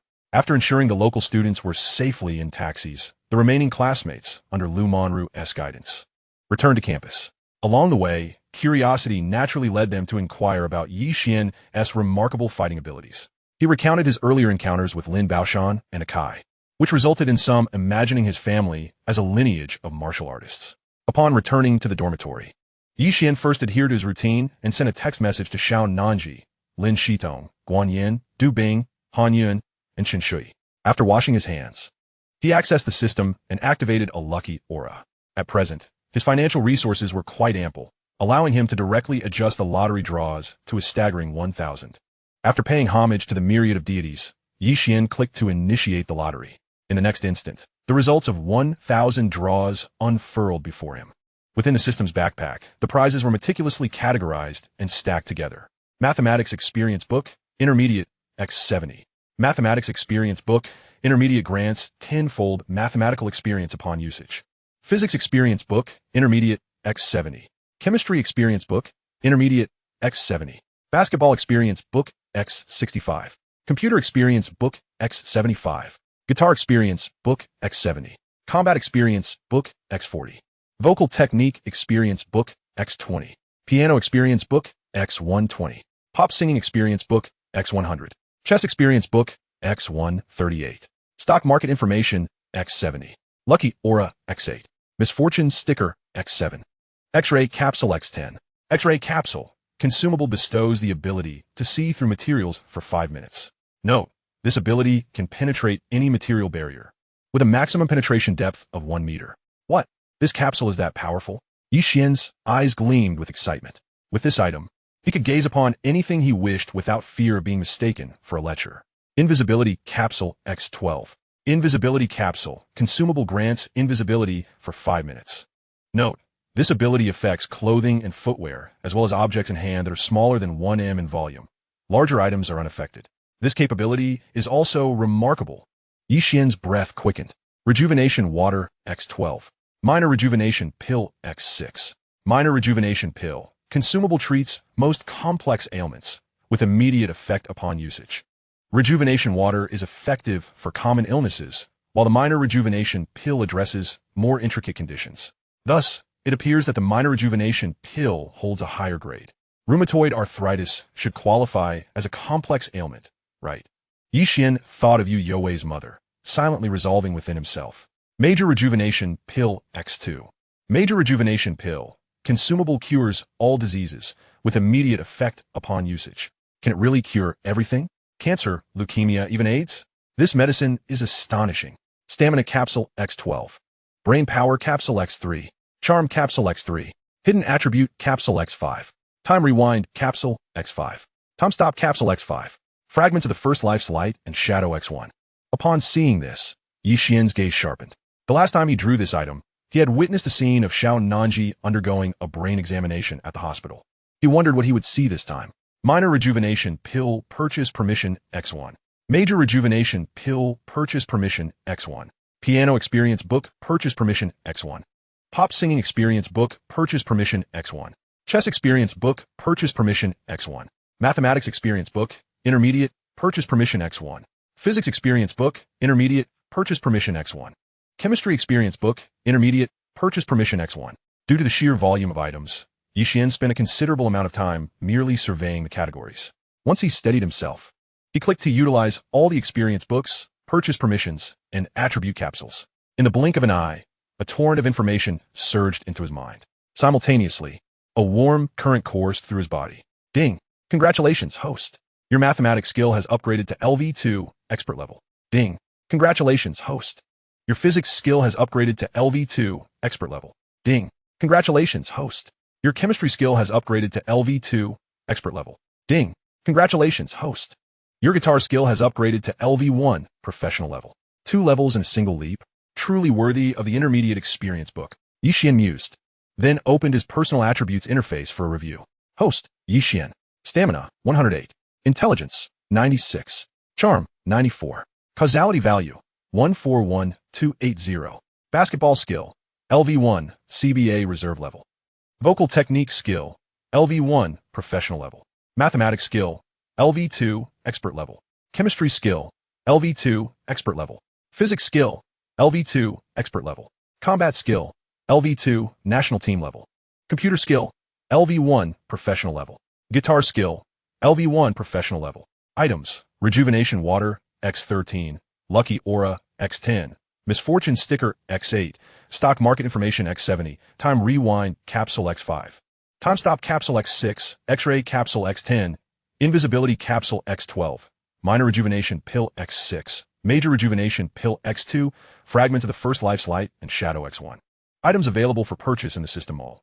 Basketball, computer, guitar, rejuvenation water, combat, vocal technique, minor rejuvenation pill, major rejuvenation pill, piano, pop singing, chess, mathematics, intermediate, physics, intermediate, chemistry, intermediate, rejuvenation water, 1,000 bottles, minor rejuvenation pill, 2,000, major rejuvenation pill, 10,000, intermediate experience book, 1,000, other items priced at 100 causality value each. Ye Xuan glanced at the prices of items in the system mall, then re-entered the system backpack, fixating his gaze upon the fragments of the First Life's Light and Shadow. Should he use it now? Chapter 158, second segment of the Light and Shadow fragments. After a moment of contemplation, Ye Xuan clicked to use it directly. In the next instant, a vivid scene materialized before his eyes. In a modernly decorated living room, Xiao Nanji sat cross-legged on the sofa, remote control in hand, engrossed in a television program. At this moment, she radiated a blend of maturity and charm, her signature high ponytail absent, with her cascading hair framing her exquisite collarbone. Beside her, Wang Qian, holding a fruit phone, was scrolling through her social media feed. Upon encountering Hong Liteo's post, her finger hesitated momentarily as it hovered above the screen. Xiao Nanji, sensing her distraction, leaned closer, inquiring, "What are you so focused on?" Wang Qian's expression shifted subtly as she attempted to conceal her phone. "What are you hiding for? Show me." Xiao Nanji deftly snatched the phone. Upon seeing the photo, she chuckled, "Isn't this Liteo? What's there to hide? Who is this person in the photo with him? I feel like I've seen them before." Wang Qian's face paled as she hurriedly retrieved her phone. "I don't know, maybe a friend of his? Really?" Xiao Nanji's brow furrowed in confusion. "But why do I feel like I should know him?" Suddenly, she pressed her fingers to her temples, her expression contorted in pain. "The headache is acting up again." Wang Qian swiftly poured her a glass of water. "Drink this to help." Xiao Nanji accepted the cup, taking a few sips, which alleviated her headache significantly. "Where are we?" she wondered aloud. "All right, Liteo. By the way, why has he ignored my WeChat requests multiple times and even removed me from his QQ friends list? Did I offend him at some point?" Wang Qian fell silent for a couple of seconds before lowering her head and replying, "Why do you care about him? I hardly keep in touch with him anymore." The scene abruptly halted at this moment. A tempest of emotions surged within Ye Xuan. The person in the photo with Liteo was him. How could Xiao Nanji not recognize him? Could it be a case of stress-induced amnesia? Suddenly, a thought crossed Ye Xuan's mind, and he hastily opened his laptop and searched on Baidu. Stress-induced selective amnesia, also referred to as selective amnesia, describes a phenomenon wherein individuals, confronted with stimuli or shocks that exceed their psychological resilience, experience a selective erasure of certain memories through the brain's self-defense mechanisms. Upon reading this explanation and connecting it to the previous fragments of Light and Shadow, Ye Xuan seems to grasp why Xiao Nanji severed ties with him in his past life. The news of his capture as the Rainy Night Maniac inflicted considerable distress upon Xiao Nanji, leading to her severe headache and subsequent hospitalization for an MRI scan. That very night, she developed selective amnesia. Furthermore, the information revealed in the second fragment of Light indicates that Xiao Nanji experienced headaches upon encountering information related to him. And this occurred at least 8 years later, since the WeChat Moments feature was launched in April 2012. Reflecting on this, it becomes evident that individuals surrounding Xiao Nanji, such as Xiao Hongyi, Ye Xuan, and Wang Qian, would have undoubtedly sought to erase all traces of his existence in order to spare her from pain. Thus, this elucidates the truth behind Xiao Nanji's failure to reach out to him. Why are you crying? Sun Yang's exclamation jolted Ye Xuan from his inexplicable emotions. He paused momentarily, then wiped the corners of his eyes. They were damp. So, I truly have been weeping. Ye Xuan chuckled self-deprecatingly, then teasingly retorted, who is crying? I merely have sand in my eyes. Sun Yang replied, do you take me for a fool? Ye Xuan joined in the laughter. Where's the wind and sand in the dormitory? Xia Ming chimed in with concern. Third brother, you haven't just experienced a heartbreak, have you? Ye Xian's lips twitched. Xiao Ming. That's rather amusing. I haven't even begun to date. So how could I have a heartbreak? Xia Ming laughed. Did you not claim to have a woman before? Were you merely bragging to us? Ye Xuan and Sun Yong wore expressions of amusement. After a brief moment of contemplation, Ye Xuan mused.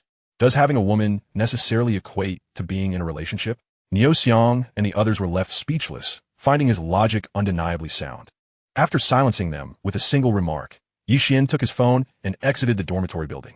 Strolling along the campus path illuminated by the warm, yellow lights, he observed pairs of college couples hiding in the shadows, and an unexpected sense of loneliness washed over him. Thus, he retrieved his phone and dialed Xiao Nanji's number. You said you were going to sleep, so why are you calling me? The call connected swiftly, and the delighted voice of the campus beauty, Xiao Nanji, resonated through the line. Due to the multitude of text message recipients, Ye Xuan always appended a good night at the end, fearing he might not be able to respond. He had truly dug a pit for himself. With a self-deprecating smile, Ye Xuan replied casually, I can't sleep, just out for a walk. How about you? I just finished showering and am drying my hair. Oh, Ye Xuan, you seem a bit strange tonight. Are you missing me? Ye Xian's heart skipped a beat. Then he retorted playfully, Xiao Nanji, I've realized you're quite narcissistic. Xiao Nanji shot back. If you weren't thinking of me, why would you call? Clearly, you miss me, you big-headed fool. Ye Xian's face flushed, and he swiftly changed the subject. Are you free tomorrow? Are you coming to find me? Let me check my schedule first. Xiao Nanji maintained her usual air of aloofness. Ye Xuan, unwilling to indulge her, responded, then forget it. I'll go find Shidong. Xiao Nanji panicked. Wait. Okay, I have something else to do tomorrow, but you can still accompany me. What is it? My roommate wants to audition as a car model at the auto show. She's shy and wants me to go with her and Qian. Is your roommate attractive? Well, if she's brave enough to audition, she can't be that bad. Is she still single? If not, she should bring her boyfriend along. All right, then I'll come find you tomorrow. Ye Xuan, what? Go die. Listening to the busy tone on the phone, a sweet smile crept across Ye Xian's lips. Xiao Nanji, the twists of fate in our past life prevented us from being together. In this lifetime, I shall ensure that such a situation never arises again. Now, how can I make Xiao Nanji accept the existence of other women? Ye Xuan pondered, feeling a headache coming on, but concluded that he would take it step by step. Before the battlefield erupts, he must at least cultivate the strength to face any adversity. Balancing career and romance, he must excel in both realms. Chapter 159, Between Us. I am the one taking initiative. Is the sun rising in the west today? In a female dormitory at Renmin University, Zhao couldn't help but tease as she watched Xiao Nanji, who was up early at her desk applying makeup. Just a few days prior, Xiao Nanji had been leaving the dorm without any makeup at all. Wang Qian rolled her eyes. Who asked the important person coming to find her? Who? Zhao asked, momentarily taken aback, before realizing, oh, the guy who said he'd join us for the auto show last night. Isn't he a boy? Chen Fang also caught on and exclaimed, Nanji liked him. Although Xiao Nanji had politely declined the advances of no fewer than 10 suitors using the excuse of having a boyfriend, her roommates were acutely aware that this was merely a facade, and she remained single. Just as Wang Qian was about to affirm this, Xiao Nanji haughtily interjected, who would like a fickle man? Zhao Li and Chen Fang were momentarily taken aback. Did this imply that the boy was indeed quite the flirt?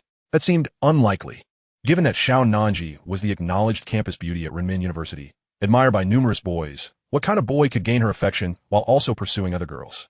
Wang Qian adjusted her glasses and muttered softly, oh, a woman of many words. Half an hour later, the 4 girls finished their grooming. As they exited the dormitory, a senior holding flowers and wearing black-rimmed glasses approached them. Xiao classmate, these are for you. I hope you like them. A hint of helplessness flickered in Xiao Nanji's eyes as she shook her head. I'm sorry, senior, but I already have a boyfriend, so I cannot accept flowers from other boys. Wang Qian and the others exchanged glances, collectively shaking their heads in resignation. This was yet another suitor waiting outside the dormitory early in the morning to present flowers to Nanji.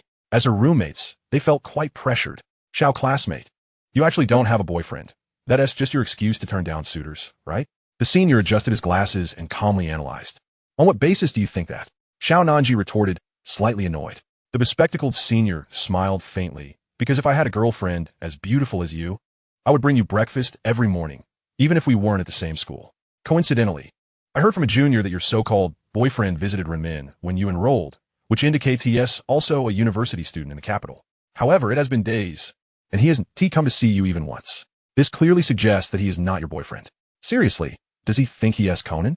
Wang Xin couldn't help but scoff internally. Xiao Nanji felt exasperated, yet she was a lady and deemed him unworthy of her anger. After a moment of contemplation, she replied, Senior, is it possible that in my relationship with my boyfriend, I am the one taking the initiative? The bespectacled senior was momentarily taken aback before exclaiming loudly, Impossible.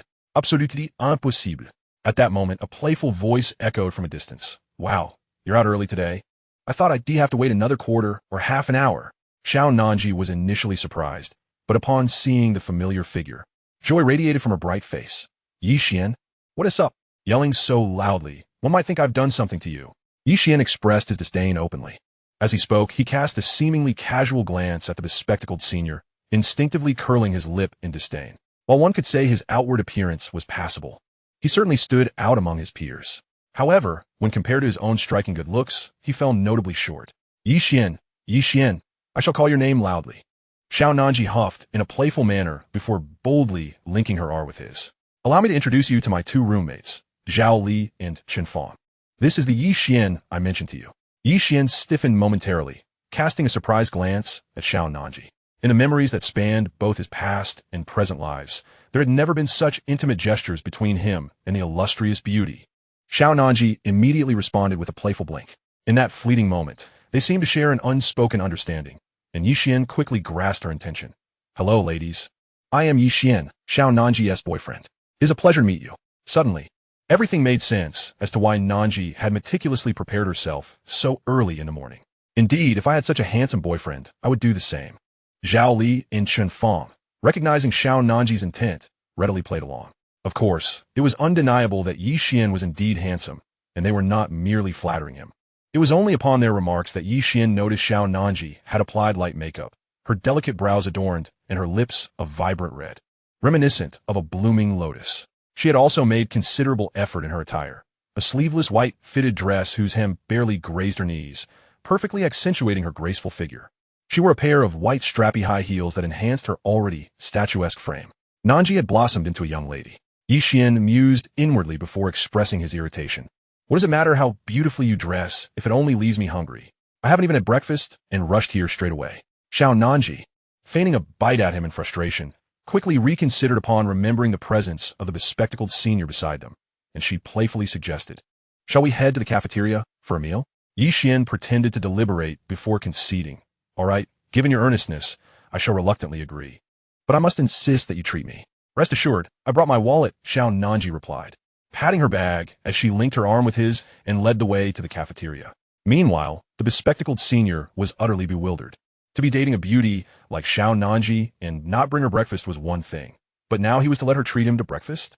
The fact that she readily agreed only deepened the pang in his heart. As they arrived at the auto show venue, he overheard their dialogue.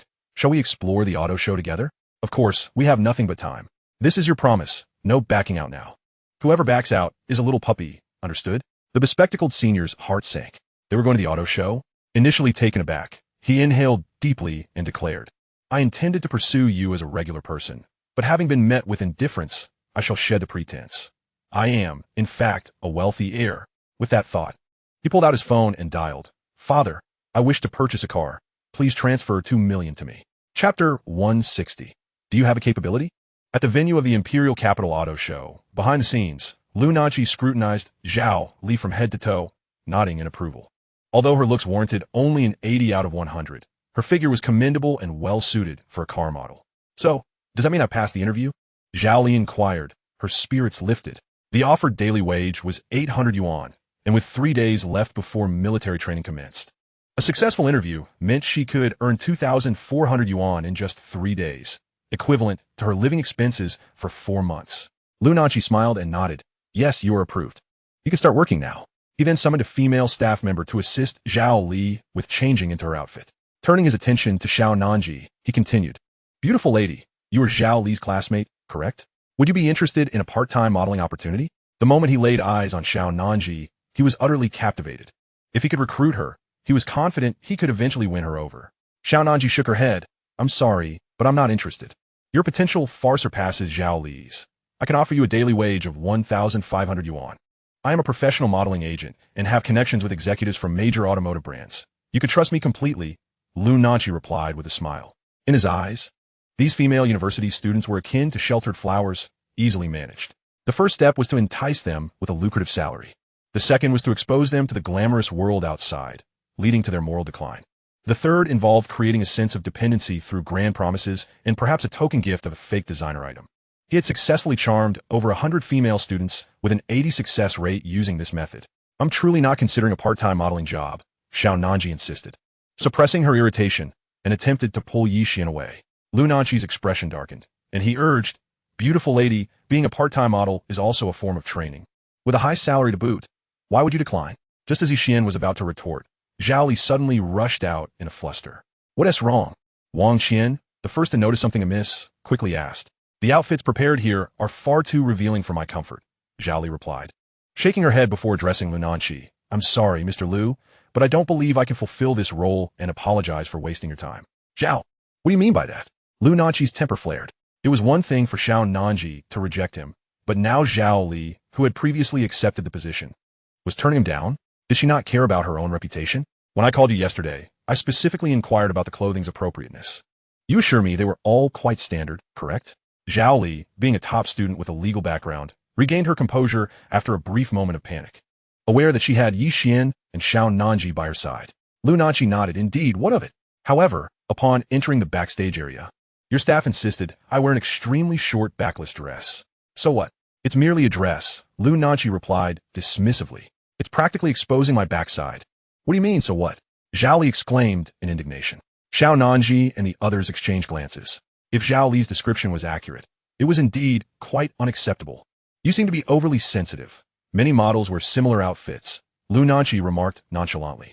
While there certainly exist elegant and tasteful garments for models, Lu Nanqi intentionally provided those that were revealing. Much like the prevalent culture within certain corporations, by having part-time female students wear overly provocative clothing, he aimed to gradually erode their moral standards, facilitating his own ulterior motives. Ye Xuan nearly laughed in disbelief. Indeed, many models dress in such a manner. Or else there wouldn't have been an official ban on such practices in recent years. The necessity for such prohibitions highlighted the severity of the issue. All in all, I cannot accept this, Zhao Li firmly stated, preparing to leave. Stop right there. Lu Nanqi, now fully enraged after being rejected multiple times, exploded. I graciously offer you university students a part-time opportunity, and you refuse to appreciate it, while also being picky like you're some kind of heiress. Let me tell you, countless people wish to earn this money, but are unable to. Xiao Nanji and Zhao Li were so infuriated that their eyes turned red. But as soon as they opened their mouths, Ye Xuan raised his hand to silence them. The two women exchanged puzzled glances when Ye Xuan mockingly inquired, So, do you wish to earn this money? Lu Nanqi was initially taken aback, then replied with a cold laugh, I would indeed like to, but no one is offering it. I shall provide it, Ye Xuan remarked playfully. Lu Nanqi was about to retort sarcastically, but quickly regained his composure. I'm a well-known agent. I would even bother for a mere 1 or 2,000. Ye Xuan shrugged, nodding. Then how about 5,000? Lu Nanqi scoffed. 5,000 is still beneath my notice. What about 10,000? Ye Xuan Sidon. Lu Nanqi dismissed at 10,000 as well. You offer me a chance to earn money, yet you're being so picky, truly acting like a young master from a wealthy family. Let me tell you, many desire this money but cannot even get it. You ought to learn to appreciate it. Ye Xuan imitated Lu Nanqi's earlier tone and shouted indignantly. Xiao Nanji and the others couldn't help but burst into laughter, their previously accumulated anger dissipating into thin air. Wang Qian adjusted her glasses and mused. As expected of Ye Xuan, he never disappoints. Lu Nanqi, now filled with embarrassment and rage, retorted, All right, so you wish to play this game? Fine. Produce the 10,000 first, and I'll comply. If you're truly impressive, show me a few 100,000, and I'll bring all my relatives and friends. Having observed Ye Xuan before, he noted that the young man lacked any luxury items, unlike a wealthy heir. A college student, even if possessing 10,000, would never squander it for a fleeting contest of pride. Thus, he was 90% certain that Ye Xuan was deliberately mocking him in this manner. Ye Xuan raised an eyebrow. 10,000 for each head, wearing revealing clothes, standing on the platform for an entire day? So what do you say? Do you have that capability? Lu Nanqi, feeling confident, responded coldly. Then wait here while I fetch the money. Ye Xuan chuckled, emptied his backpack of various odds and ends, placing them into Xiao Nanji and Wang Qian's bags, then turned and exited. Half an hour later, behind the scenes at the event, Lu Nanqi sneered. Your friend hasn't fled, has he? Just showing off and then running away. Today, youth, truly tis TSK. The two male staff members who had been observing the altercation began to chime in with their own sarcasm. Zhao Li and Chun Fong, feeling a bit unsettled, were unsure of Ye Xuan. After all, 10,000 was no trifling sum. Could he truly have run off at the first opportunity? However, Xiao Nanji remained composed. Doesn't it take time to withdraw money? Surely, they Haven T visited a bank and don't know how many people queue up daily. Wang Qian, maintaining a stoic expression, concurred. Exactly. Lu Nanqi laughed. For just 10,000, why would one need to go to the bank? Fun fact, ATMs could dispense 20,000 in cash. The two staff members chimed in with their own trivia. Wang Qian adjusted her glasses, a smirk forming on her lips. Could there be a chance that he withdrew more than 20,000? Xiao Nanji, grateful, grasped her hand. With her nature, she was disinclined to argue with strangers, and Xian served as her perfect verbal advocate. With her by her side, she never feared losing in a dispute. In this day and age, even girls have learned to boast, Lu Nanqi chuckled, shaking his head. Just then, he noticed two figures entering from the door, one of whom was none other than Ye Xuan returning. The other, though plain in appearance, had a very distinctive dark complexion. Han Lida, what brings you here? Wang Qian exclaimed in surprise upon recognizing them. Lida? Xiao Nanji was momentarily stunned before turning to him, equally astonished. It really is you. Han Lida began, but Ye Xuan interjected. He heard that Wang Qian was here and insisted on coming over. Han Lida blushed. Hey, you're the one who called me over. Yes. He is here to be my bodyguard, not specifically to find Wang Qian, so please believe his clever excuse. Ye Xuan declared earnestly. Han Lida opened his mouth in shock. Wait, why does it sound like everyone believes I came specifically to find Wang Qian? Such a fool. Wang Qian covered her face with her hand, but through her fingers, one could see her cheeks slightly flushed. Xiao Nanji nudged her shoulder teasingly. Did you hear that? Lida came specifically to find you. How touching. If you tease me again, I swear I'll die right here. Wang Qian replied, gritting her teeth. Xiao Nanji laughed discreetly. All right. It's not worth dying over such trivial matters. Wang Qian remarked. I've realized that you and Ye Xuan are truly a perfect match. You two should solidify this before you go out and cause chaos for others. I would love to, but it's up to Ye Xuan to agree. Xiao Nanji replied somewhat forlornly. After dodging the gaze of the bespectacled senior, Ye Xuan skillfully extricated himself from her grasp, leaving the illustrious school beauty feeling quite disheartened. Apologies for the wait. I had to make a trip to the bank. Ye Xuan smiled as he approached. Xiao Nanji steadied herself and asked, You managed to queue in under half an hour? Impressive. What, was the bank unusually empty? Ye Xuan contemplated for a moment. I didn't need to queue. The branch manager personally attended to me. As a client with deposits exceeding 100 million, although he had not stored money at this branch, merely letting the bank staff see the balance displayed on the ATM was enough to warrant the manager's attention. Oh, right, I almost forgot about your... Xiao Nanji began, only to abruptly close her mouth. The others were left in a fog. What does he mean by that? Please, finish your thought. The branch manager personally attended to you? Today's youth truly dare to boast. Lu Nanqi could not help but deride. Even clients with deposits in the millions aren't guaranteed that level of personal service. A college student boasting such claims? Ye Xuan rolled his eyes. So what if I am? Am I eating your family's rice? Lu Nanqi faltered you. Ye Xuan raised his hand to interrupt. Let us skip the pleasantries. I ask you, do the previous statements still hold? Lu Nanqi's gaze flickered. Did you really withdraw the money? Ye Xuan adopted a serious expression. First, tell me if it counts. Lu Nanqi's complexion shifted multiple times before he gritted his teeth and declared, It counts. Where's the money? Show it. Ye Xuan grinned. Unzipping his backpack, Zhao Li, Chun Fong, and others eagerly leaned in to catch a glimpse. The next moment, hiss. Upon seeing the neatly stacked bundles of 100 yuan bills inside, Zhao Li and Chun Fong gasped in unison. So much money. This stack must be 10,000, right? How many bundles are there? In that instant, the two women seemed to grasp why Xiao Nanji was fond of Ye Xuan. if they were in her shoes. Facing a handsome and wealthy peer, they too would be unable to resist. Lu Nanqi and the two staff members, however, were utterly taken aback. A full backpack of 100 yuan bills must amount to several tens of thousands. For a college student to withdraw such a sum in half an hour, what kind of background did he come from? At that moment, Lu Nanqi recalled the fortunate encounters he had with second-generation wealthy individuals before. In terms of demeanor, Ye Xuan bore a striking resemblance to those affluent heirs. Immediately, cold sweat began to trickle down my forehead. Each individual is worth 10,000. I have 300,000 here, and you may summon 29 relatives and friends. It is imperative that they are indeed genuine relatives and friends. If you casually gather a few strangers to make up the numbers, I assure you, I will find out. Here, this 10,000 is for you. As he spoke, Ye Xuan pulled out 10,000 from his bag and tossed it with a resounding thud at Lu Nanqi's feet. The look Lu Nanqi cast at Xiao Nanji was decidedly displeasing. The subsequent words he uttered further revealed his sinister intentions. Thus, he could only retaliate in the manner most favored by his opponent. Nanji, he is avenging you, Zhao Li remarked enviously. Chun Fong nodded in agreement. Your classmate is truly formidable. Although Xiao Nanji remained silent, anyone with eyes could discern the sweetness reflected in her expression at that moment. Noticing Lu Nanqi standing there motionless, Ye Xuan sneered. Why don't you take it? Are you not keen on seizing this profitable opportunity? Lu Nanqi's expression fluctuated several times before he suddenly plastered on a smile and said, My apologies, fellow student. I was blind to your merits. I sincerely apologize to you and your classmates. He, a mere operator of a modeling agency, had committed numerous illegal acts.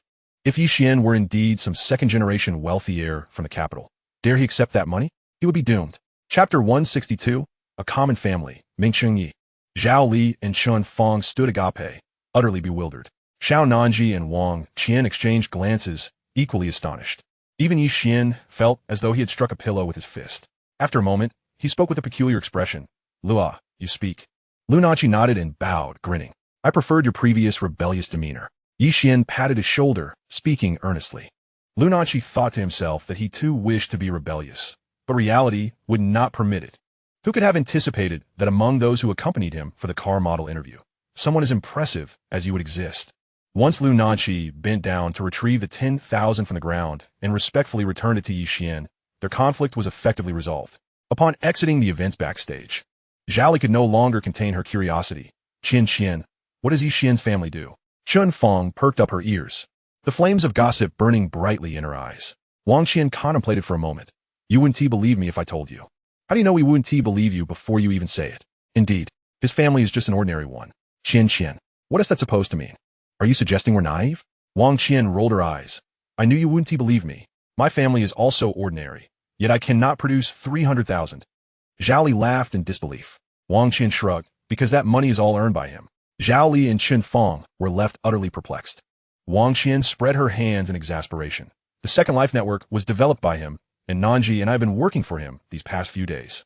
Zhao Li and Chun Fong's jaws dropped wide enough to fit an egg. No way. The social networking site they registered on was actually developed by Ye Xuan? All of them were freshmen. How could their disparities be so vast? Not far ahead, Ye Xuan expressed his disdain. Le Tao, why aren't you accompanying Wang Qian? Why are you following me? You call me over, so why should I accompany her? Hong Lu Tao replied with a confused expression. Then don't interfere with my attempts to woo girls, all right? Ye Xuan was so incensed he felt like kicking him. This fool could be quite articulate when with him. Yet before Wang Qian, he acted like a complete simpleton, unable to speak coherently. Damn it. After casting a glance at the giggling Xiao Nanji, Hong Lu Tao raised a middle finger at Ye Xuan. While they were joking around, a familiar figure approached from a distance. It was none other than the bespectacled senior, Chun Saida, who had delivered flowers to Xiao Nanji earlier that morning. Upon seeing Xiao Nanji, Ye Xuan immediately sensed a glimmer of intelligence in his eyes. He took the initiative to greet her. Junior Xiao? What a coincidence. You're here to check out the car show as well. Xiao Nanji suppressed the urge to roll her eyes and nodded. I heard there are substantial discounts at the car show, so I came to buy a car. Chun Saida continued, oblivious to her irritation. Xiao Nanji let out an "oh" and attempted to pull Ye Xuan away quickly. However, Ye Xuan not only did not leave, but instead asked, Senior, do you know a lot about cars? The bespectacled brother seemed to be deliberately flaunting his knowledge. He couldn't possibly visit every day, so he would take this opportunity to show Chun Saida just how exceptional he truly was. Xiao Nanji was at a loss. This senior clearly had a thick skin. With Ye Xuan's greeting, he would undoubtedly seize the chance to latch onto them. Chun Saida was momentarily stunned, then smiled. I wouldn't say I know much, but I can discern which cars are worth buying and which are not. Ye Xuan's eyes brightened. That's wonderful. I'm planning to buy a car, but I'm afraid of being swindled. If it's convenient for you, could you assist me in making a decision? Chun Saida was nearly laughing out loud. He had been pondering how to naturally showcase his wealth, and now Ye Xuan had handed him the perfect opportunity. If he let this slip away, he might as well change his surname. Composing himself, Chun Saida feigned surprise. No wonder you managed to win over Junior Xiao. Being able to buy a car right after entering university. In that regard, you have already surpassed most of your peers. By the way, I'm Chun Saida. It's a pleasure to meet you, Junior Ye Xuan. At this moment, he first praised Ye Xuan, and once the latter was puffed up with pride, he would reveal his ability to casually purchase luxury cars worth millions, undoubtedly leaving Ye Xuan feeling disheartened. This is what one calls striking a blow to the heart. Ye Xuan waved his hand dismissively. No, I'm just an ordinary person. The reason Nanji likes me is primarily because of my looks. Chun Saida. Yes, you are exceptionally handsome. Every time I walk with you, I fear being struck dead by the gazes of other girls, Xiao Nanji said earnestly. Chun Saida. To be struck down by the combined efforts of Ye Xuan and Xiao Nanji, this fellow could rest easy now. With that thought, Hong Lutao crossed himself. Chun Saida exerted considerable effort to suppress his frustration, forcing a smile. May I ask what your budget is for purchasing a car, Junior Yi? Ye Xuan knitted his brows in contemplation for a couple of seconds. I haven't really thought about that. Chun Saida chuckled. Junior Yi, before buying a car, it's crucial to set a budget. Without a budget, I wouldn't know what to recommend. Ye Xuan nodded. What car does Senior wish to buy? I'd like to take notes. Chun Saida glanced at Xiao Nanji with some hesitation. My preferences might not hold much relevance for you. Why is that? Ye Xuan pretended to be puzzled. Chun Saida forced a smile. My budget is 2 million. Upon hearing this, Zhao Li and Chun Fong exchanged glances. Their expressions transformed. Ye Xuan was taken aback for a moment, then silently nodded. A budget of 2 million. How didn't he expect this guy to be a second-generation wealthy heir? No wonder he dares to pursue Nanji so relentlessly. So this is how it feels to be struck down? Chun Saida adjusted his glasses.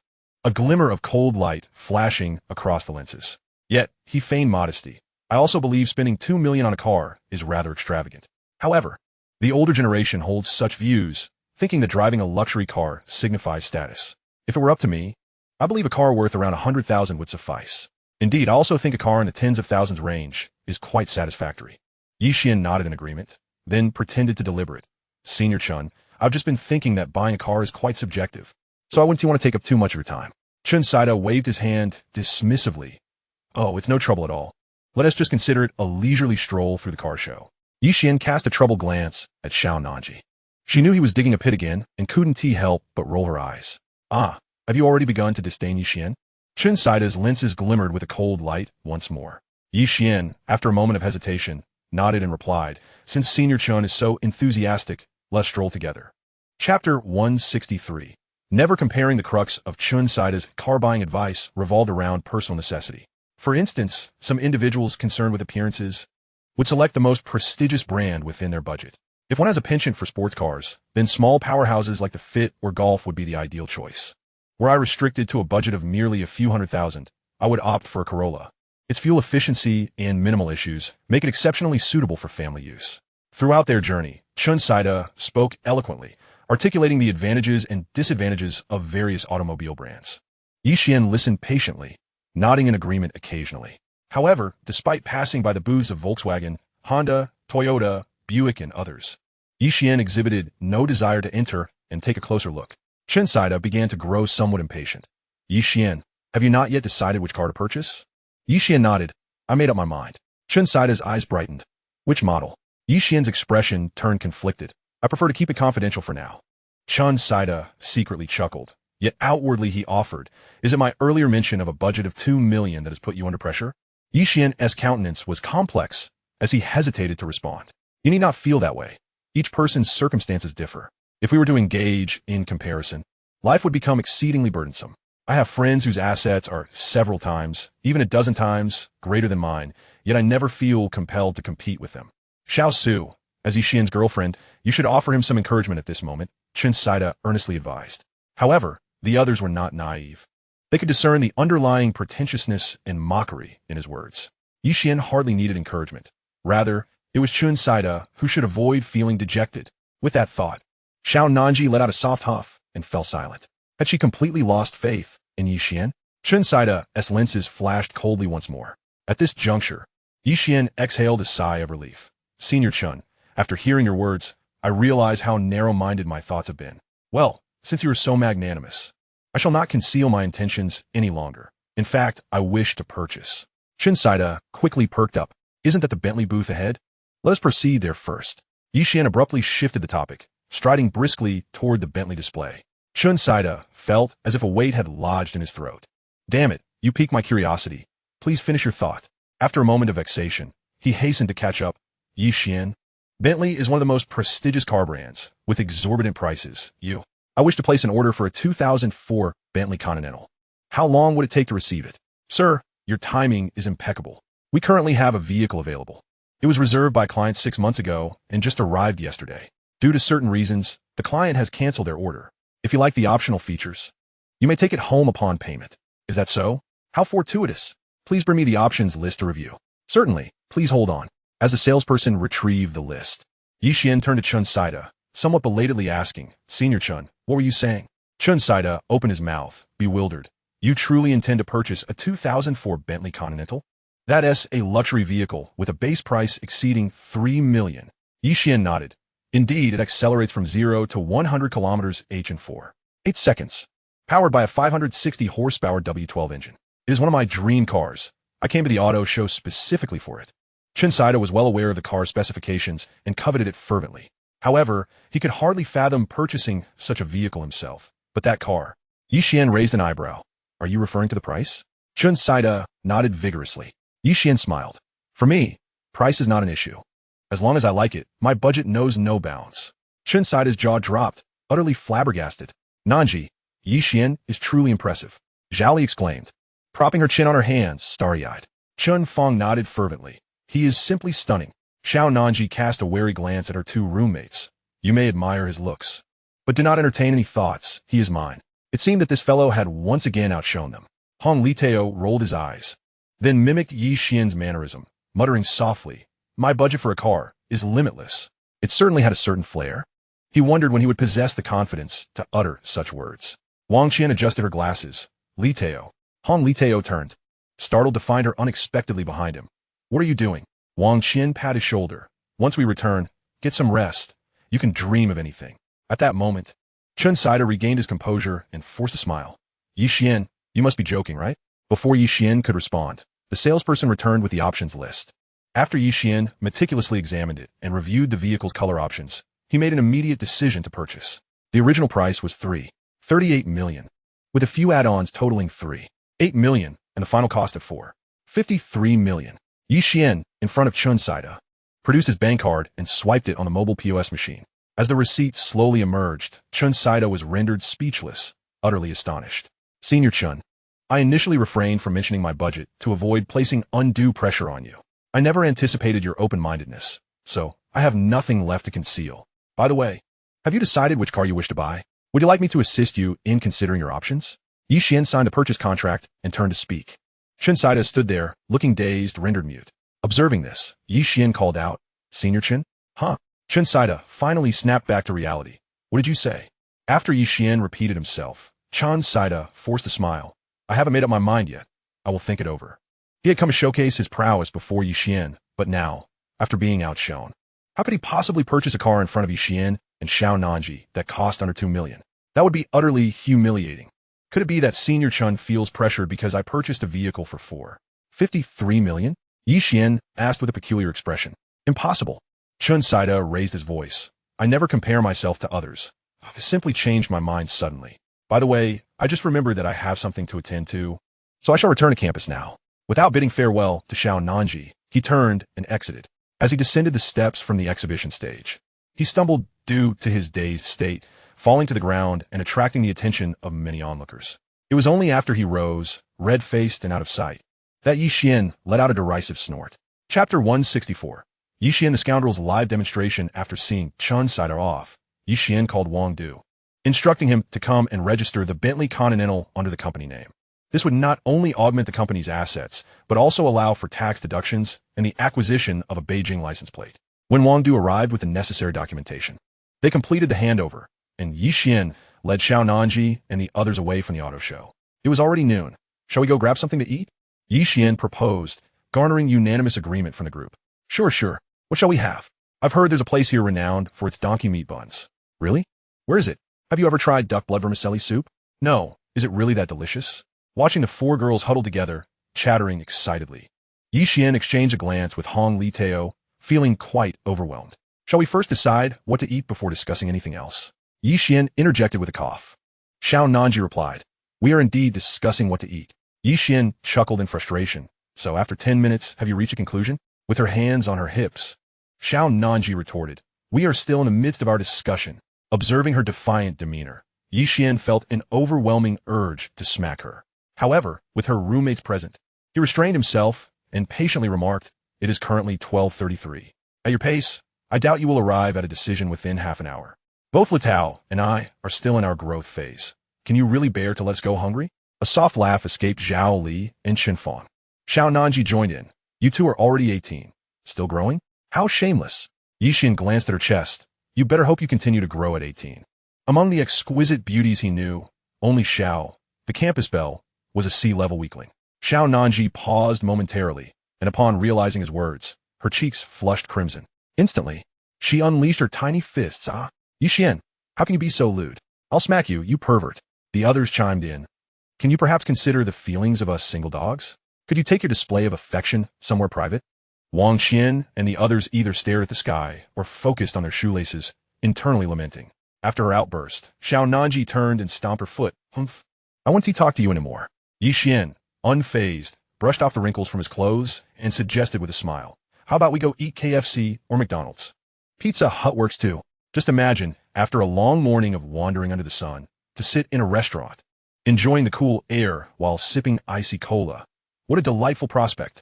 Lu Tao quipped. What else with you? Need a napkin to wipe that drool? 15 minutes later, inside KFC.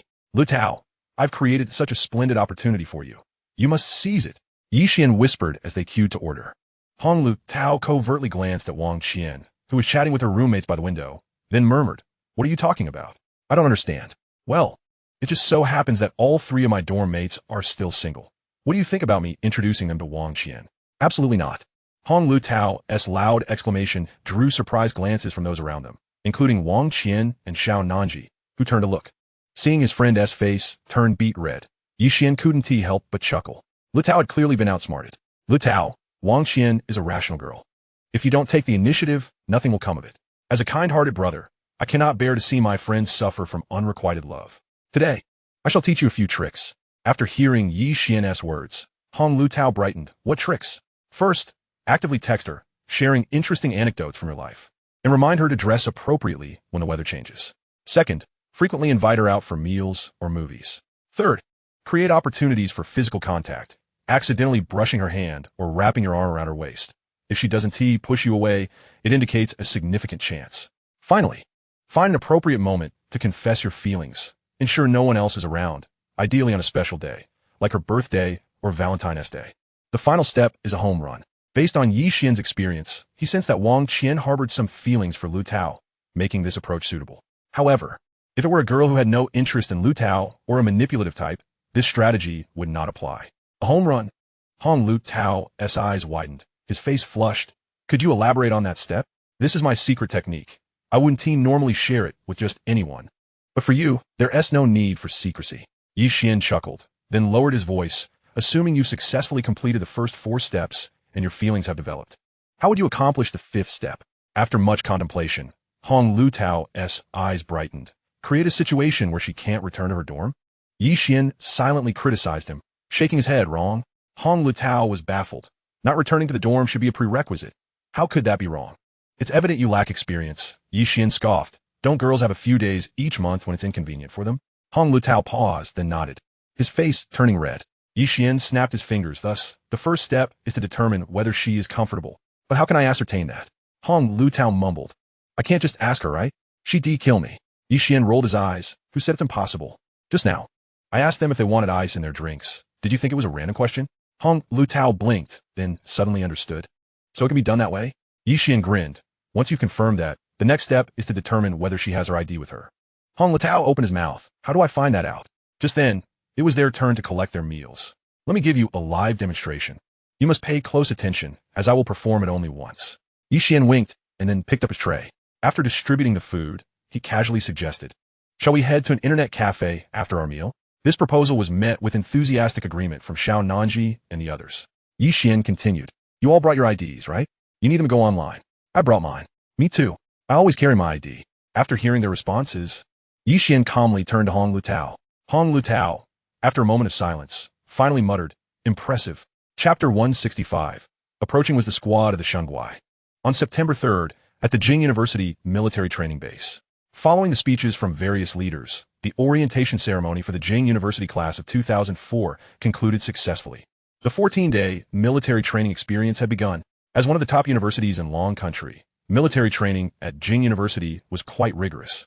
In addition to standing at attention, executing proper marching and formation drills, there were also physical training sessions including push-ups and long-distance running. At 2 p.m., within the training area of the School of Economics, 121,121. Stand firm. Right turn. Align forward. Rest. First row. First boy from the left, step forward. With the instructor's command, Sun Yong took a step forward. Now, follow my command and march. 121,121. Sun Yong naturally fell into the rhythm of the march. Ye Xuan could not contain his laughter and burst out. The instructor shot him a sharp glance. Second boy from the right in the first row stepped forward. Ye Xuan quickly stifled his laughter and stepped forward. "Is it that amusing?" the instructor asked coldly as he approached. Ye Xuan puffed out his chest and replied loudly, "Report." "Instructor, it's not funny." The instructor leaned in closely. "Then why were you laughing?" Ye Xuan pondered for a moment. "I have a low sense of humor." Song Yingjun, unable to hold back, burst into laughter again. "Who laughed? Step forward," the instructor demanded, glaring at the formation. Song Yingjun straightened up. "Report, instructor." "It was me." "Step forward." "Yes." "You too, 20 standard push-ups." "Yes." Song Yingjun and Ye Xuan promptly dropped to the ground and began their push-ups. "You idiot. I said I have a low sense of humor. Why are you laughing?" Ye Xuan muttered. "I was caught off guard by your joke, okay?" Song Yingjun replied helplessly. Upon witnessing Sun Yong's awkward gait, he managed to suppress his laughter, yet the lowly humor from Lao Nio inadvertently broke his composure. It was quite vexing. "Dear student, have you recognized your shortcomings?" the instructor inquired as he approached Sun Yong. With a puffed chest, Sun Yong responded, "Report, instructor, I have." The instructor pressed further. "Are you capable of rectifying it?" Sun Yong's face flushed crimson as he muttered, "Report, instructor, it appears I cannot." His voice dwindled to a whisper. At that moment, Ye Xuan could no longer contain himself and burst into laughter. The instructor, nearly exasperated, demanded, "Who laughed?" "Step forward." With a sense of responsibility, Ye Xuan stood up, proclaiming, "Report, instructor, it was I who laughed. Though it was not particularly humorous, I could not hold it in." This prompted an eruption of laughter from the rest of the finance class. Even the aloof queen, Gu Qingya, could not escape the mirth. Ye Xuan and Song Yingjun also chuckled, but they were in the midst of doing push-ups. Their laughter caused their arms to tremble, and they found themselves unable to rise. The instructor's face turned a shade of green. "So you all wish to laugh, do you? Very well, everyone, 5 laps around the playground." He then pointed at Ye Xuan. "And you run 10 laps. "What? No." A chorus of groans echoed from the line. The playground measured 400 meters per lap, totaling 2,000 meters for 5 laps. With the temperature exceeding 33 degrees Celsius, running 2 kilometers in military training attire was a daunting prospect. At that moment, Ye Xuan shouted, "Report, instructor. I have a suggestion. May I speak before we commence running?" The instructor regarded him for a moment. "Speak." Standing tall, Ye Xuan declared, "It is indeed quite challenging to correct an awkward gait. Perhaps you can inquire if there are other students with similar issues in different classes. If so, we could consolidate them into a dedicated unit. This would alleviate the instructor's workload while ensuring uniformity and aesthetics in all formations. I've even thought of a broadcast announcement. Approaching us is the awkward gait unit, youthful and fiery, striving with tenacity, arms swinging. That's all I have to say." The instructor pondered for a moment. "I must admit, you raise a valid point. Each military training session presents a considerable challenge in correcting the stances of those with awkward gaits. Consolidating these students would indeed resolve this issue." The other students were left in stunned silence. Goodness, how did Ye Xuan come up with such a peculiar yet effective idea? And that announcement sounded oddly catchy. "Very well. I shall earnestly consider your suggestion.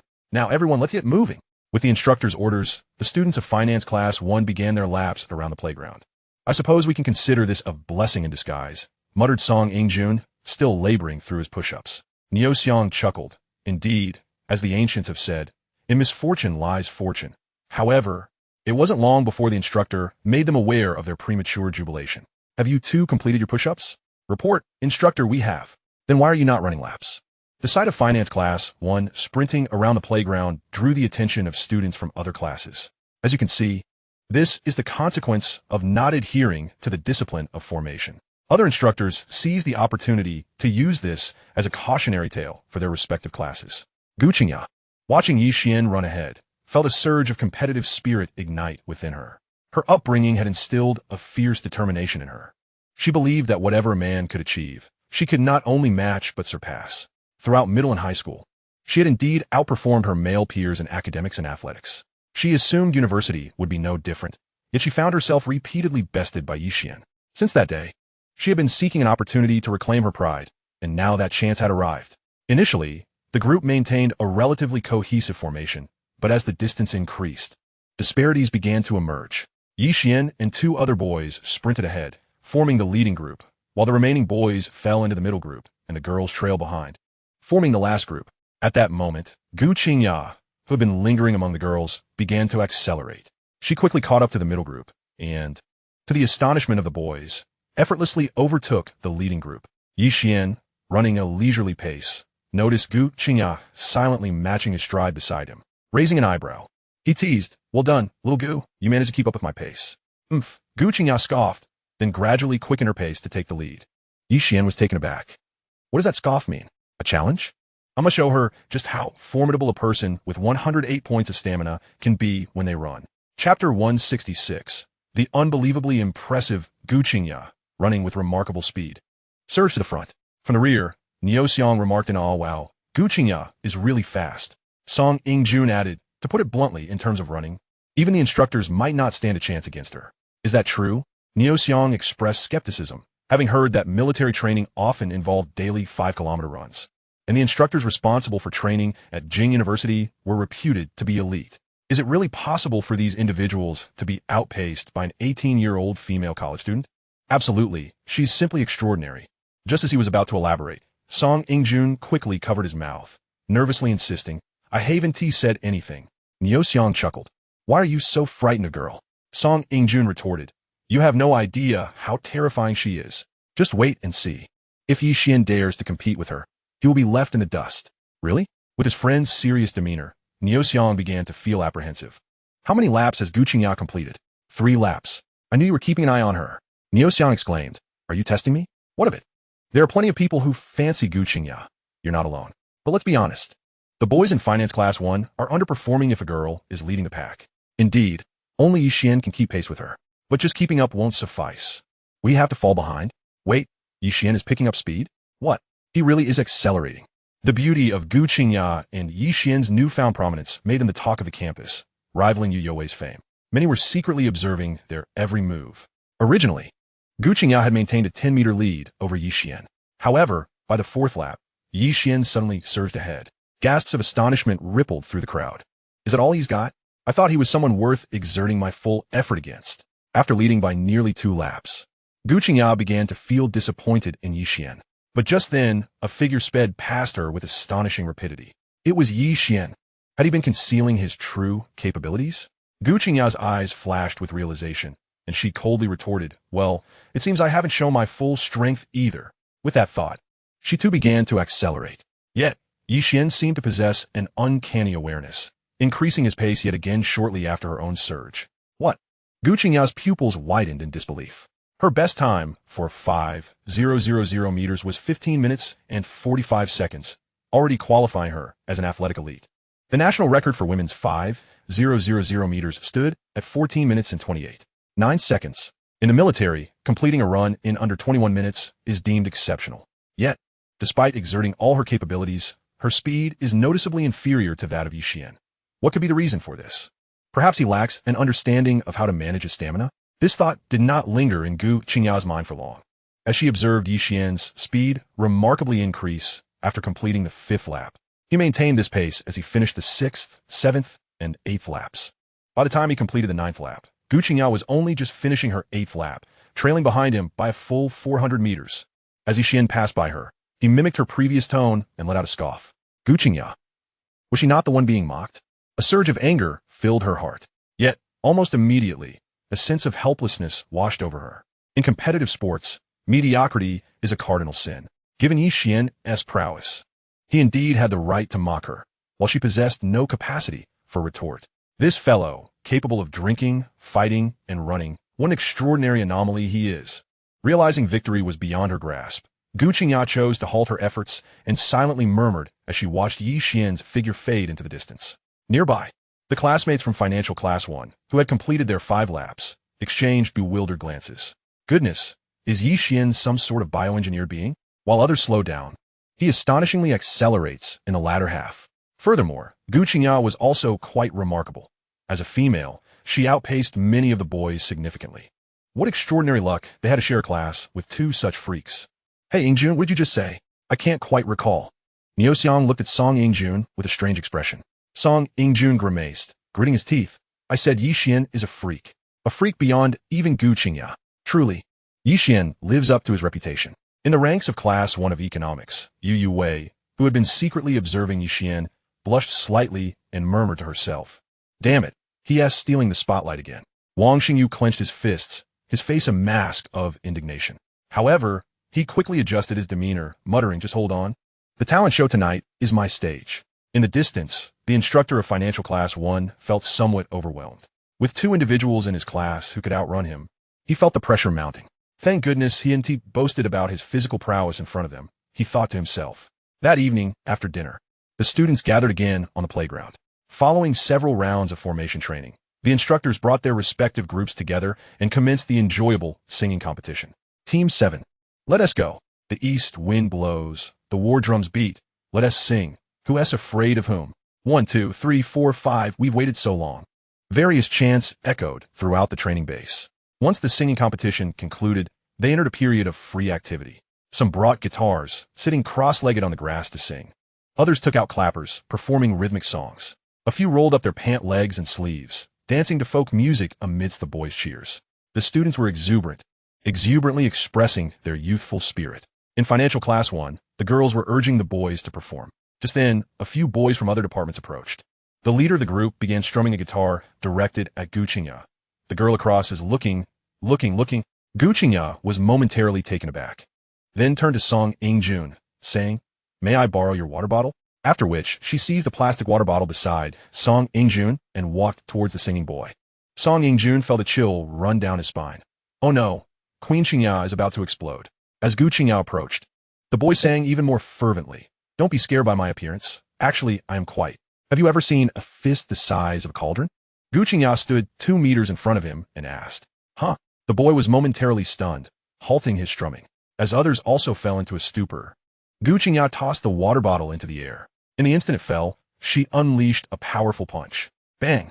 The filled plastic water bottle exploded upon impact. The crowd fell silent. Chapter 167. Come on, let us showcase. Good Lord, is this for real? Am I seeing things? Everyone was taken aback by the spectacle. That was a plastic water bottle, not made of paper. To shatter it with a single punch required immense strength and speed. This defied the laws of physics. Did it not? The instructors present could not help but wipe the sweat from their brows. How could this girl possess such ferocity? Are you still singing to me? Gu Qingya coldly inquired of the boy. He swallowed hard, shaking his head vigorously. Very well, Gu Qingya nodded and turned back. Yingjun, I'm beginning to understand your feelings. Ye Xuan smacked his lips, awkwardly turning his head to speak. Right? I've always said she yes, just a. Song, Yingjun began. But catching sight of Gu Qingya approaching, he quickly changed his tone. The queen, you understand? Qingya is the queen in my heart. Gu Qingya scoffed, flatterer. You are indeed correct, your majesty. I am merely a flatterer, and I only flatter you. Song Yingjun said, bowing and scraping. Ye Xuan patted his shoulder in silence. Respect, understanding, and blessings. After those boys from the other department left, the boys from nearby classes could not help but wipe the sweat from their foreheads. They had hoped to showcase their talents before Gu Qingya, but thankfully someone had taken the brunt of it. Gu Qingya was like a fierce tigress. It would be best not to seek punishment. This realization quickly took root in their minds. Fortunately, my goal was never Gu Qingya from the start. Wang Xingyu thought to himself, feeling relieved. We girls have already showcased our talents. Now it's your turn, boys. Lu Jingjing initiated the encouragement in Financial Class 1. What talent? I didn't see anything. Xiao Ming turned to the other boys. Did you all see it? No, neither did I. The other boys shook their heads in unison. Come on, if you ask us to perform, we'll lose face. How about letting Qingya showcase that fist the size of a cauldron again? As soon as Lu Jingjing finished speaking, the boys fell silent. Goodness. Gu Qingya's punch must hold at least 100 years of skill. Who could withstand that? Or how about you perform the chest-smashing act? Now that I say good idea, the other girls joined in the encouragement. With Gu Qingya's presence looming, the boys felt immense pressure and found themselves at a disadvantage. As a fellow male, Ye Xuan felt it necessary to step forward. How about we boys sing a song together? Sure, singing is fine. Yes, let us sing. Let us sing. The girls perked up. What song? I can't carry a tune. The boys looked apprehensive. Ye Xuan grinned playfully. This song is quite simple. I'll start it, and you'll surely follow. The boys exchanged uncertain glances. The girls were equally perplexed. From his description, was he not about to sing a nursery rhyme? As everyone puzzled over this, Ye Xuan cleared his throat and began to sing. The little monk goes down the mountain to beg for alms. The old monk has given instructions to prepare to sing. The boys were initially taken aback, then burst into laughter, joining Ye Xuan in a loud chorus. The little monk goes down the mountain to beg for alms. The old monk has given instructions. Down the mountain, the woman is a tiger. If you encounter one, make sure to avoid. A song titled The Woman at the Foot of the Mountain is a Tiger echoed across the playground, sung by the boys of Class Finance 1. The girls felt their faces flush with embarrassment. Gu Qingya was left utterly perplexed, wondering why she felt personally targeted. The tiger has already invaded my heart, they sang. As the final note faded, the boys burst into laughter. Sisters, the boys claim we are tigers. What should we do? Let us give them a taste of their own medicine. I'll go first, Lu Jingjing declared, charging toward Ye Xuan. The other girls quickly joined in, surrounding him with enthusiasm. Ye Xuan found himself overwhelmed, shielding his head from their playful punches. Eventually, Gu Qingya could no longer resist and delivered a light kick to Ye Xuan's rear. Afterward, she exhaled a sigh of relief. Finally, that felt satisfying.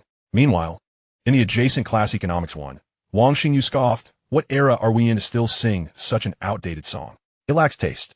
He picked up the guitar he had brought from the dormitory and began to play the intro to Jiangnan. This action not only caught the attention of his classmates, but also that of nearby classes. Isn't that Wang Xingyu from Economics 1? Is he playing JJ Jiangnan? It sounds beautiful. Wang Xingyu, not only handsome, but also musically gifted, was often referred to as the heartthrob of the economics department. Isn't that Ye Xuan? Someone countered. I believe Ye Xuan deserves that title more. Although Ye Xuan was indeed attractive, he lacked Wang Xingyu's talent, didn't he? He developed a social networking site in high school. Is that not talent? I meant artistic talent. Is that acceptable? A heated debate ensued among the girls about who truly deserved the title of the heartthrob of the economics department. Just then, as the intro concluded, Wang Xingyu gazed deeply at the lotus position of Yu Wei and sang, the wind here is sticky, binding the thoughts of travelers. Wow. Wang Xingyu has a lovely singing voice. His tone resembles JJ's. Is he confessing to Yu Wei? How romantic. Several girls swooned. Yu Wei, initially caught off guard, finally realized that Wang Xingyu was singing for her, and a wave of embarrassment washed over her as she buried her face in her knees. Back in Finance Class 1, someone remarked, Wang Xingyu is showing off again. To be fair, he does sing quite well, acknowledged another. How about you, Ye Xuan? Want to give it a shot? The residents of Dormitory 302, unable to hold back, chimed in. Ye Xuan shrugged. I would love to, but I didn't bring my guitar. Song Yingjun has one. Let me borrow it. Niuxiang quickly turned to make arrangements with Song Yingjun. Although a bit of a jokester, Song Yingjun was quite loyal and dashed back to fetch his guitar without hesitation. By this time, Wang Xingyu had finished his song and was basking in the applause and compliments of his classmates. Thud thud. Ye Xuan took the guitar, tested the sound, closed his eyes, and began strumming the intro to the brightest star in the night sky. As the notes rang out, students from several neighboring classes turned their attention. What is this intro? I haven't heard it before, but it sounds lovely. The Brightest Star in the Night Sky is a song from the debut album World by Escape Plan, released in 2011. With the advantage of his rebirth, Ye Xuan had transported this song from 7 years into the future, piquing the curiosity of his peers. Gu Qingya's beautiful eyes flickered. This guy plays the guitar quite well. In the adjacent class, Yu Wei, who had been hiding her face in her knees, curiously looked up, upon realizing it was Ye Xuan playing. Her eyes lit up. Is Ye Xuan going to sing too? Wang Xingyu narrowed his eyes, muttering derisively. Is he trying to imitate me? How amusing. Just then, The intro concluded, and Ye Xuan, eyes closed, began to sing, "The brightest star in the night sky.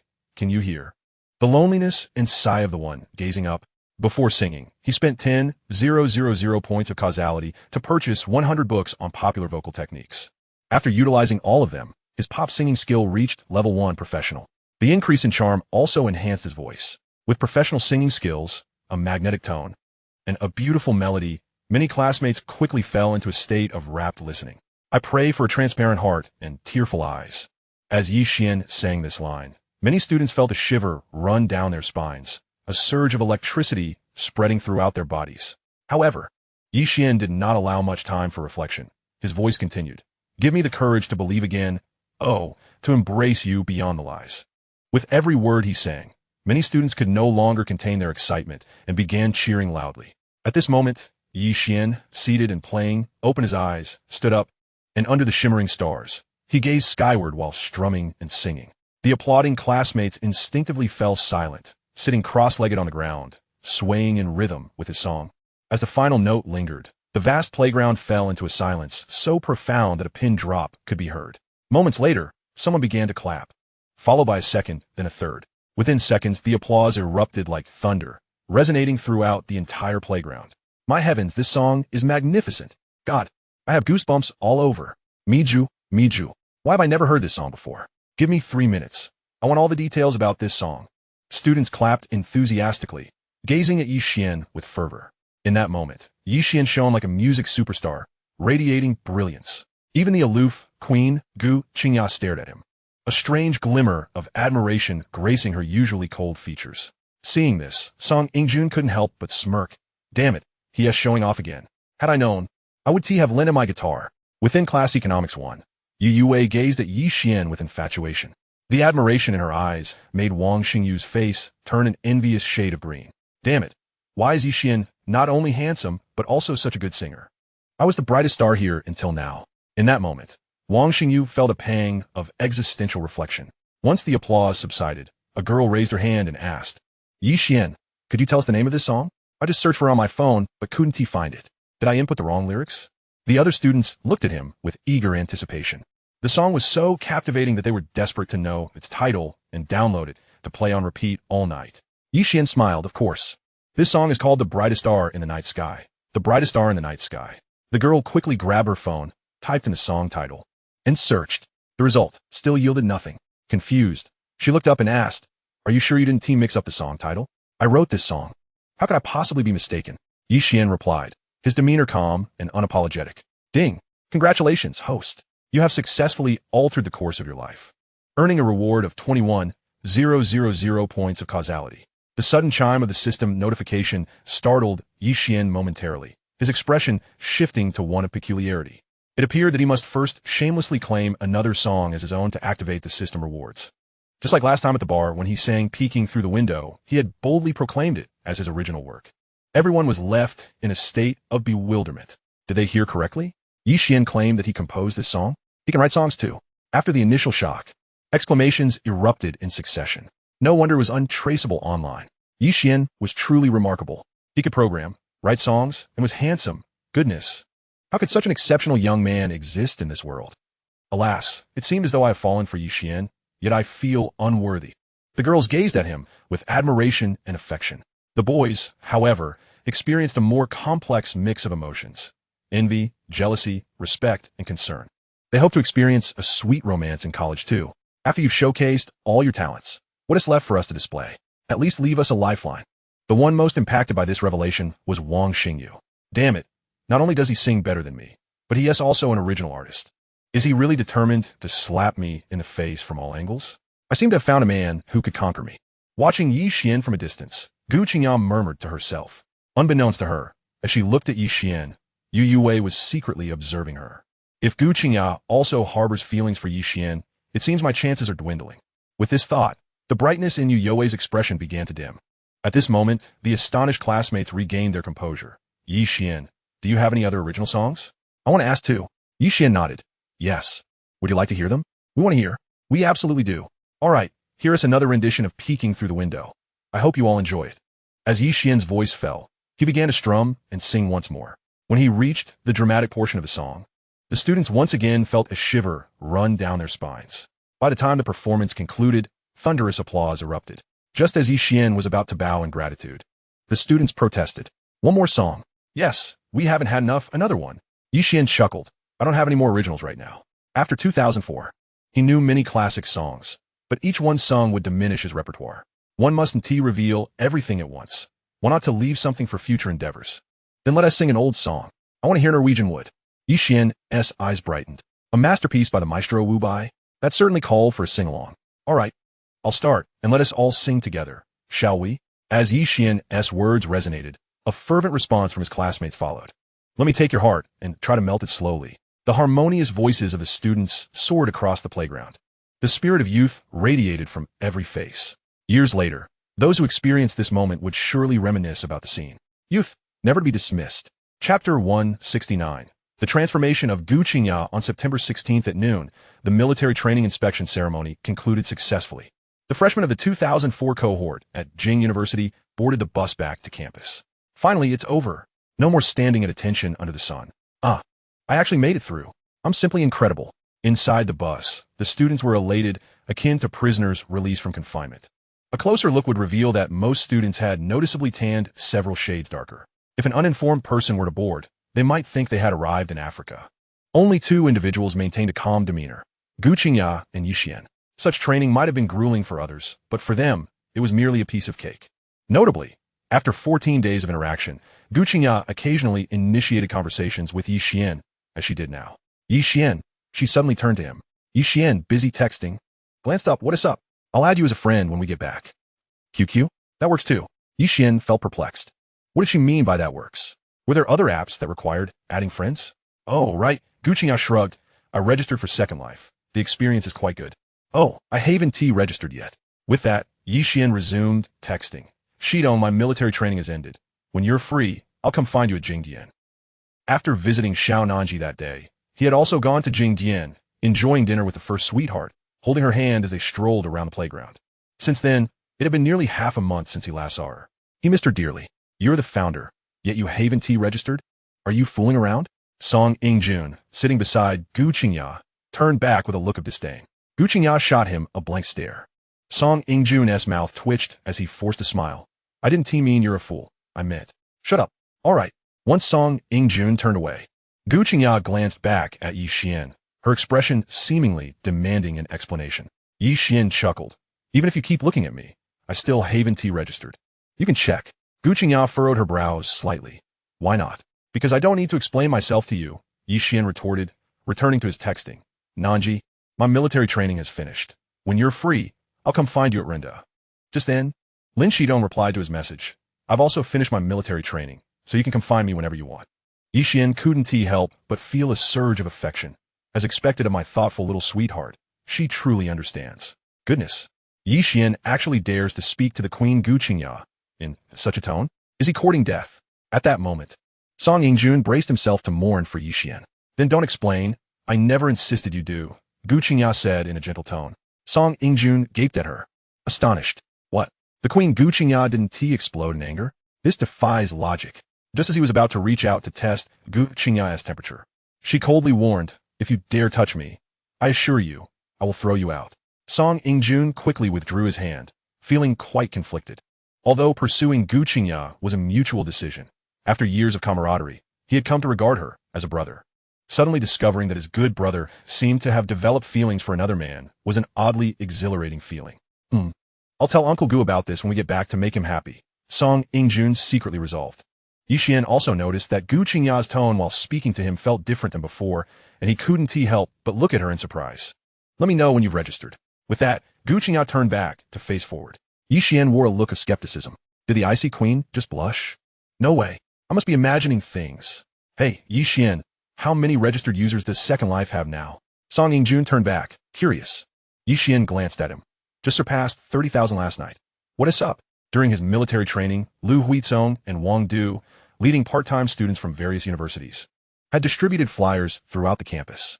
In less than half a month, the number of registered users had surged by nearly 20,000. Prior to this, they had taken over a month just to reach 10,000 users. Wow, that many already? Song Ingjun was initially taken aback. then quietly remarked to Gu Qingya, I believe Second Life possesses considerable potential. Shall we inquire if he is in need of investment? Gu Qingya shook her head. He doesn't lack funds. During this period, she had utilized her family's connections to conduct a thorough investigation into Ye Xuan. To her surprise, it required minimal effort to uncover the impressive achievements he had attained in the stock market. Song Ying-jun was astonished. You've already looked into him? Gu Qingya nodded, choosing not to elaborate further. Unbeknownst to them, despite their attempts to lower their voices, Ye Xuan had overheard their conversation. With his enhanced physical abilities, his hearing and eyesight surpassed that of ordinary individuals. It was evident that these two were not of ordinary backgrounds. Ye Xuan had long surmised that they were not typical individuals, and this moment only reinforced his suspicions. Investing in Second Life was certainly an option, but they needed to present something of genuine value. From the outset, Ye Xuan understood that one of the gravest mistakes in business is to operate in isolation, particularly within the realm of internet companies. For instance, whether it be Ali or Xuantung, Dog East, the interwoven complexities of their equity structures are profound. Some institutions serve as the proxies for various magnates. Only through such alliances can these companies navigate numerous challenges successfully. Conversely, extinguishing an internet company is a remarkably straightforward task. The physical industry is somewhat more favorable, as it can offer substantial employment opportunities. Thus, Ye Xuan had always intended to recruit some trustworthy magnates during the nascent stages of Second Life's development. Should Gu Qingya and Song Ying-jun demonstrate their value, he would not hesitate to share a portion of the profits with them. As evening approached, or perhaps the weekend, he realized that he would soon be attending class, leaving little time during the day. At that moment, the illustrious Xiao Daxua replied to his message. Ye Xuan pondered for a moment before responding. All right, let me arrange my schedule. A few seconds later, Xiao Nanji sent a curt reply. Ye Xuan quipped, could you not show some respect for our M-Zone messaging plan? Xiao Nanji retorted, I've already exceeded my messaging plan, so each message I send you represents a dime of affection. Ye Xuan responded, then your affection for me is rather inexpensive. After sending that message, he felt a pang of regret. He had opted for a plan that allowed for 1,000 messages, which had been exhausted 5 days prior. He had since acquired another messaging plan, which had also run out. Now, each message cost him 10 cents. Alas, there were too many fish in the pond, and no matter how many messaging plans he subscribed to, it never seemed sufficient. He calculated, sending 100 messages a day would amount to 10 yuan, and with his current cash reserves of 410 million, that was hardly more than the daily interest from the bank. With that thought alleviating his mental burden, he sent Xiao Nanji a curt reply. Xiao Nanji responded with confusion. After engaging in some playful banter with Xiao Daxua, he sent another message to the enchanting Guan Yin. Sister Yin, are you free tonight? Shall we share a bed? Before long, Guan Yin replied, I'm free, but I'm visiting relatives. Ye Xuan contemplated for 2 seconds. Oh, then rest early tonight. Don't stay up late. Guan Yin responded, are you really that blunt? Isn't it your fault? How can that be my fault? Who could resist your charm? Whenever I'm with you, I can't help but want to do something. In this situation, my absence is for your own good. After sending this message, Ye Xuan nodded in satisfaction. If Guan Yin didn't feel bewildered after the series of exchanges, I'd be very surprised. A few minutes later, Guan Yin texted, though I don't have hemorrhoids, for you, I want to eat spicy food today. Ye Xuan was momentarily stunned. Then, with excitement bubbling within him, he typed with trembling fingers, Sister Yin, I understand your meaning. It's a deal. Let us not miss each other tonight. Guan Yin replied, I was just joking. I'm not actually visiting relatives. Bing Bing found a job today, and we're going out to celebrate tonight. You're welcome to join us. Ye Xuan was nearly driven to throw his phone in frustration. After investing so much emotion, she hits him with this? After brooding for a while, he texted Guan Yin, 10, I beg for mercy, understand? It was unfortunate that messages couldn't convey emotions. Otherwise, he was quite curious what kind of reaction Guan Yin would send back. Having settled matters with Guan Yin, Ye Xuan sent a message to the beautiful store manager. The branch in the capital has been renovated. I've arranged for a nearby rental. Please organize when to bring people over for the opening. The training for the new employees at Ye Xuan was progressing smoothly, and the supply chain system was gradually being established. Hence, once the renovation of the capital branch was complete, he could promptly schedule the grand opening. The inauguration of the capital branch marked the official commencement of Ye Xuan's nationwide expansion, and it needed to make a resounding impact. A few minutes later, Han Yin replied, Understood, Mr. Yi. Please allow me 3 days to prepare. After conversing briefly with the beautiful store manager, Ye Xuan sent another message to the stunning manager Chen Shui. I plan to establish a financial management team, and you will be in charge. Pack your things and come to the capital.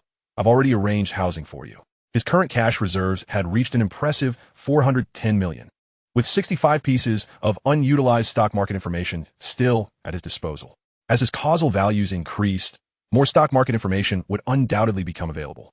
In this context, he could easily purchase 2 or more stocks simultaneously.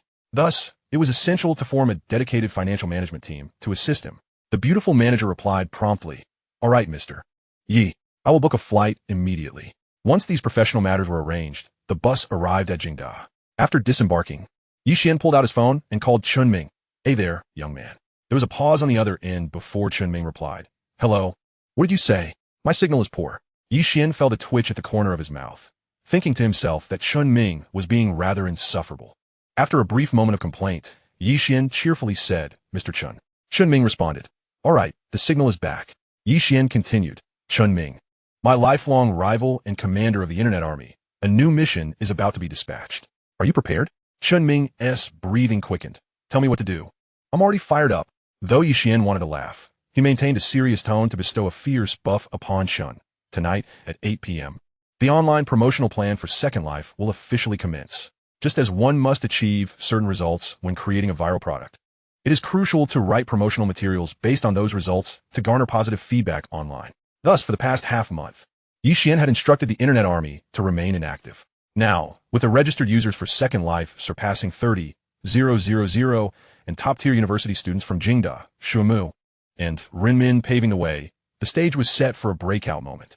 It was time for the Internet Army to take action. Chunming exclaimed, "Mr. Yi, you should know that once I take action, there will only be one outcome. Are you certain you want me to proceed?" Ye Xuan stifled his desire to mock, responding, "Precisely because there is only one outcome when you act, I choose to let you do so. Move forward boldly, Mr. Chun." Chunming affirmed, "Understood." After concluding the call, Ye Xuan glanced at the 3-bedroom apartment beneath his feet and quickly left the area. At 5:30 p.m., while Ye Xuan was playing poker in his dormitory, he unexpectedly received a call from Guanyin. "Bing Bing is going out for dinner with colleagues tonight. I'll be home in half an hour.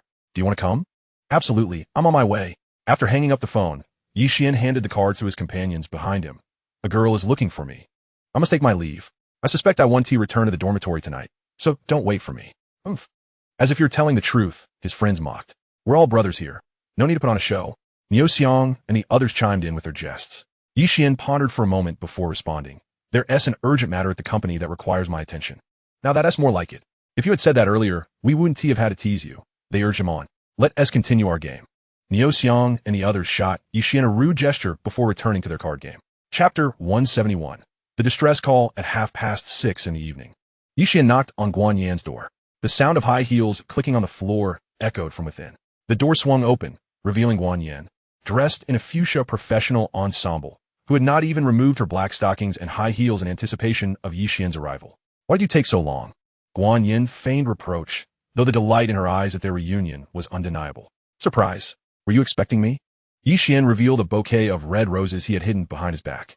"Oh my!" Guanyin gasped, covering her mouth with her hand. Taking the flowers, she smiled. "You little rascal, you really know how to create romance." Ye Xuan feigned seriousness. "Hey, don't accuse me unjustly. I may know a bit about romance. But the first part, not so much." "You're incorrigible." Guanyin playfully punched him, pulling him inside. Once inside, they eagerly embraced and kissed. 2 hours later, at the dining table, Guanyin lounged with her legs crossed, her toes teasingly playing with her stiletto heels, swaying them back and forth. With her luscious red lips nibbling on her chopsticks, she gazed at Ye Xuan with sultry eyes. Ye Xuan chuckled. "Why are you looking at me like that? Is there something on my face?" Guanyin shook her head. "I was just wondering if you're a bioengineered soldier." Ye Xuan's expression shifted, and he solemnly set down his chopsticks. "You've uncovered my secret. I am, in fact, a biorobot T-800 created by Skynet." Beep beep. Identity breach. Witness elimination protocol initiated. Ye Xuan mimicked robotic sounds, stiffly rising to his feet. He awkwardly performed a mechanical dance towards Guanyin, declaring, "This time, even if you plead for mercy, I shan't let you go." Just as they were playfully tussling, Ye Xuan's phone rang. It was Du Bing. Guanyin signaled for silence. Then answered the call. "Hello? Bing Bing. Have you finished dinner?" "Not yet. I feel a bit dizzy and weak," Du Bing replied weakly. Guanyin sprang to her feet. "What's going on? Don't scare me." Ye Xuan's expression changed, and he pressed his ear to the phone. "I'm in the bathroom of room 666 on the second floor of Dream Paris Hotel. Hurry and pick me up." The moment Du Bing's words fell, A knock echoed from the phone. Du Bing, are you okay? A man's voice called out. I'm fine, just a bit of stomachache, Du Bing responded. Oh, hurry up, we're only halfway through the drinks. Hearing this, Ye Xuan snatched the phone. Stay on the line. I'm going to fetch you with Sister Yin. He returned the phone to Guan Yin, grabbed his backpack from the sofa, and rushed outside. As they hailed a cab, Guan Yin asked, should we report this to the police first? No, Ye Xuan instinctively refused. It's 2004. Who knows what kind of people Du Bing's colleagues are, or their influence? What if they're the ones pushing Du Bing into danger? He believed Du Bing had called Guan Yin out of concern for her safety. Damn, I should have asked Wang Du to bring the Bentley Continental. After dealing with the vehicle registration, Ye Xuan had commenced military training, leaving the Bentley parked in the underground lot of Jingyun Center. At that moment, he truly understood the inconvenience of not having his own vehicle in the bustling city. Fortunately, the rush hour had subsided, and within 2 minutes, they managed to flag down a taxi. Driver, please take us to Dream Paris Hotel at the fastest speed possible. Ye Xuan instructed as he settled into the passenger seat. The driver looked at him, astonished. Young man, are you a cop? Ye Xuan shook his head. No, but I have an urgent matter to attend to. The driver shook his head vigorously. That won't do. I'll get penalized for speeding. Is this enough? Ye Xuan pulled out a stack of 100 yuan bills from his wallet. It appeared to be around 2,000 yuan. The driver's eyes widened, and after a deep breath, he snatched the money, stuffing it in his pocket while saying, it's been years since someone has told me I could drive fast. Ye Xuan quickly buckled his seatbelt. You figure out how to manage that. No worries, I know where the speed cameras are. With that, the driver pressed the accelerator, merging onto the main road. 10 minutes later, outside Dream Paris Hotel. Bing bing, hold on. I've just arrived at the hotel with Ye Xuan. Guan Yin spoke into her phone after getting out of the car. Okay, Du Bing could still speak, though her voice was even weaker than before. In those 10 minutes, there had been 3 knocks on the door, and the man's voice had grown increasingly impatient. Welcome. May I ask if you have a reservation? Ye Xuan maintained his composure, though a storm brewed within him. After dealing with the incoming waiter, Ye Xuan and Guan Yin hurried to the second floor. Upon reaching the staircase corner, they began searching for the room number. At that moment, the door to room 888 swung open, revealing a familiar figure. Ye Xuan? What are you doing here? Song Yingjun asked, surprised. Whereas 666. Ye Xuan urgently inquired. It's right next door. As soon as Song Yingjun's words fell, Ye Xuan dashed to the door of room 666 and kicked it open with a forceful thrust. Song Yingjun's mouth dropped open in shock. As Ye Xuan and Guan Yin burst into the room, he regained his composure and quickly followed them inside. At that moment, around the large round table in the room sat 3 men and 3 women. A middle-aged man stood by the restroom door, startled by Ye Xuan's abrupt entrance. Everyone froze in shock. Once Ye Xuan stepped in, they finally regained their senses. Who are you? Chapter 172. The Golden Business Card. Flying playing cards, a freshman who has just arrived in the imperial capital unexpectedly finds himself walking alongside a beautiful host from Beijing TV. Could they be relatives? Ye Xuan turned his head and asked, Yingjun, can you pick locks? Song Yingjun replied, of course. I mean, no, I can't. Ye Xuan twitched his lips. You needn't declare that with such volume. Shall I call the waiter? Surely the hotel has a spare key? Upon finishing his sentence, Song Yingjun made to shout for help. I'll give you 2 minutes. If no one arrives in that time, I will break the door down. Ye Xuan's voice echoed from behind. Song Yingjun paused, nodded, and hurriedly dashed out. What on earth are you doing? The middle-aged man who had been knocked to the ground stood up, his face flushed with anger. Ye Xuan ignored him and approached the round table, pointing at a glass marked with lipstick. This was used by Du Bing, wasn't it? The glass contained a little more than half a cup of a transparent liquid. No one responded, but the astonished or evasive glances of those present spoke volumes to Ye Xuan. Sister Yin Yin, could you please ask the waiter for a plastic bag? Sure. I'll go right away. Once Yin Yin left, the others could no longer sit still. The young man in the secondary position asked with a serious expression. What do you mean, buddy? Did I not just say it? Do I need to repeat myself? Ye Xuan boldly sat down in Du Bing's seat, surveying the entire room. We are merely engaging in a social gathering.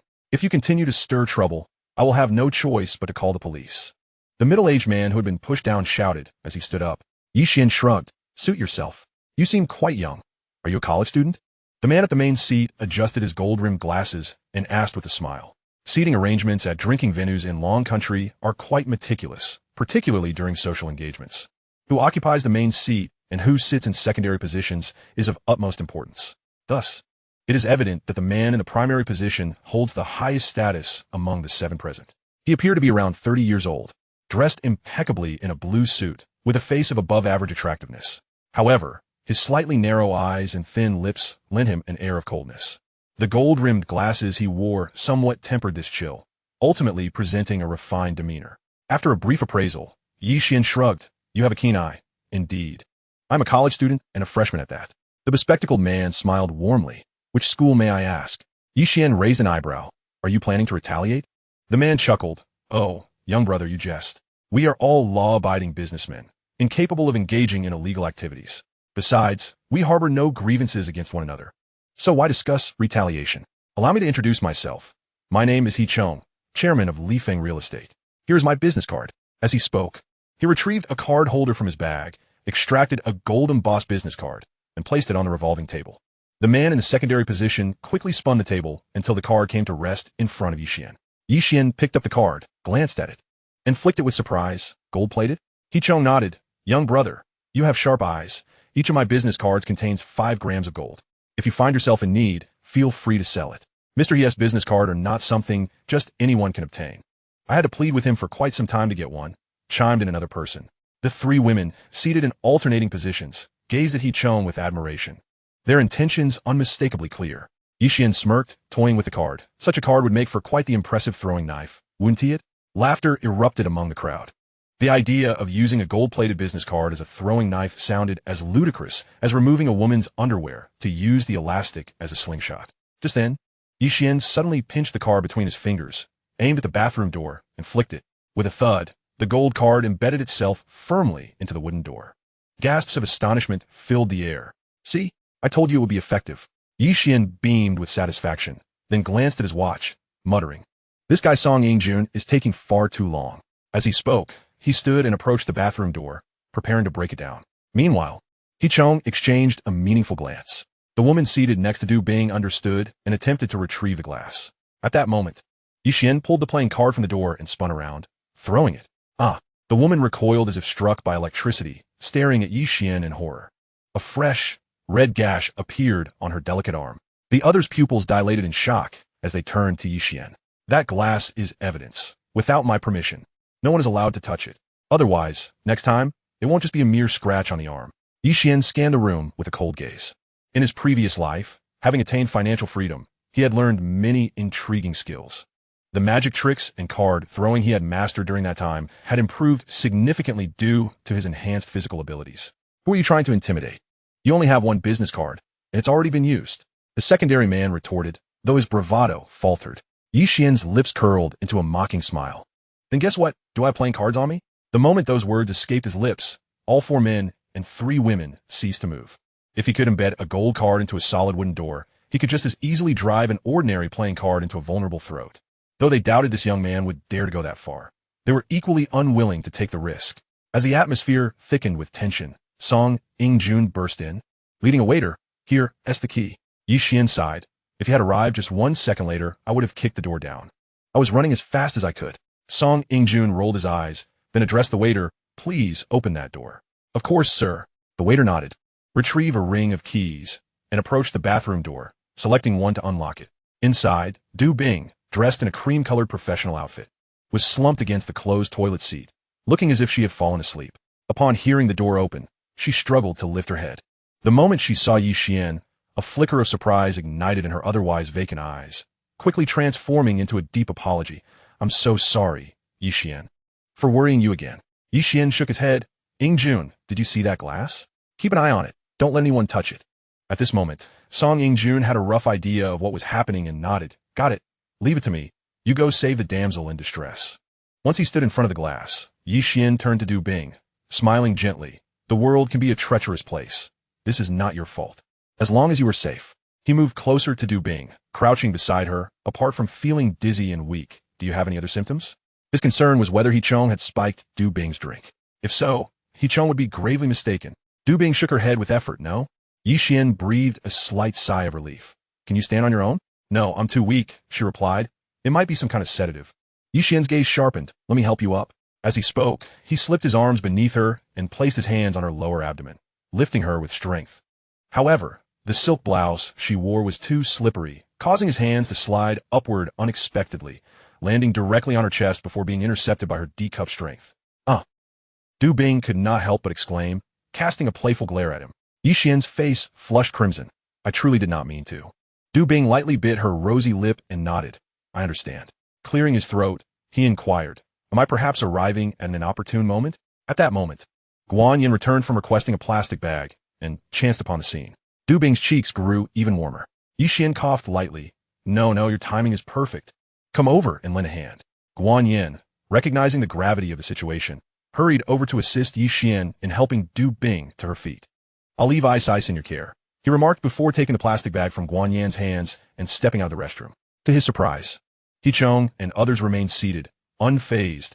Even the middle-aged man who had been pushed down by Ye Xuan had returned to his position of prominence. The events in the restroom seemed to have had no impact on them whatsoever. Have you seen Miss Du? Is she all right?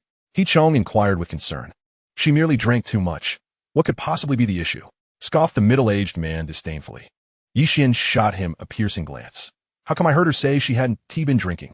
She's lying. If you don't believe me, ask the others. Yes, I can attest to the fact that she had at least one glass of white wine. Absolutely, I can vouch for that. The others quickly nodded in agreement. Ye Xuan couldn't suppress a cold chuckle. Having consumed at least one glass of white wine, yet Du Bing bore no trace of alcohol on her. Did she drink some celestial brew? The audacity of those present to resort to such blatant deception, especially with the person involved right there, left Ye Xuan incredulous at what they might dare to do next. The middle-aged man grinned smugly. Allow me to introduce myself. I am Lu Qingfeng, the chairman of Qingfeng Media. Du Bing is a newly hired employee of our company, and tonight's dinner is to welcome her aboard. Ye Xuan nodded. Li Feng Real Estate is one of your major clients, correct? Lu Qingfeng's eyes brightened. Impressive, young man. You even figured that out? You added something to Du Bing's glass to secure a contract, didn't you? The moment Ye Xuan finished speaking, Lu Qingfeng's expression shifted dramatically. Don't slander me. Be careful, or I will sue you for defamation. His vehement reaction stemmed not from an innocence, but rather from the fact that Ye Xuan had hit the nail on the head. Earlier that morning, when Du Bing came for her interview, He Chong had happened to see her while negotiating a collaboration. He had openly expressed his admiration for Du Bing right in front of Lu Qingfeng. How could Lu Qingfeng, being as astute as he was, fail to notice He Chong's intentions? Li Feng Real Estate had a project poised for pre-sale. Securing the promotional rights would net him at least $3 million. $3 million. He would gladly part with even a stranger for that amount, let alone his own wife. Thus, Lu Qingfeng promptly decided to hire Du Bing and organize tonight's dinner. Besides himself and He Chong, the remaining 2 men and 3 women were all his trusted associates. Their presence served a dual purpose, to alleviate Du Bing's suspicions and to coordinate efforts. Little did he know that Du Bing would be so cautious, sensing something amiss. She fled to the restroom and even called for outside help. Although his plans had been thwarted, he felt no fear of legal repercussions, for He Chong was also involved. And with his influence, he could easily smooth over the matter. Go ahead and report it. I intend to call the police, Ye Xuan said mockingly, pulling out his phone to dial. Lu Qingfeng cast a nervous glance at He Chong, who maintained his calm demeanor, a hint of derision playing at the corners of his mouth. Seeing this, Lu Qingfeng felt reassured, allowing a cold smile to emerge. An out-of-town freshman daring to challenge He Chong in the capital was nothing short of folly. Meanwhile, Ye Xuan had already conveyed the situation to the authorities. Guan Yin supported Du Bing as she stood behind him. After concluding the call, Ye Xuan turned to Song Yingjun. Thanks, Yingjun. Once this matter is resolved, I'll treat you to a meal. Song Yingjun chuckled. We're classmates, why the formality? Ye Xuan smiled. All right then, I want to thank you. You should get back to your business. Despite Song Yingjun's playful demeanor, he was indeed a man of loyalty, someone worth befriending. I'm merely dining with a few elders here. My presence makes no difference. I prefer to stay where the excitement is, Song Yingjun said with a grin. At this point, he had grasped the underlying circumstances. He had heard of He Chong from Li Feng Real Estate, but the name Qingfeng Media was too insignificant to even register. Given his experience, he realized that Ye Xuan would struggle to confront He Chong through conventional means, so it was prudent for him to remain present. As the police arrived, Song Yingjun finally pieced together the relationship between Ye Xuan and the 2 ladies. Fellow townsmen, university classmates, he mused. This combination made perfect sense. 10 minutes later, officers from a nearby precinct arrived, who reported the incident. The lead officer, a middle-aged man, scanned the crowd. Ye Xuan stepped forward. That would be me. You say someone intentionally poisoned her? Yes, my friend began feeling dizzy and weak after drinking from that cup. I suspect someone slipped a sedative into her drink. The seasoned officer assessed Du Bing's condition and, after hearing Ye Xuan's account, formed a preliminary understanding of the situation. After a brief contemplation, he turned to Du Bing. Do you recall anyone tampering with your cup? Supported by Guan Yin, Du Bing shook her head. She was not naive. She had a certain level of vigilance. If she had noticed someone meddling with her drink, she would have reacted accordingly. The officer inquired further. Which set of tableware did you use? Du Bing pointed to the set in front of Song Ingjun. That one. Xiao Li. Call for the criminal investigation team to come and secure the scene, the officer commanded. Upon hearing this, Ye Xuan, who had been sitting at the head of the table, chuckled. Officer, there is no need for such theatrics. This is merely a misunderstanding. A misunderstanding? The officer couldn't help but scoff. Can a misunderstanding leave a young lady in such a state? Ye Xuan narrowed his eyes, then smiled. It seems you've already made up your mind. Allow me to make a call. With that, he produced his phone and dialed. Hello, Director Wang. Haha. As you predicted, I do have a matter I need your assistance with. You see, I was out drinking with friends tonight, and one of the women present claims she has been drugged. Director Wang, you know me. I am a law-abiding businessman, engaged in numerous charitable endeavors. Thus, I am both hurt and enraged by this woman's accusation, and I require an explanation. Guan Yin and Du Bing's faces turned pale with fury. As if it were not enough to twist the truth, he now sought to turn the tables. Could wealth permit one to act with impunity? Song Yingjun was taken aback, his gaze turning icy, a sardonic smile forming at the corners of his mouth. He then looked at Ye Xuan, only to find him remaining remarkably composed. Could it be that Ye Xuan was oblivious to the malice in Ye Chang's words? No, that was implausible. This guy was a top student at Peking University. If he couldn't grasp such obvious intent, he might as well throw himself against a wall. Was it that he was entirely prepared? Song Yingjun found this theory to be more plausible. The officers from the precinct had arrived and stated they needed to secure the scene. You are from the Zhongguan Street Police Station, correct? At this point, Ye Xuan looked up at the middle-aged officer. The officer raised an eyebrow and nodded. He addressed Ye Xuan with a chuckle. Well then, I appreciate your assistance, Director Wang. After ending the call, he turned to the middle-aged officer. Within 5 minutes, you will receive a call from your superior. As predicted, within 5 minutes, the officer's phone rang. The middle-aged police officer cast a solemn glance at Ye Xuan before picking up his phone. Hello, this is Ye Xuan. I understand. Master, what is the situation? Officer Xiao Li inquired hastily. The middle-aged officer shook his head, looking at Ye Xuan with a complex expression, and said, This matter involves the esteemed entrepreneur, Mr. Ye Xuan. The criminal investigation team of our sub-bureau will take over the investigation. Xiao Li's mouth fell agape, utterly bewildered. Both Guan Yin and Du Bing felt a jolt in their hearts simultaneously. The moniker esteemed entrepreneur Mr. Ye Xuan, once uttered, created an ominous atmosphere. I'm afraid we must take our leave, the middle-aged officer said apologetically to Du Bing, then sighed quietly as he led Xiao Li away. Ha ha ha, as expected of Mr. He, with just a phone call, he can turn the tides, truly remarkable. Lu Qingfeng exclaimed, lavishly flattering him. The others echoed in agreement. Ye Xuan smiled and waved his hand dismissively before teasingly glancing at Ye Xuan. Do you feel any regret now? Regret what? Ye Xuan frowned in retort. Ye Xuan adjusted his glasses. Regret escalating the situation, which has brought calamity upon Miss Du. After pondering for a couple of seconds, Ye Xuan asked, Are you implying that you intend to countersue us for defamation? Ye Xuan chuckled. You truly are a university student. You grasp things swiftly. Guan Yin was infuriated, nearly exploding with rage. You are excessively arrogant. Ye Xuan glanced at her, sneering. You are the ones who failed to recognize the situation. I am a host for Beijing Satellite TV, and I intend to expose your shameless and vile behavior. Guan Yin was livid. Upon this declaration, the room fell silent. Then laughter erupted. Lu Qingfeng laughed so hard that tears nearly streamed down his cheeks. A nameless host dares to threaten Mr. He? I'm good friends with Zhang Tai. Should I call him now to confirm? Ye Xuan pulled out his phone, his tone laced with mockery. Guan Yin trembled, an overwhelming sense of helplessness rising within her. Du Bing also closed her eyes in resignation. What the hell? A real estate mogul with only a mere 20 billion in assets dares to act ostentatious in the capital. I can't take it anymore. Song Yingjun had initially planned to wait for Ye Xuan to act.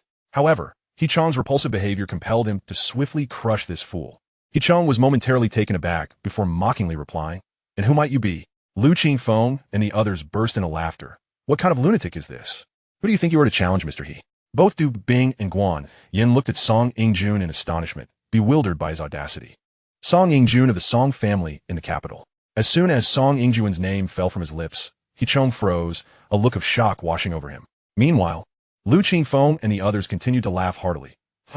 Song Yingjun? What a laughable name. Suddenly, Lu Qingfeng's words were cut short as Ye Xuan slammed his hand on the table. Silence. Stunned, Lu Qingfeng asked, What's wrong, Mr. He? I said. Shut your mouth. He Chung shouted again, his face pale as he stood up and hurried to Song Ingjun, bowing in trepidation. Mr. Song, I had no idea you were here.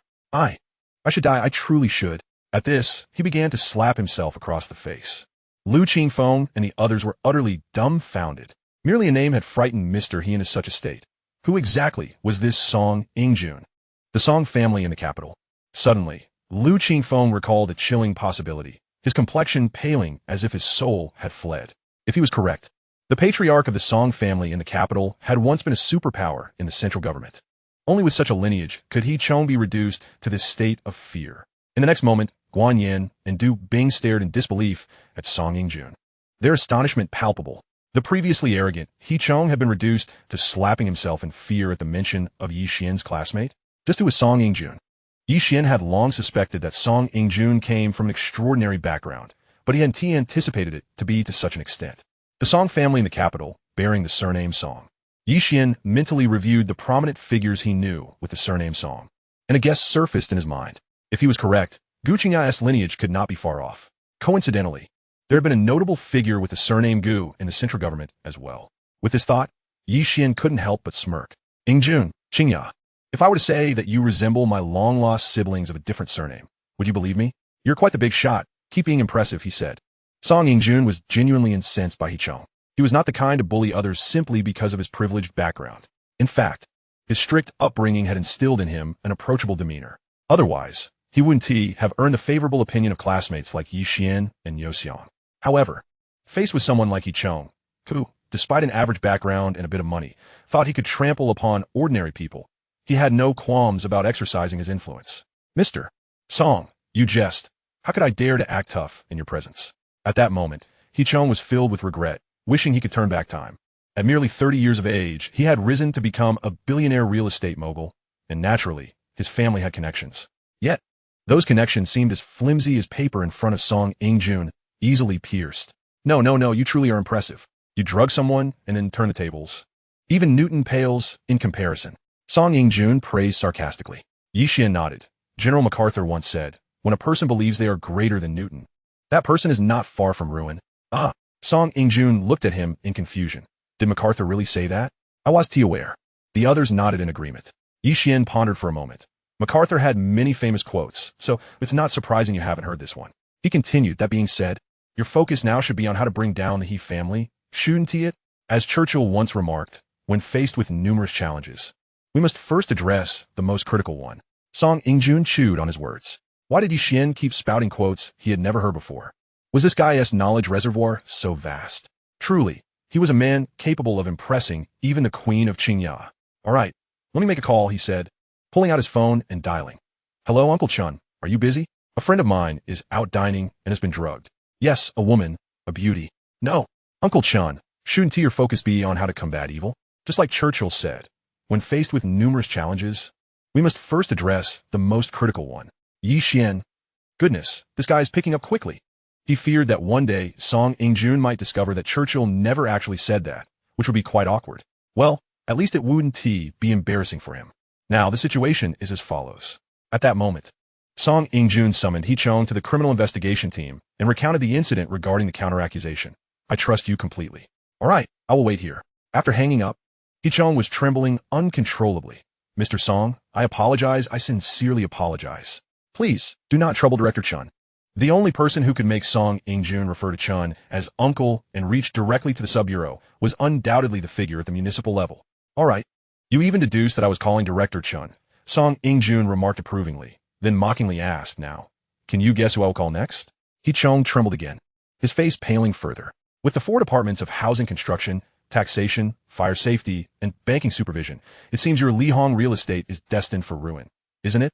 Song Ingjun remarked with a smirk. He Chung felt a wave of darkness wash over him, collapsing in fear onto the ground. How many in real estate are truly clean? While he was uncertain about others, he knew Lihong real estate was anything but pristine.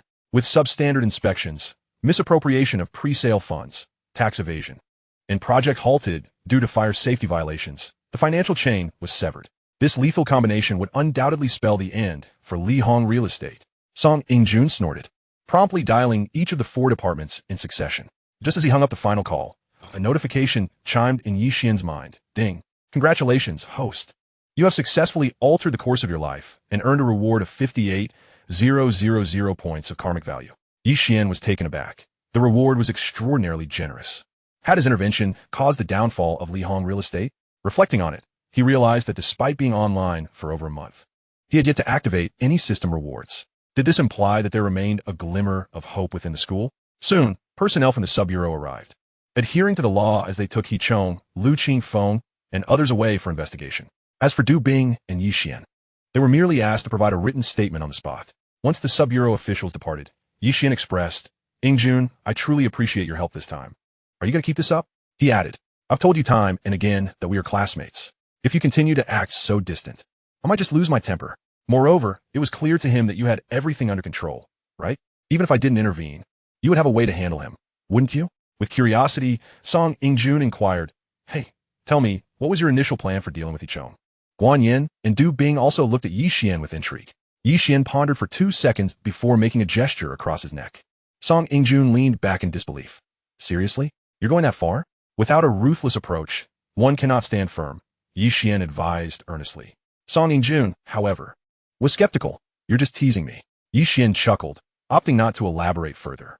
With his abilities of X-ray vision, invisibility, and time suspension, eliminating someone discreetly was a simple endeavor. "All right, I should be heading back.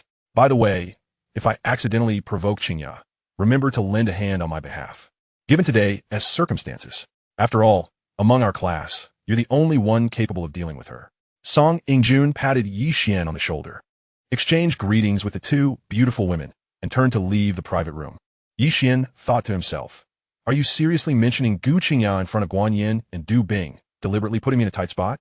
As he mentally chastised Song Ingjun, he heard Guan Yin softly ask, "Ye Xuan, can you tell your sister who Qingya is?" Du Bing also perked up, curious. Chapter 176. Each has their own merits. "Sister Yin, you know me well. I've always been dismissive of beautiful women. Classmate Gu Qingya is quite attractive, which causes the boys in our class to instinctively try to please her. But not me." As Ye Xuan boasted, Guan Yin turned to Du Bing. "Bing Bing, shall we head home now?" Ye Xuan's lips twitched. "But I haven't finished speaking." Guan Yin rolled her eyes. "You lied for the first sentence. What else is there to say?" Although Du Bing felt dizzy and weak, she nodded in agreement. Dismissive of beautiful women? Then who was it that slept on the sofa that night? Ye Xuan. On the way home, Guan Yin suddenly remembered the black stockings she had left on the sofa. If Du Bing saw them, it would be disastrous. After pondering for a while, she devised a plan. When they reached the entrance of their apartment, she said, "Ye Xuan, you're strong. Carry Bing Bing upstairs, will you? I need to rush home to use the restroom." "Yin Yin, wait." Du Bing began, but Guan Yin had already pushed the door open and dashed off. Ye Xuan chuckled. "It's just a torn stocking. I could simply say I ripped it while walking. Why the fuss? Young man, one must seize opportunities." The taxi driver remarked meaningfully. Ye Xuan smirked. "Mister, you must be someone with stories to tell." The driver laughed. "Ah, you've caught on." Indeed, 15 years ago, a similar opportunity presented itself, but I failed to cherish it. 15 years later, are you still waiting in vain? My child is already in college. Ye Xuan was taken aback. "No wonder you didn't seize that chance. You had a child back then. Young man, you're still young. Don't squander your youth." The driver said, gazing at Ye Xuan with the eyes of his younger self. "Thank you, sir," Ye Xuan replied, not daring to let the conversation continue. The more they talked, the more it might lead Du Bing to misunderstand. "Sister Bing, let me help you out of the car." After paying, he hurried to the rear passenger door, leaning in to assist Du Bing. However, she seemed too weak to move. "Shall I carry you down?" he asked tentatively. Du Bing glanced at the driver, biting her lip shyly, and nodded softly. With her consent, Ye Xuan wasted no time. He maneuvered one arm around her legs and the other under her armpits, lifting the beautiful host in a princess carry out of the taxi. The driver silently nodded. "Young man, I can only assist you this far. Whether tonight brings success depends on your subsequent actions." After the driver expressed his sentiments, he drove away, leaving the couple in solitude. Du Bing had never been held this way by a man before. Her eyes tightly shut, her cheeks flushed. "Shall I carry you upstairs like this?" Ye Xuan asked, striving to maintain composure. Du Bing's eyelashes fluttered slightly, and she softly murmured in agreement. For Ye Xuan, with 108 points of physical stamina, carrying a slightly over 100-pound woman felt effortless. However, to allow Guan Yin ample time to tidy up, he ascended the stairs at a leisurely pace. To lighten the mood, he teased, "Sister Bing, you should consider shedding a few pounds." Du Bing's face turned crimson. Am I that heavy? Ye Xuan shook his head. Not excessively, just like the pig I raised in my childhood. Had Du Bing not been so weak, she would have surely bitten him. After a moment, she bit her lip and asked, compared to Yin Yin, who weighs more? Ye Xuan froze momentarily, but replied, how would I know? I've never carried Yin Yin. Du Bing scoffed inwardly. Not carried Yin Yin? You must have held her plenty. After a pause, she softly stated, I weigh 106 pounds. Yin Yin weighs 108. She is 2 pounds heavier. Ye Xuan nodded in understanding. Although Du Bing was a centimeter or two taller than Guan Yin, the latter's more voluptuous figure accounted for the extra weight. This was not to say the beautiful host lacked appeal. She embodied a type of sophistication and elegance. Her current physique harmonized perfectly with her temperament. They were like the classic comparison of beauty and grace, each possessing their own charm. The two continued to jest until they finally arrived at Guan Yin's doorstep. Ye Xuan kicked the door with his foot, and the stunning Guan walked over to open it. Oh, I thought you two wooed to return. Sister Yin, please don't tease me and Sister Bing. Ye Xuan sighed with a smile as he carried Du Bing into the living room, looking at Du Bing in his arms. He added, I'll take you directly to the bedroom. Get a good night's sleep, and you'll feel better by tomorrow. Du Bing, summoning her strength, soon succumbed to slumber after being placed on the bed. Guan Yin shook her head with a smile and bent down to assist her in removing her high-heeled shoes. Then, she gently urged Ye Xuan out. I still need to change Bing's outfit. Okay. Although Ye Xuan was eager to stay and lend a hand, he ultimately retreated from the bedroom under the pressure of the stunning Guan. A few minutes later, Guan Yin emerged from the bedroom, her forehead glistening with sweat. Wiping her brow, she remarked, had I known it would be such a strenuous task to undress Bing, I should have kept you here to help. Ye Xuan pondered for a moment before suggesting, how about we put her clothes back on and start over? Guan Yin cast him a sidelong glance. Sure. As long as Bing agrees, I have no objections. Ye Xuan grinned. Mind if I borrow your notebook? I do like to go online for a bit. Guan Yin nodded and retrieved the notebook from the bedroom. Go ahead. I'll take a shower. Ye Xuan's eyes sparkled with mischief. What if? Don't even think about it. Guan Yin shot him a glare before entering the bathroom with a change of clothes. Chapter 177. Du Bing's confession. The next morning, Du Bing awoke and, upon reaching out beside her, found the space empty. Could it be that Yin Yin is again with Ye Xuan? Contemplating this possibility, she quietly rose. At that moment, she realized the effects of the medication had worn off, and her strength had returned. After donning a silk camisole nightgown, she padded barefoot to the door, peering through a slight crack to see Ye Xuan seated cross-legged on the sofa, engrossed in his laptop. Where had Yin Yin gone? Du Bing wounded? Quickly checking her phone for the time, only to realize in astonishment that it was already 9 a.m. After a wry smile, she approached the wardrobe, retrieved a professional outfit, and searched for slippers, only to recall that Ye Xuan had carried her directly to bed the previous night without the chance to change.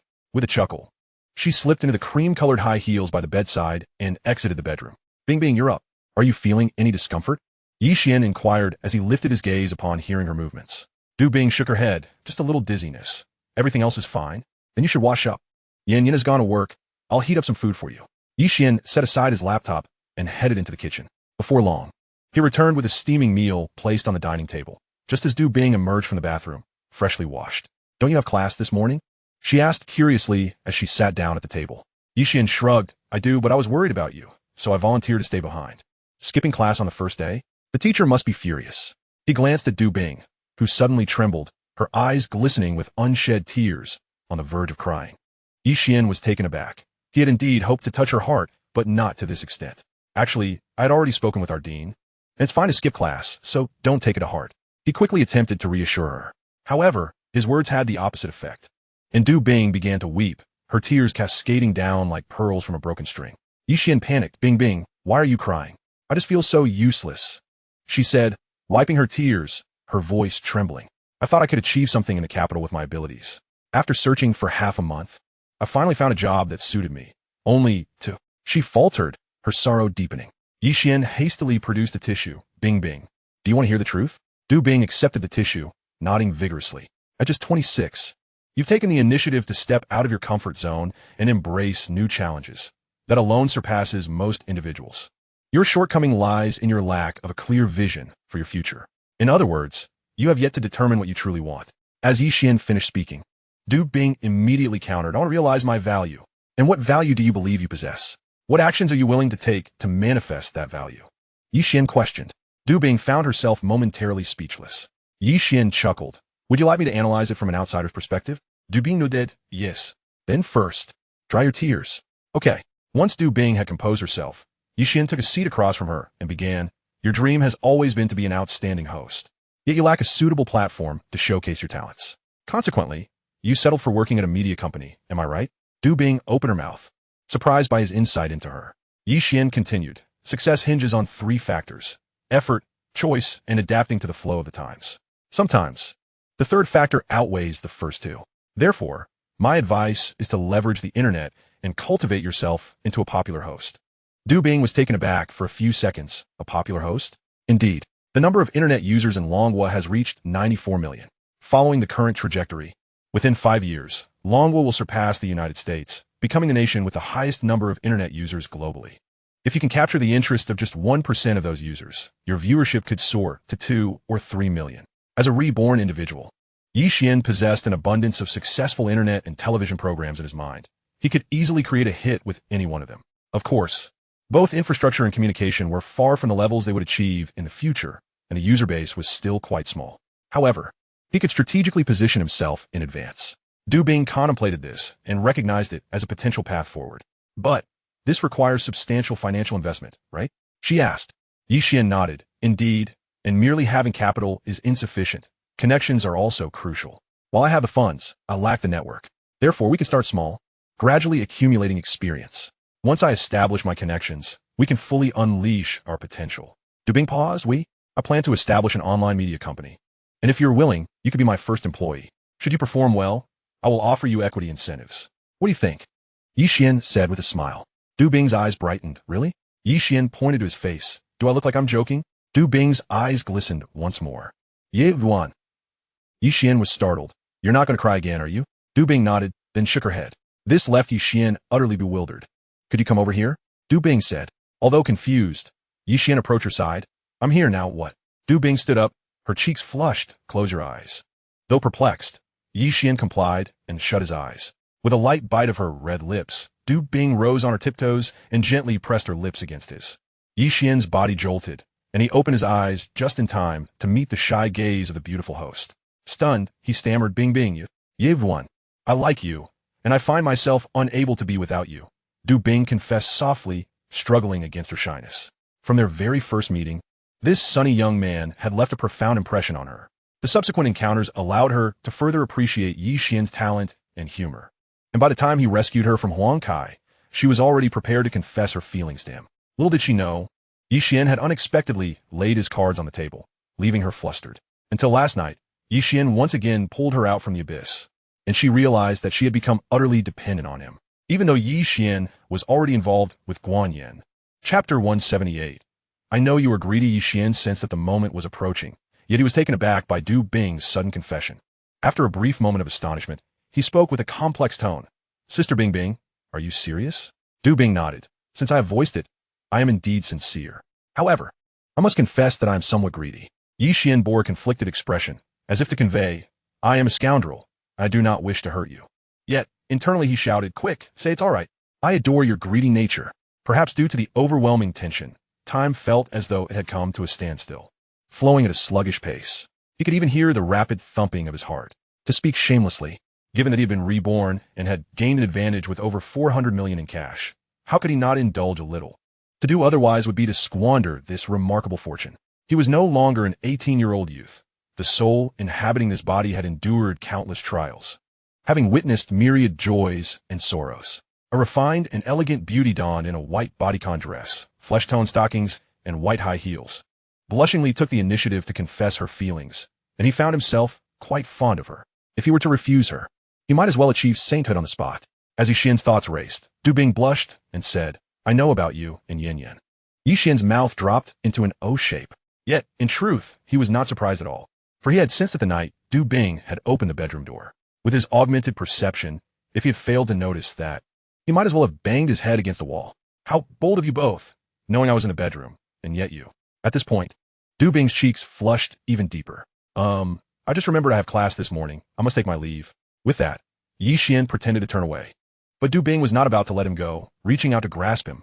Sister Bing Bing, you still. Ye Xuan turned, but before he could finish, Du Bing leaned in closer. The next moment, a warm and sweet sensation graced his lips. Truly, what a close friend she was. employing the same method to keep him close. Ye Xuan marveled inwardly, though he outwardly feigned shock. If only there had been a sheet nearby. He would have clutched it tightly. After a long moment, Du Bing cradled Ye Xuan's face in her hands and shyly said, "I know you are greedy, and I realize I cannot change you. Yet, I do not wish to miss out on you. So please, do not tell Yin about us, all right?" Feigning hesitation, Ye Xuan nodded. "All right, I promise you." Du Bing smiled with satisfaction, preparing to release him. Yet, Ye Xuan had no intention of letting her go. He pulled the beautiful host into his embrace and leaned down to kiss her. Youth is like this. It seems that no matter how it is spent, it will be wasted. Therefore, why not waste it on you? Qi Yuan Liang, if you guess who I am, come find me on Second Life Network. What the hell?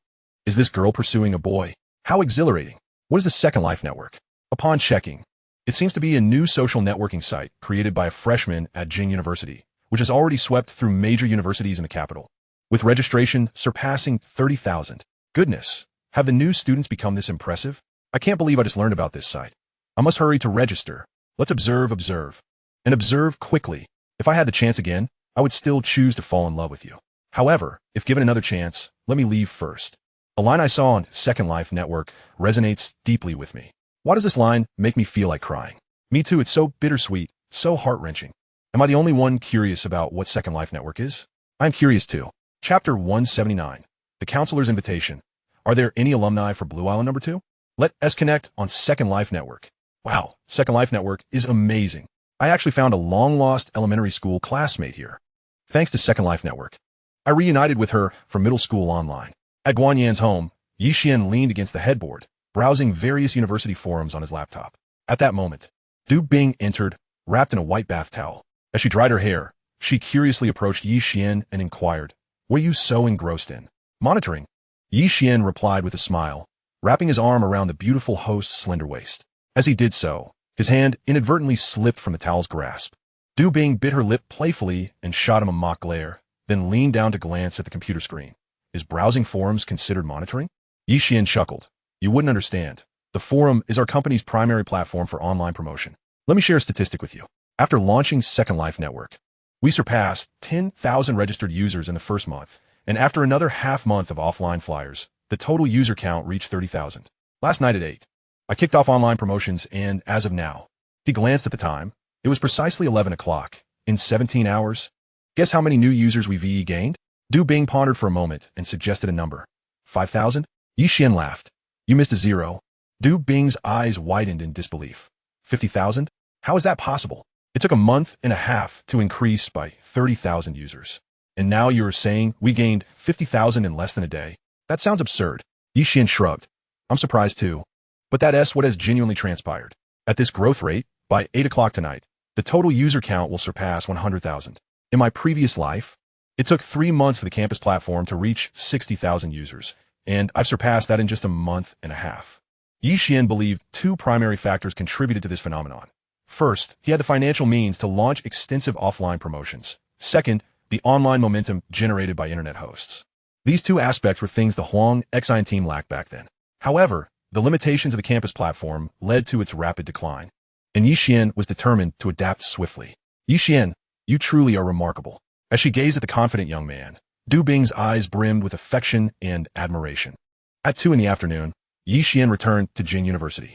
Upon entering the dormitory, Ye Xuan and the others turned to him. Wow, Bossy finally has time to return to school. You skipped class on the first day of lectures. Care to share your thoughts? Ye Xuan sighed. Skipping class is temporarily delightful. Xiao Ming chuckled. Listen to him. He is regretting it. Ye Xuan, skipping class is perpetually delightful. Ye Xuan and Sun Yong froze in place, while Xiao Ming wore a bewildered expression. Seeing his words had stunned his 3 roommates. Ye Xuan triumphantly took a sip of water. Just then, Sun Yong quietly remarked, by the way, the instructor came to check on the dorm last night and was quite upset when she found you missing. Ye Xuan added, the instructor also learned about your skipping class this morning, so... Xiao Ming continued, and the 3 spoke in unison. The instructor said for you to go to her office as soon as you return. Ye Xuan kafut, spraying the water he had just sipped. Chapter 180. Club disputes. 20 minutes later, with a heart full of trepidation, Ye Xuan arrived at the counselor's office, where he encountered Lu Monru, who wore a white dress and was diligently working at her desk. The office was spacious, furnished with 4 desks. Besides the beautiful counselor, there was also a young female teacher present. The teacher's appearance could only be described as above average, at least a notch below Lu Monru. As Ye Xuan stepped into the room, she began to scrutinize him from head to toe. "Mr. Lu, is this our entrepreneurial star, classmate Ye Xuan?" Lu Monru glanced up at Ye Xuan and confirmed, "Yes, Teacher Zhou, this is indeed Ye Xuan." Ye Xuan couldn't help but chuckle. Had he really become that renowned at Peking University? He certainly looked quite handsome. Teacher Zhou smiled, but refrained from elaborating further. Lu Monru then turned to face Ye Xuan, saying, "It's quite impressive that less than 24 hours after our last encounter, you appear before me again. I thought I'd have to wait until tomorrow to see you." As she spoke, she crossed her arms and propped one leg over the other, forming an elegant arc with her shapely legs, encased in nude stockings. To be candid, the beautiful counselor's legs were truly exceptional. Ye Xuan merely stole a glance and quickly diverted his gaze, saying, "You flatter me. Had I known you were looking for me, I would have rushed back from the ends of the earth. It's just that Ye Xuan and the others failed to notify me in time." Lu Monru shot him a disapproving look. "I instructed them not to call you. You're a campus entrepreneurial star. I wouldn't want to jeopardize your endeavors and face the ire of the school leaders." "Right, they mentioned that to me. So your purpose in summoning me isn't to reprimand me, is it?" Ye Xuan inquired tentatively. After all, he was now a billionaire with thousands of subordinates. Being scolded by a teacher would be quite embarrassing. Lu Monru chuckled. "What is the matter, afraid? There is nothing to fear in such matters." Ye Xuan fantasized momentarily before responding with a wry smile. "You've been a student yourself. Surely you can empathize with my current feelings?" "Oh, so you're trying to play the role of the victim, are you?" Lu Monru shook her head with a smile. "I merely wish to remind you to show some courtesy to the professors. If you can avoid skipping classes, please do so. Although the department leaders have conveyed their support for your entrepreneurial pursuits, it is rather discourteous for you to skip class on your very first day, especially when it's Professor Wu's advanced mathematics course." Professor Wu is the foremost figure in the mathematics department at Peking University, an academician of the Academy of Sciences, renowned for his rigorous teaching methods, and he cannot abide students skipping class. She had exerted considerable effort to quell Professor Wu's anger. Ye Xuan let out a sigh of relief. "All right, I assure you I will try to remain on campus moving forward, as long as you're aware." Lu Monru nodded and then asked, "Tomorrow is the class committee election. Do you have any thoughts on it?" Although she hadn't accompanied the students during military training, she was well aware of their performances. By all accounts, Ye Xuan was the most suitable candidate for class monitor. Ye Xuan shook his head like a rattle. "I have no intentions. My schedule at school is irregular, and I cannot wholeheartedly serve my classmates, so I'd rather not get involved." While this response disappointed Lu Monru, it was within her expectations. "Well, if there is nothing else," Ye Xuan hadn't finished his sentence when the ringtone of Mouse Loves Rice suddenly blared from his phone. He swiftly retrieved his Motorola V3, glanced at the caller ID, and realized it was Xiaoming calling. He quickly answered. "What is up, Xiaoming? Is something wrong?" "Stay calm, keep Nyo Lao steady, and don't let him act impulsively. I'm on my way." "What is going on?" Lu Monru sensed something was amiss and promptly inquired. "It's a long story, then I'll go with you." "All right." With that, the two dashed out of the office. On their way, Lu Monru grasped the situation's essence. Today marked the student council and club recruitment day. Class 1 of Finance had no classes in the afternoon, so Ye Xuan and the others went to the Cultural Activities Center to find a club they liked. After witnessing Ye Xuan perform the coin-through-table magic trick, Sun Yong had developed an interest in learning magic, making the magic club his target. Coincidentally, the two third-year chemistry seniors who had clashed with Ye Xuan in the cafeteria were in charge of recruitment for the magic club. They immediately recognized Sun Yong and outright rejected him. According to Xiao Ming's account, those two seniors even exchanged a few sarcastic remarks, igniting Nyo's temper. Currently, both parties were in a standoff. Lu Monru found it absurd. How can a mere club join provoke an argument? Exactly. Those two third-year seniors are just too petty. Ye Xuan agreed. "So why did you clash with them?" Lu Monru probed. "We occupied a good seat, which they tried to take, and we said a few words to them." Ye Xuan cleverly omitted mentioning Yu Wei. Otherwise, who knew what the beautiful counselor might concoct in her mind? A group of overly passionate youngsters. Though Lu Monru was angry, she was also concerned that the situation could spiral out of control. Thus, she removed her high heels and took off running. Thankfully, the administrative building wasn't too far from the activity center, and within 5 minutes, they arrived. From a distance, they could see a crowd gathered around the Magic Club's recruitment booth. Ye Xuan immediately spotted a familiar figure among the throng. What was Yu Wei doing here? Ye Xuan was momentarily taken aback, but he saw Lu Monru had already rushed ahead. "Excuse me, everyone. I am the counselor for Class 1 of Finance, and one of my students is inside." Ye Xuan steadied himself and quickly followed suit. At that moment, Yu Wei also noticed Ye Xuan her face lighting up with surprise. Ye Xuan only had time to nod at her before trailing Lu Monru into the crowd. The new students today were quite bold. When told they weren't suitable for the magic club, they even demanded reasons. Not suitable was reason enough. Upon squeezing in, they overheard the ongoing conversation. Standing before Sun Yong and the others were the two chemistry seniors, Zhang Yu and Wang Song. If you can say it that way, I could accuse you of defamation. Zhang Yu sneered. Ye Xuan's face turned crimson as he retorted, "What defamation? You are holding a grudge against us because of what happened in the cafeteria." Wang Song scoffed. "Then bring out your evidence." "Without evidence, it's defamation." Just as Ye Xuan was about to speak, Ye Xuan stepped in front of him. "So, do you think I'm suitable for entering the magic club? You want to perform that magic trick?" There's a saying that enemies see each other with extra animosity.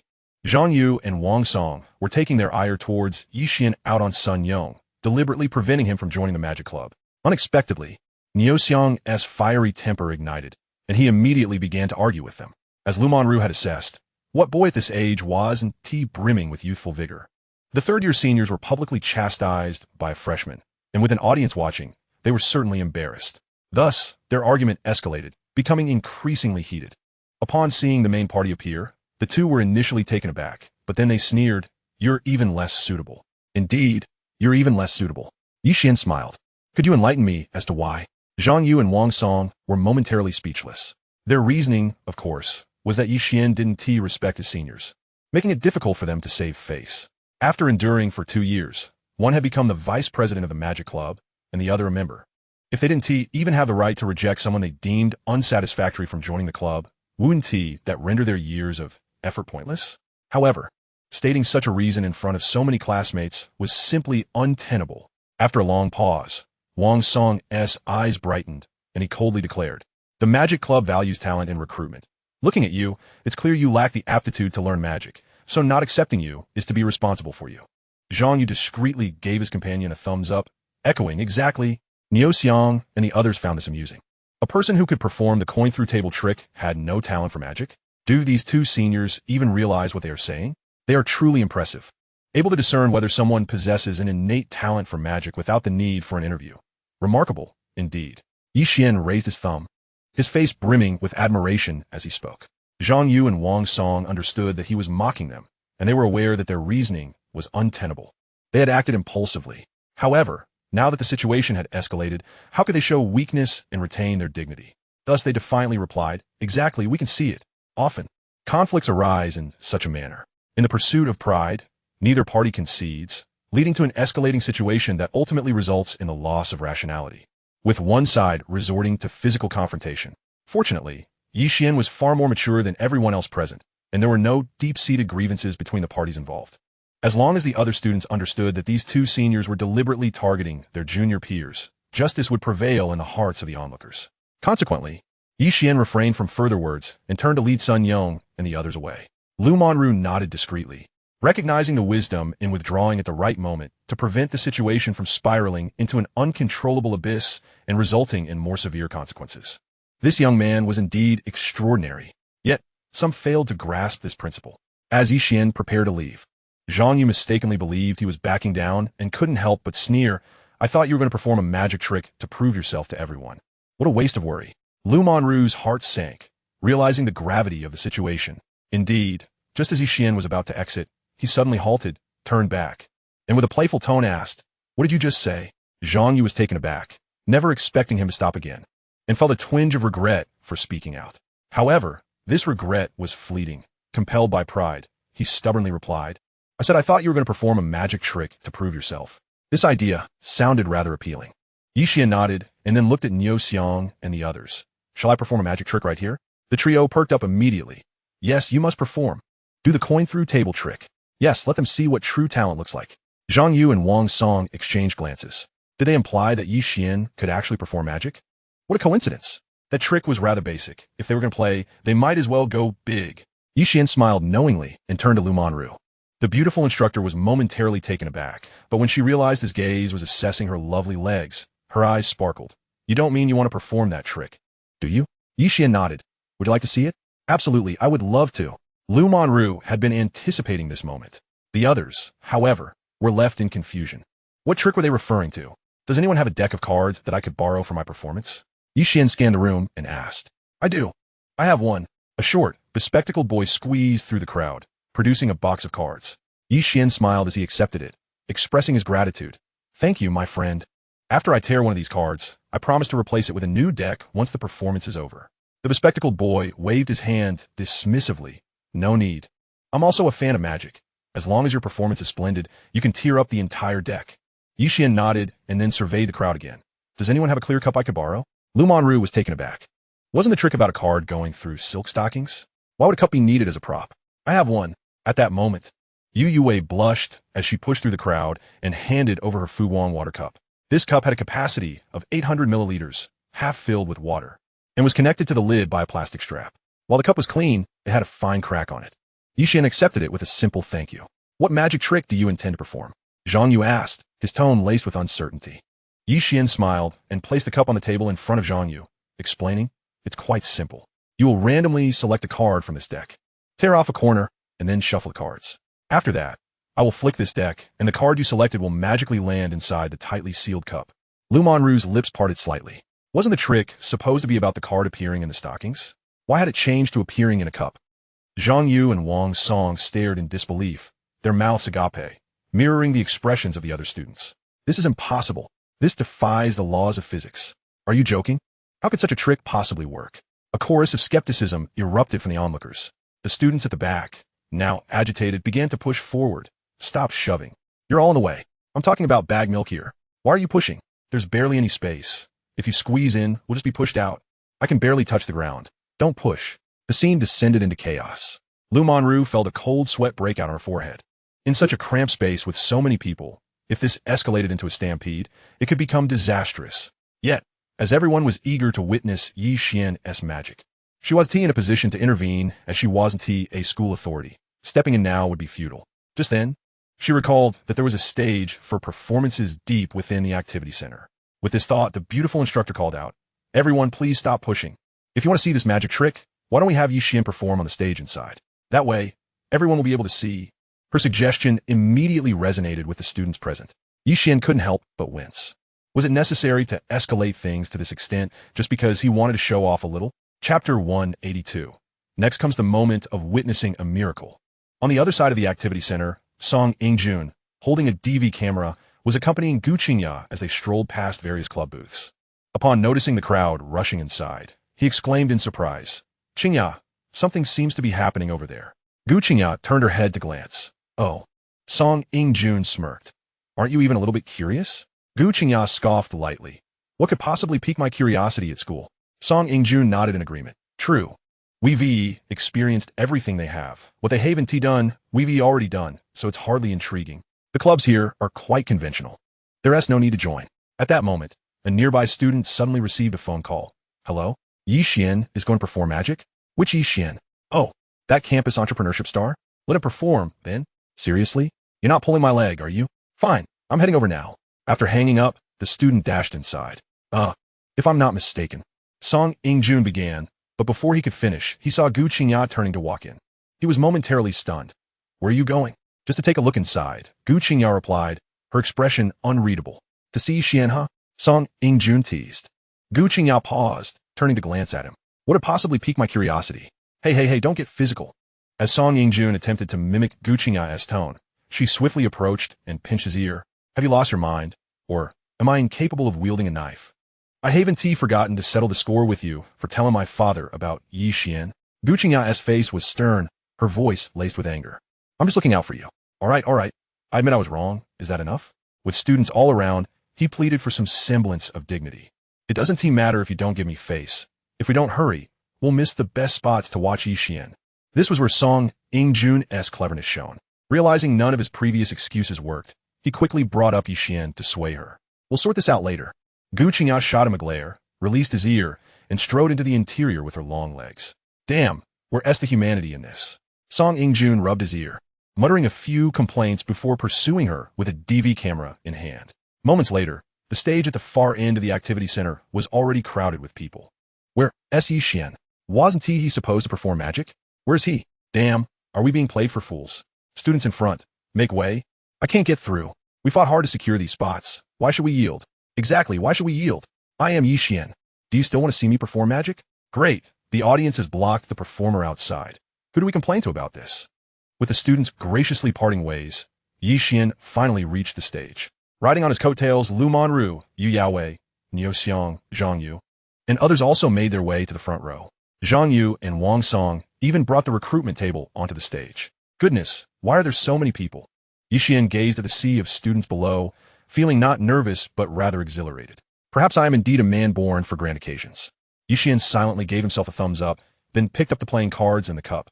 As you all know, I am here for a purpose, right? Right? The students answered in unison, eager to please. There were even some mischievous students who shouted, I don't know. The voice sounded quite familiar. Ye Xuan turned toward the source, and lo and behold, it was the handsome student. And Guqingya is here too. He chuckled. Oh, you don't know? What are you doing here then? Song Yingjun chimed in. I just saw a bunch of people running this way, and thought we could get free eggs. Ha ha, laughter erupted in the crowd. Ye Xuan joined in the mirth. Free eggs, huh? This guy would be wasted not doing stand-up comedy. All right, let us cut the chit-chat. I'm here to perform magic for everyone today. Do you see the playing cards and the cup in my hands? Ye Xuan quickly redirected the conversation. Yes, we see them. Later, I will perform a trick where I will make a playing card enter a closed cup from a distance. Now, does anyone want to come up and inspect the props? As soon as Ye Xuan finished speaking, most of the students raised their hands. Even Lu Monru joined in the excitement. Ye Xuan felt he owed it to his instructor to give her face, so he called on Lu Monru first. Once on stage, Lu Monru meticulously examined the playing cards, the cup, and even scrutinized the table. Lu Laoshi, please tell the students, is there any issue with the props? No problem. Great. However, since Lu Laoshi is my advisor, some may think she is my accomplice, so I'll invite another student up. Ye Xuan scanned the crowd and ultimately selected an unfamiliar male student. Yingjun, are we rolling? Guqingya asked, observing the scene on stage. Song Yingjun nodded while holding the DV. You don't trust me with this? Before long, the chosen male student also inspected the props and confirmed there were no issues before stepping down. All right, the playing cards are fine, the cup is fine, and the table is fine.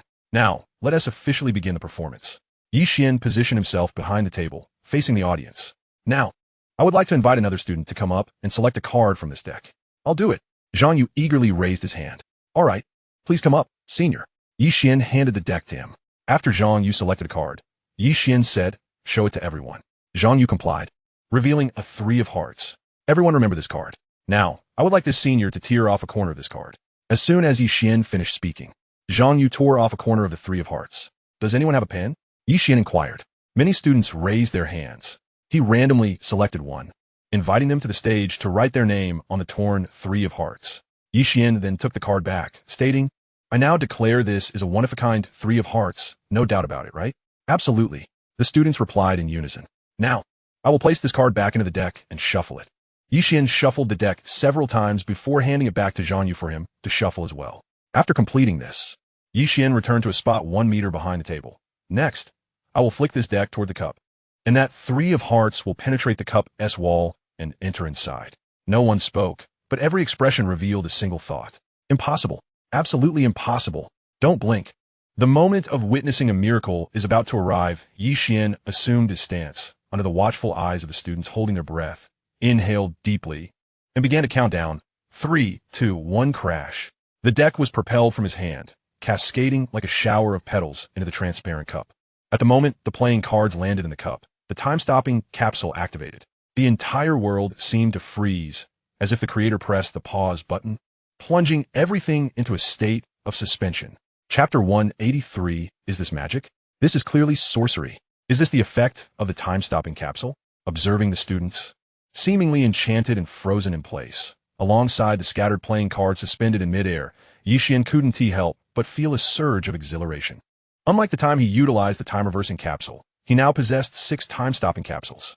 Such a reserve instilled confidence in him to conduct an experiment in this situation and experience the effects. Thus, if he encounters an urgent situation requiring the use of a time-stopping capsule in the future, he could remain composed.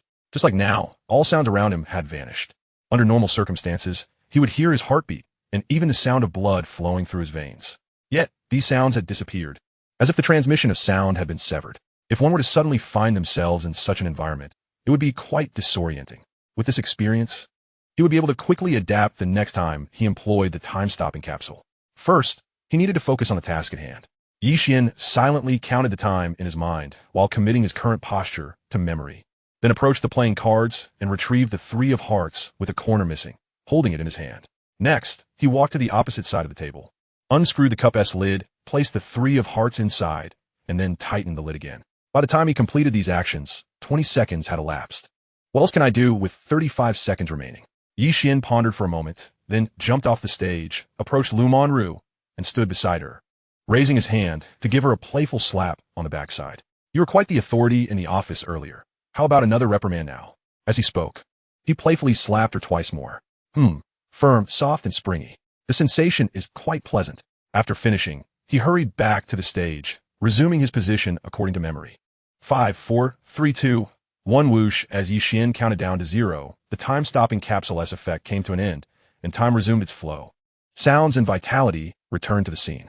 The next moment crash, the playing cards scattered across the ground. Then, the students below were astonished to discover that in the cup, which had previously contained only water, there truly was a playing card. After a few seconds of silence, what the hell? What did I just see? The playing card really appeared inside. My goodness, I can hardly believe my eyes. Exclamations erupted from the crowd, like a tidal wave. Ye Xuan actually did it? Lu Monru's eyes widened in disbelief. Ye Xuan is truly impressive. Yu Youwei's face flushed with excitement, her eyes brimming with admiration. Ye Xuan, how many times have you astonished me now? Gu Qingyao's beautiful gaze shimmered with an inexplicable sparkle. Wow, incredible. Wow, truly remarkable. I want to become his apprentice. I wish to take Ye Xuan as my master. Song Ingjuan exuberantly flailed his arms in excitement. Make sure to capture this moment. If you miss anything crucial, don't blame me for losing my temper. Gu Qingyao managed to suppress her laughter, her voice cold and firm. At that moment, Ye Xuan pressed his hand downwards. The exhilarated classmates swiftly fell silent. I trust everyone has witnessed the spectacle here. Indeed, a playing card has appeared in the cup. Now, the question arises, is it the one-of-a-kind Red Heart 3? Are there any classmates willing to come up and confirm? Ye Xuan scanned the audience and smiled.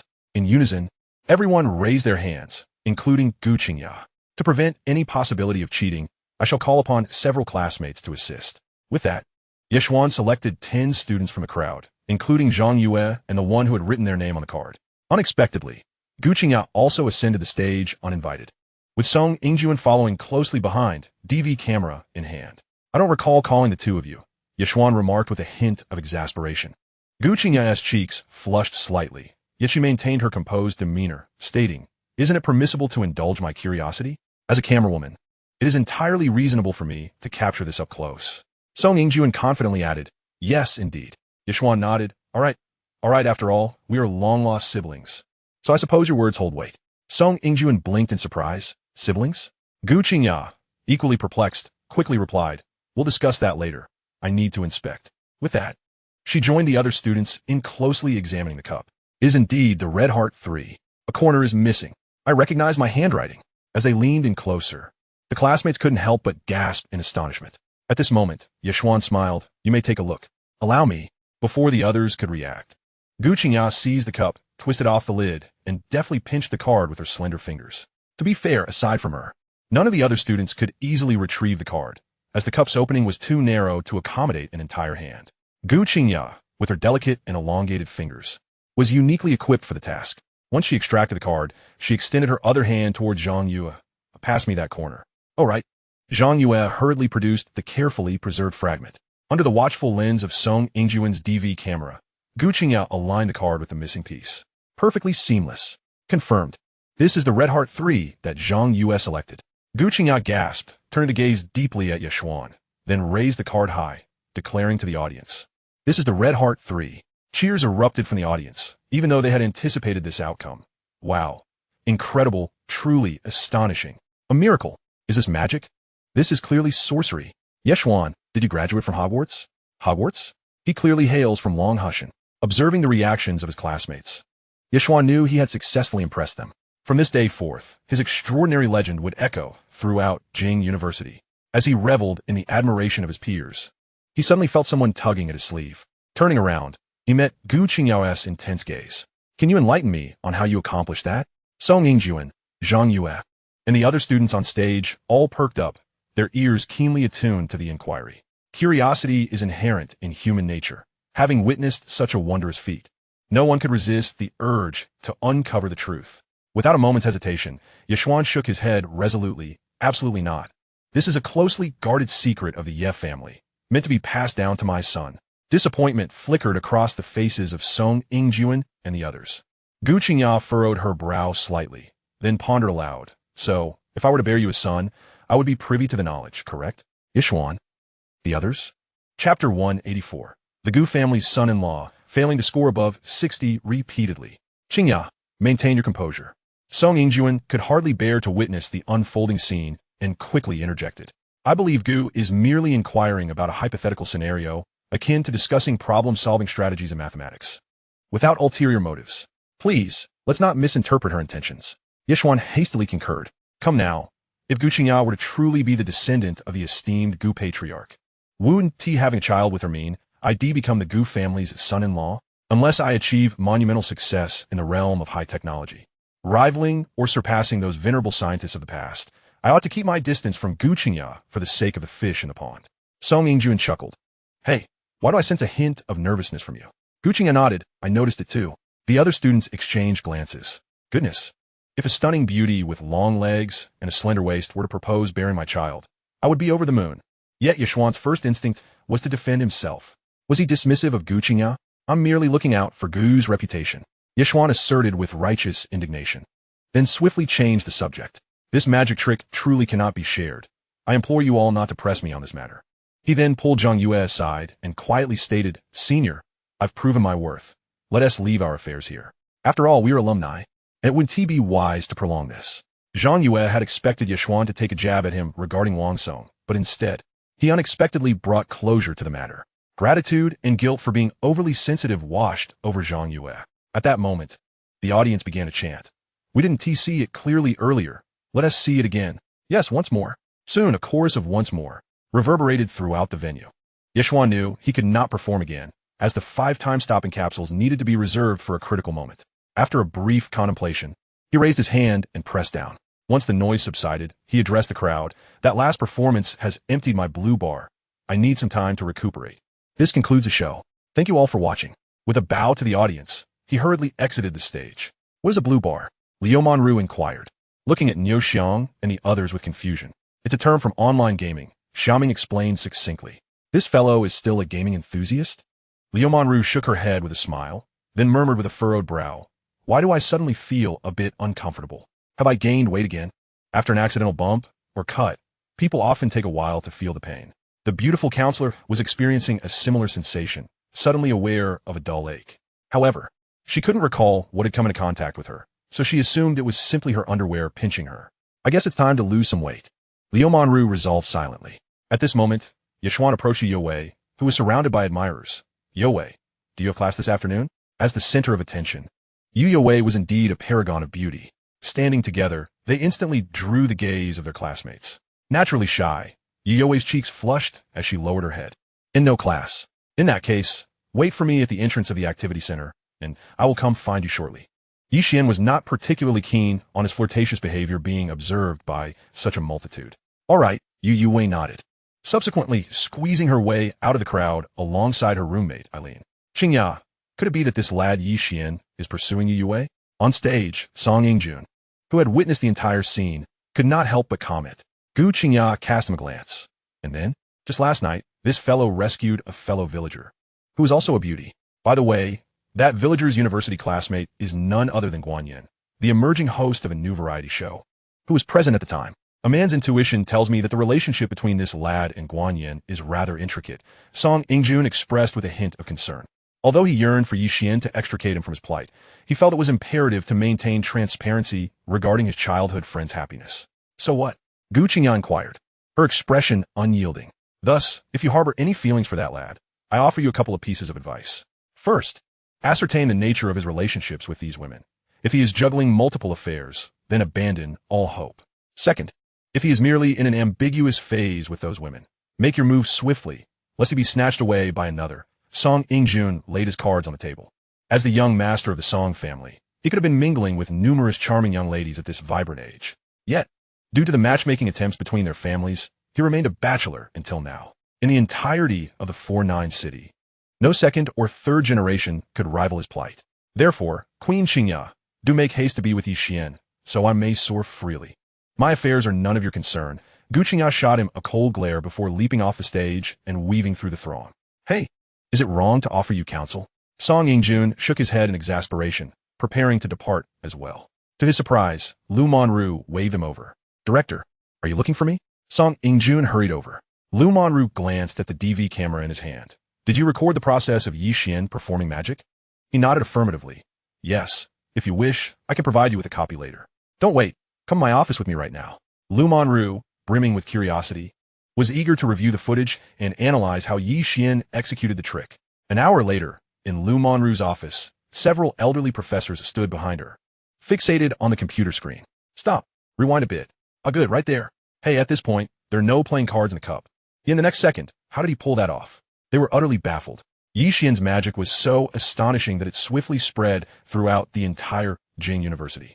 After Lu Monru copied the live recording, a chemistry professor, having heard the news, came over. After several viewings without discerning the method, he called upon a few professors specializing in physics and advanced mathematics. Among them was academician Wu, who taught advanced mathematics to Class 1 of Finance. This assembly of esteemed professors, all receiving national stipends, spent over half an hour examining the footage, yet failed to unravel the mystery. Old Wu, isn't Ye Xuan one of your students? Next time you teach, ask him how he did it. If he refuses to divulge, give him an exam. Yes. Make him retake it until he scores below 60. Listening to the professors strategizing, Lu Monru found herself both amused and exasperated. The first year had only just commenced, and Ye Xuan had yet to attend a single advanced mathematics class. Yet they were demanding he tackle the exam? This was too harsh and cruel. Academician Wu would surely not agree. Just then, she heard Academician Wu declare, all right, that's settled. Lu Monru's lips twitched, silently mourning for Ye Xuan. Chapter 185, Yu Wei. I may be innocent, but I am not foolish. On the other side, at the entrance of the activity center, Ye Xuan emerged and instantly spotted Yu Wei waiting by the roadside. Today, the enchanting Yu Wei donned the white tennis skirt and white shoes she had purchased the other day, her shoulder-length hair cascading down, adorning her exquisite visage with an even more delicate charm.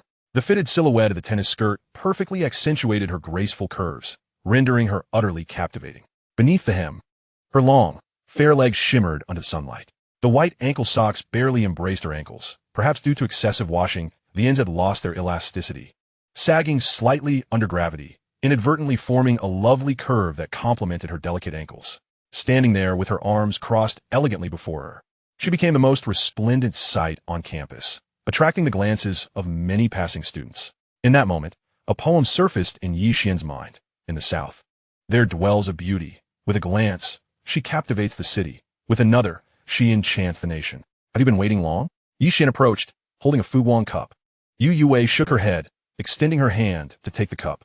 However, Ye Xuan placed it behind him. There are numerous bacteria on the playing cards. This cup has become dirty. Let me buy you a new one. What is this called?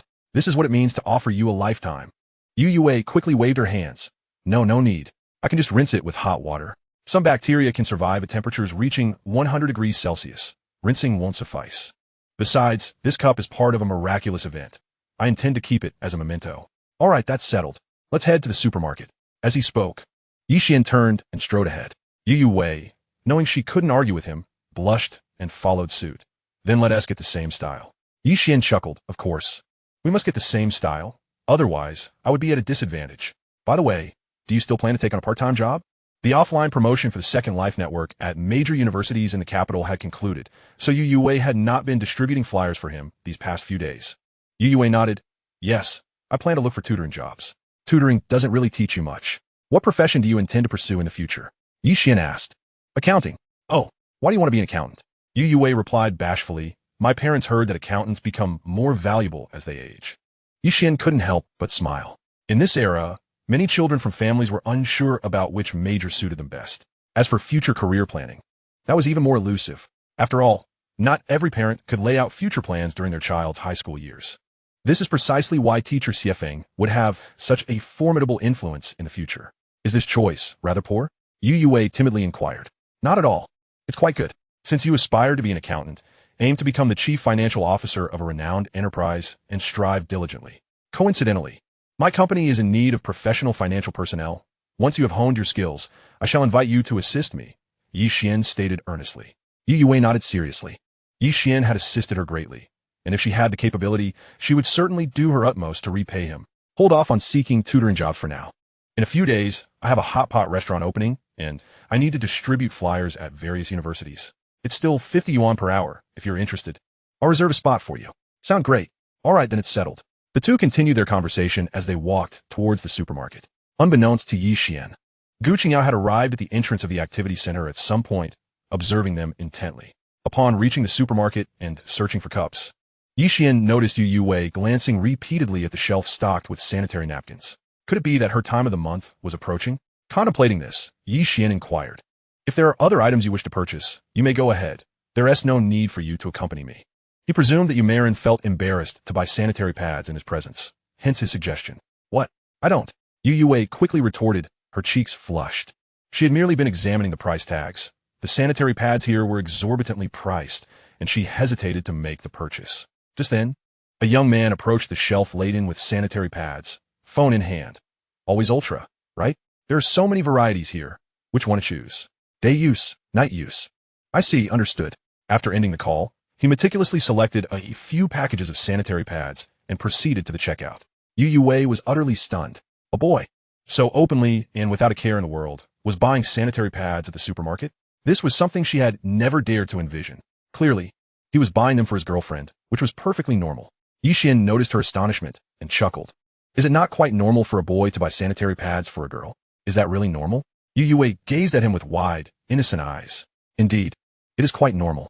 Just imagine, when you're feeling unwell, how wonderful it would be if someone could fetch you sanitary pads. He continued, of course, such gestures must stem from a certain closeness. For instance, if Wang Xingyu offered to buy them for you, would you accept? As soon as Ye Xuan finished speaking, Yu Wei shook her head vigorously.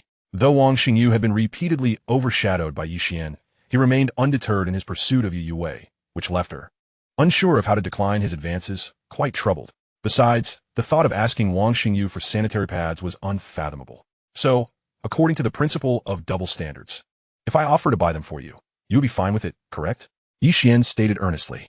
Yu Wei's eyes widened in disbelief, and she stammered, "Well, that's not acceptable either."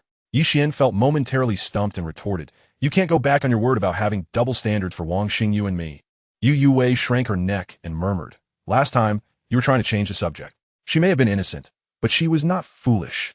After returning to the dormitory last time, she had come to understand that Ye Xuan initially used her parents as an example and then switched to himself. Realizing this made her nearly cry from her own foolishness. How could she fall for Ye Xuan's tricks again? Ye Xuan's face flushed with embarrassment, feeling the sting of being exposed. However, his thick skin allowed him to quickly regain his composure, declaring, "I don't care. You promised me. And you can't go back on it, unless you feel you could accept Wang Xingyu buying you sanitary pads." "Don't say that." Yu Wei hurriedly covered his mouth and nervously glanced around. Her timid and shy demeanor amused Ye Xuan, causing him to playfully bite her finger, exclaiming, "Ah." Yu Wei quickly withdrew her finger, her face devoid of any hint of reproach, merely blowing on it in a pitiable manner. "Does it hurt?" Ye Xuan asked, concerned. She nodded slightly and whispered, "Just a little. Then shall I bite you back? Would that be acceptable?" Ye Xuan extended his finger towards her. Yu Wei shook her head. "No, I fear I might hurt you. You wouldn't even take the chance to get your revenge? How foolish." Ye Xuan ruffled her hair playfully, tousling a few strands. Yu Wei, like a docile little kitten, lowered her head, allowing him to have his fun. Her demeanor both exasperated and endeared Ye Xuan, leading him to cheekily declare, "Stand here quietly. I will go buy you some sanitary pads." Chapter 186. Being my girlfriend requires patience. Yu Wei reached out, grasping at nothing, feeling embarrassed and stamping her feet in place. A few minutes later, Ye Xuan approached the checkout with a Fuguang water bottle and several packages of sanitary pads. After completing the transaction, he turned around only to find that Yu Wei had vanished from sight. Did I scare her away? Ye Xuan mused, wiping his brow as he hastily exited the store. Upon stepping outside, he found Yu Wei waiting for him. Sighing in relief, he approached her with a frown, asking, "You could have at least told me you were stepping out. Did you want to give me a heart attack?" With her eyes glistening, Yu Wei lowered her head, and tears began to fall like pearls from a broken string. "Goodness, is this the second girl I've made cry today?" Ye Xuan internally chastised himself. Yet he maintained a stern facade, questioning, "Why are you crying? Anyone would think I mistreated you." Yu Wei shook her head, looking up at him with her small face, asking, "Do you think I am pitiful?" Upon hearing this, Ye Xuan immediately understood the reason for her tears and couldn't help but chuckle in disbelief. Ye Xuan. Are you out of your mind? This remark left Ye Xuan momentarily stunned. It was the first time in her life someone had called her crazy. Her emotions became a jumble. Where's the pity in you? I ask you. Ye Xuan pressed. Ye Xuan parted her lips slightly. A woman as beautiful as you, unique among a million, chosen by the heavens. Each year, thousands of applicants vie for admission to prestigious universities, yet you have succeeded. If you consider yourself pitiful, then you must be quite dramatic, Ye Xuan remarked with a hint of sarcasm. Ye Xuan was well aware of these truths. But that was not her point. Then why did you still buy me? Buying you sanitary pads means I feel sorry for you? Ye Xuan retorted. Ye Xuan, you really are amusing. Think carefully. When a boy buys sanitary pads for a girl, what does it signify? He tapped her forehead playfully, a hint of annoyance in his voice. Oh, Ye Xuan blinked her charming eyes, contemplating before blushing and saying, but we're not. Yet. Ye Xuan nodded with satisfaction. Correct. We are not yet, but we will be in the future. I have confidence in myself. Ye Xuan's face flushed crimson. Could this be considered a confession? Her heart raced. What should she do? Ye Xuan, I don't pity you. I merely wish to treat you kindly. Do you understand? Ye Xuan sighed, tousling her hair gently. Ye Xuan was at a loss for her feelings, akin to a piece of chocolate melting in her heart, enveloping her in sweetness. Ye Xuan sighed again. However, I must confess, I am rather carefree, much like a rogue in a martial arts novel. There are simply too many beautiful experiences in this world to try and savor. Thus, settling down in this lifetime may be quite challenging. Do you understand what I mean? To articulate greed in such a refreshing and exquisite manner was truly remarkable, Ye Xuan mused, giving himself a mental pat on the back. Ye Xuan nodded, somewhat understanding. So what now? Ye Xuan grinned. So, I will treat you well, and you need not respond. Simply accept it quietly. The disclaimer has been issued, and whatever transpires next, I shall not feel guilty. Ye Xuan shook her head. That won't do. My mother has taught me to be grateful and not to take without giving back. Are you foolish? Are you really going to accept all the benefits without reciprocating? Ye Xuan pidayfully fidiket herforhat. Ouch! Ye Xuan exclaimed, covering her head. I believe this is the most normal way for people to interact. So, how do you plan to repay my kindness? Ye Xuan inwided. Ye Xuan shook her head. I don't know. She wasn't truly unaware. Rather, she had nothing to offer beyond herself. Then let us take it as it comes. In the future, when I buy you things, you must not refuse, and I do not expect anything in return. Whether you choose to reciprocate is entirely up to you. If you agree, let us seal the deal. If you disagree, I shall take my leave, and we shall never meet again. What do you say? Ye Xuan had discerned that Ye Xuan was the kind-hearted and innocent type of girl, which is precisely why he chose to approach her in this manner. Only in this way could he gradually infiltrate the depths of her heart and ensure that she would be forever bound to him. Were he to encounter a scheming girl, he would undoubtedly maintain a significant distance. And what if Ye Xuan were to refuse? The words spoken are not akin to water spilled. He could always retract his statement, for he is rather thick-skinned. If someone else had made such a declaration, Ye Xuan would have likely felt that they were merely pitying her and offering charity. Yet, with Ye Xuan, she harbored no such thoughts. Perhaps this exemplifies the double standards Ye Xuan often spoke of. After a brief moment of silence, Ye Xuan nodded and extended her pinky finger. Ye Xuan grinned widely and linked his pinky with hers. After sealing their pact, he proclaimed, well then, from this moment forth, we are officially boyfriend and girlfriend. Ye Xuan gasped in surprise. But didn't we just joking. Look at how pleased you are. I am the super invincible male god adored by all, and becoming my girlfriend requires one to stand in line. Ye Xuan, you must strive hard. Ye Xuan teased, pinching her cheek with a cheerful smile. Ye Xuan noticed that although his face was quite slender, it was pleasantly plump to the touch. Suddenly, a shadow dimmed the spark in her eyes. Indeed, Ye Xuan was the star of every late-night chat in the girls' dormitory. Such a handsome and talented young man. And here she was, feeling unworthy. When did their relationship become so intimately close? Ruffling her hair, playfully flicking his forehead, pinching her cheeks, all felt so natural that she did not even harbor a hint of distaste. At that moment, Ye Xuan said, by the way, could you provide me with your measurements? I'll buy you a few outfits later. Measurements? Ye Xuan's cheeks flushed crimson. Ye Xuan nodded earnestly, yes. Having your measurements will ensure the clothes fit well. I simply wish to dress you beautifully, as it would be a delight to behold. Oh, I suppose I can measure them when I return to the dormitory, Ye Xuan replied, after a moment's thought. Ye Xuan's eyes lit up.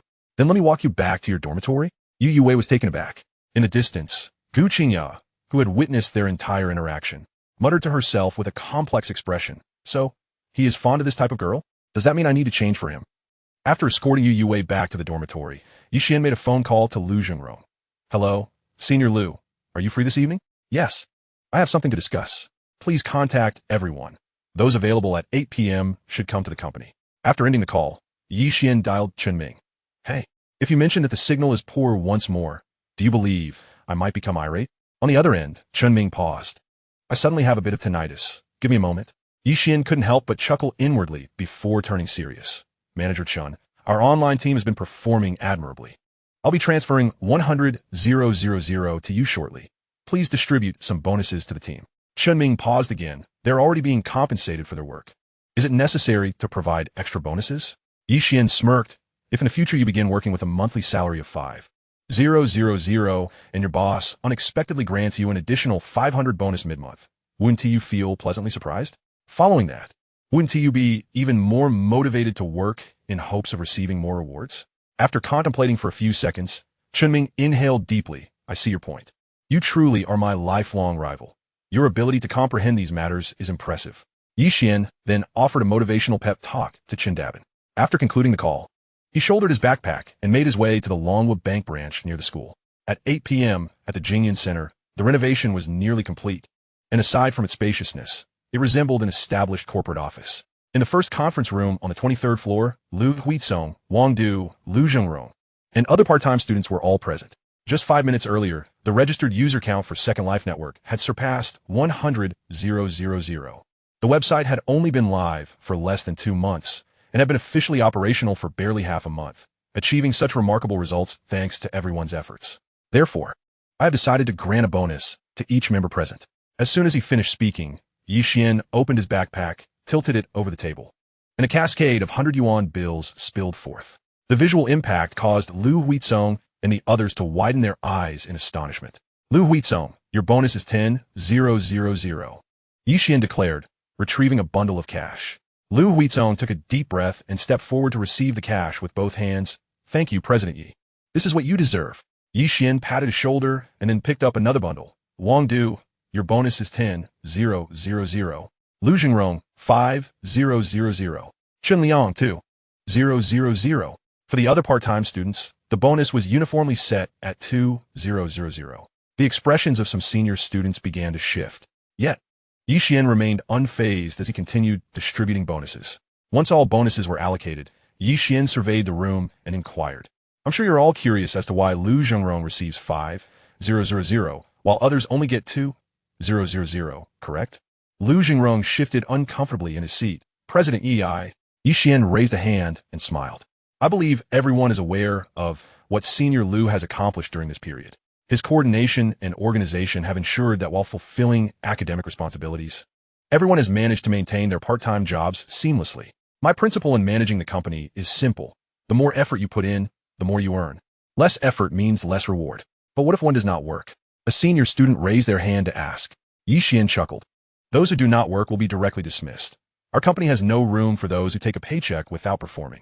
This remark elicited a round of laughter, lightening the atmosphere in the conference room. As the laughter subsided, Ye Xuan added, if you wish to earn more bonuses in the future, learn from Senior Lu. Here, every bit of effort you invest will yield returns. Though he had not been present at the company for some time, Lu Huizong and Wang Du had been sending him daily work summary emails. He was well aware of who had excelled and who had faltered. As soon as he finished speaking, the senior students no longer bore any feelings of discontent. Instead, they were filled with anticipation and motivation for the future.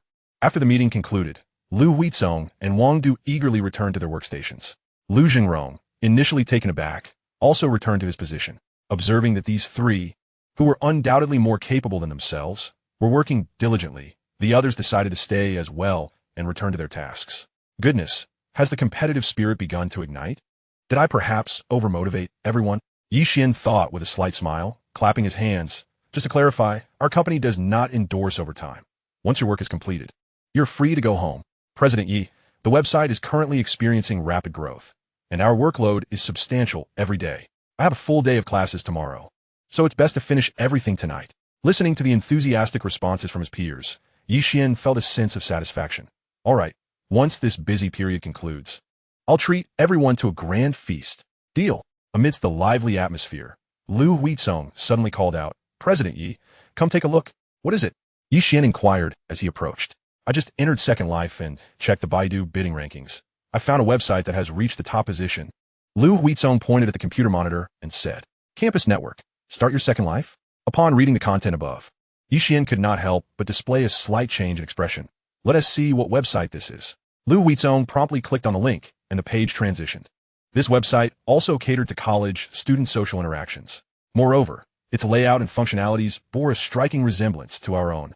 The registered company is Wanxiang Entertainment. Lu Huizong suddenly turned to Ye Xuan. Wanxiang Entertainment is an internet company founded in 2000. Its owner, Cheng Wanchuan, has established several websites and currently possesses a fortune exceeding 1 billion. Is this what they call the butterfly effect? Ye Xuan's emotions were now quite complex. In his previous life, Wanxiang Entertainment had never established a campus network. Did his actions trigger a chain reaction? After a brief contemplation, he inquired, You still have Huang Xian's phone number, right? Lu Huizong nodded, yes. Although we parted ways due to differing ideologies, we were classmates and still occasionally keep in touch. Give him a call and inquire about his relationship with the campus network, Ye Xuan suggested. Lu Huizong opened his mouth slightly. Are you implying that the campus network might have been created by Huang Xian? Ye Xuan smiled lightly. It's merely a conjecture. You should ask him, put on speaker. All right. Lu Huizong took a deep breath, retrieved his phone, and dialed Huang Xian's number. The call connected swiftly. Huizong, why the sudden call? Let me guess, you've discovered the campus network? Huang Xian's voice resonated with a hint of self-satisfaction. Lu Huizong's heart sank. Huang Xian, did you create the campus network? You're quite perceptive. Huizong, you even guessed this. Huang Xian chuckled, his tone laced with amusement. I am now the chief operating officer of Wanxiang Entertainment, and the campus network is the first project I developed. It won't be long before it dominates the majority of the campus market. So what do you say? Would you like to cut your losses and join me in making the campus network the premier social platform in Longhua? Chapter 188. I no longer care for my face. Huang Xian, do you think you have already secured victory? Lu Huizong retorted, both furious and amused. At that moment, Wang Du, Lu Zhengrong, and others approached upon hearing the commotion. Huang Xian chuckled. Indeed, I believe I've already won. Ye Xuan is merely an 18-year-old kid. He cannot possibly be a match for President Cheng. Lu Huizong and the others hastily glanced at Ye Xuan, only to find him shaking his head with a smile. His demeanor calm and unruffled. Is this the confidence of a true powerhouse? Lu Huizong's gaze flickered, then he sneered. You are merely plagiarizing. Those who steal cannot claim victory over President Yi. Isn't Ye Xuan also a copycat of Facebook? We are merely drawing inspiration from Facebook. Furthermore, you are shamelessly riding on the coattails of Second Life's popularity, engaging in paid rankings on Xindu. When people search for websites, they predominantly enter the site name on Xindu, seldom inputting the URL directly.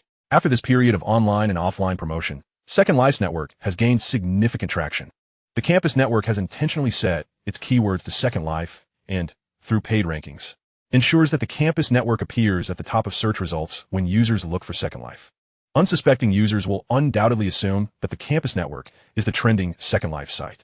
Even if they later realize they have been deceived, there remains a chance they will stick around. This is tantamount to the campus network surreptitiously usurping the popularity of Second Life. How utterly shameless! Huang Xian chuckled again, dismissing the accusation.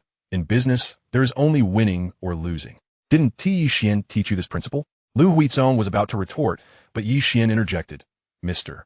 Huang, let's place a bet. Within 6 months, I will compel your President Cheng to voluntarily abandon the campus network project. Huang Xian did not expect Ye Xuan to be right beside Lu Huizong and fell into a moment of silence. Then he scoffed. Impossible. President Cheng has invested over 10 million in this project. We are pursuing it with an unwavering belief in our victory. Then let us wait and see, Ye Xuan concluded, abruptly ending the call. President Yi, what should we do next? The campus network is too shameless. We cannot let this slide. Let's sue them. Yes. Let us file a lawsuit for plagiarism. We should lodge a complaint with Chengdu and demand that the campus network modifies its search keywords. Wang Du and the others were incensed by Huang Xian's attitude, each offering their suggestions. Ye Xuan shook his head. Currently, the laws regarding internet property rights in our country are still underdeveloped. Even if we sue the campus network, winning the case is not guaranteed. As for Chengdu, the company simply follows the money. Complaints are futile. They only heed the one who pays more, and I do not wish to waste money on such matters. So we just allow the campus network to bully us? Chun Liang voiced his discontent. Wang Du quickly pulled him back. Xiao Chun, don't be impulsive. Since President Yi dares to say he can make Ye Xuan abandon the campus network project within 6 months, he must have a foolproof plan. Chun Liang's eyes brightened. Right. President Yi, what do you need us to do? The campus network has gone too far. We must show them what we are capable of. Lu Jingrong and others eagerly volunteered. After days of effort yielding results and receiving Ye Xuan's recognition and rewards, now is the time for everyone to unite.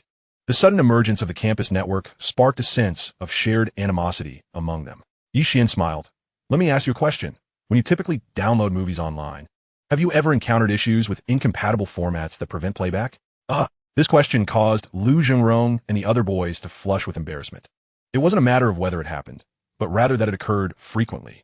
Each time they completed their anticipation-filled download after viewing the title and cover, only to find their trembling hands unable to play the movie. The frustration was indescribable. All right, I understand. Seeing their expressions, Ye Xuan knew the answer. After all, he had experienced the same in the past. Recently, I developed a software capable of decoding the vast majority of video formats. Upon hearing Ye Xuan's explanation, Lu Huizong and the others' eyes sparkled with excitement. According to Ye Xuan's words, this was merely part of a larger plan, and they could sense the potential for Second Life Network to triumph in this industry competition. The following afternoon, in the teaching building of the economics department at Jingda, what were the scheduling teachers thinking? 2 consecutive days of advanced mathematics classes. After yesterday's session, my head was spinning. Now here we are again. If I had known that finance also required advanced math, I would not have chosen this major. In a small classroom, some students from finance class 1 were quietly venting their frustrations. The finance major encompasses both arts and sciences and, aside from Ye Xuan, a science student. A portion of the class consisted of art students. For the art students, advanced math posed quite a challenge. Just then, the class bell rang, prompting the students to straighten up. Moments later, Wu Jinyan energetically walked in. Is Ye Xuan here? After placing his teaching materials down, Wu Jinyan scanned the room, inquiring. Ye Xuan quickly raised his hand, reporting, Teacher, I'm here. Wow, you actually didn't skip class. Should I feel honored? Wu Jinyan teased. This elicited a burst of laughter from the classmates. Ye Xuan was taken aback. Teacher, please don't say that. Wu Jinyan snorted, adopting a serious demeanor. Then let me ask you a question. If you can answer it, I will overlook your previous absence. Ye Xuan realized he had no room for negotiation and could only brace himself. Go ahead. All the other students perked up, curious about what question the professor would pose. Under the watchful gaze of the entire class, Wu Jinyan asked, How does your card trick with the playing cards and the cup work? I'm done. The students of finance class 1 were thrown into a state of utter confusion. Goodness, they had thought that academician Wu would pose questions related to advanced calculus. Instead, he inquired about magic tricks. Ye Xuan's lips twitched, his expression a mixture of amusement and concern. Professor Wu, that magic is a family secret of the Yi clan, and cannot be divulged. You are putting me in a difficult position. Not even a teacher can be informed. Is that so? Very well then. We have nothing further to discuss. Come here and take this examination paper. Complete it and submit it to me after class, Wu Jinyan said, producing a pre-prepared test paper. Not only was Ye Xuan taken aback, but so were his classmates. Goodness, they had barely begun their first advanced calculus class. And now he was being asked to complete a paper? Surely this was excessive. After a moment's hesitation, Ye Xuan rose, a wry smile on his face. Teacher, I still have to attend class. Is it not because of your academic success that you haven't been attending? If you can pass this examination, you need not come to any more advanced calculus classes this semester. I shall grant you perfect attendance. However, should you fail, then you must reveal how that magic trick was performed. Agreed? Wu Jinyan said, a twinkle of amusement in his eyes as he regarded Ye Xuan. Damn! After returning home yesterday, he had studied that magic trick until the wee hours, his eyes now puffy with fatigue. His companions were in a similar predicament. One could say that he now bore not only his own hopes, but also those of his friends. If it meant uncovering the truth of academia, he would sacrifice his dignity. Chapter 189. Inquiry equals self-study. Difficulty levels up. Good gracious, academician Wu was indeed. One could be bold, but not too bold. Ye Xuan, safe travels, amen. Some students were left speechless, while others, quick on the uptake, began to silently mourn for Ye Xuan. Amused, Ye Xuan thought, was academician Wu truly trying to set him up? No, a distinguished academician would not stoop to such pettiness. Wu Jinyan was merely eager to learn the secret behind a magic trick. Yet, could he not be less overt about it? Such behavior could tarnish his reputation. That being said, Ye Xuan's mathematical skills were already at an expert level, so surely he could manage to pass a first-year calculus examination. Contemplating this, Ye Xuan smiled wryly. Teacher, you do promise to keep your word, don't you? A fitting address can easily bridge the gap between individuals. Now, referring to him simply as teacher rather than academician, Wu made their relationship seem much closer. Wu Xinyan chuckled. Ah, so you're confident you can pass? The questions were drawn from the previous semester's material. Although advanced calculus and high school mathematics differ by only a single character, the difficulty is on an entirely different level. While the University of Tokyo boasts numerous top students, those who can tackle advanced calculus problems right from the start of the semester are quite rare. Ye Xuan, who had started his entrepreneurial journey in high school, undoubtedly lacked the time to study calculus. If he were to pass this examination, it would indeed be miraculous. Ye Xuan grinned. I wouldn't say I'm confident. I merely wish to give it a try. Wu Xinyan nodded. Those who know me understand that I always keep my promises. Ye Xuan fell silent and approached to retrieve the examination paper. Wu Xinyan regarded him thoughtfully before commencing the lesson. While the other students attentively followed the lecture, Ye Xuan buried himself in the test. There were 3 methods to solve this problem, based on the inverse function and integration formula, f, x, dx, f1, xc. This problem was even simpler. With 5 different solving approaches, Ye Xuan's pen flew across the paper, swiftly answering the questions. Initially, his classmates Ye Xuan, Sun Yong, and Xia Ming were focused on the lecture. However, as time passed, their attention was drawn to Ye Xuan's remarkable speed. Goodness, was he genuinely this quick? Was he truly knowledgeable, or merely guessing? While multiple choice questions could be guessed, how could one simply guess the calculations? Half an hour later, taking advantage of Wu Xinyan's sip of water to moisten his throat, Ye Xuan raised his right hand. Teacher, I'm finished. Wu Xinyan sprayed the water he had just sipped, coughing violently. The other students turned in astonishment to look at Ye Xuan. After a long moment, Wu Xinyan composed himself, his face a mask of disbelief. What did you say? Ye Xuan blinked. I said I'm done. This paper was too easy. His classmates were collectively rendered speechless. Hand the paper over to me. Let me see, Wu Xinyan said, laying down his water cup, his expression now serious. He could tell Ye Xuan was not joking. Yet this defied logic. All right. Ye Xuan cheerfully approached, respectfully presenting the paper with both hands. Wu Xinyan accepted it and began his examination. The more he read, the more astonished he became. All multiple-choice questions were correct. All fill-in-the-blank answers were accurate. All calculations of function limits were spot on. All derivatives were flawlessly calculated. Not only were the results correct, but the solving processes were concise, practically optimal. The astonishing part was that Ye Xuan had completed the examination in just half an hour. A paper that would typically take most students an hour and a half to finish.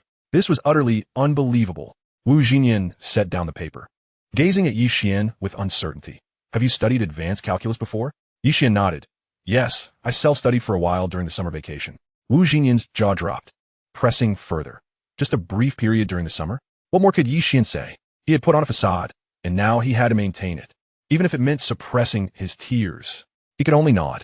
Wu Xinyan fell silent. Teacher, did Ye Xuan pass? Song Yingjun asked curiously. The other students perked up their ears. Gu Qingyao watched Wu Xinyan intently, her beautiful eyes sparkling with anticipation, under the collective gaze of the class. Wu Xinyan shook his head. Song Yingjun let out a sigh of relief. I told you, such a challenging subject, and Ye Xuan hasn't attended a single class. How could he possibly? He scored full marks, Wu Xinyan stated. Song Yingjun's emotions were immediately thrown into disarray. He had just asked if Ye Xuan had passed, and Wu Xinyan shook his head, yet now he claimed he had scored full marks? Even as an academician. Was it fair to toy with people like this? Gu Qingya could not contain her astonishment as she looked at Ye Xuan. To have self-studied during the summer and mastered the first semester of calculus? What a mathematical genius. The other students were equally dumbfounded, their eyes nearly popping out in disbelief. How much have you studied? Wu Xinyan inquired. Well, I've gone through the entire calculus curriculum from freshman to senior year. As for whether I've fully grasped the concepts, I cannot say for certain. Ye Xuan carefully chose his words. Freak. At this moment, the same word flashed through the minds of his classmates. Wu Xinyan stared at him for a moment, then pulled out his phone and dialed a number. Shaolin. Bring me that set of graduate-level calculus exam papers from my drawer. Yes, that one. After ending the call, he turned to Ye Xuan. You will take another set of exam questions shortly. If you can achieve a passing score, you need not attend any more calculus classes from freshman to senior year. Chapter 190, Become My Disciple. Wait, freshman to senior? Your finance major only has 3 math courses. Advanced calculus, linear algebra, and probability theory, finishing by the 3rd year. Where does the 4th year come from? Wu Xinyan suddenly realized. Ye Xuan blinked. Oh, is that so? He hadn't attended university in his previous life. How would he know how many years of calculus were studied? Wu Xinyan furrowed his brow. Have you perhaps studied other courses?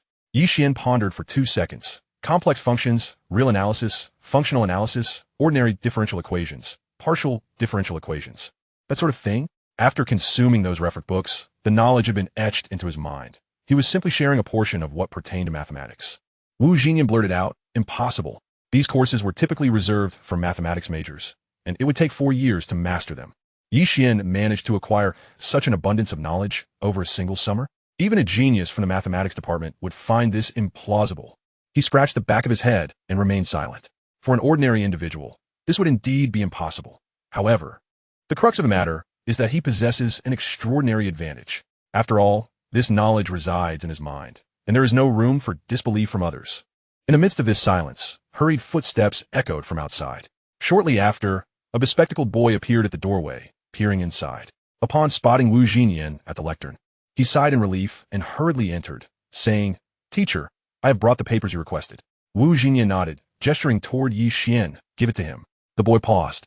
"Teacher, isn't this the exam paper for the graduate entrance examination? No questions, just give it to him." "Oh, all right." By this time, Ye Xuan had already approached. "Thank you. Senior, please hand it over." The bespectacled boy smiled and nodded before turning to leave the classroom. "Now, let us continue our lesson."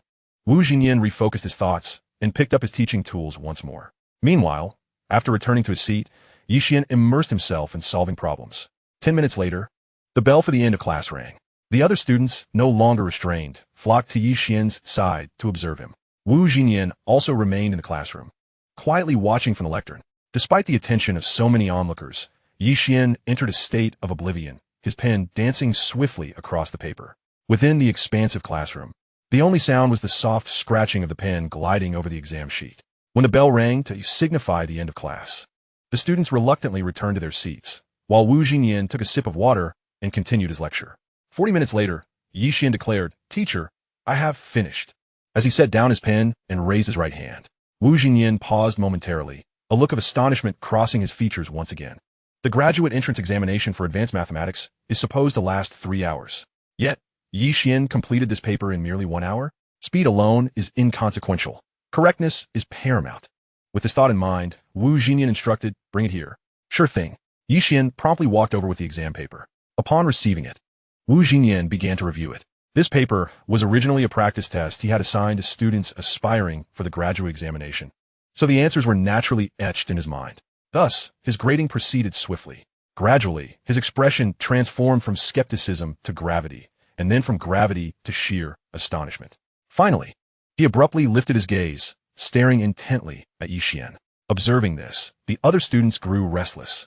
What on earth is that expression on academician Wu's face? Could it be that Ye Xuan has scored full marks again?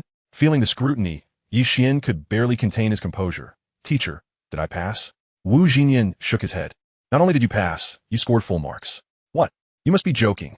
Ye Xuan exclaimed. "Full marks on the graduate exam paper? This is truly unbelievable." The other students were equally taken aback. It is worth noting that just before class, some had been lamenting the difficulty of advanced mathematics. Yet, Ye Xuan, who hadn't attended a single lecture, managed to achieve full marks on the graduate entrance exam for advanced mathematics. This situation was akin to a race where everyone else had just begun a 5,000-meter run, while Ye Xuan had already crossed the finish line. It was indeed outrageous. The extent of Wu Xinyan's astonishment surpassed that of the students. As an expert in the field of mathematics, he had encountered countless mathematical prodigies throughout his career.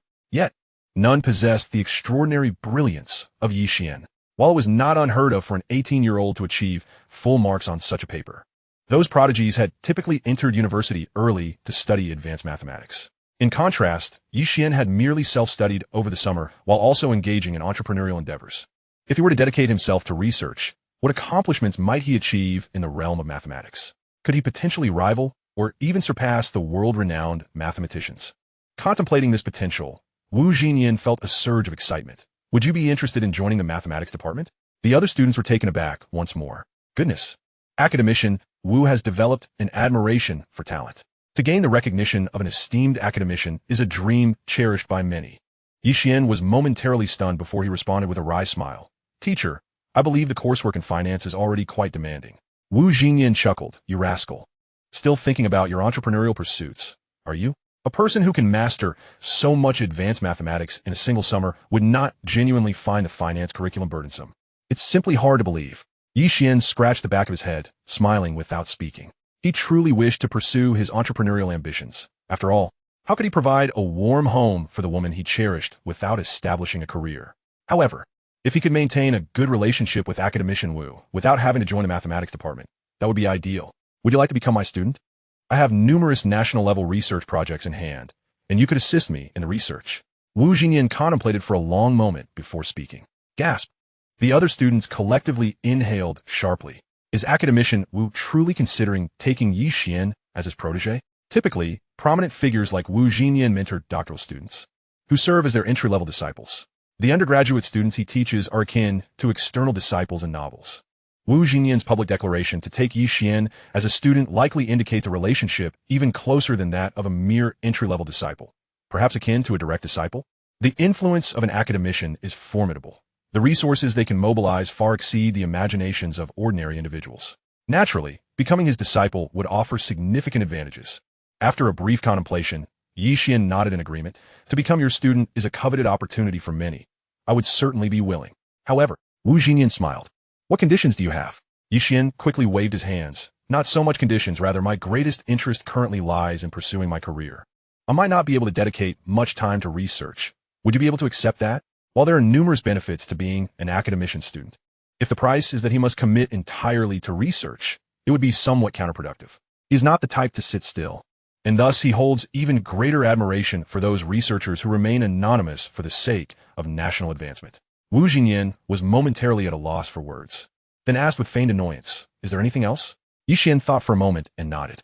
There is indeed. Wu Xinyan could hardly contain his laughter. All right, let us hear all your conditions. Many students couldn't help but cover their faces with their hands. As Ye Xuan had mentioned earlier, to become an academician student is a dream for many, yet he dares to present conditions. Impressive.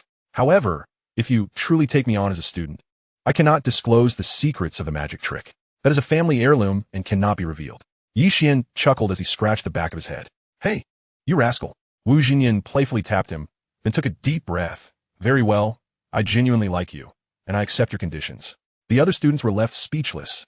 Ye Xuan, taken aback by the unexpected agreement, eventually exclaimed with delight, thank you, teacher. Wu Xinyan laughed heartily, his face glowing with joy.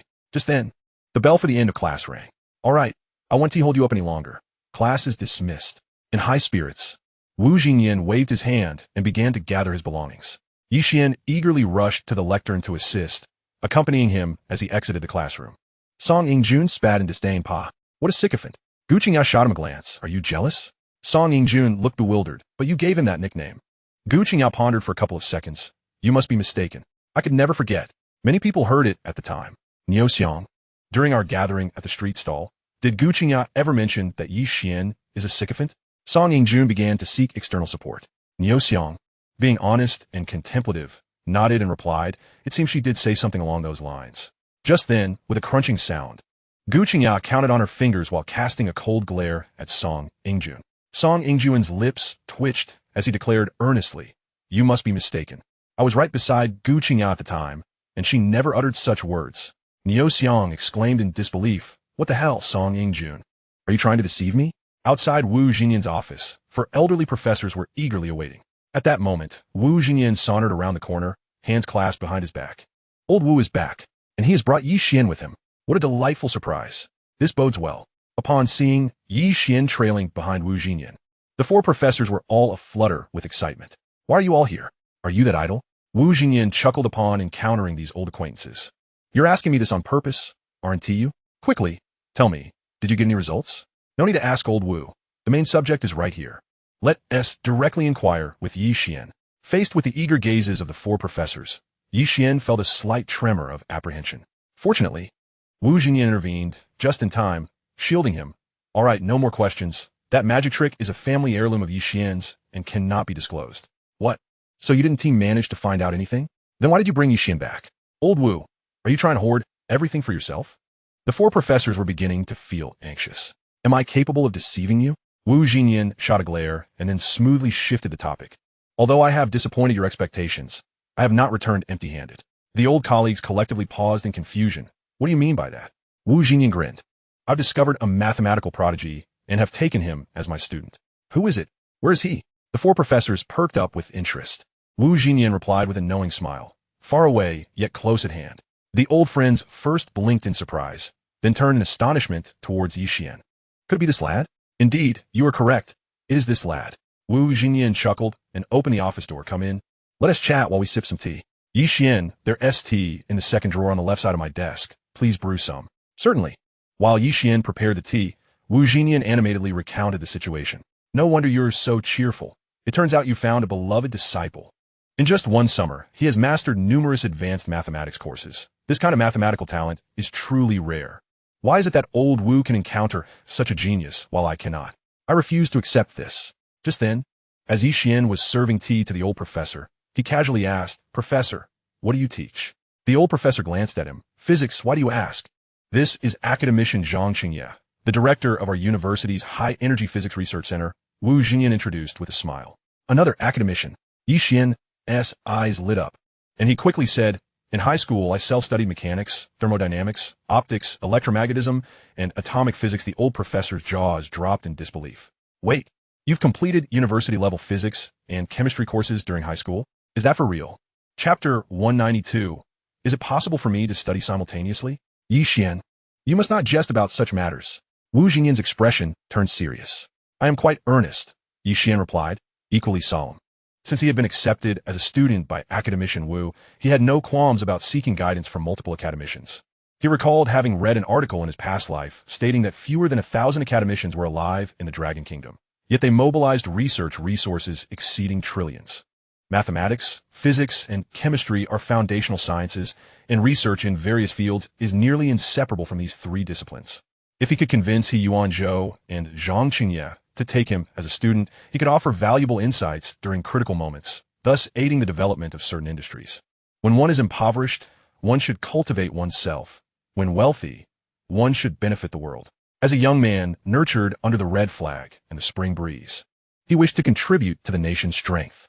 Furthermore, rapid technological advancement would allow him to put some ideas into practice. Otherwise, he would still be waiting 5 years for 3G networks in 2009. Why don't we test him? Ye Xuan pondered. Zhang Qingye nodded in agreement. Yes. Let us test him. Shall I pose the questions? Wu Xinyan looked at Ye Xuan, inquiring tentatively. Ye Xuan nodded. Sure. I would like to know if I truly grasp those concepts. I'll go first. Zhang Qingye replied with enthusiasm. In a controlled nuclear reactor, fast neutrons need to be slowed down. Light water, heavy water, and graphite are commonly used as moderators. Considering only a single collision, which moderator provides better slowing effectiveness? In just 2 or 3 seconds, Ye Xuan began to respond. This question involves the conservation of momentum and energy. Let the neutron mass be mn and the target nucleus mass be m. Within a minute, he arrived at the answer through mental calculations. Thus, after colliding with the heavy water target nucleus, the neutron's speed is reduced, making heavy water the more effective moderator. His reasoning was clear, his logic impeccable, and his computational skills remarkable. You did quite well. Zhang Qingye nodded in approval. He then posed several additional questions to Ye Xuan, culminating in one that was even featured in a doctoral examination. Ye Xuan borrowed paper and pen, swiftly completing the problems without pausing for breath. After reviewing Ye Xuan's answers, Zhang Qingye's gaze towards him transformed. Would you be interested in joining the physics department? If you agree, I will personally speak to your department head. At merely 18 years of age, having self-studied during high school, his knowledge base rivaled that of the doctoral students he mentored. Ye Xuan was indeed a prodigy in physics. Such a promising talent must be personally nurtured. Ye Xuan's lips twitched, internally thinking, why is everyone so eager?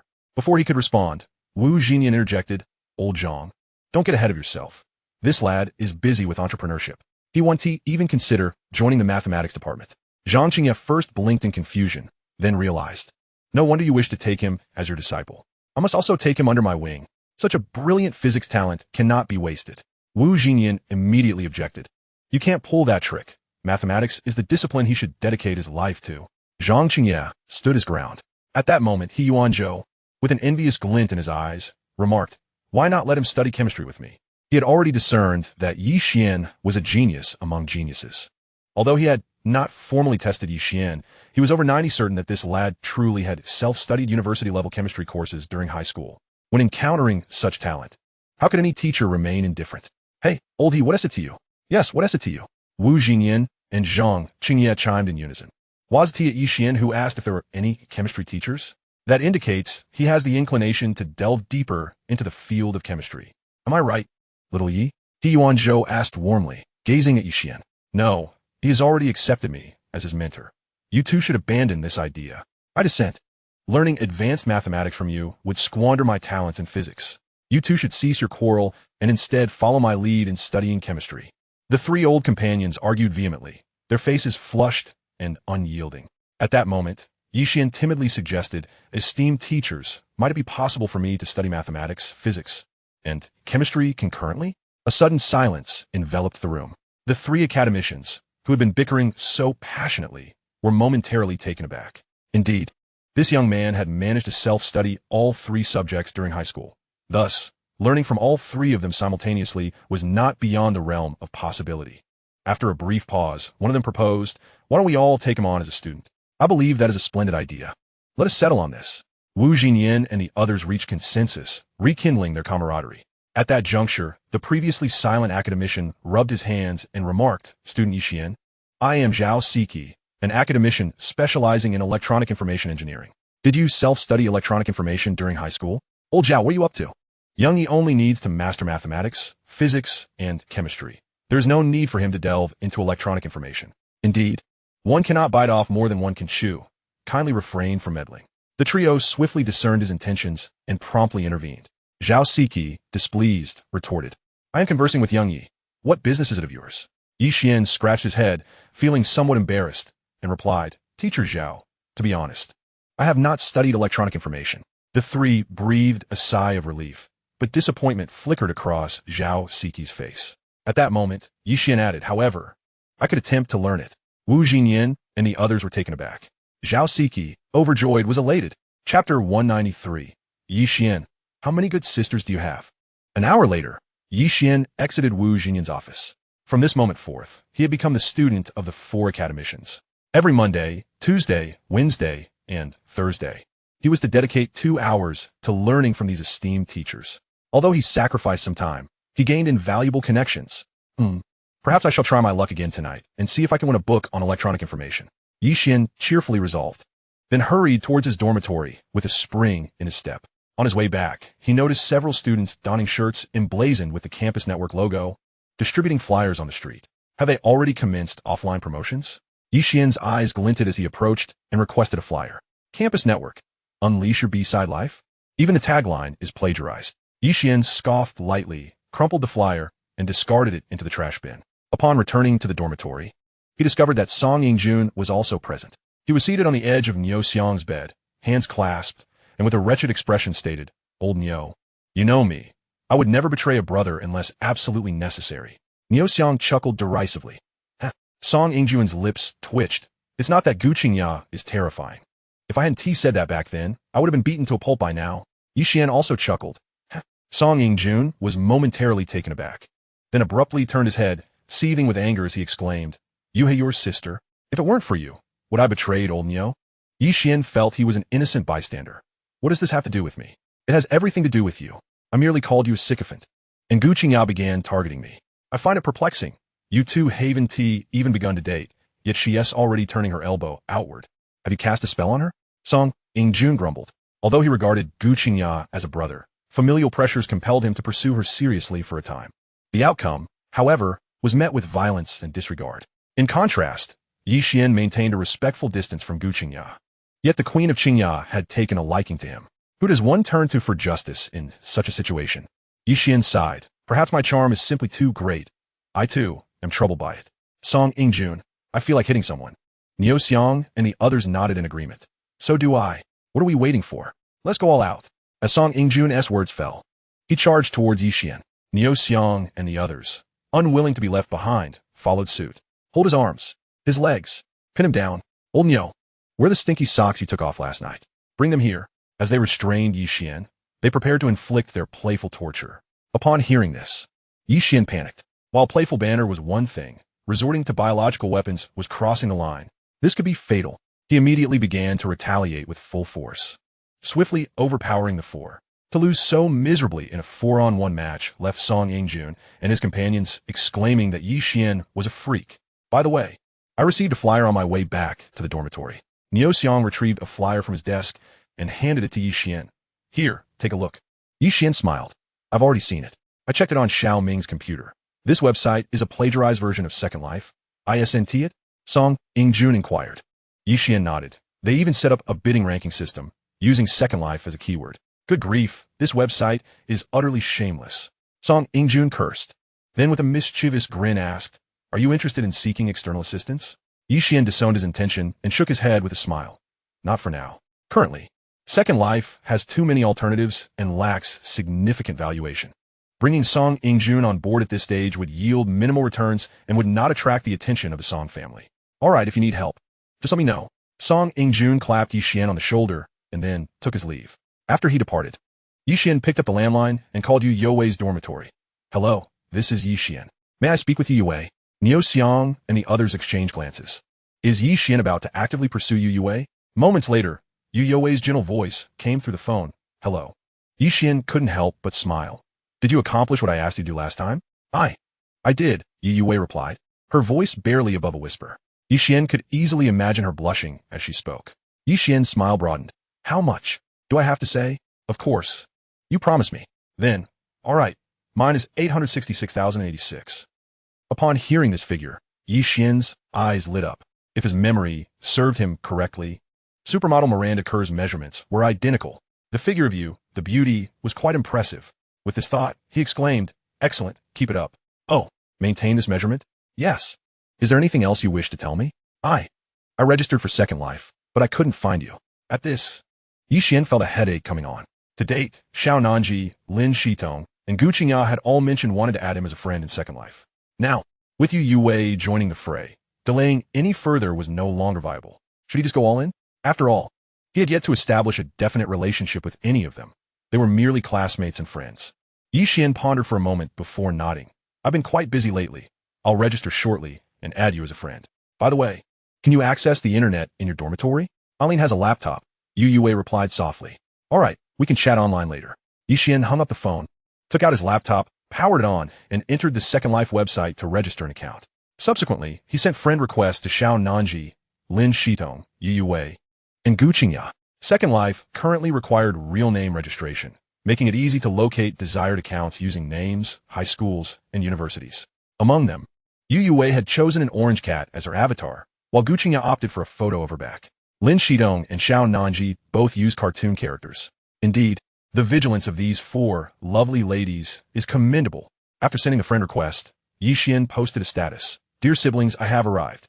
Shortly thereafter, Ye Wei accepted his friend request, responding to his status with a smiley face emoji. A few minutes later, Xiao Nanji approved his request, commenting on his status. I can't believe I'm not the first one to leave you a message. At that moment, Lin Shitong also accepted his request and remarked, Wow, Ye Xuan, you finally registered. Xiao Nanji replied. Turns out someone arrived even later than I did. The scales have been balanced. Xiao Nanji then responded to Ye Wei. Hello. I am a high school classmate of Ye Xuan. It's a pleasure to meet you. To which Ye Wei replied, Oh, I am his fellow alumna. And I am equally delighted to meet you. Lin Shitong responded to Xiao Nanji. The someone you mentioned, could it be me? She then addressed Ye Wei. Hello. I am Ye Xuan's hometown fan. Delighted to make your acquaintance. At that moment, Gu Qingya also accepted Ye Xuan's friend request. Upon seeing the comments on the status, she responded, Ye Xuan, just how many good sisters do you have? Ye Xuan exclaimed, This is spiraling out of control so rapidly. Is it too late for me to delete my account?